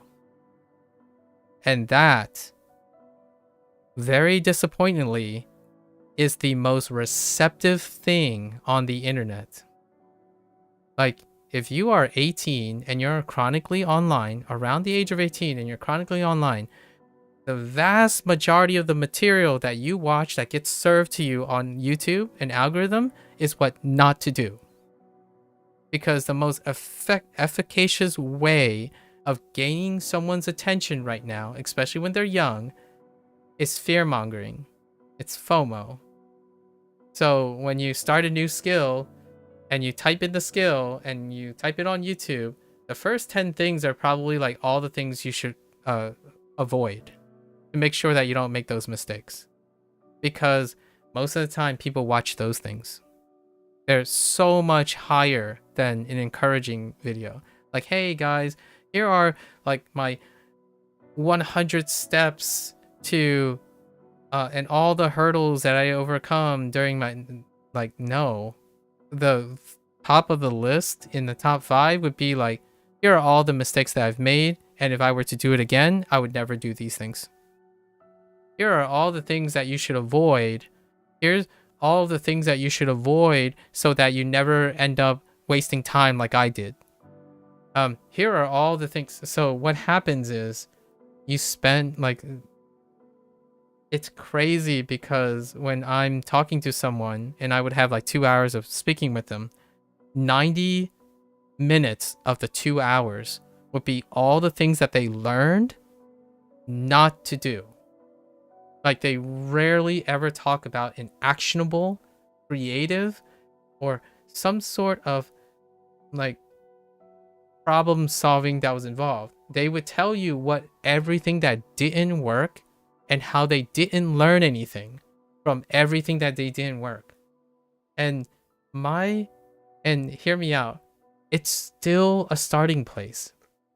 And recently, in like a few examples in the background, like these are nebulous people. I don't want to like overstep my privilege, right? I don't do this professionally, but I still have common courtesy and my personal professional integrity that's unrelated. It is so amazing when I hear them after like 6 months to a year, when they start talking about all the things that are working. And when they know that they are working, they're talking about how it can be improved. And in all the things that they tried that didn't work, they're modifying from that experience to work on top of the things that they're working. So instead of constantly spending timeless hours, like just endless hours of preparing for all the things to avoid, they're doing things and working on the things that they're not supposed to avoid, like doing the task. And that's pretty crazy. I can, like, here's a really big hot take. This is connected to procrastination. Like, I thought procrastination often, back in the day, procrastination is more like, I don't want to do it, but I can do it at any time, so I just push it off to the end.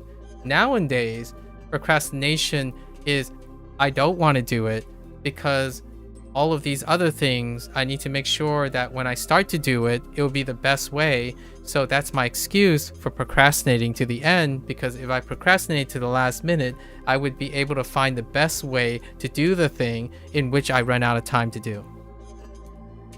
That's the reality. That's what happens, honestly. Like, I would wager more than 50% of the time when I ask something, okay, so why did you wait till this time? It's like, oh, you know, I procrastinated. And it's like, okay, so what are your motivations in procrastinating? They would say something like, well, I was researching about all the things I needed to do, and I kind of didn't want to do them, but I wanted to make sure, even if I don't want to do them, I'm pushing them off for a good reason, because I need to make sure all the things that I could do wrong first.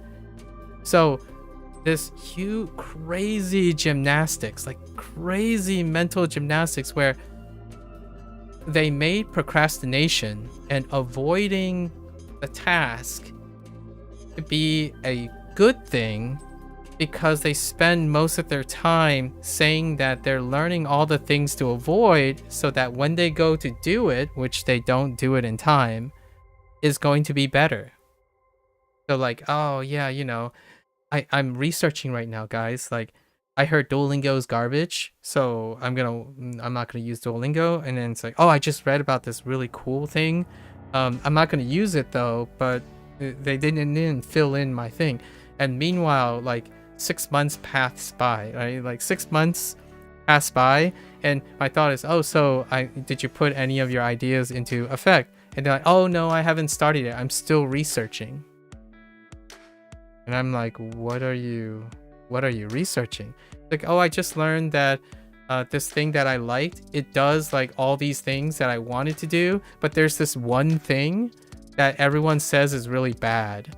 So I need to go and find another thing that does all of those things and also that not bad thing. Rarely is it good enough. It's rarely ever good enough. Like, crazy. Let's see what you said. But instead of helping them, okay, and they are thinking in some way that they cannot attain your level anyway. Yes. Oh, actually, hear me out. When you say they cannot attain my level anyways, most of the time I demonstrate to them not only can they attain my level, I'm expecting them to exceed my level. Because what they're going to do is not the time I use myself. So, like, the way I ground the level thing is I tell them where I used to be, right? Like, you're 17. Let me describe to you some of the stuff that can be relatable when I was 17. Like, in fact, I would even argue that you might actually be ahead, which is good. You have to be willing to understand that there's a huge time gap between where you may be in the future and who you will be and the person you're talking to was and have become to be, right? So, and you never saw you as better and you're not better. You're just constantly searching and learning and making more mistakes, faster mistakes, but trying to learn from those mistakes. Exactly. And the answer has to fit the level of understanding. Yep. To go just a little bit higher, but not too much, right? For them to quit, basically. Yep. And then the other difficult thing was all the vicious interacting cycles that could defeat basically the idea of trying to get someone to reach for a little bit more each time. Yeah, and they are more afraid of mistakes than everything. Yes, mistakes. See, here's the thing. They are afraid of mistakes, but mistakes are not mistakes until you make them. They are so afraid of mistakes, and when I mean they, anyone who's very healthy, when this is not addressing, healthy, strong, tolerant problem solving, or like balanced or good enough problem solving. We're talking about people who spend more time planning for things that haven't happened yet. They are not mistakes until they actually happen. You might not even encounter those mistakes. There is, and I'm not saying it doesn't have any value, there is value to understanding potential mistakes. That's different from being afraid of them and making those mistakes, right? If you're afraid of the mistakes you're reading about, to me, that is a flag for lack of problem solving skills and lack of critical thinking skills. And my first task often is, sometimes it's not even learning the thing. It's more like learning the content of the thing. It's more like, let's go test your problem solving skills. Like, we need to test your critical thinking and problem solving skills. That's where you have to build more confidence in that. Because if you when you read about a mistake, usually the mistakes you become less afraid of the mistake, right? But you should be also not afraid of mistakes that you don't know.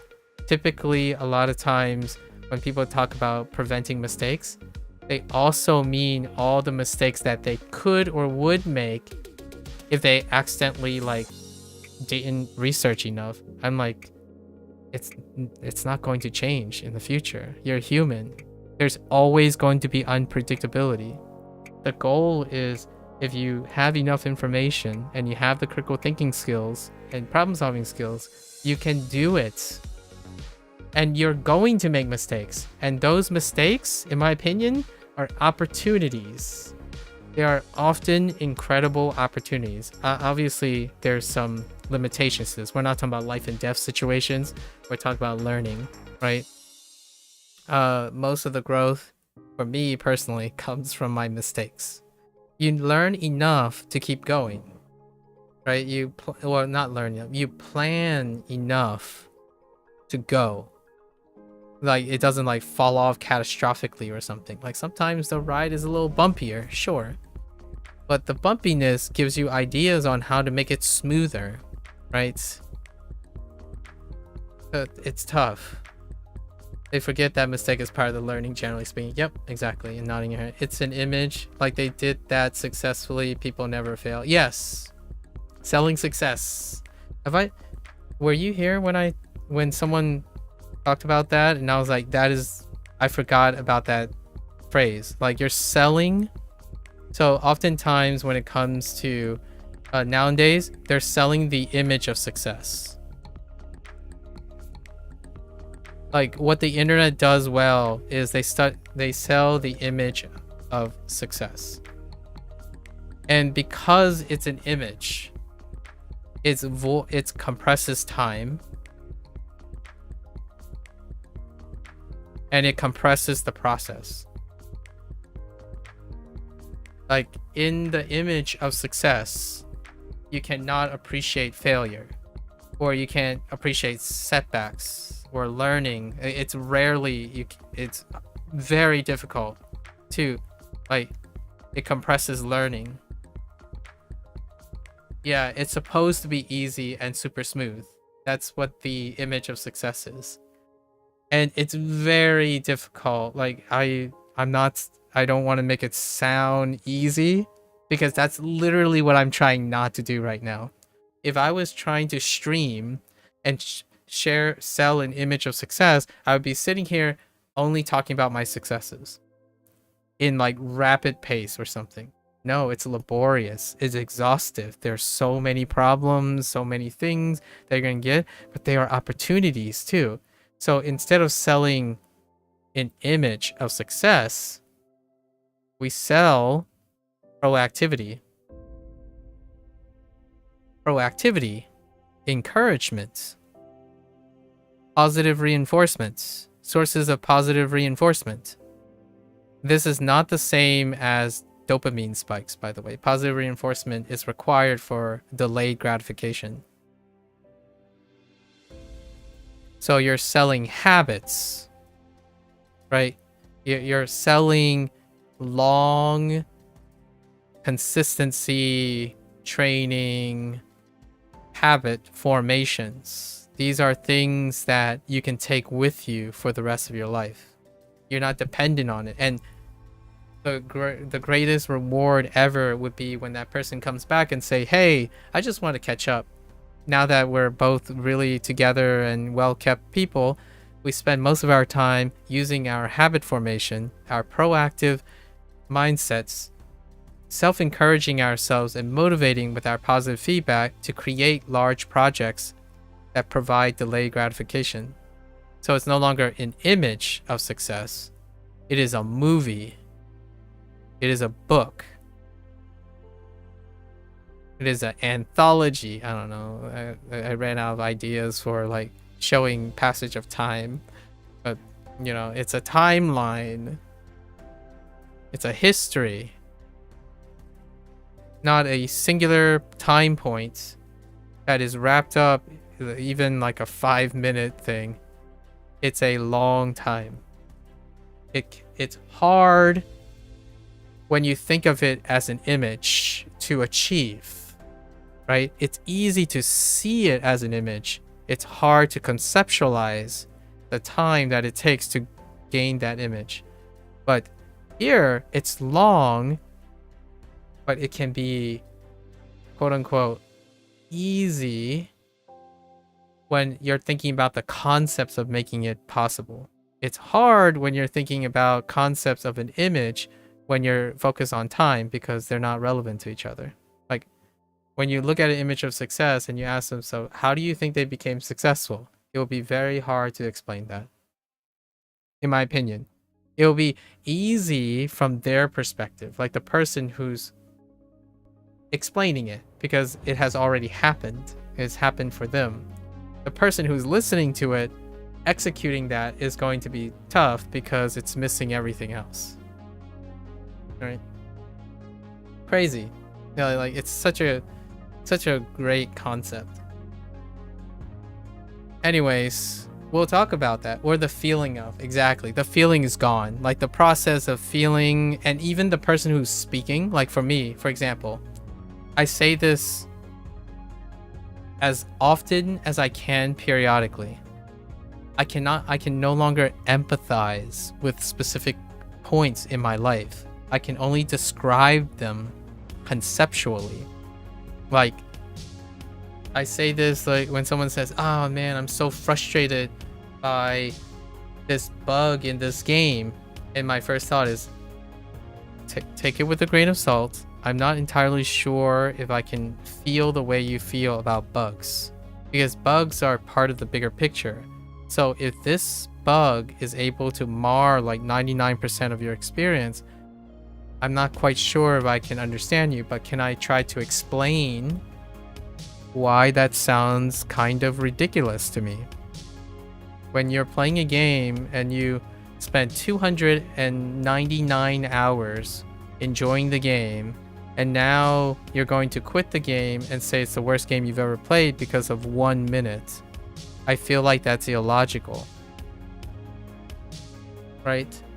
So the idea is, all right, I can't really feel the way you do, but may I offer like something that my perspective might be able to change or alter in some way? That's kind of where I typically go. Like, hey, if you want facts, when I was a kid, I was socially awkward. Like I had a very hard time. Like I had a hard time, but the facts are nothing changes history. I was socially inept. Like I didn't have the socialization skills, much like the same time when you are, you know, like whoever I'm speaking to, they're usually around their teenage age or early 20s. I still was socializing then too. That doesn't mean I can feel that anymore. Like that doesn't mean I understand how they feel now. I can tell you the facts of something and hope that they can develop the feelings that they have now, because I only see my past with fondness. Like if I was telling you, oh, I'm still hurting, or here's like the double edge, right? If someone tells you, this is the fear mongering that happens so often, like FOMO and fear. When someone like a grifter sells you fear, right? They would say something like, oh, you know, when I was a kid, when I was 18 years old, guys, you don't want to be like me. I still remember, and it still makes me angry to this day that this thing and this, that happened. My first thought is, do you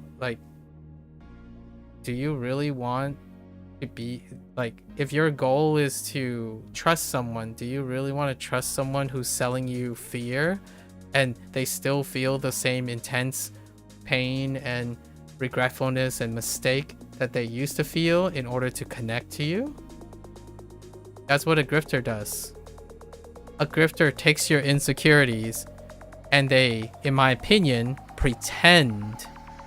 Or if they're earnest, they have problems too.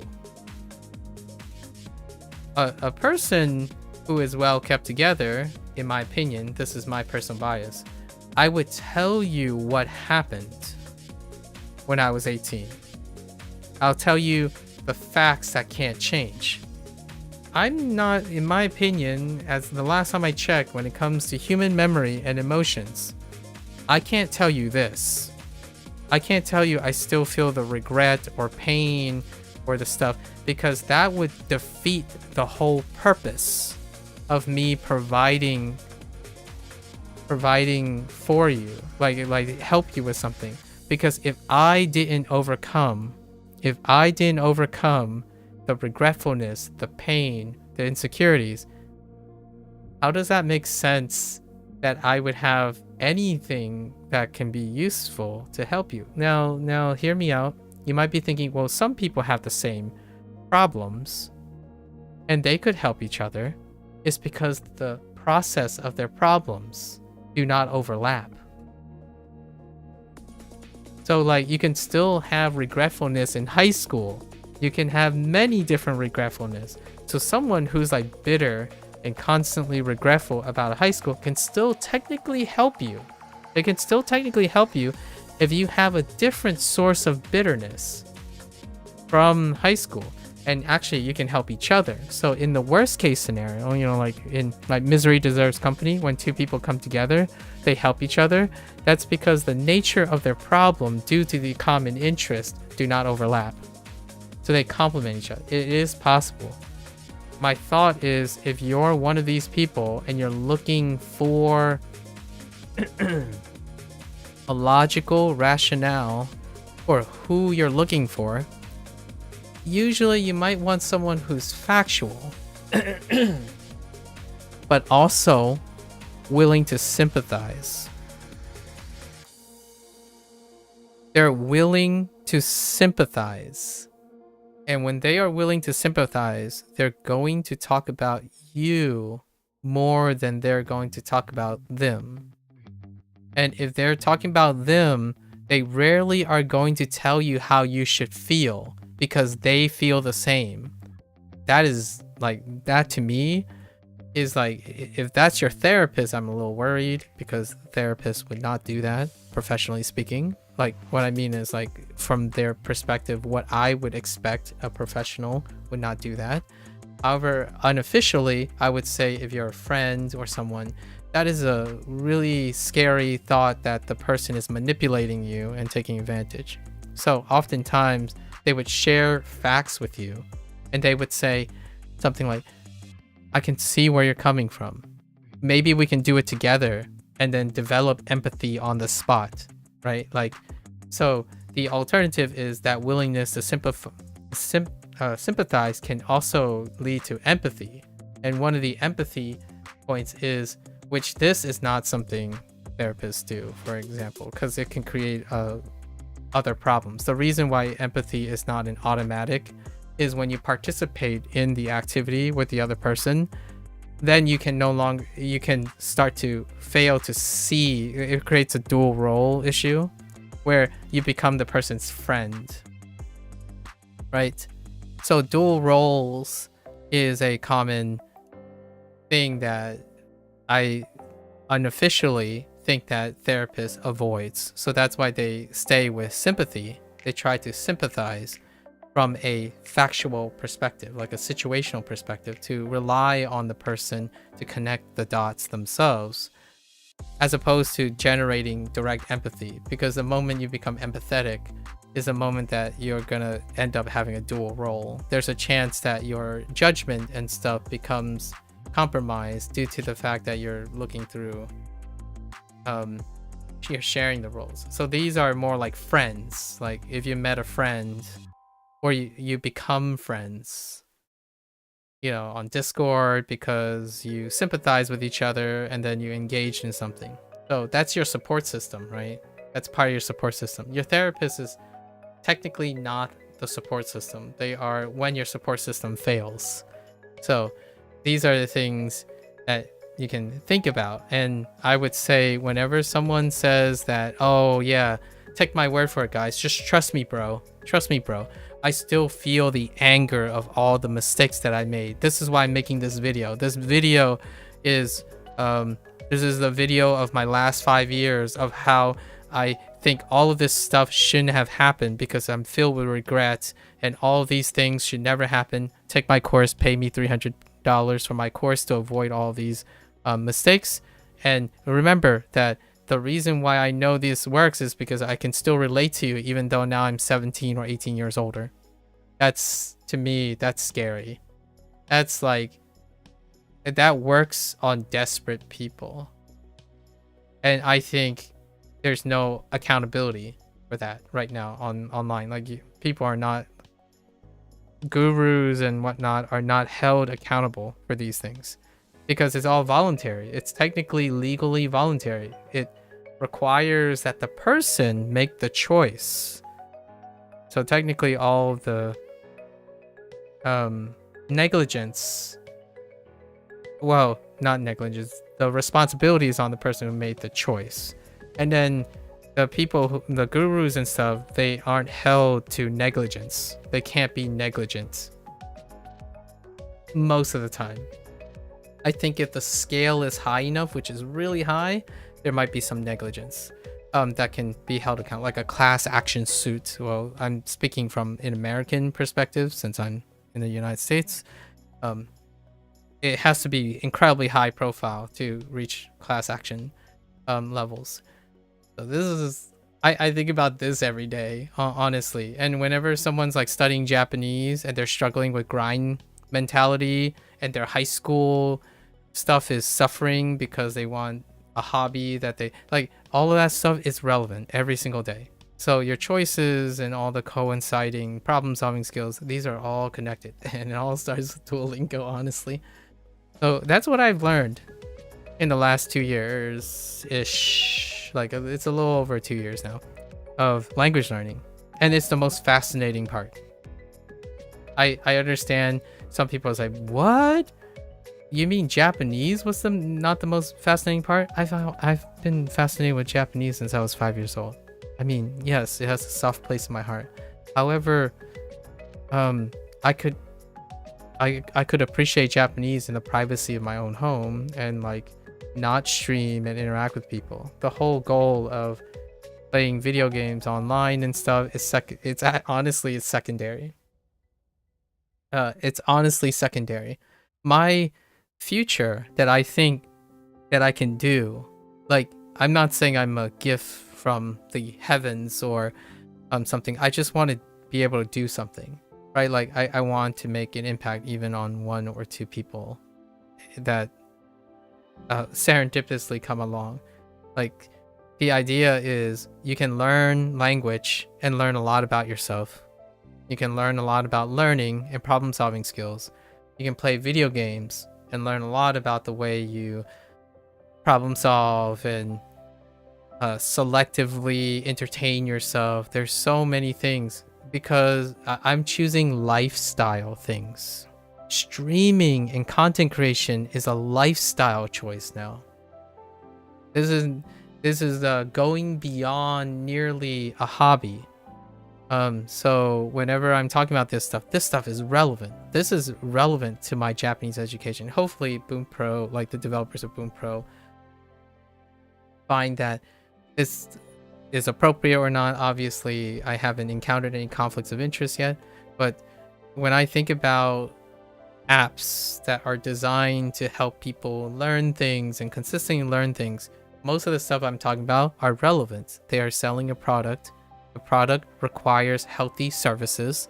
How do you encourage independence eventually from your product while also incentivizing them to voluntarily choose to continue to transform their product? Because you might be thinking, oh, what? A subscription product that's creating independence? Isn't that bad for business? There is a big asterisk here. If your platform encourages creative use, as in the independence is aligned with creative use, your platform transforms beyond the developer's expectation. What's a great example of this? Minecraft. And if you don't want video games, choose a platform. Choose a social media platform, if you will. I mean, not the greatest examples, but Bunpro has this. You know, like if you ever look at WaniKani's forum, like people do journal articles. They literally use the forums as a platform to encourage each other to do things. So no, technically, even insisting on independence can be encouraged when your platform is transformative. And sure enough, I can tell you now, this also counts Duolingo memes. Like, Duolingo is so big because there are more people who are subculturally interested in Duolingo's social presence transformatively than even using Duolingo as a learning app, right? A language learning app. And that's what I mean. Like, yes, it does quote unquote defeat the purpose of some people who only value one thing. That's fair. I'm not here to gaslight you to say that Duolingo will make you fluent in Japanese or even to teach you Japanese in a more efficient way. That's someone else's deal. If their whole focus is on that, that's great. I'm talking about how you, the people who are possibly toxic, and like toxic in a good way, I guess. I mean, you can justify your toxicity when you're thinking that you're doing good for someone, right? Like, oh, this is for your own good. Like, stop being a loser. You can justify that. Well, in this case, if you're going around spending most of your time, right? When you go around spending most of your time doing this, right? Or what I mean is, if you're going around grifting, right? Focusing on bad things and things to avoid, and that's how you encourage people, I would probably, in my opinion, spend some time, breathe, and figure out some awareness on where that's coming from. Because when someone says out of their mouth, hey, hot take, guys, like, I want to give you a hot take so I can save you the trouble to not make mistakes that I would make by telling you what not to do. Like, congratulations. That's what I mean by I would unlikely trust you. Because I believe that stuff like this is good for business. It's good for business, and it probably gets people to listen to you. But in my opinion, you're not creating independency, nor are you creating any sign of investment in the person you think you're helping. Right? It's easy to tell someone what not to do. It's another thing to listen to them to see what they are doing and then encouraging them based on what they are doing. Because that takes time. It's not an easy grift. It's a hard grift. And a hard grift is what? Work. It's compassion. Of course, even myself watch videos about don't do that while learning Japanese. Yes, I watch plenty of examples. Like, so many examples. Like, there was one, I'm not gonna name the content creator, but the video was, here's how here's one of the things that changed the game, right? Like, the game changer in learning Japanese. And it was 12 points of things to avoid. And then at the very end, they just said, keep on working on your mistakes. Like, I watched 10 minutes and 9 minutes were like escalating things that could terribly happen while you're learning a language. And then the last thing was the secret to circumventing all of these problems, like to get over all of these things to avoid, is keep on, like, be motivated, keep on doing things, keep on making mistakes, and learn from them. And then the video ends. That guy know how, like, I'm telling you now, that guy knows how to farm viewership and the algorithm. But that was like classic, in my opinion, incredibly classic setup. And if you look at the video, right, YouTube has this thing now where when you look at video, you can see the volume, right? And it'll be like, boop. That's it. And then all these volumes, they're kind of like this.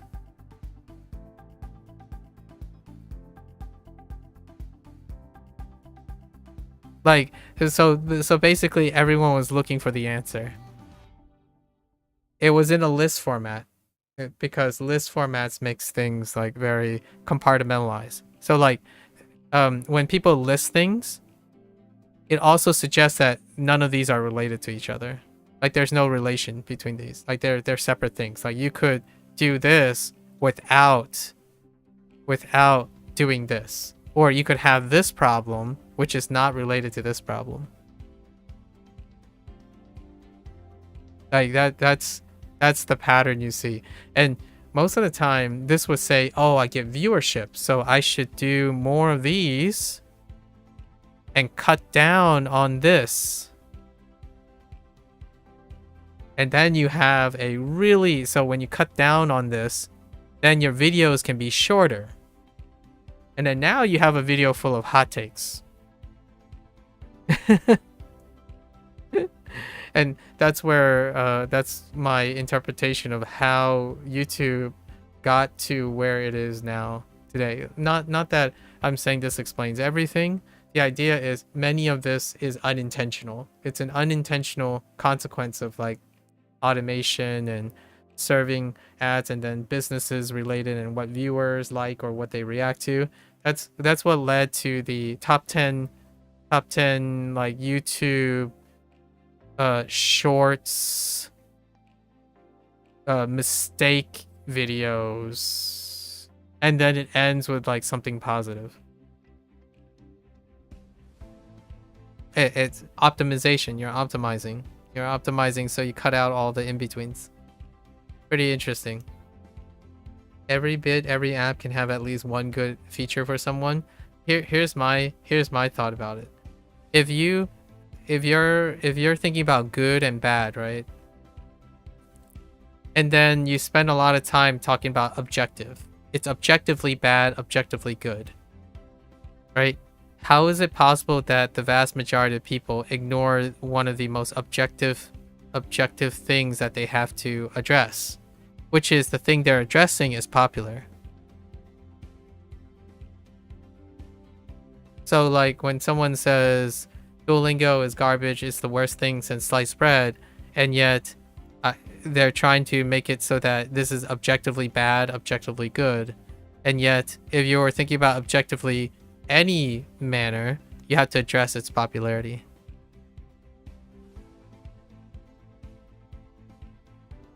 That's like kind of saying like, oh, I want to study bacteria, right? Or like, I want to study cells. I want to study cells so much. What's DNA?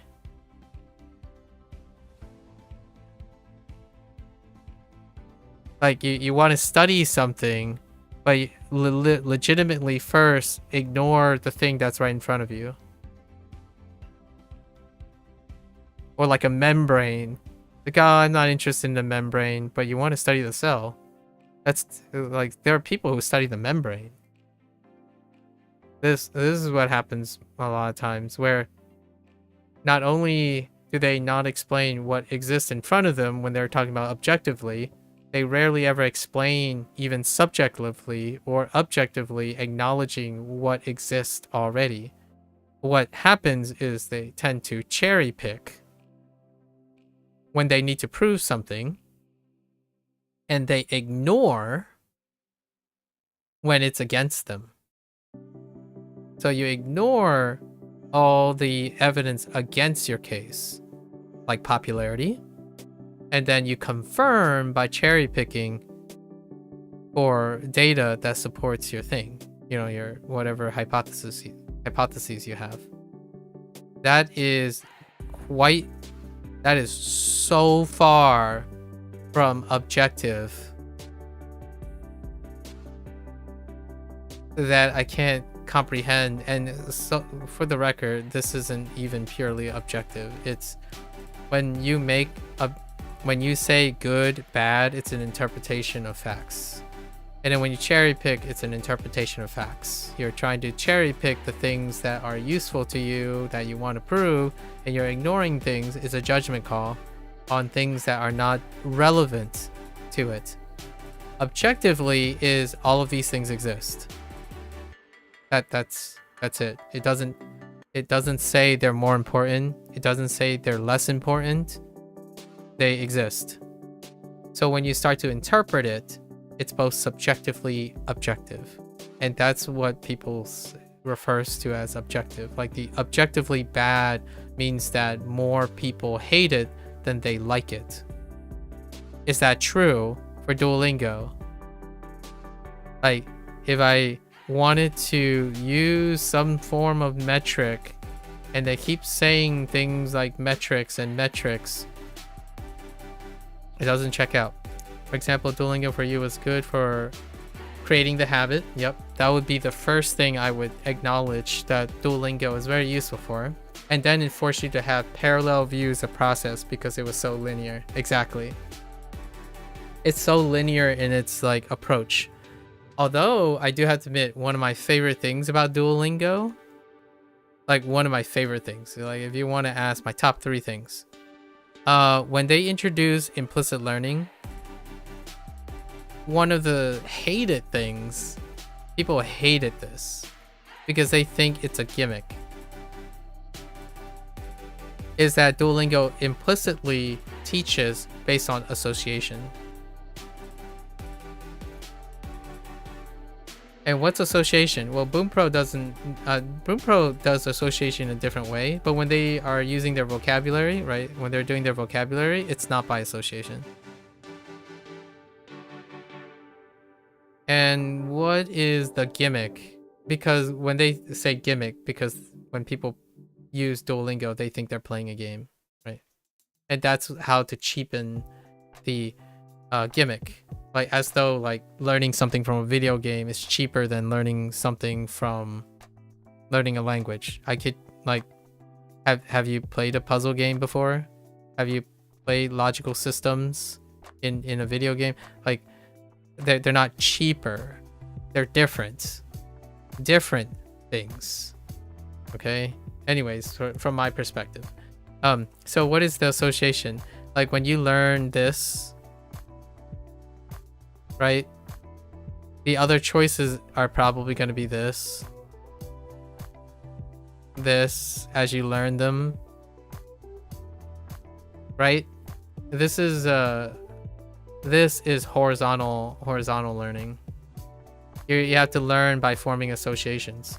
So what does this do? It's the same thing that you shared with me, Revel. The kanji web, the kanjiweb.com. that web, the association web that you're seeing, that's how Duolingo is gimmickily teaching you things. Like if it's a unit on fruit, if you type fruit, what is your web for fruit, right? It's like, what is your banana, right? You know, banana, I don't know what the kiwi is, like ringo, ninjin, right? Ninjin. And so actually, I don't know if carrots would call it. Carrots is a root, my bad. But that's kind of how Duolingo does things. It's the quote unquote gimmick. And then when someone tells me like, oh yeah, you know, Anki is pretty cool, sentence mining is pretty cool. Oh, I'm doing this thing called mind webbing. I'm creating mind webbing and I'm like working on deep processing. Like, that's interesting. Can you explain to me more about deep processing? Like, oh, you know,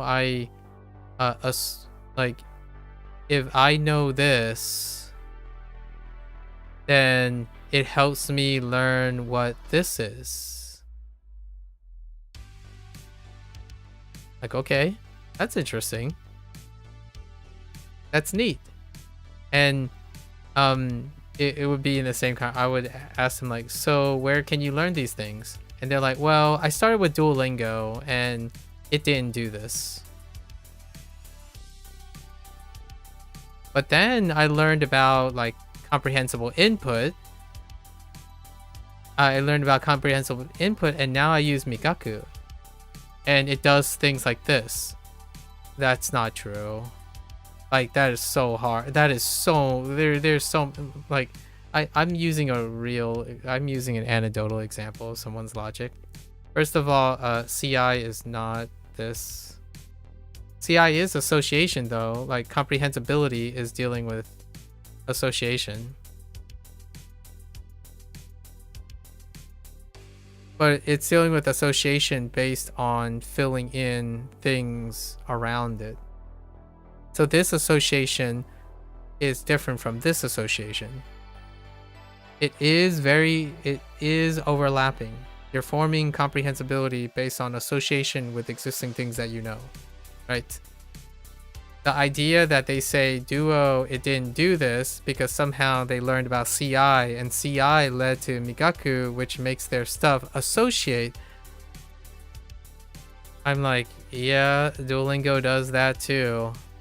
In fact, the closest thing to not forming an association is reading like an answer. When you're reading an answer and you're treating it like info and it doesn't get internalized, right? No internalization. They just don't say explicitly. Yes. Implicit information is why association is possible. Like, someone who learns implicitly requires association.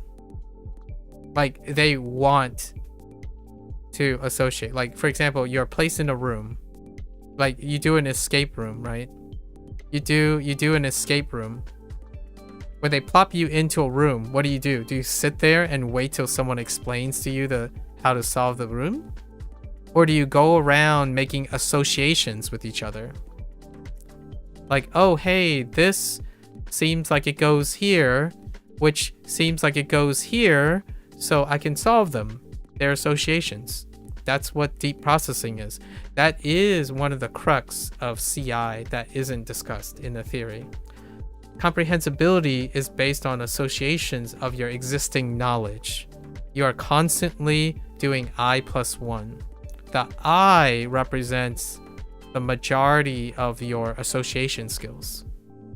Like, you are predicating that, oh, it's not really I, it's more like I+1. The concept of I+1 is that it's consumed based on your existing knowledge base. You're making the association in order to fill in the blanks. So whenever someone says like, hey, I don't know what this is. Like, I don't know what this is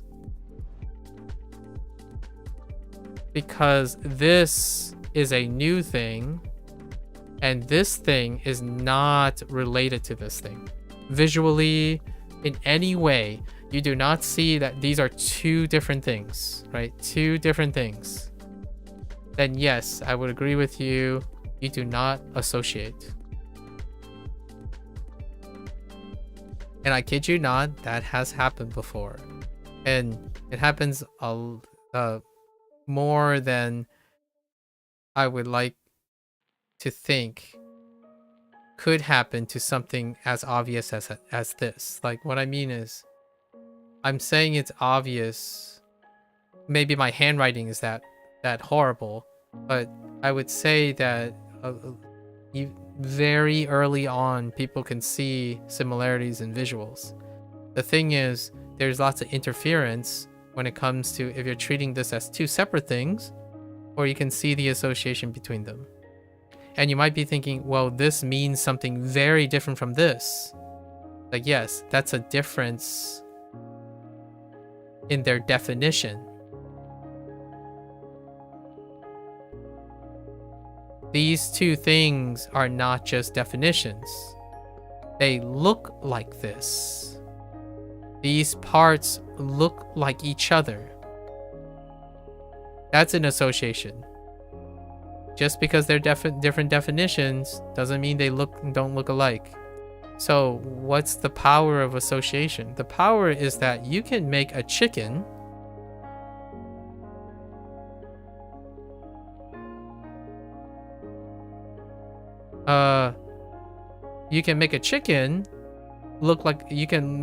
remind you of a dinosaur if you have an association with it. They just don't, and like when they add a new word, knowing you don't know it and ask the question, but you do know the other words asked exactly, and not asked. Oh, like not asked, yes, but showed in the choices, yes, exactly. Yep, that's Duolingo's gimmick. Duolingo rely on implicit association, and honestly, most people don't like it. And what I mean by they don't like it is they like it for getting the right answer.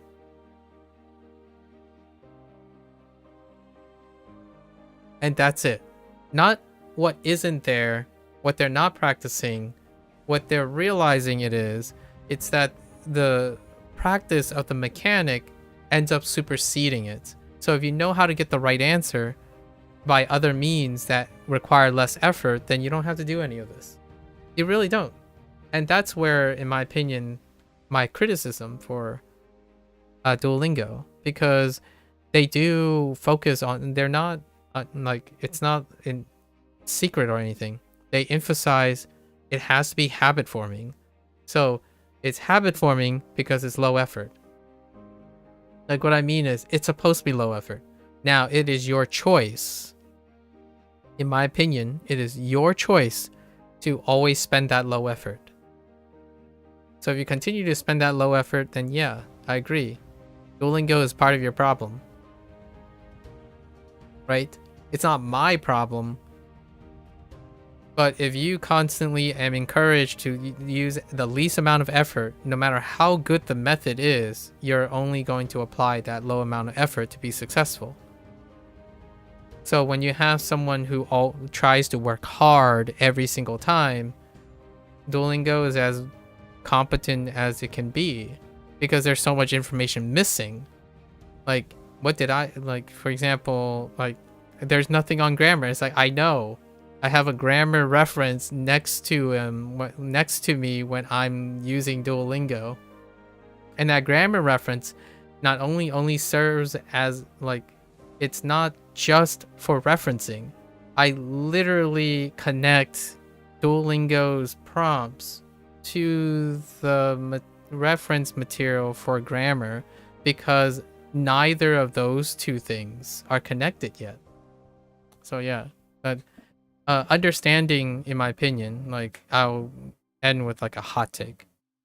The moment you can associate something is the moment that you get closer to comprehension. Because if you can't associate with something, then there's no propensity to be able to understand it. It's not part of you. Like, it's not in your lexicon. It's not in you. So when you get information and you can't associate with the information, it doesn't work. Like, it just doesn't. You have no connection with it. You need literally to connect with something that you exist in your brain in order for it to stay there. The brain relies mostly work by association. Yeah. And you cannot repeat it to yourself too much. Yeah, exactly. You can't. That's a funny, like a intensifier, but using the negative to impart how important it is.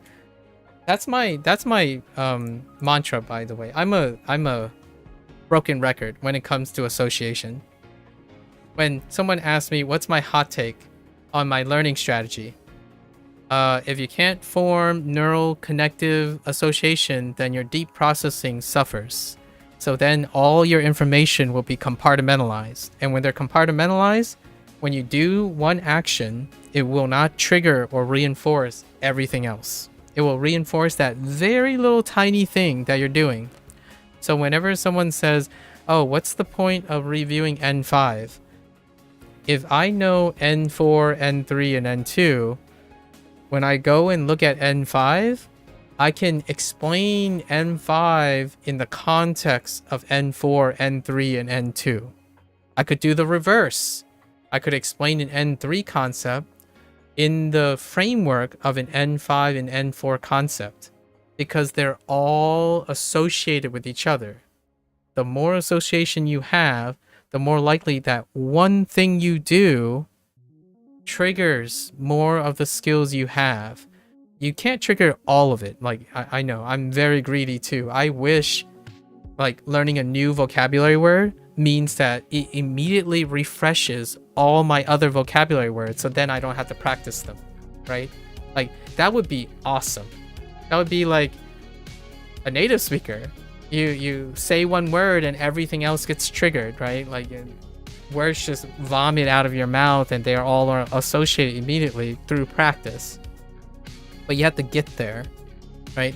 So if I'm saying watashi, I need to know that watashi, you might want a topic marker. Watashi wa, right? Watashi wa. Like, those are the associations you're bringing. So then you have one less thing to study, one less thing to practice, basically, the practice part of studying. And if you can group them all together and do one thing to do more things, then there's less time, you become more efficient, and you have less time to have to worry about all the loose information. Like, I spend time creating mind webs, and that's what the mind web theory is. You learn one thing, and when it triggers any of the things that's connected, it also triggers that one thing. So anytime I have to go to say, I don't know, ii desho ne, right, or ii desho, it should trigger other things like yoku, like ii and yoku, the relationship between that. Des, polite marker, right? It can also sometimes function as a copula for nouns and non-adjectives. And then ne is when you say ne, there's also desho, right? Ka, like all of them should trigger too. But the nice thing is when you have these connections, when you do one thing, and as long as you continue to learn the connections, you're actually doing a lot of things. You're doing far more things than you think. Unless you treat everything as a single thing.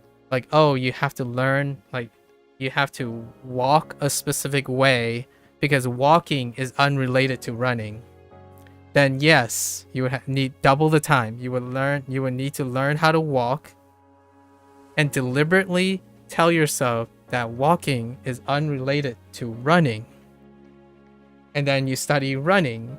So then whenever you're running, you don't understand how walking has anything to do with running.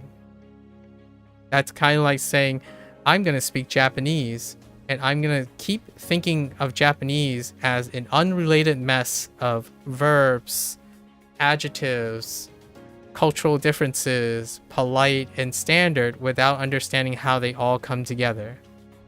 So whenever you're saying des, you're also thinking of standard. When you see iru, you could see irimashita, irimasu, or, you know, heck, I needed I needed something better. I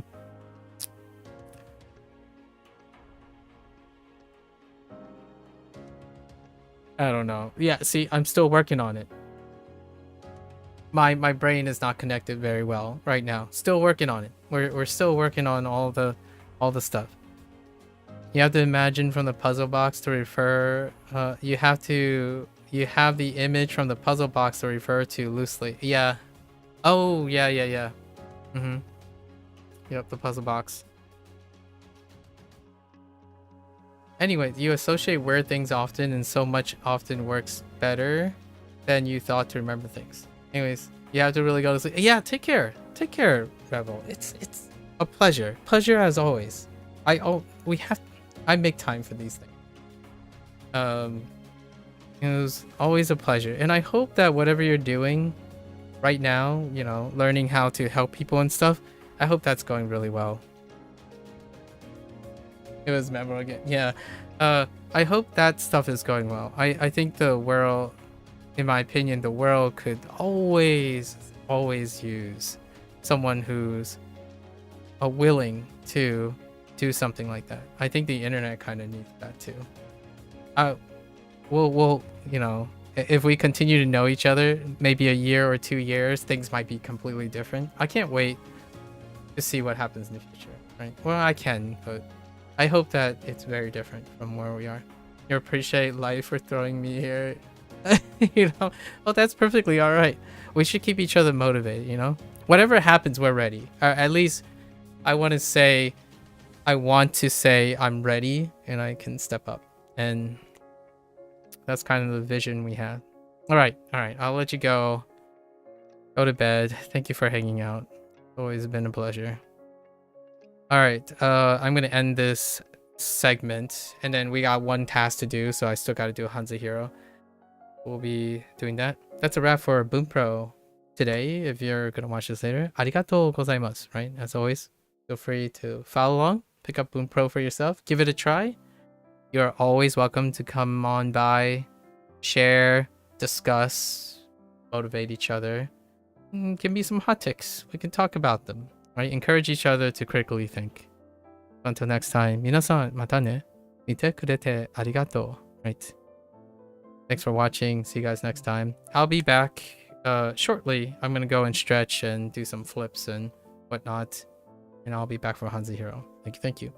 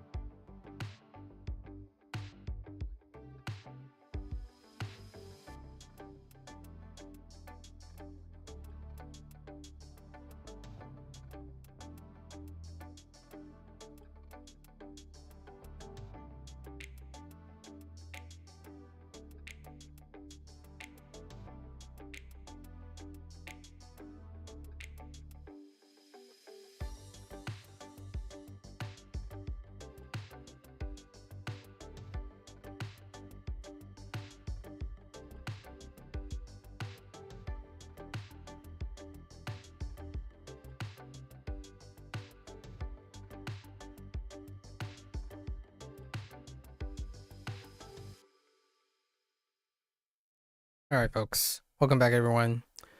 欢迎大家回来。今天是第378天。It's day 378. Got a lot to cover. We're kind of like hitting the midnight oil here. So, and yesterday was rough. Although I'm really rested today. Like, I understand that it's already 3 a.m. This is gonna reset soon, actually, so I better book it, actually. And you know what? I'm gonna rely on the idea that I got this in the bag. There are 8 characters. Maybe we'll cover it at the end if we can. I indulge myself in my rantings today. Let's go through and try to do this part 酝 first. 酿 Ying Yang. Ying. Ying is brew, Yang is brew. Ying Yang. 酝酿蜡烛 La Chu.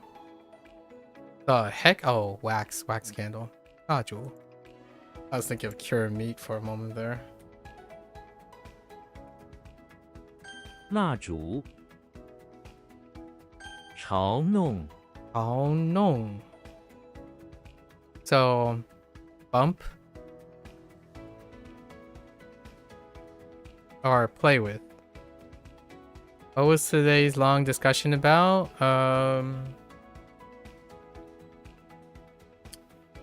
Problem solving.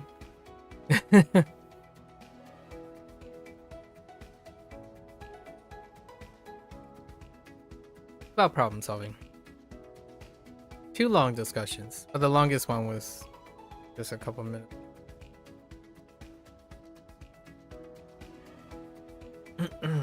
I don't think it's anything we haven't discussed. Chao Nung. Ridicule and play with. Oh, to mock. I see. 嘲弄脉搏 My boy. I think there isn't very too many things that we haven't discussed.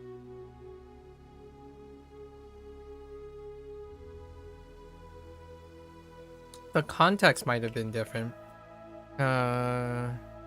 Like Duolingo context.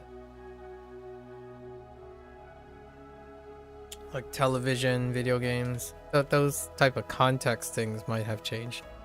I think the overall idea hasn't changed. My ball. We have vein. Yeah, my and then ball. Vein wrestle? Or blood vessel wrestle? I guess. A pulse? Interesting. 脉搏冤枉 Are most stream conversations problem solving related? Nearly all of them are. Because we're doing language learning, and learning deals with problem solving.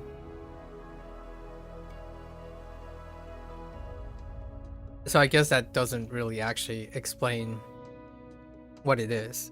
Typically the context change. So in this case, how did the context change? I don't think so. This time the context didn't change. It was about language learning. Some of it's about grifting, like a grifter. Some of the context might have been that our novel is deal with emotional awareness over time, selling on negativity, right? Selling on negativity and fear mongering as a tactic, and then also being unable to empathize with past emotional experiences whilst trying to sell it based on past emotional experiences for the easy grift. We're talking about helping people, like the capacity to help people, teach people, creating independence as opposed to dependency, that type of thing. Does anyone ever come in that loves language learning passionately and doesn't encounter many problems? Yeah, you hear them a lot. Drama does. Drama likes language learning passionately. They rarely have ever told me that they had a problem. James, I recently met Revo. Was talking to Beth today. Bree learns French. The regular people don't have problems. Actually, probably you're the closest, I think. Honestly, I don't think Churn says much either. Blaze was here every once in a blue moon. Procall doesn't language learn, but Procall is learning other things. Technically, he does learn a language. He does coding. And they're quite passionate people. I think oftentimes passionate people talk about what they're doing or what is interesting to them as opposed to talking about their problems. Because in my opinion, if someone is very passionate about language learning, they really are more talking about what they're doing, since most of the problems that they have are chances to grow from them, I would say. Not everyone, but most of the time. Like, I rarely talk about my problems. I talk about what I can do about the problems. Like, oh, hey, I encountered this thing. All right, let's spend the next like 75, % of my time figuring out what are my options, because I have so many options. That's kind of where the whole passionate thing is. And hear me out. That doesn't mean I'm saying they don't encounter problems. I think all of them that I named do encounter problems. The thing is, they are also passionate about language learning, so the problems don't get mentioned. They don't get brought up very frequently because it's not the center of their experience. I think that's kind of the thing. And that's what happens, in my opinion, when I'm listening to people. If they keep bringing up those problems, then that means they're persistent. If they don't, and they talk about different aspects of stuff, then I would say more passionate than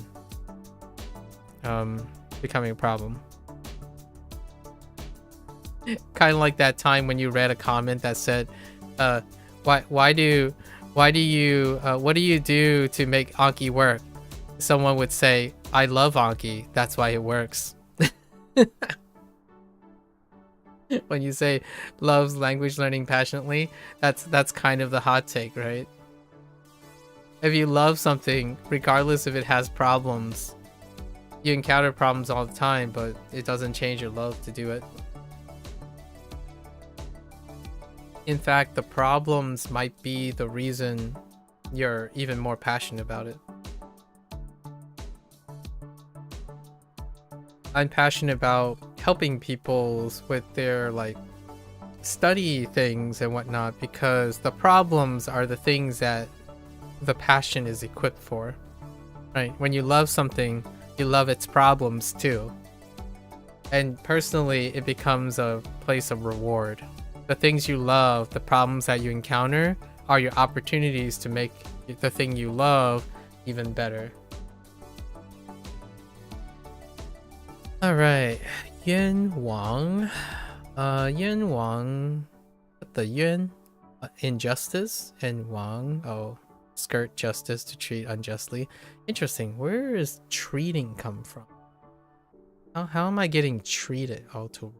I think the act of like treating someone is not quite in either of these characters. Sort of.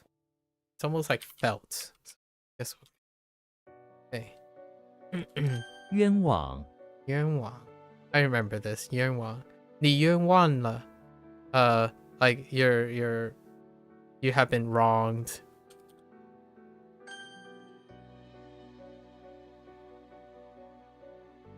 I'm not sure if it's good enough to say you're wrong, though.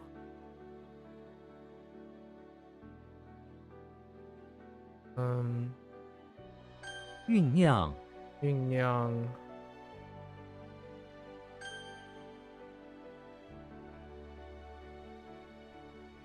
脉搏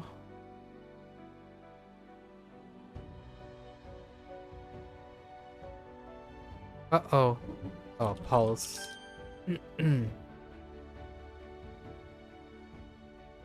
冤枉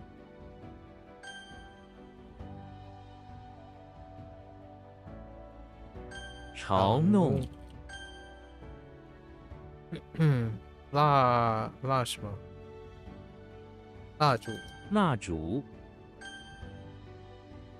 How can someone look forward to 200 pending reviews? I don't know. I did 惩罚 today I did 240 WaniKani reviews, and then we did 100 and 30 Bunpro reviews, and I'm about to do 130 HanziHero reviews. And then we had 30 lessons, and then HanziHero always have 20 lessons. And then like WaniKani, it was yesterday was lesson day, which was like 60. I don't know. Let's see. Where are we at? I'm at about like on average, right? 50 to 60 lessons a day, while we have 400 to 500 reviews each day.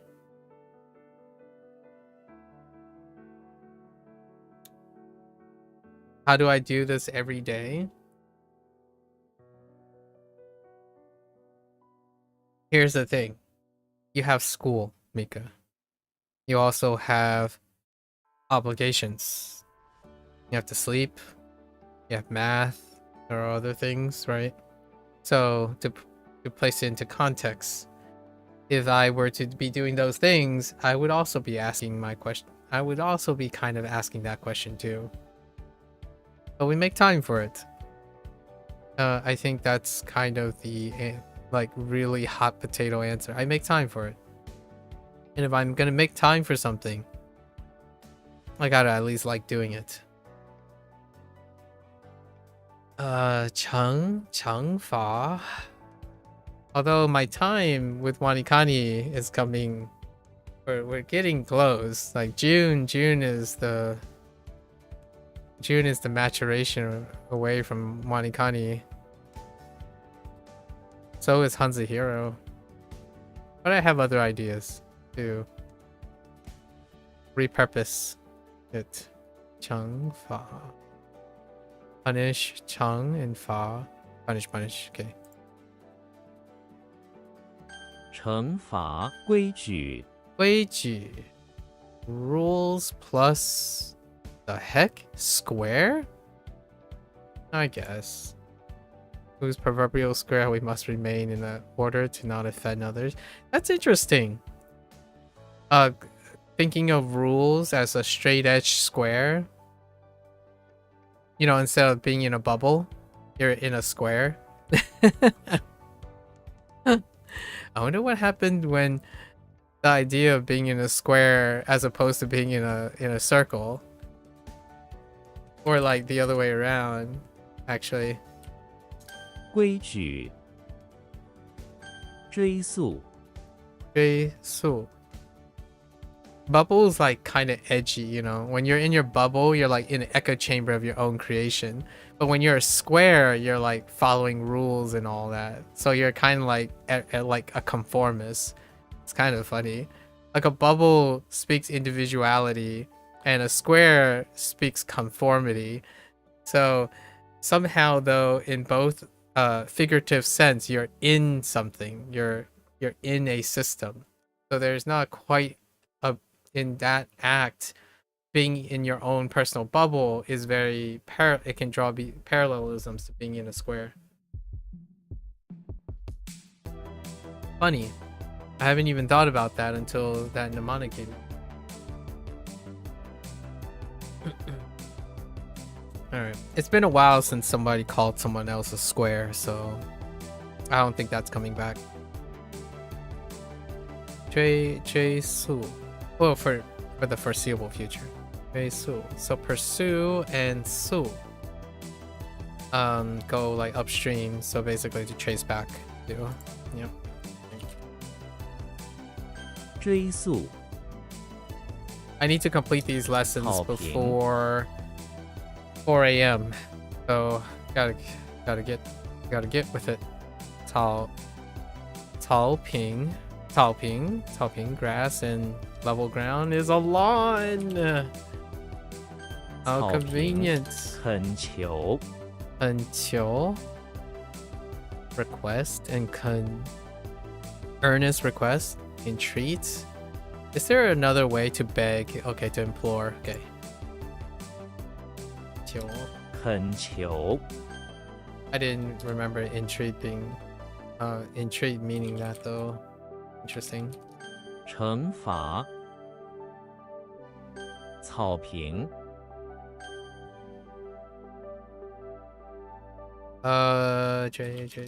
追溯、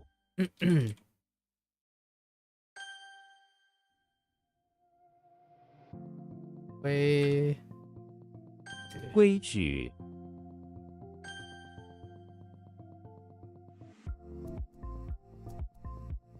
恳求、 Okay. Really should Surely. have got started with Anki 4 years back when you had all the time you've ever wanted for anything. No regrets, Mika. You must have done something else with those 4 years. You can think back when you think about 4 years in this way, in my opinion. Encourage yourself to think about what you did with those 4 years. There's got to be some silver lining and learning experiences that you did other than spending your time in Anki. You can think about it this way. What the exchange is that if you had started 4 years ago in Anki, what are all the time that you took that I know you might be thinking now, it's like, oh, but you basically did nothing back then. Anki could have changed to another set of circumstances that is very similar to that. Oftentimes, you know, what you can do is you can learn from your choices that you have made and then rectify or like adjust that for you. Was server making worth 4 years? I mean, that's a question you have to ask yourself, right? Was it worth not starting Anki? Like, you're thinking about things that you could do, but you can also think about all the things that you did do. Your doo-doos. Sorry. This is where fictitious would drop in and say, huh, he said doo-doo. I keep remembering that every time I say doo-doo. Truly, the comb. I wonder how that works. So I guess to comb is more like to comb through things, right? Oh no, it's just comb through hair. Do not comb. Oh, not the figurative comb. Huh. 梳理、 Interesting. I really thought they would do the figurative thing 焕发、 because of logic. 焕发, glowing out. Yeah, that's to glow. To send out. 焕发、嘲笑、 嘲笑. Mock and laugh, to laugh at, yeah. Or ridicule. 嘲笑、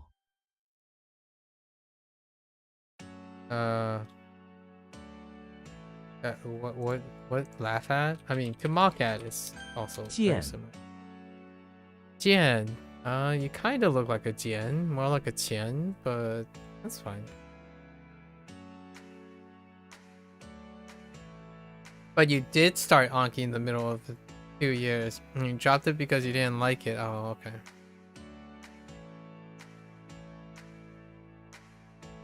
So what makes you think that starting 4 years ago would have changed from 2 years ago? That's an interesting question. I don't think I have a Jian with flail, do I? Oh, I do have a Jian at the trample. That's right. Now what are we doing? Oh, use. Okay. Minitron is in a bathroom with a pawn shop where he is an employee. Right now he is battling a gigantic shellfish. Yeah. Has infested the dirty bathroom. He swings at it with a cheap flail and lands a hit. Unfortunately, the flail breaks upon impact, doing nothing. Because his boss is too cheap to buy anti-shellfish equipment, Jimmy may die now. Nah. What he does is,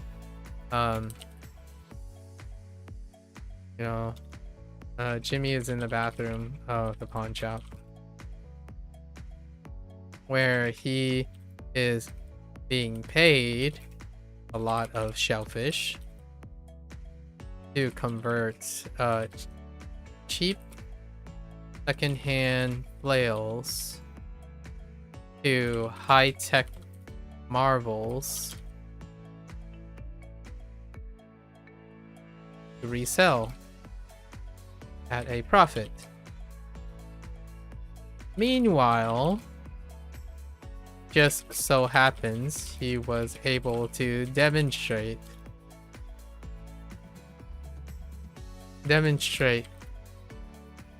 these high-tech flails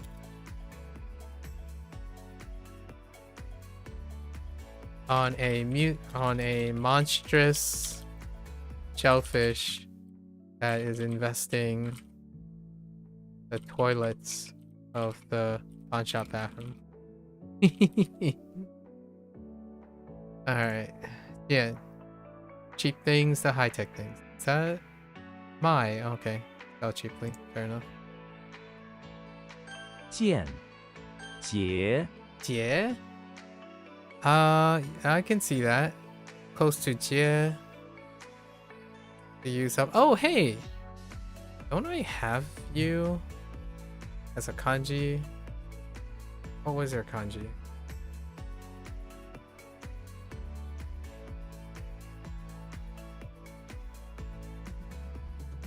Okay. No. It's a little different. The left side is different.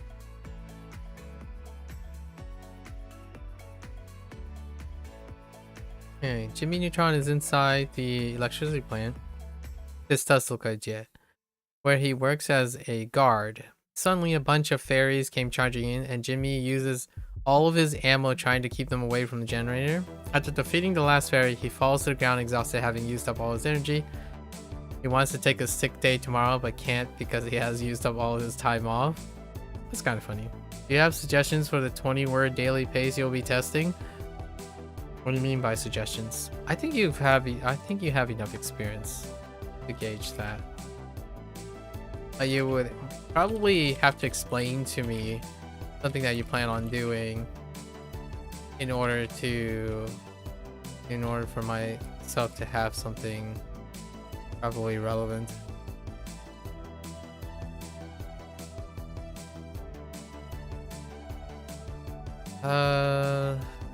Yeah, okay.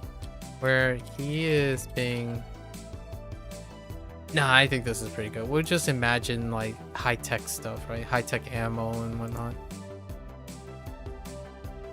We do one's utmost. Interesting. Yeah, Lee. We got so many 结 phrases with that in it.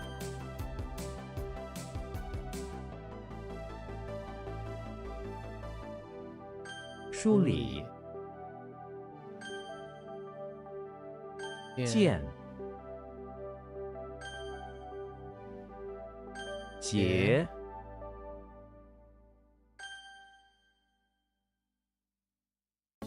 焕发嘲笑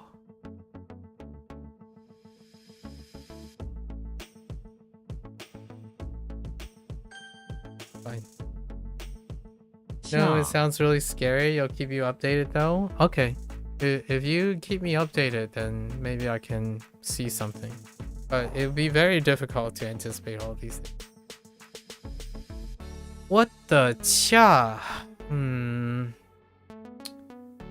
I don't like glove. Glove is so promiscuous. How do we even cha? I mean, there is a cha here, but... Okay, I guess we're going with water and soul. Alright. In agreement, huh? Kirby, you're up.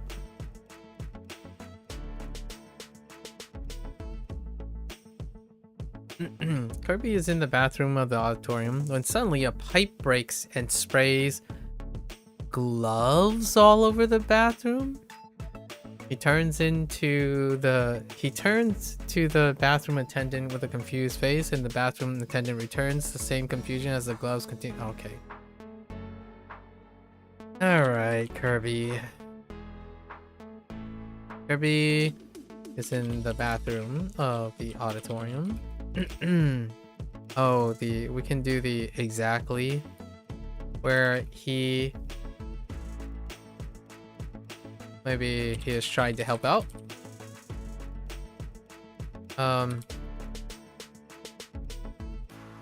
He was made to wear gloves.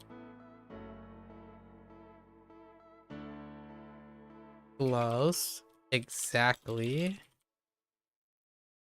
Made for him. In agreement with the arrangement, I guess. Helping out. It's to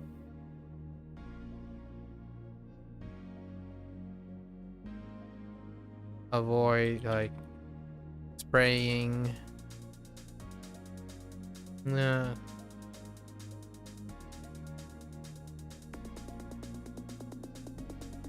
Spray.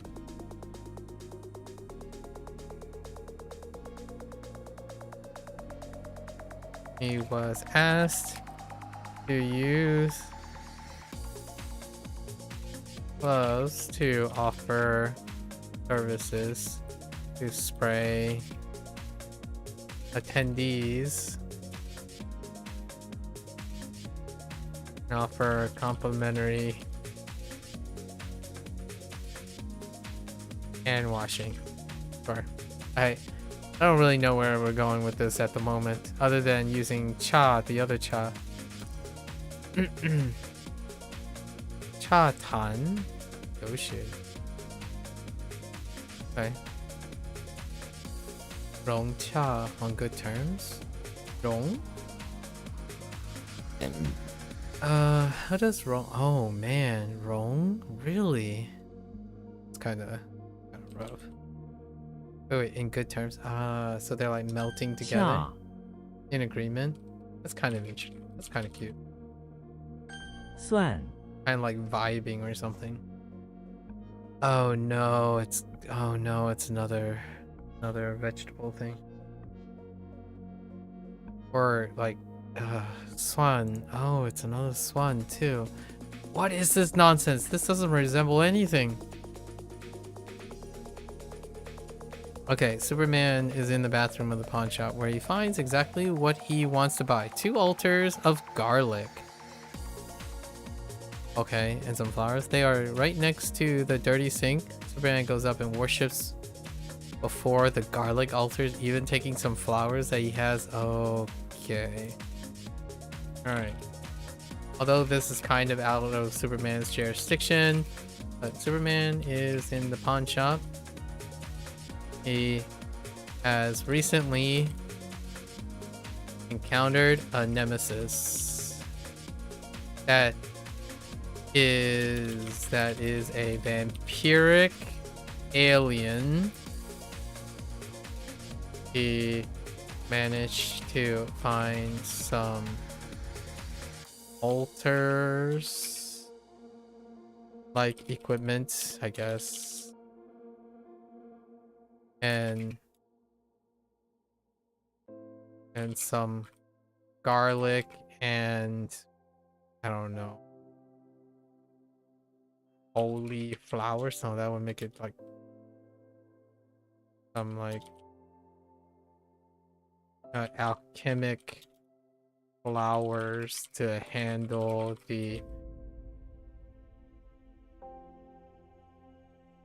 paranormal. Maybe like stashed away in the bathroom or bathroom closet storage. Sure. Swan Ban. Oh, that's Ban too. Ah, Swan. Okay, then what's Xiao Swan? Wait, if 蒜 garlic is big swan, what is small swan? I wonder. We got wheat and barley already for Mai. Xiao Mai and Da Mai. Right, barley is Da Mai. Okay. 椒 Jiao to water? Do you look like a jiao? Really don't.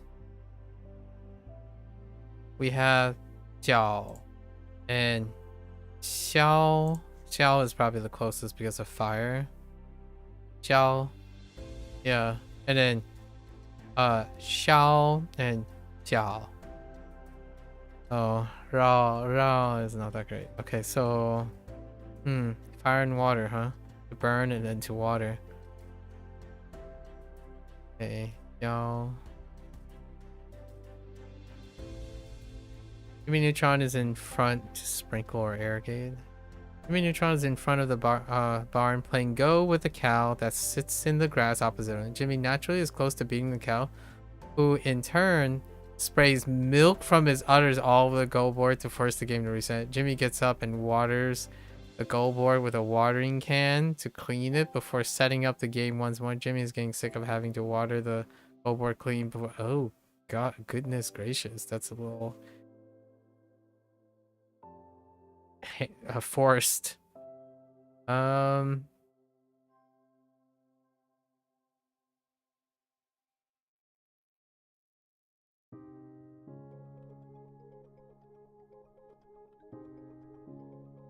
Goal board. Okay, sure.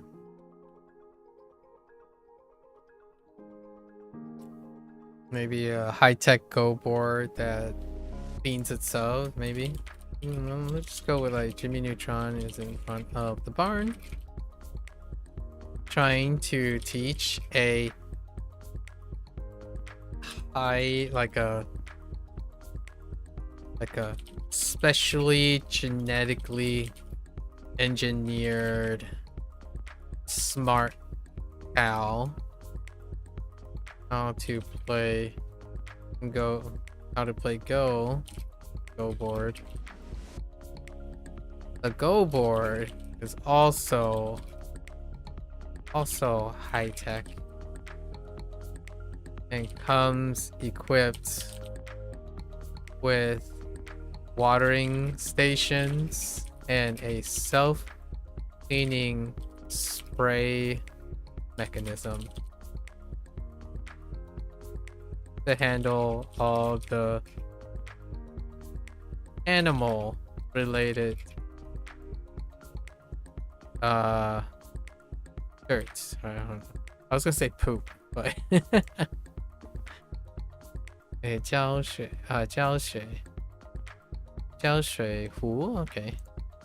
Another way to say is watering can. 浇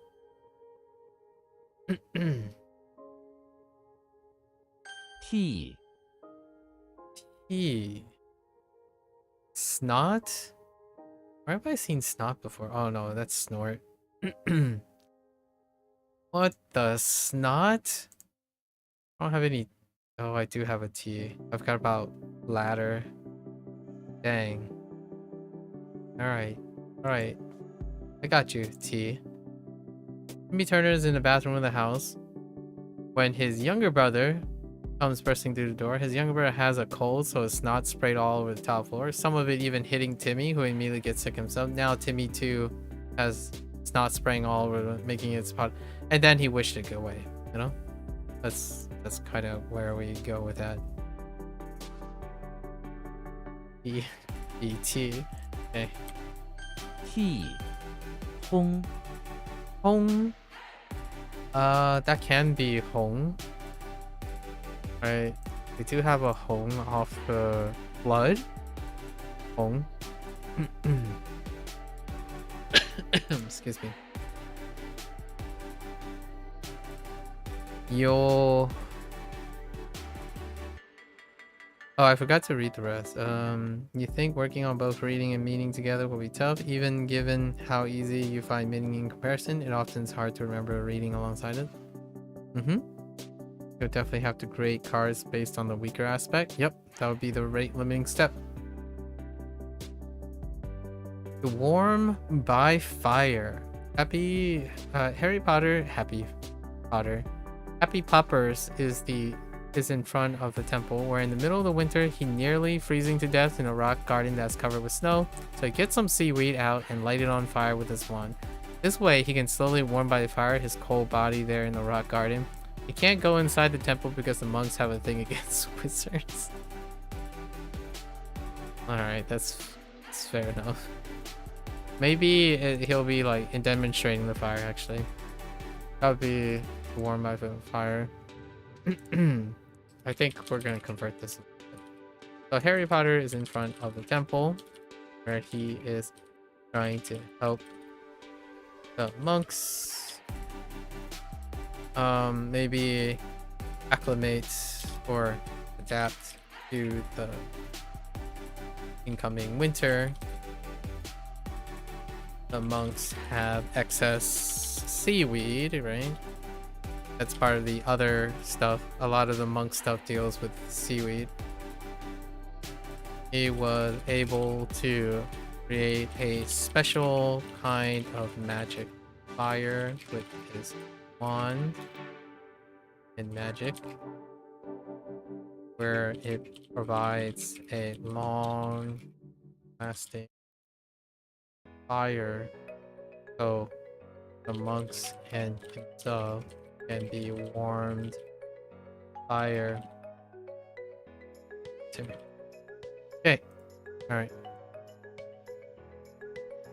Oh, Honggang. Okay. 轰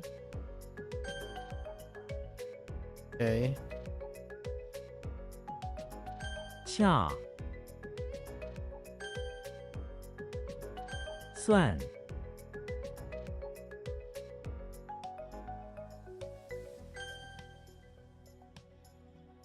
轰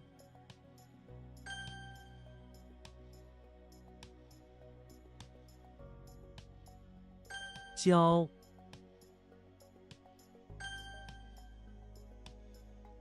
T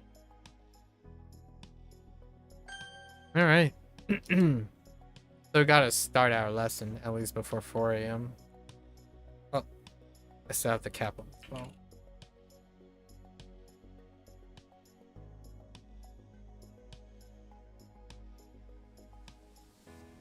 All right. Man, times are hard. We're not getting a lot of sleep.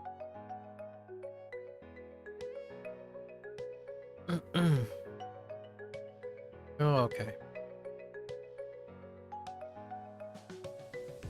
Oh, heckin' why? Not guy. 剁手成为舵手需要训练。 Oops. That's Jiangpo. What the? What? Oh, I thought that was fine. 山坡山坡上有很多花， I mean, it's still mountain, but hillside and slope is all good. Oops, that's 2. 没有.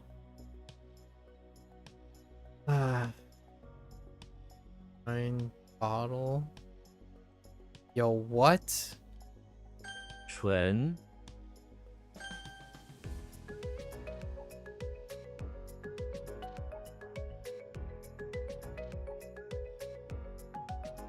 淌血他的膝盖因摔倒而淌血。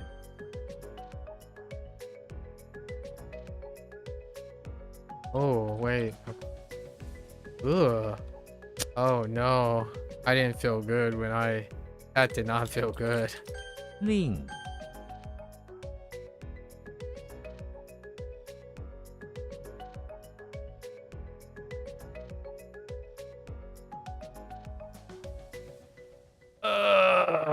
What happened? Okay, my gut feeling is filling out on that one.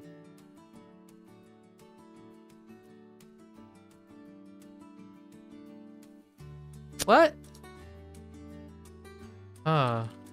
国外他在国外工作了5年，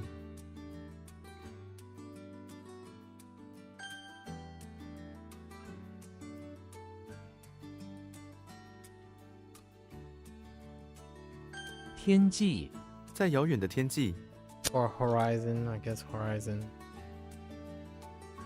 Oh, 禾苗 y'all. 春天是种植禾苗的好时机。 Always nice to come back around and feel it out. Heck!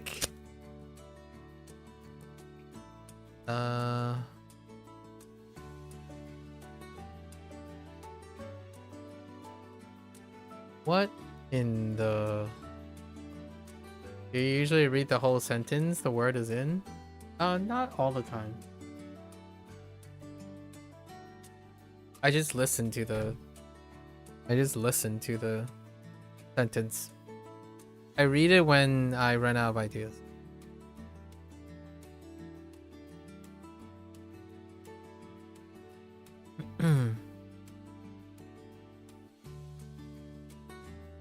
渗出 水从墙上渗出来了。 I guess I'm typing the English meaning. I'm listening to the. I'm reading along with it.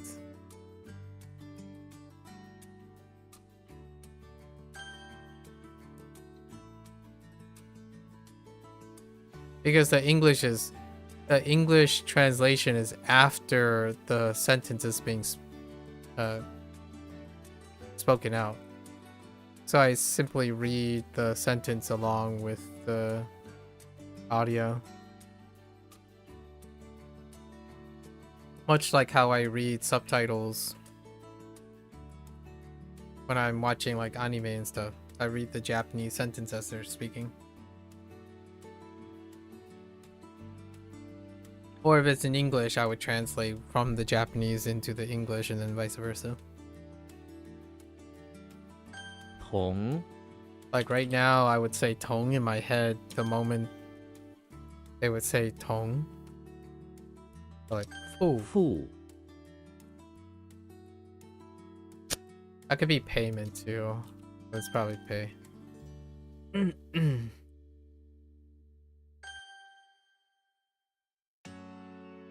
Huh. Thought this was Wade or Ford.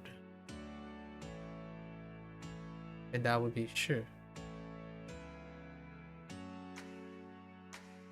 But it's not. Or is it? Not sure. Here's something.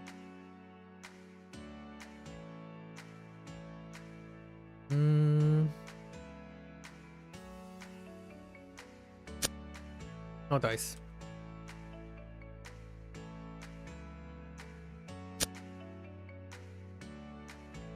Oh. 工程他在大学念工程。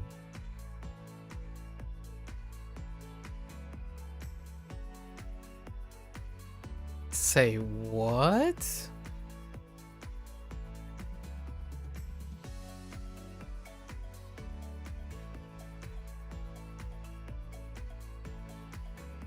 Lian Gongchang.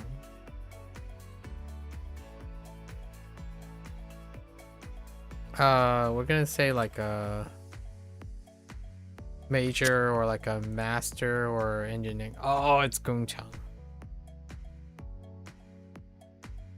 It's I misinterpreted the chung, which is procedure, as opposed to what, like a petition or a publication. Do I care? No, I'm okay with it. We're not gonna. I'm okay.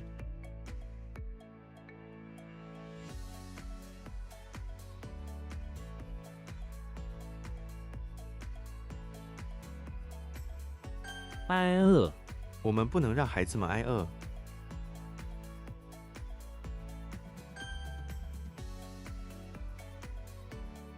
没有你有手机吗？我没有。 Yeah, that just says like, do you have a smartphone or a cell phone? I do not. I do not have one. Okay. And I can translate it while listening to it as well.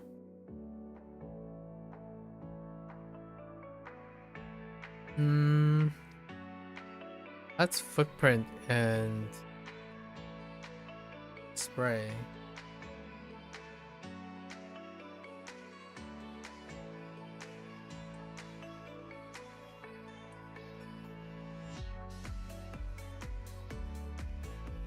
For some reason, deciding to leave under an hour of time to get through a book with 100 plus Boolean algebra questions.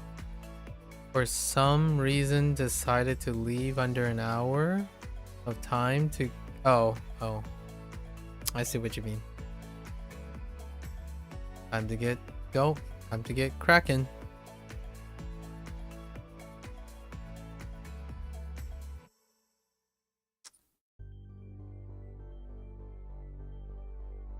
This is not. Whoops. This is not boo, is it?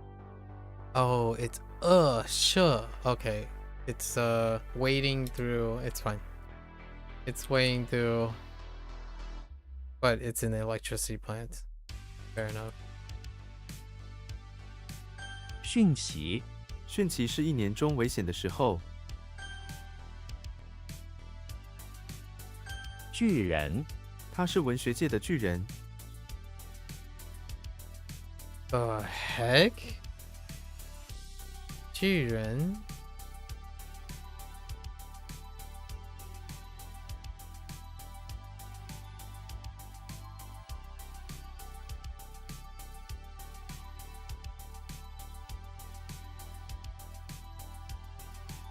Is like giant? Okay.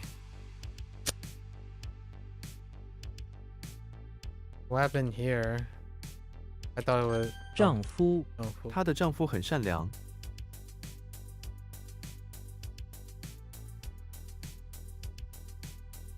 This is special.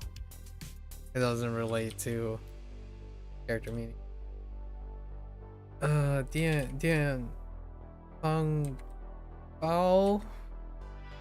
电饭煲电饭煲，我用电饭煲煮饭。 You're trying. How does A times B plus A? Wait. How does A period B plus A with the slash above become simplified? You really don't get it? What? I don't get it either. "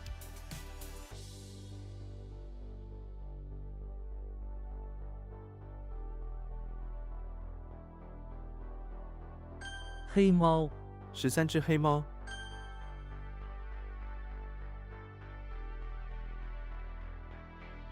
原料，这些原料是用来制作纸的。 or like source raw material. It's the material.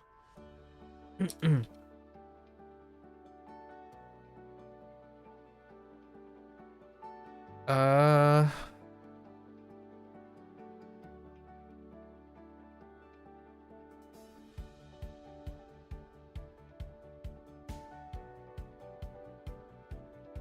刨冰，这家店的刨冰很有名。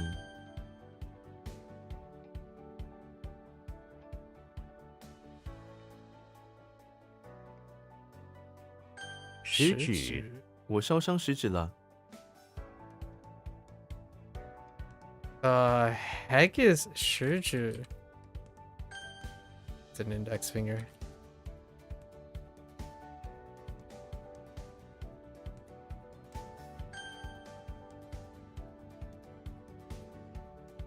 克隆，他们试图克隆一棵树。 Oh, heckin' clone. Okay, fine. 奥秘，宇宙间充满了奥秘。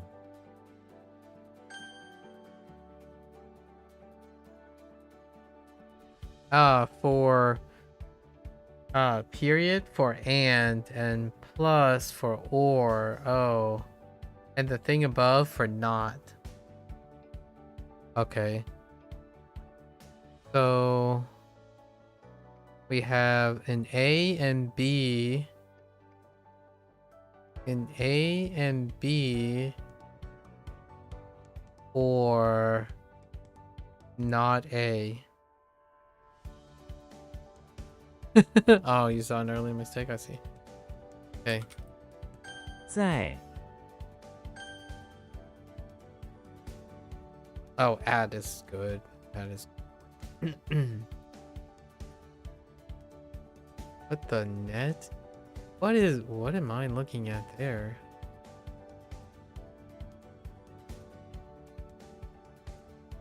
Uh-oh.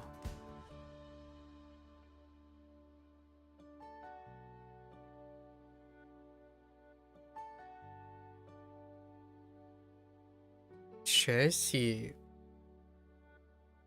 学习 net.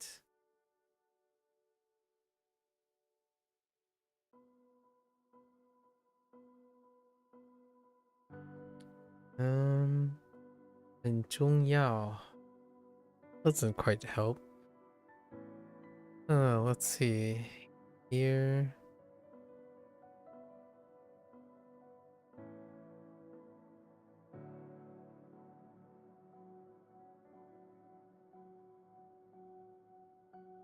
See, it's horrible, isn't it? No, not really. I don't see anything.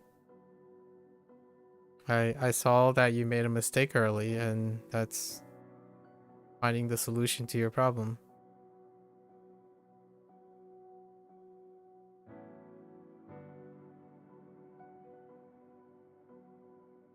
This makes you miss Honky? Lesser of evils. Silk net. Way silk.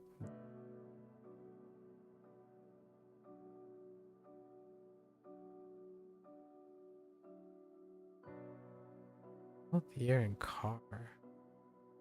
That kind of reminds me of a G.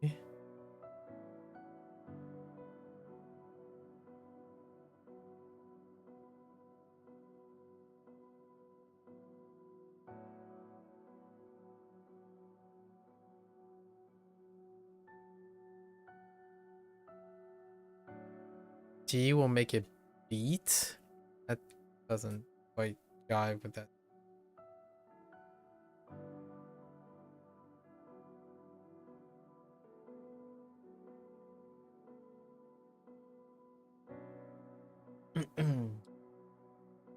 So, G.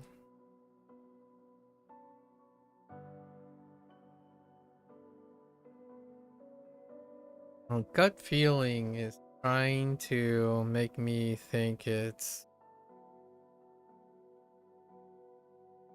I don't know where that turkey is coming from.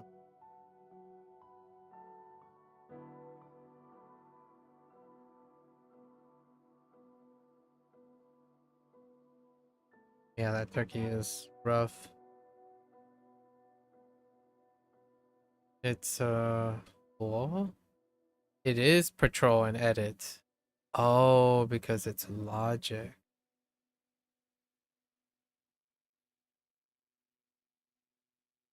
I was okay with the law and the G, but I don't understand what patrol and edit has to do with... I think I'm okay. It's just logic that I'm trying to get.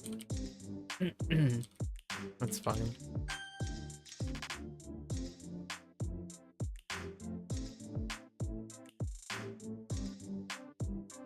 无邪，他有一个无邪的笑容。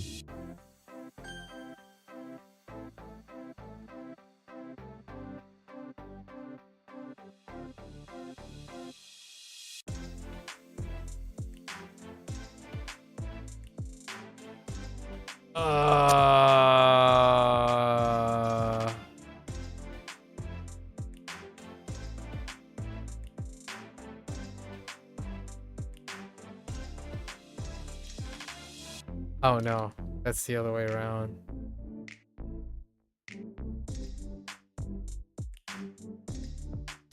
Or the ends? Huh. What? Oh, that's Ying. What? Oh, heckin' typos all over the place. B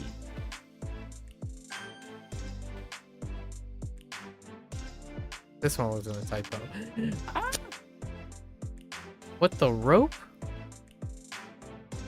Is that not Ying? Oh, I messed up the first one. Never mind. 嘴唇，他的嘴唇很甜。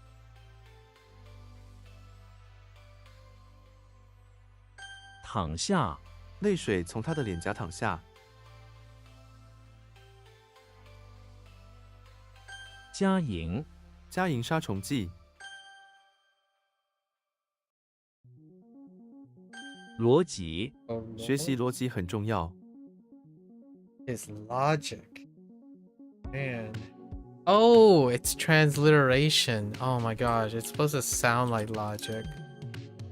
I think this is supposed to be the only way I can make that okay, honestly. But we can think of it like patrolling around and editing stuff with logic, I guess.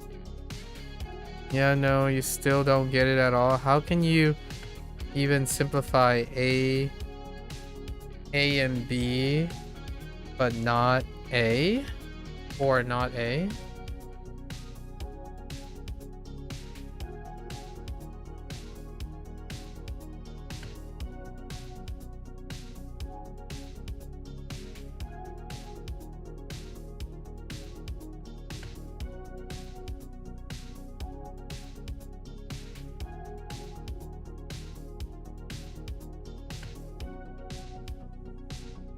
Oh, A and B, or oh, your mistake was there's no line above. I see. A and B, A, B, A and B, or A. Hmm.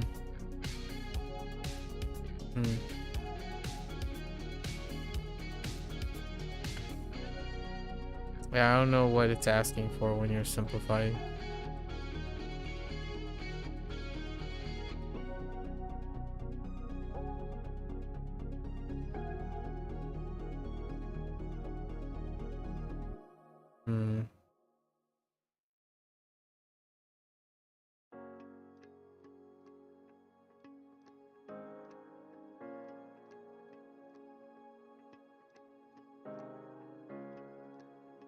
Yeah, I have no idea what that's asking. 设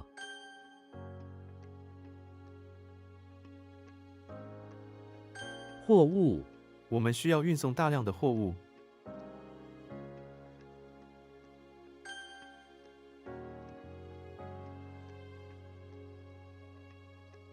I feel like more. Dang it! What is that? Huh.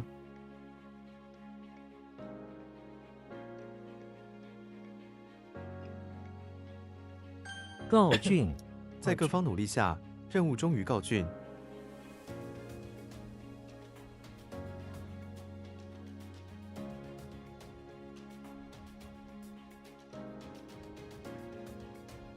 Or declare complete. Same difference. 隧道隧道里很黑，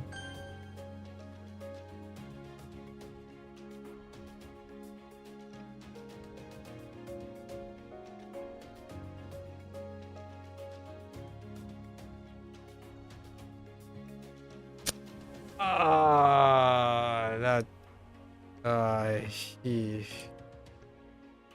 臭气它的剑身带有一股可怕的臭气。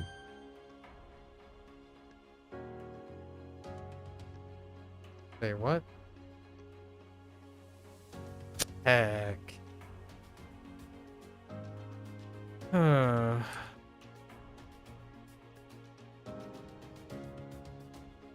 Has that not be? Oh, 鼻屎. Whoops. 鼻屎.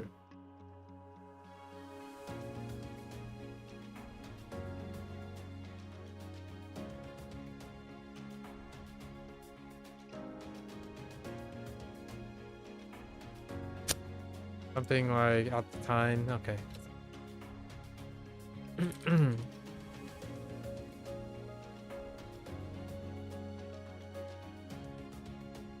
What? Oh. I mean,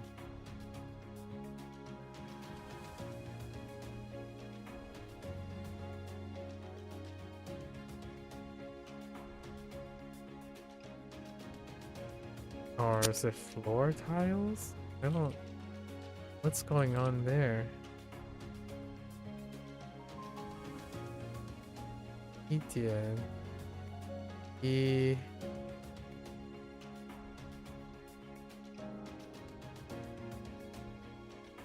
Oh, what? 一点一滴学习要一点一滴的做。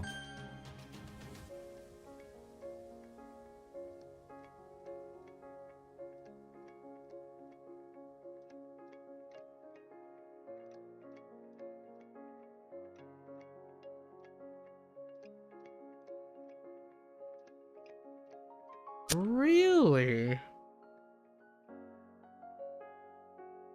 Oh.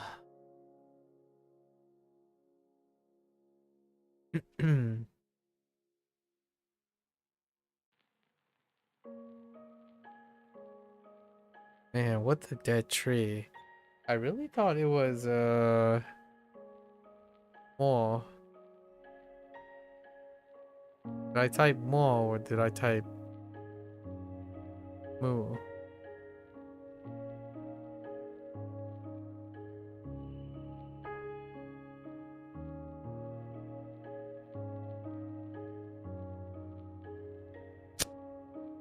Not yet.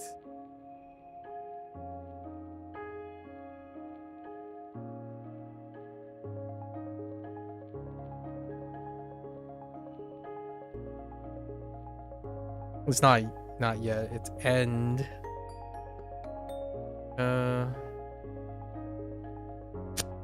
It's really like tail end and yeah. Fine. But I don't know. Oh, it's not mobile.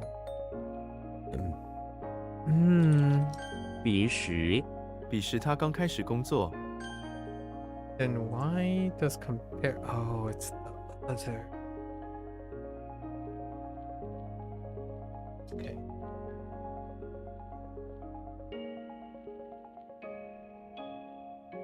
包裹 Oh, 我今天寄了包裹给他们。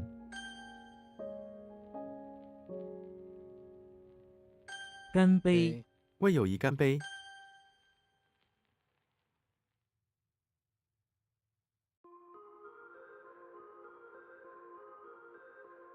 江水江水清澈见底， Let me know when you figure it out. I'm actually kind of curious what that is, you know? What? Oh, man. That's not degree. 青铜青铜是一种古老的金属。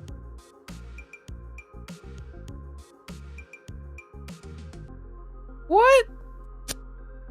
Oh no. I think I'm having two things. Man, I really thought it was C.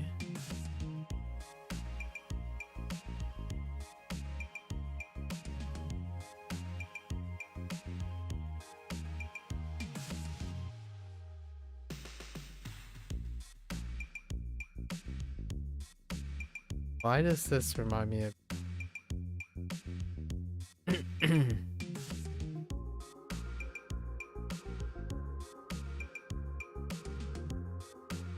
Oh no, I can't decide. In the recent exam, you got 1.5 on the 1 out of 5 on this show, so you don't know. You'll definitely turn up to Wednesday's clinic for CS to ask how to do this topic. So, oh, I see. Oh, it's a CS question.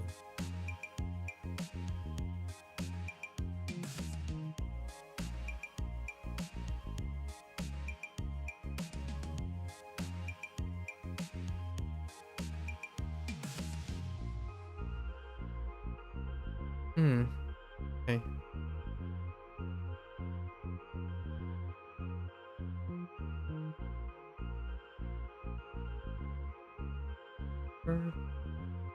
Silver posted.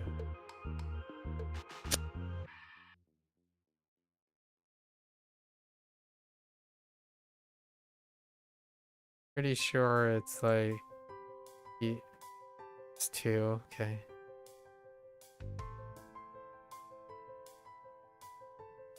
Oh, that's Joe.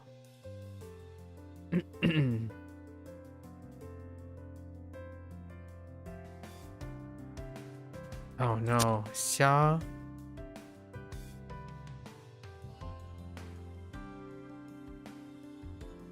Let's.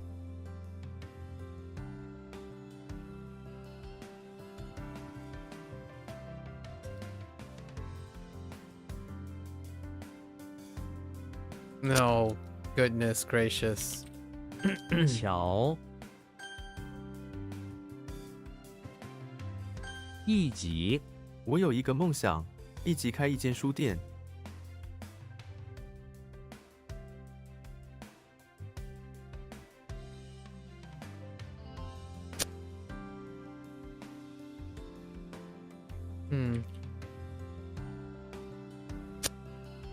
Not that either. 牙齿，我的牙齿很白。 You're really surprised that the allocated time looks to be enough. You're at question 150 out of 180 or so, but you probably made a ton of mistakes. Fair enough. Fair enough. 覆盖，山顶被白雪覆盖了。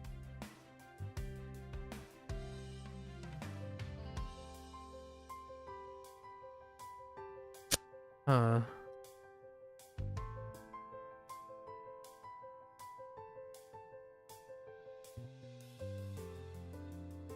I think this 厚度，这块木板的厚度是2公分。 or thickness, I guess. Uh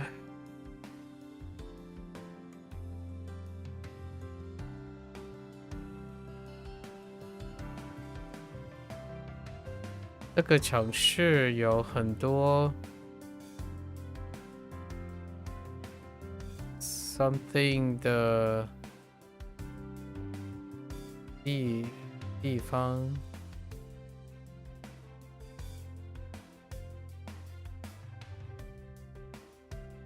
That doesn't quite explain.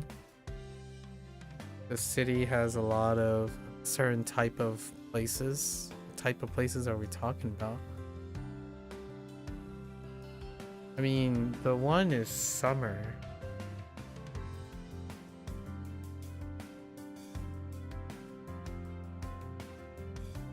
Right, so it'd be like 避暑,避暑. Oh, is it like to evade? Oh, like escape the heat?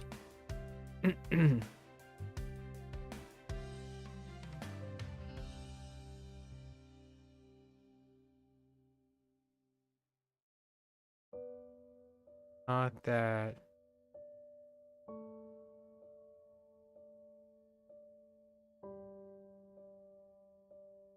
What are you getting? I thought it was something like Wei Wu.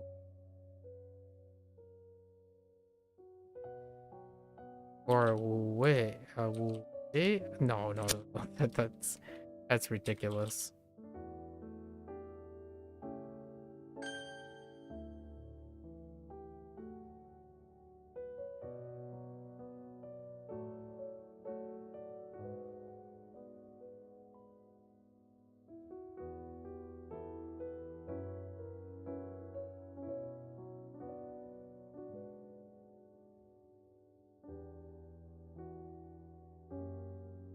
What?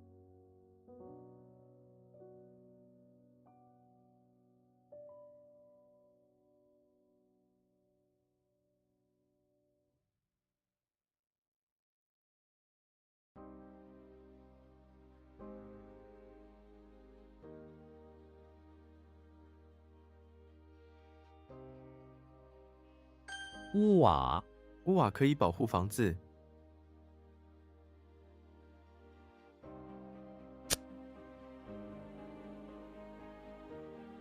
Like roof tiles, so I keep typing ceiling tiles is fine.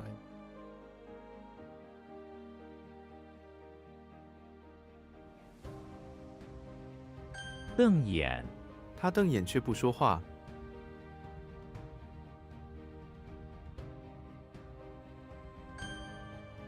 Claire, that's right.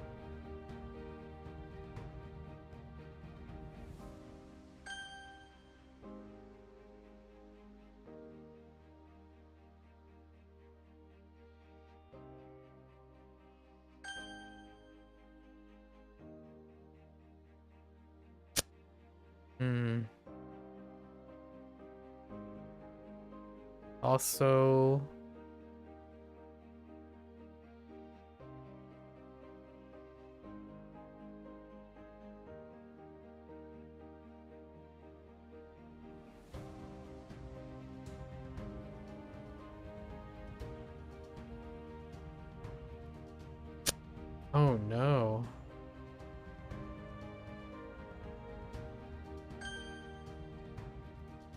牙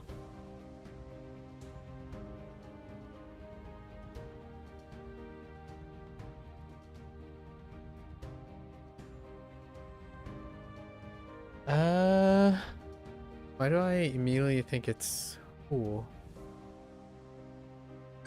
护具我第一次观看沪剧表演，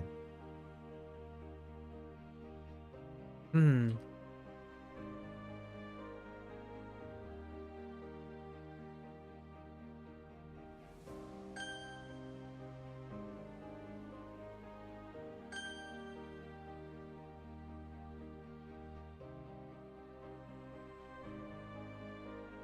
侧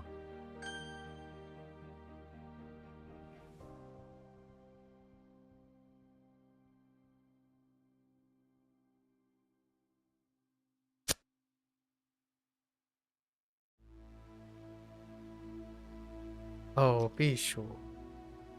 Right.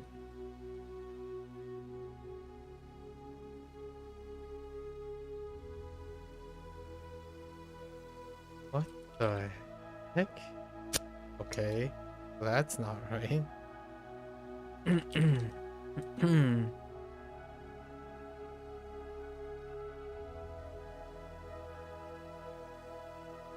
垂直树木垂直的生长，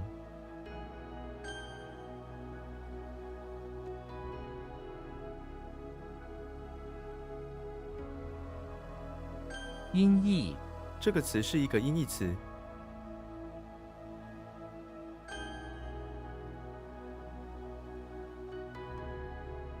I really thought this was Wei Wu. Did I not type more Wei? Oh, I kept typing Wu. Okay. Alright. Fair enough.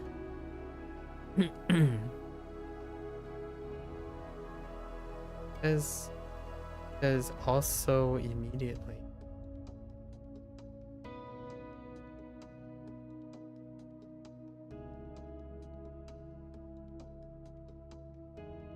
Like successfully after namely, that is.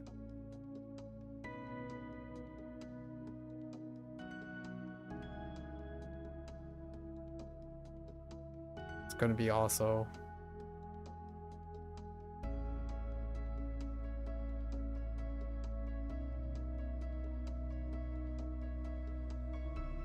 Somehow, I kind of remember Quinn. Dang it, that's not the same thing. 末尾这本书的末尾有一个惊喜，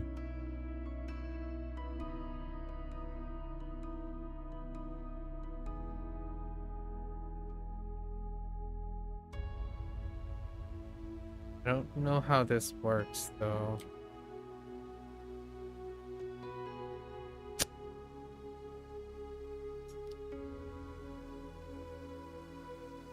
树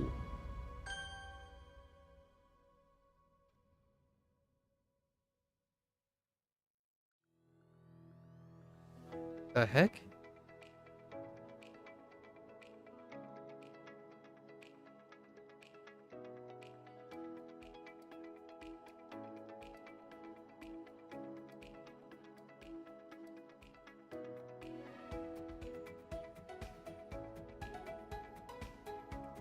“泌尿科他在大学读泌尿科，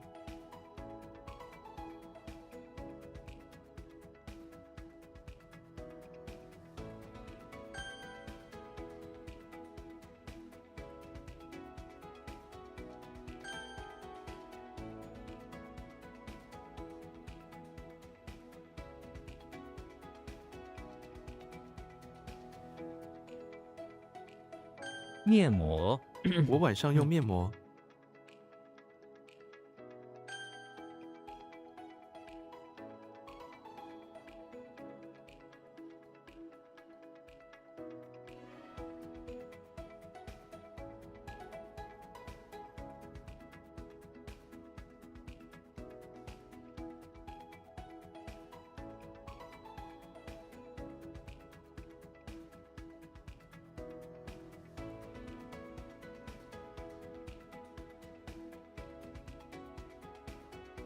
掺杂，这些米里掺杂了很多石子。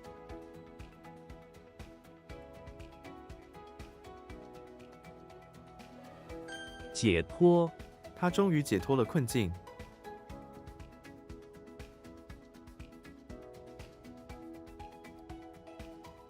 Escape. It's like escaping from something, free oneself, yeah.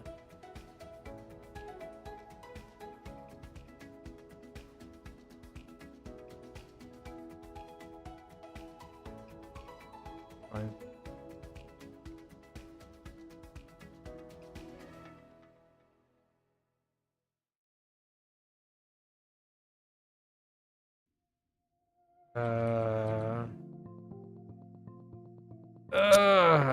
What is that?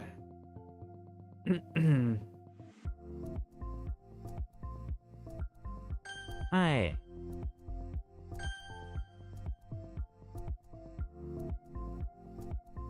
函件，这封函件内容很长。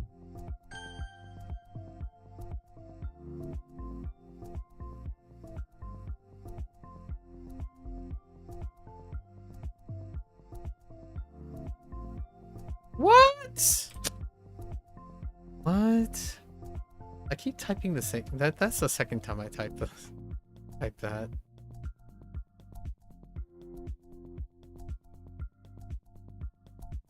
昼夜，我昼夜不眠的工作。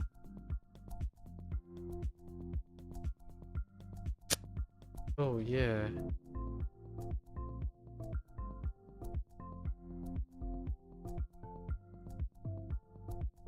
Day and night. They be together? 粮仓，这是我们村的粮仓。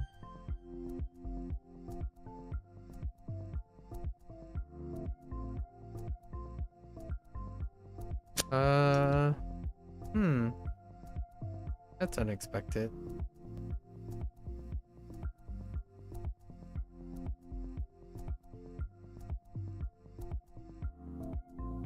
What the?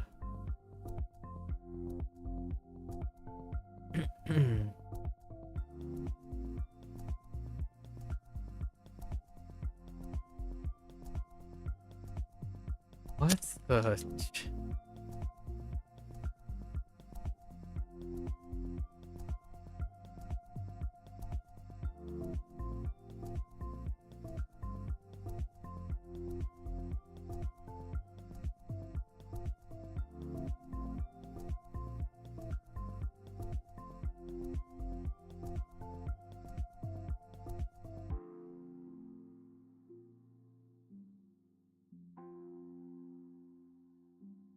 No, that's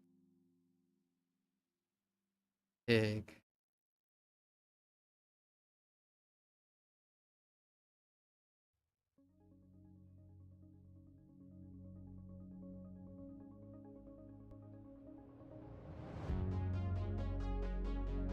How does something will happen? Okay. No idea. That's disappointing.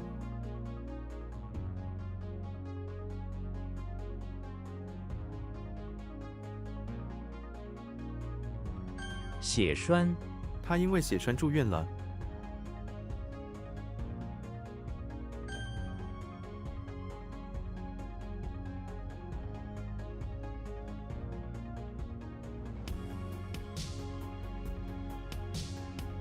谦虚，谦虚是一种美德。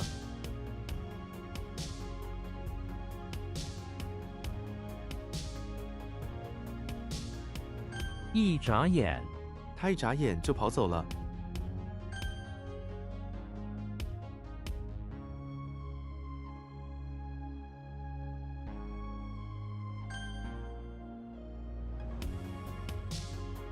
懒，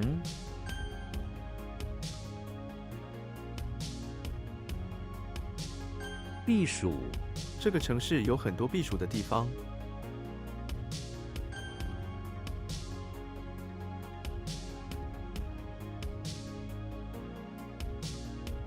光明磊落，他的行为光明磊落，令人佩服。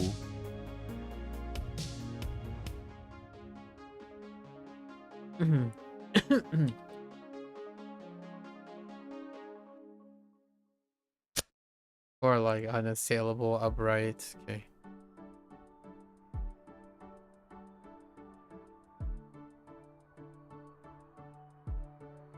仆人，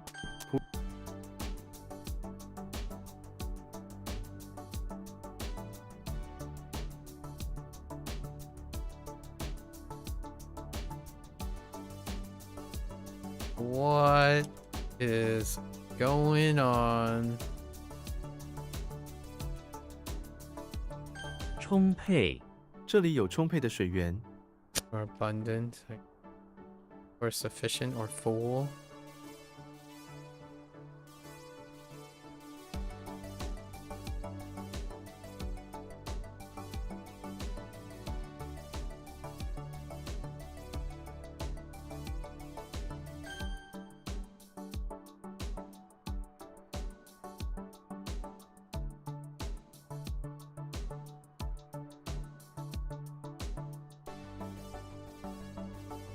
Okay.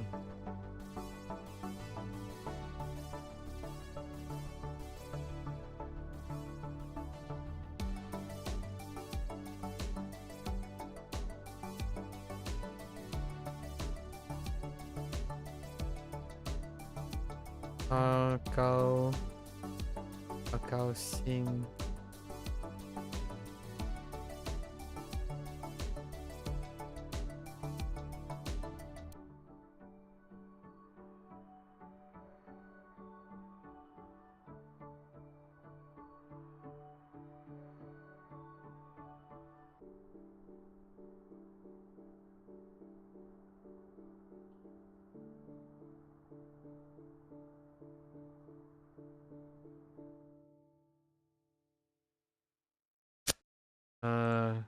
Only I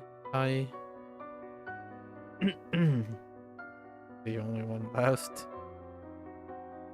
The only alternative left.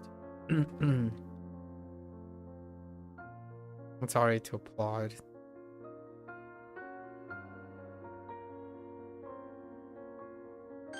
福，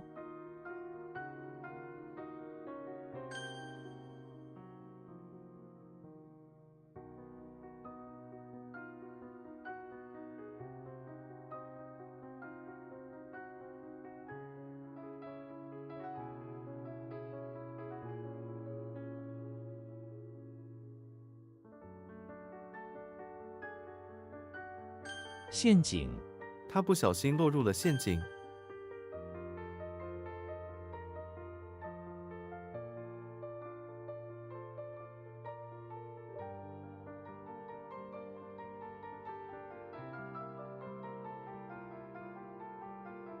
Yo, what? Dang it.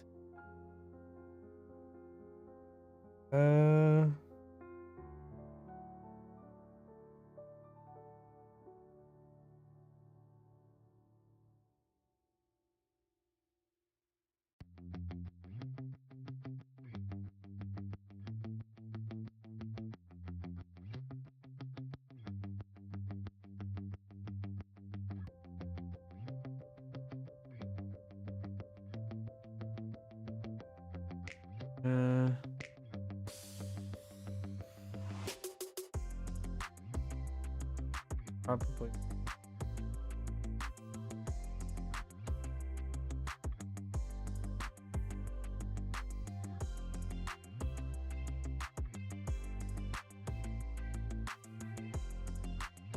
It's Moon Goddess, alright. Oh no, it's son-in-law. Dang it. They change up this whole thing.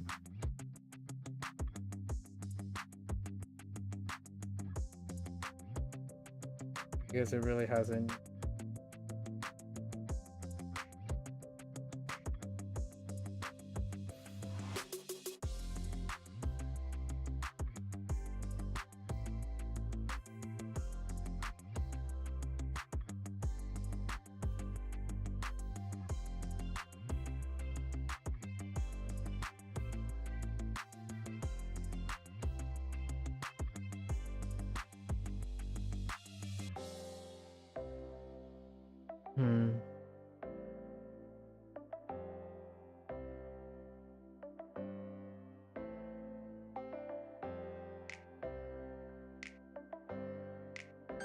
弘扬，我们应该弘扬团结合作的精神。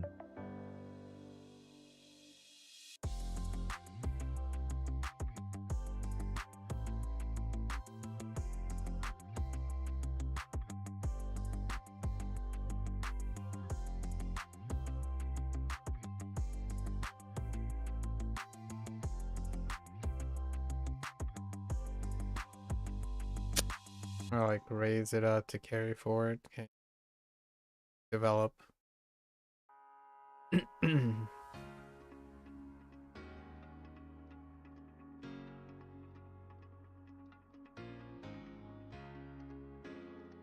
嗯，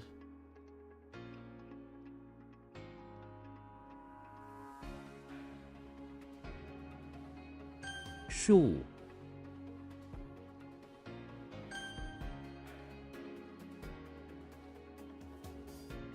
拍手，他高兴地拍手， clap. Okay.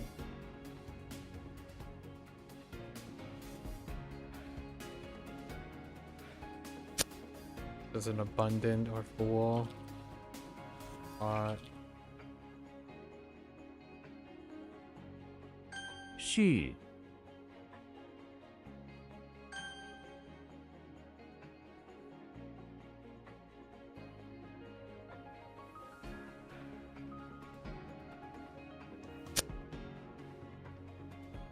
Okay.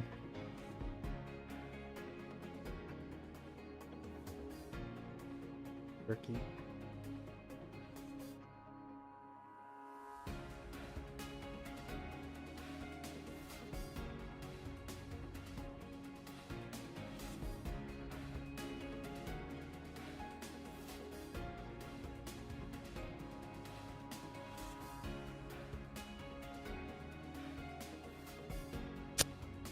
No idea. 五，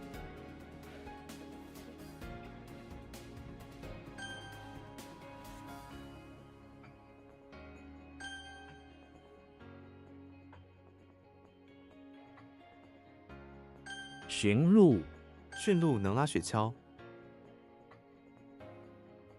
桶，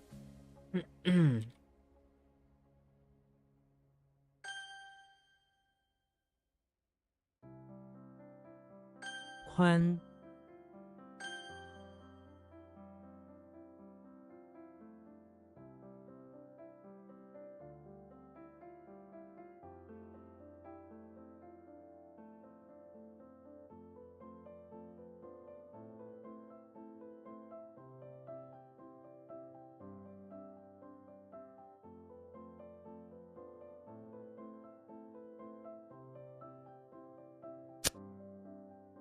Nope. No idea. 十， Alright, this is annoying me. The lawyer, okay. Fine. "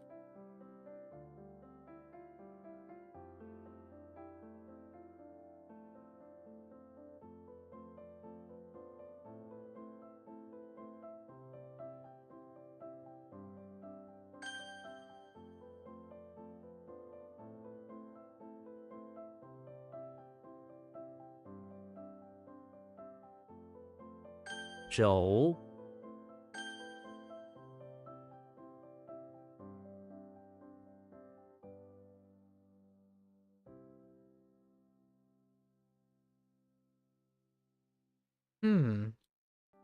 肉桂皮， 我喜欢用肉桂皮做点心。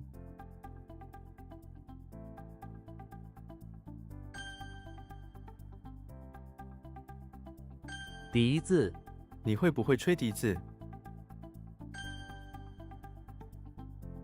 辣，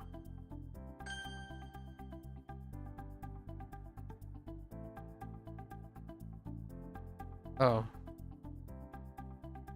Got 雇 it. 主， Okay, that 他的 explains 雇主 it. 对他很好。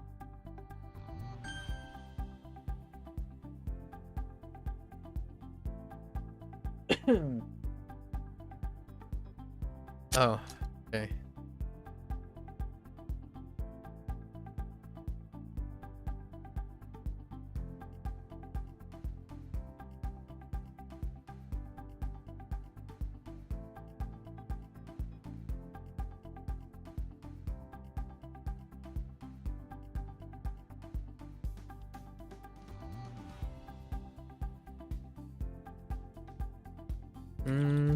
作弊，他在考试时作弊了。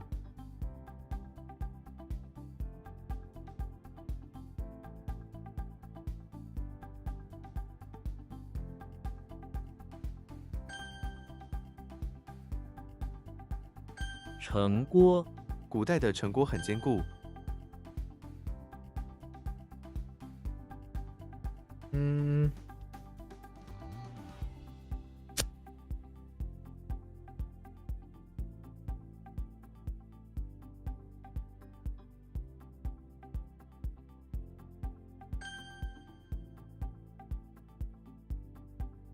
公顷，农场的规模已经扩大到70公顷。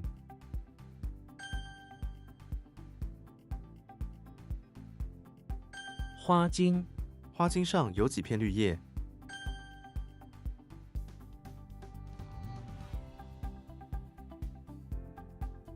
光碟，他把数据保存在光碟上。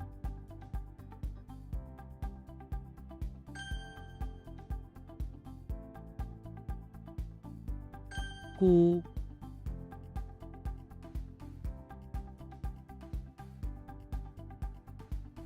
Heck.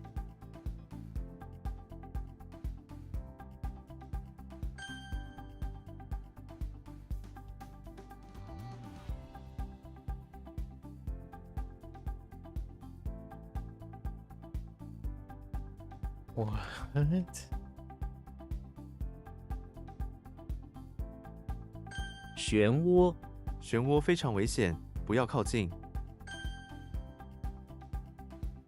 Heckin' bah. 坝，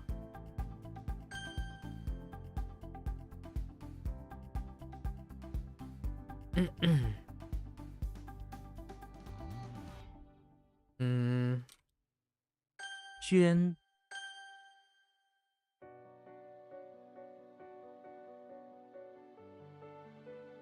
肉桂， 我喜欢肉桂饼干。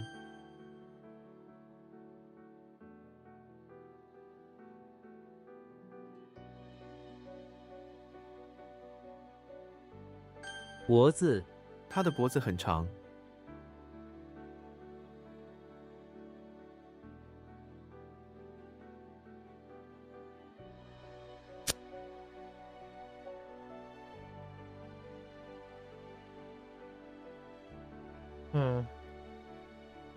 暴虐，他的统治非常暴虐。县，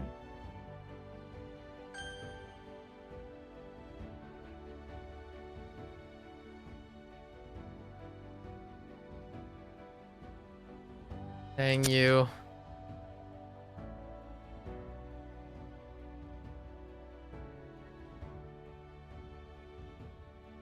Dang you. Dang you. Alright. Gotta chill for a moment.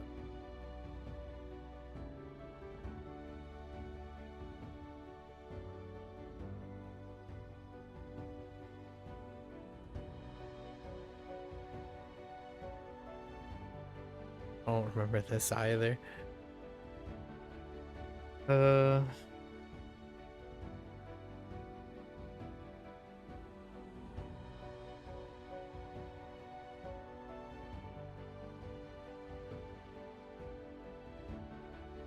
Just realized how not great turkeys are in general.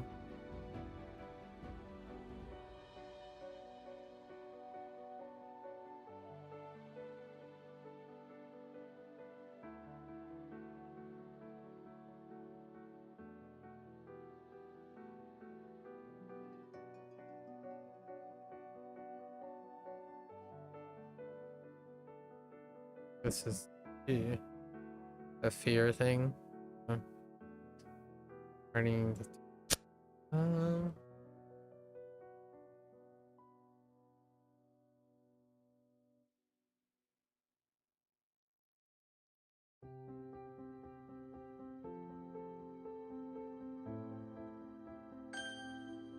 剧， I'm passing on most of the things today. We gotta go over the 8 from yesterday instead. 豆浆，豆浆是用黄豆做的。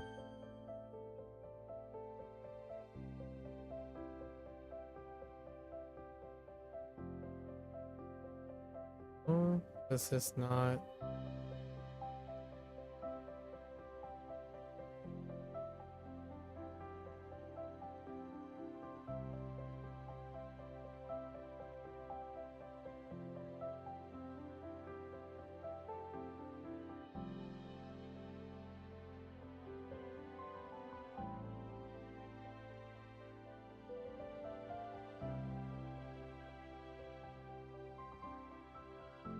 Yeah, how does this not line up with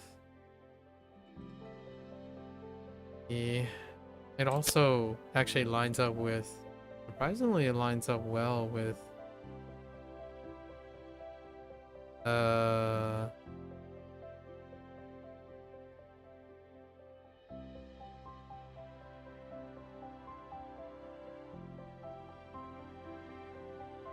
Kind of lines up with Shay, actually.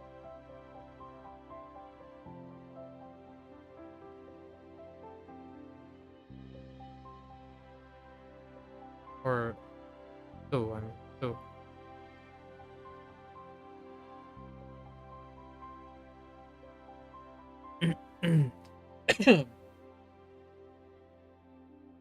We're passing on need.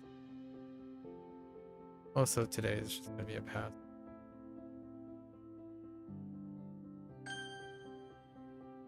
If some part of it.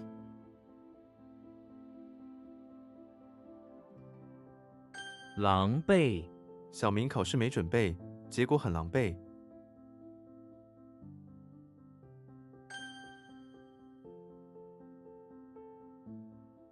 像，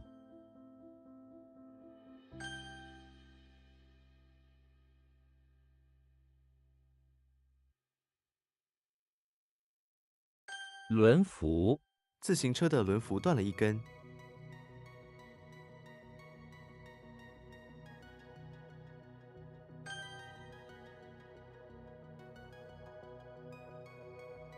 漏，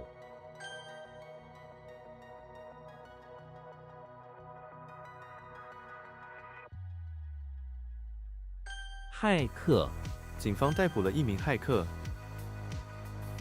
逆，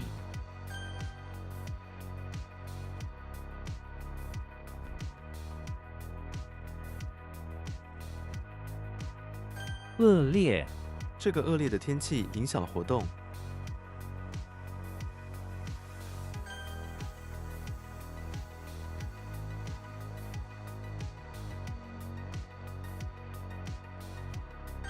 负，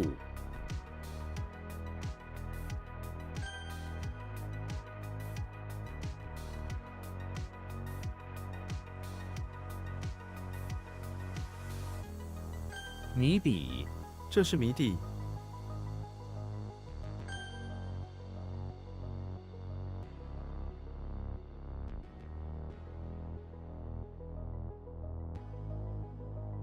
低碳，低碳经济。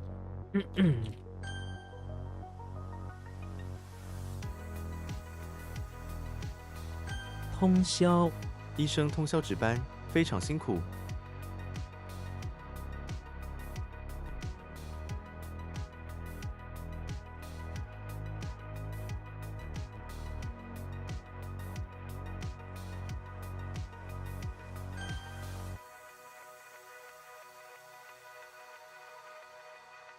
元宵节，元宵节的传统是吃汤圆。 What happens when reset passes? As long as I finish it, it counts as... It will just refresh after I complete it. Like, it's already refreshed. So, like, it doesn't refresh this. All this is from the previous day. And it'll just be counted on the next... But the reviews will still be up for the following day.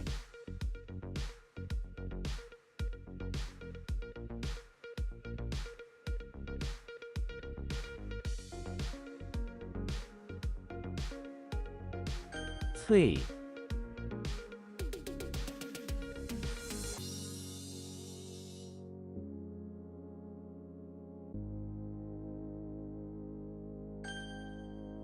And I almost lost it. I'm gonna have to rewriting it.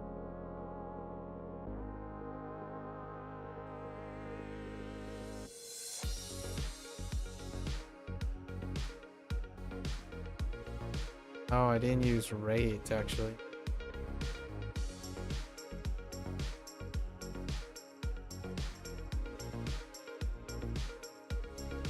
Oh, I didn't use rate at all.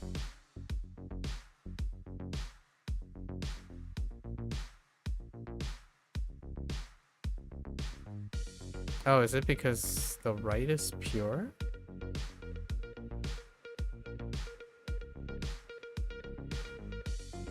I decide not to. Oh, it's a soldier. I'm supposed to think of it as soldier.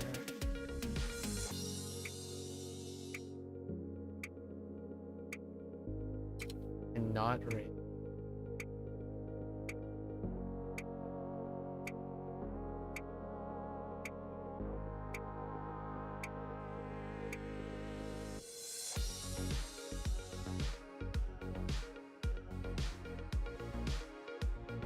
What the heck is this hands-on word or mouth business?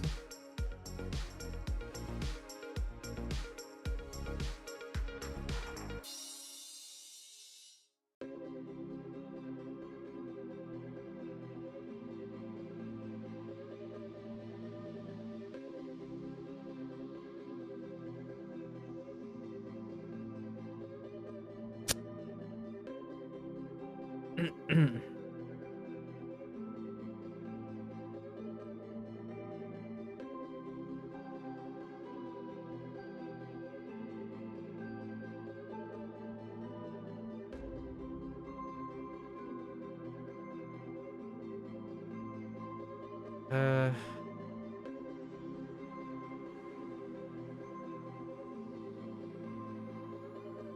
下坠，那颗星正在快速下坠， fall is fine. Fall down is also fine. 消，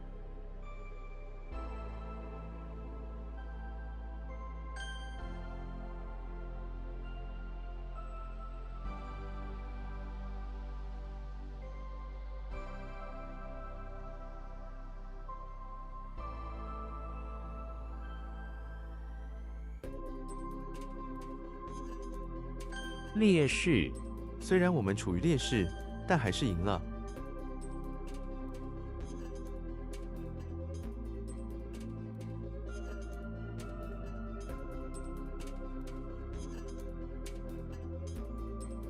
谜语，你会解这个谜语吗？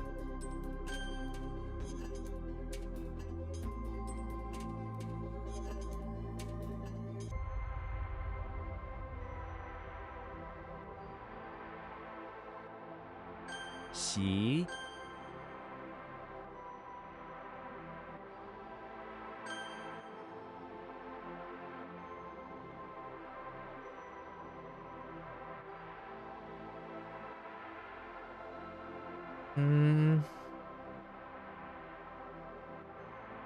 履，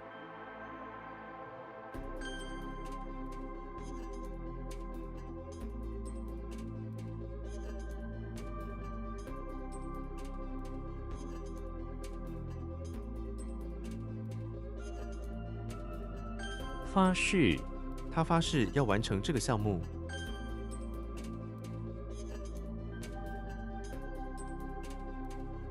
孝子，他是一个孝子。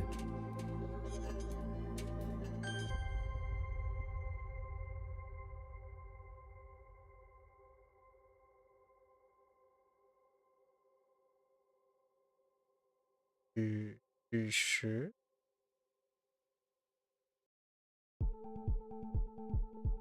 哦。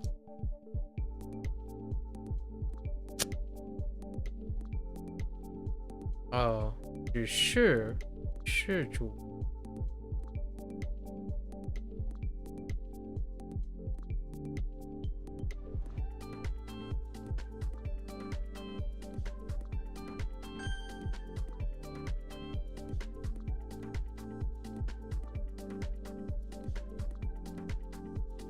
举世瞩目，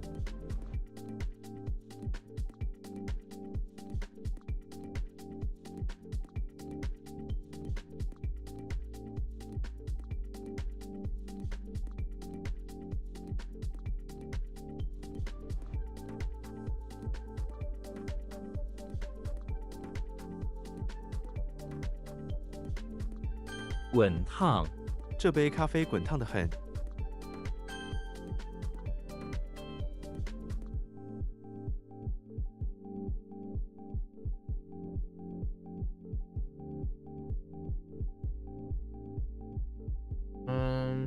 Oh, right.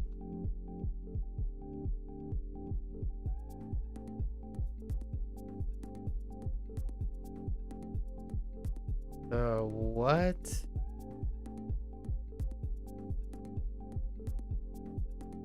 What?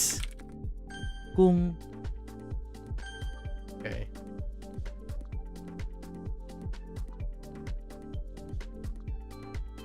会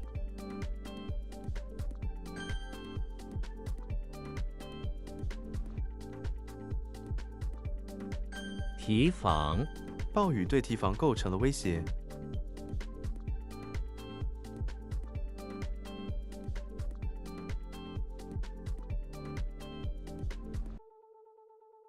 高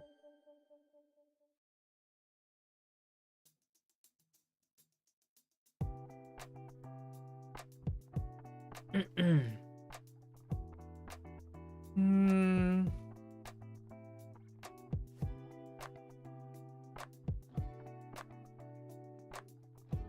Oh man, I just stuck the... Yeah, I just stuck the tiara in there.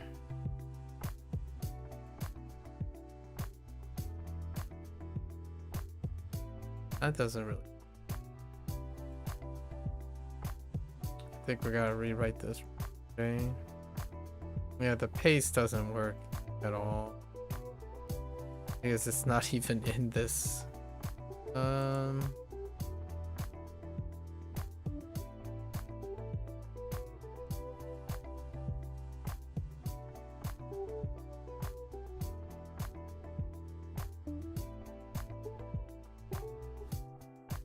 Tiara just doesn't do. I think most of the time the tiara does nothing.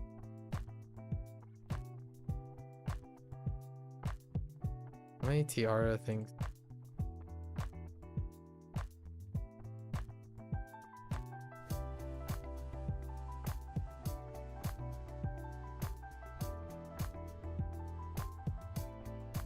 Yeah, they really don't.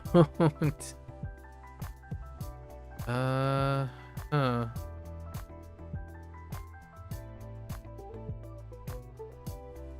How to paste.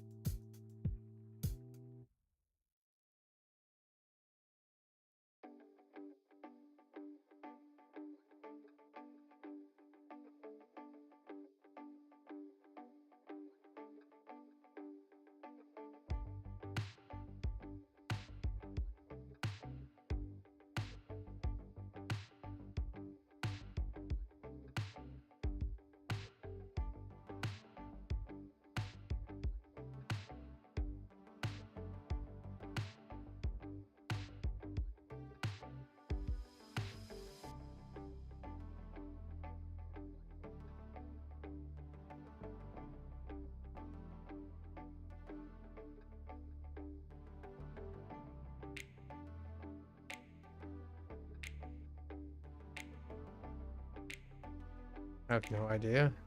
That's gonna be a tough one.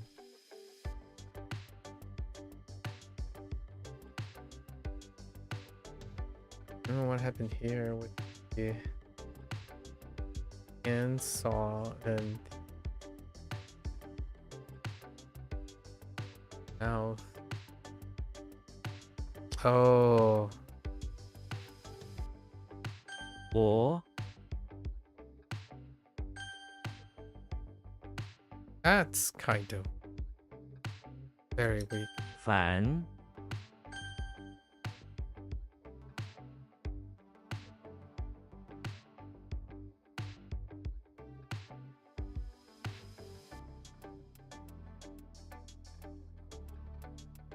One's kind of weak too.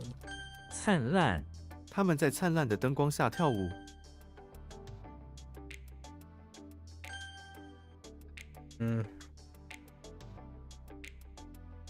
Try to review the ones from yesterday and add a few.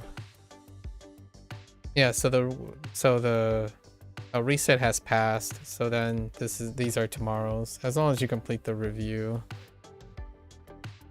Okay. 5 a.m.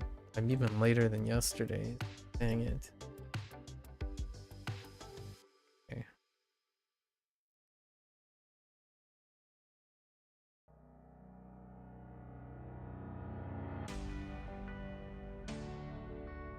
Jian. Jie.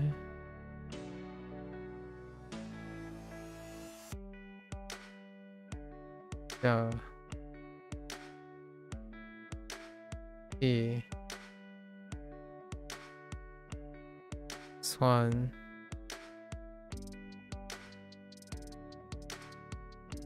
Hoang.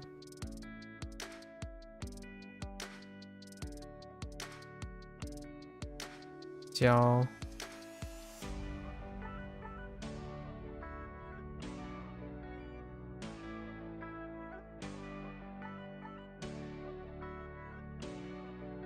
Le heck. Le Zhu. La Zhu. Not Le Zhu. La Zhu.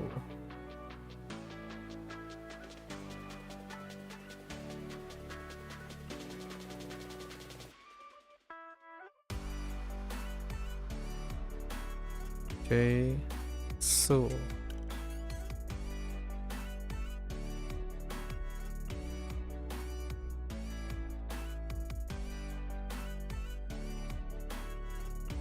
A. Koichi.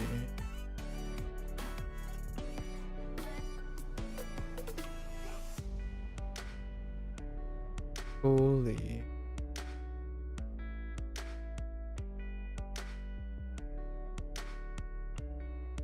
On fire.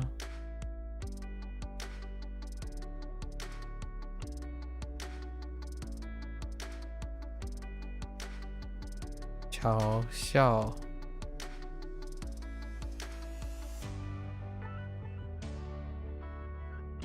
Yan Wang.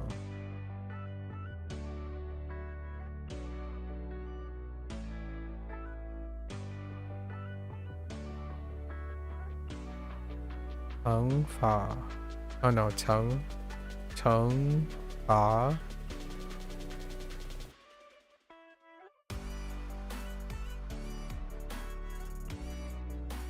Chao Nong.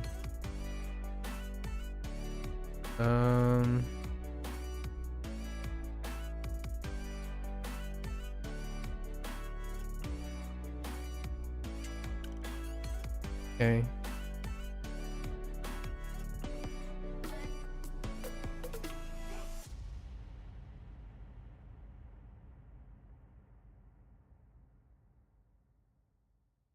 And Qiu.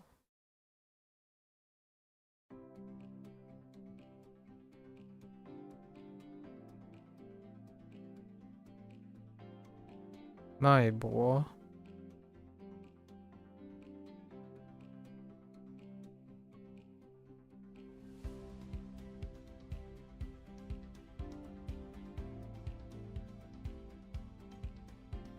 Yan Niang.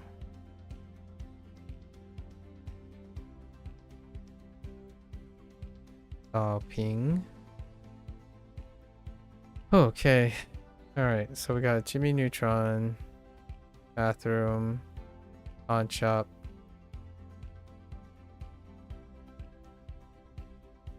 converting cheap flails. Cheap flails for the sale for some shellfish. That's good enough. Jimmy Neutron in the electricity plant.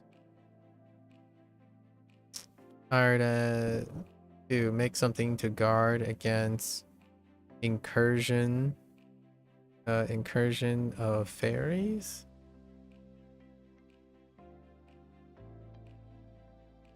How does that work out?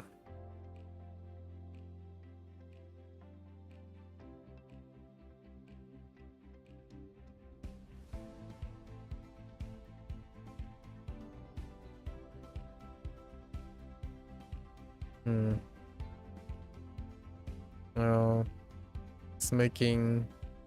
Oh, nothing is part of that material we use up.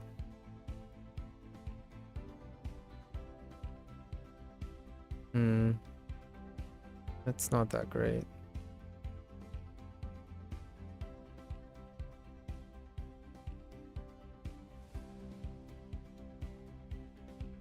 Maybe use up all the power.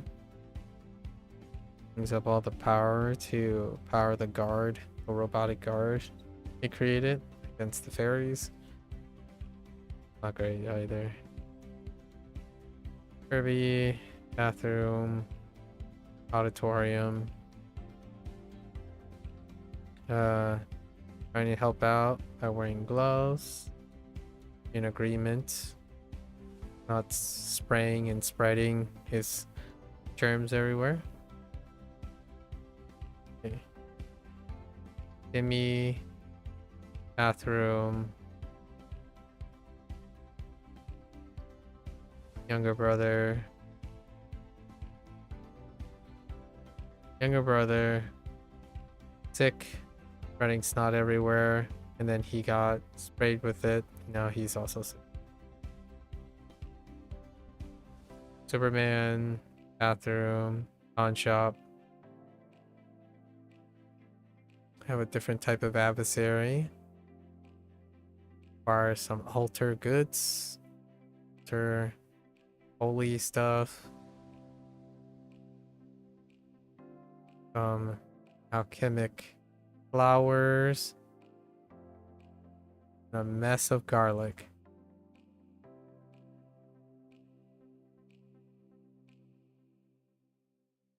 Harry Potter inside the temple. Helping out the monks, repurposing their seaweed into something that can produce a long-lasting fire so they can warm by the fire during the cold season. Jimmy Neutron in front of the barn. Trying to get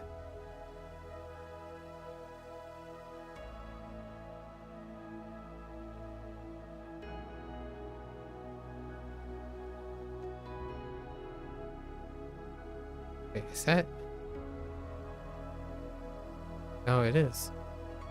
Trying to get an engineered cow to learn how to play Go. It's equipped with a watering function and self-cleaning spray.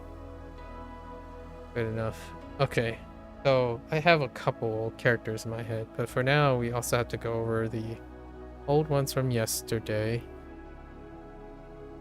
So Sui.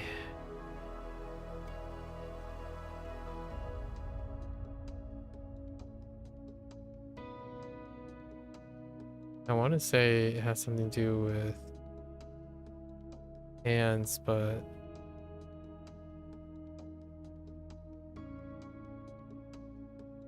does have this, which I'm doing rate now, but I could have used soldier, which that's a good compromise though. Soldier.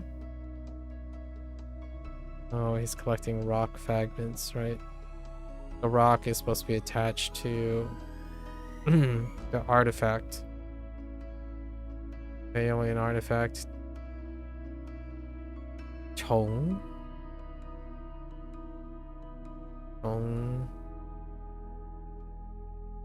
This is to correct for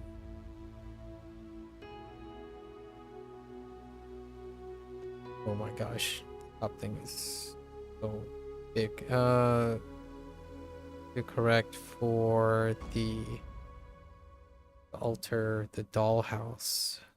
Worship. Joe. What was up with Joe?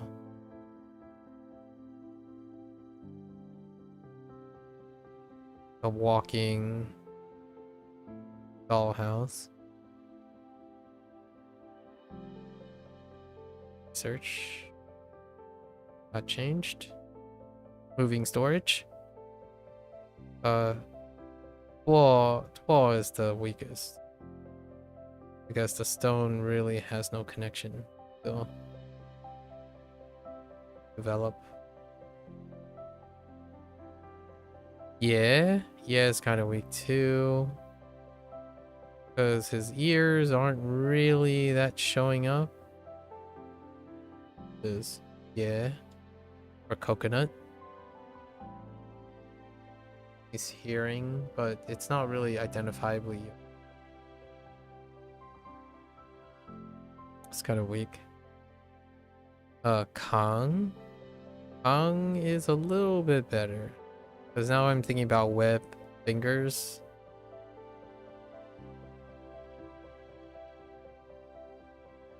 This is carry on the shoulder, despite it talks about shoulder.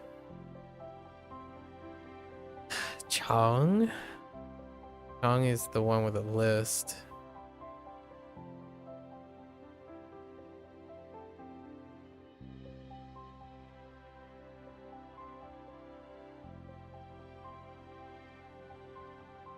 Meditate.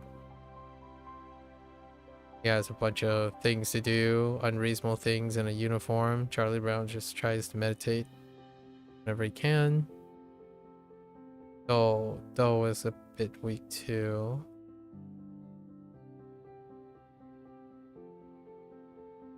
Steep.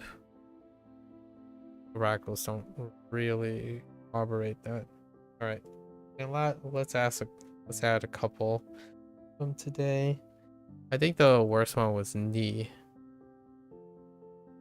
One of the rough ones was knee.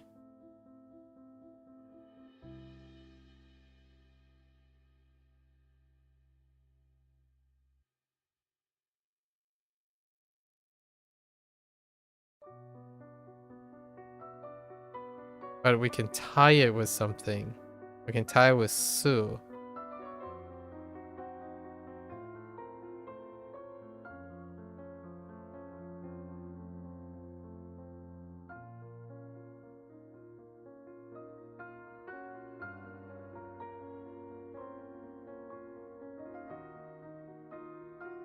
Oh, I'm pretty sure the bottom two strokes go first. Yeah, something like this. So knee is go against,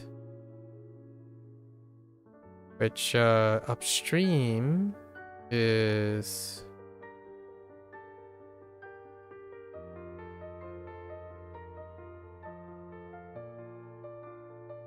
so just go upstream.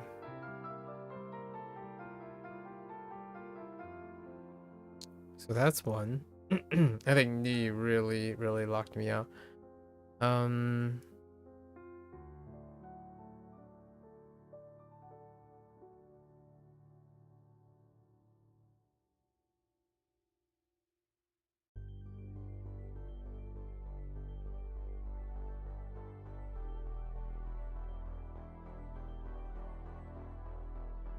Add ghoul.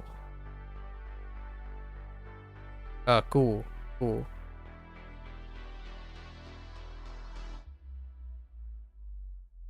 Employ.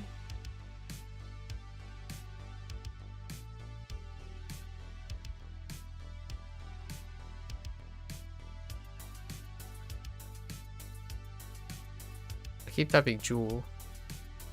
Or a variant of jewel, it's so cool. This is a special one.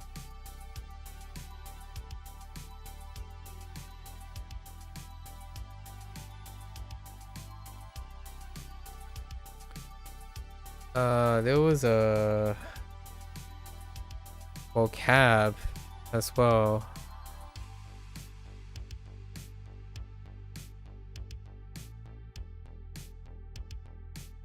What was it? Namely, that is. And which had one of the weaker characters.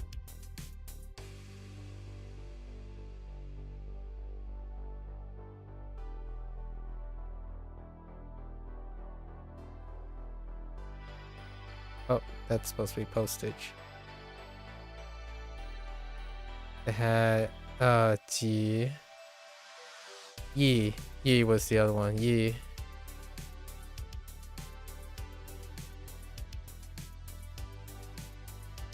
Nope, nope, that's not how Yi looks like. How did pedestal? It's also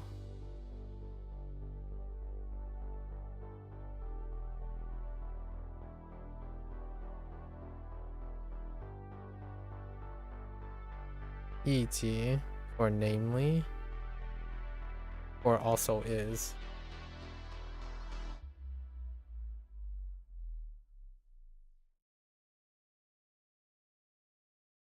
Logic and engineering. What was logic?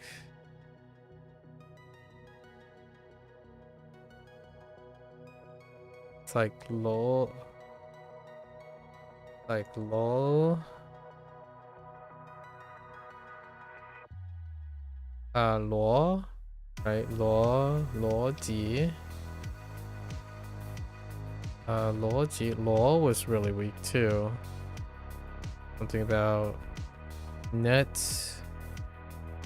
silk, turkey, way, that's patrol, law, and then Ji. Which Ji was it? Heck. Oh, it was edit.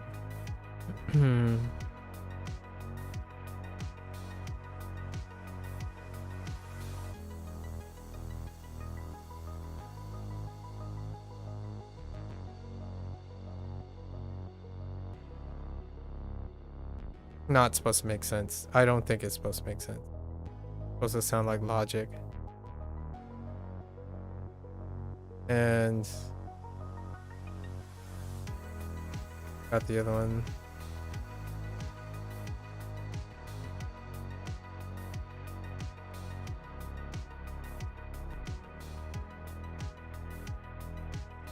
It was also something with B.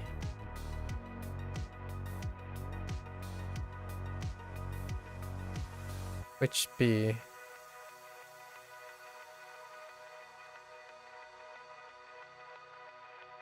Hot sauce B.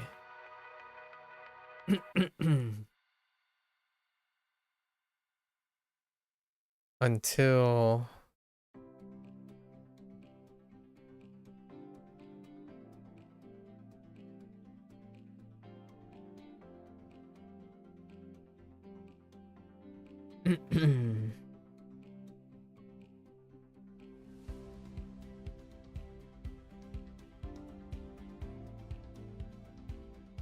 or was it B?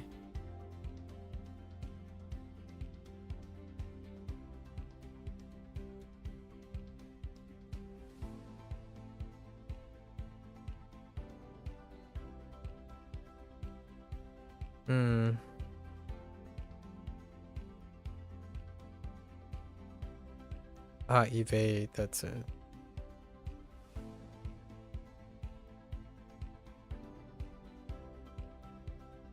Oh, B sure. Oops. Not the shu part. The shu part is kind of weak too. Okay. I don't know how to really what right now. Yeah, hot sauce part.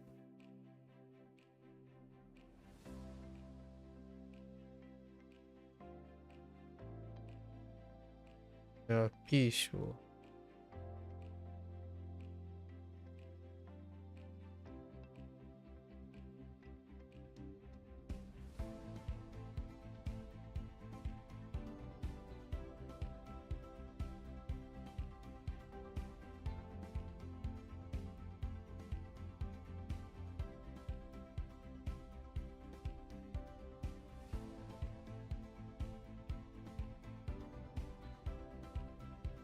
No problems with the definition on hit the heat.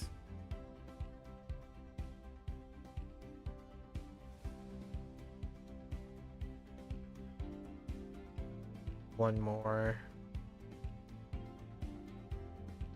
That was really rough.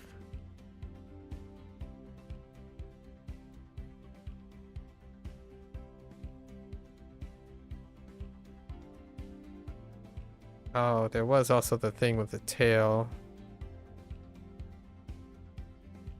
Got the two mixed up and then just went downhill from there. More was correct. Oh, it's way. More way.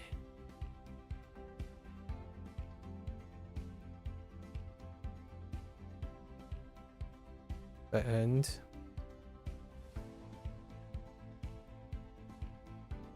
Oh, it's okay. There's also carry forward that's not that good either. It uses yang.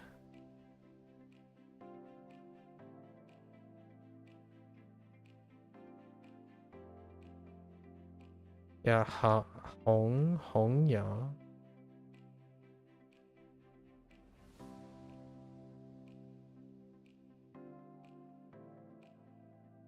Yang.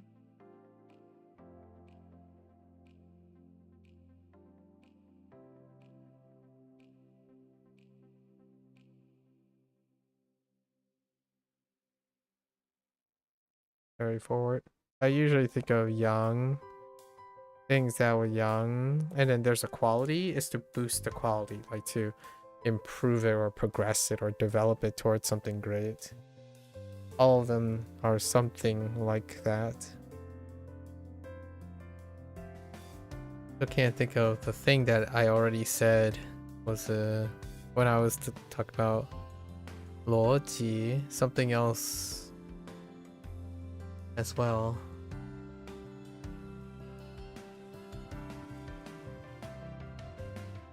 Couple bit of mix-ups too. Not too bad. It is pretty good. Pretty good review of some stuff. Oh, wait. It's at the beginning of a sentence.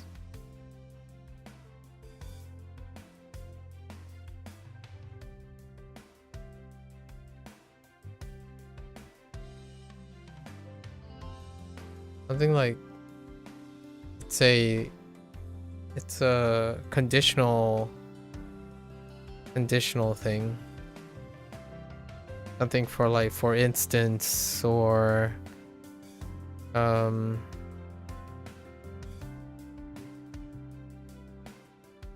things like however, that type of thing, as if. I don't know what it is. Dang it.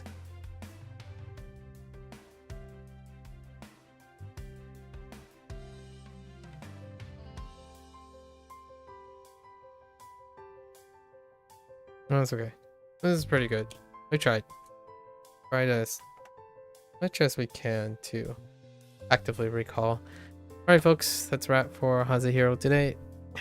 If you're gonna watch this later, 谢谢. As always, feel free to follow along, pick up HanziHero for yourself, give it a go. You're always more than welcome to come on by and yap. We had a good yap session. Beth visited during WaniKani. Revo visited during Bunpro, and of course Mika, you're always welcome towards the end. Alright folks, until next time, 大家下次见. 感谢观看. See you guys next time. Thanks for watching. Bye bye.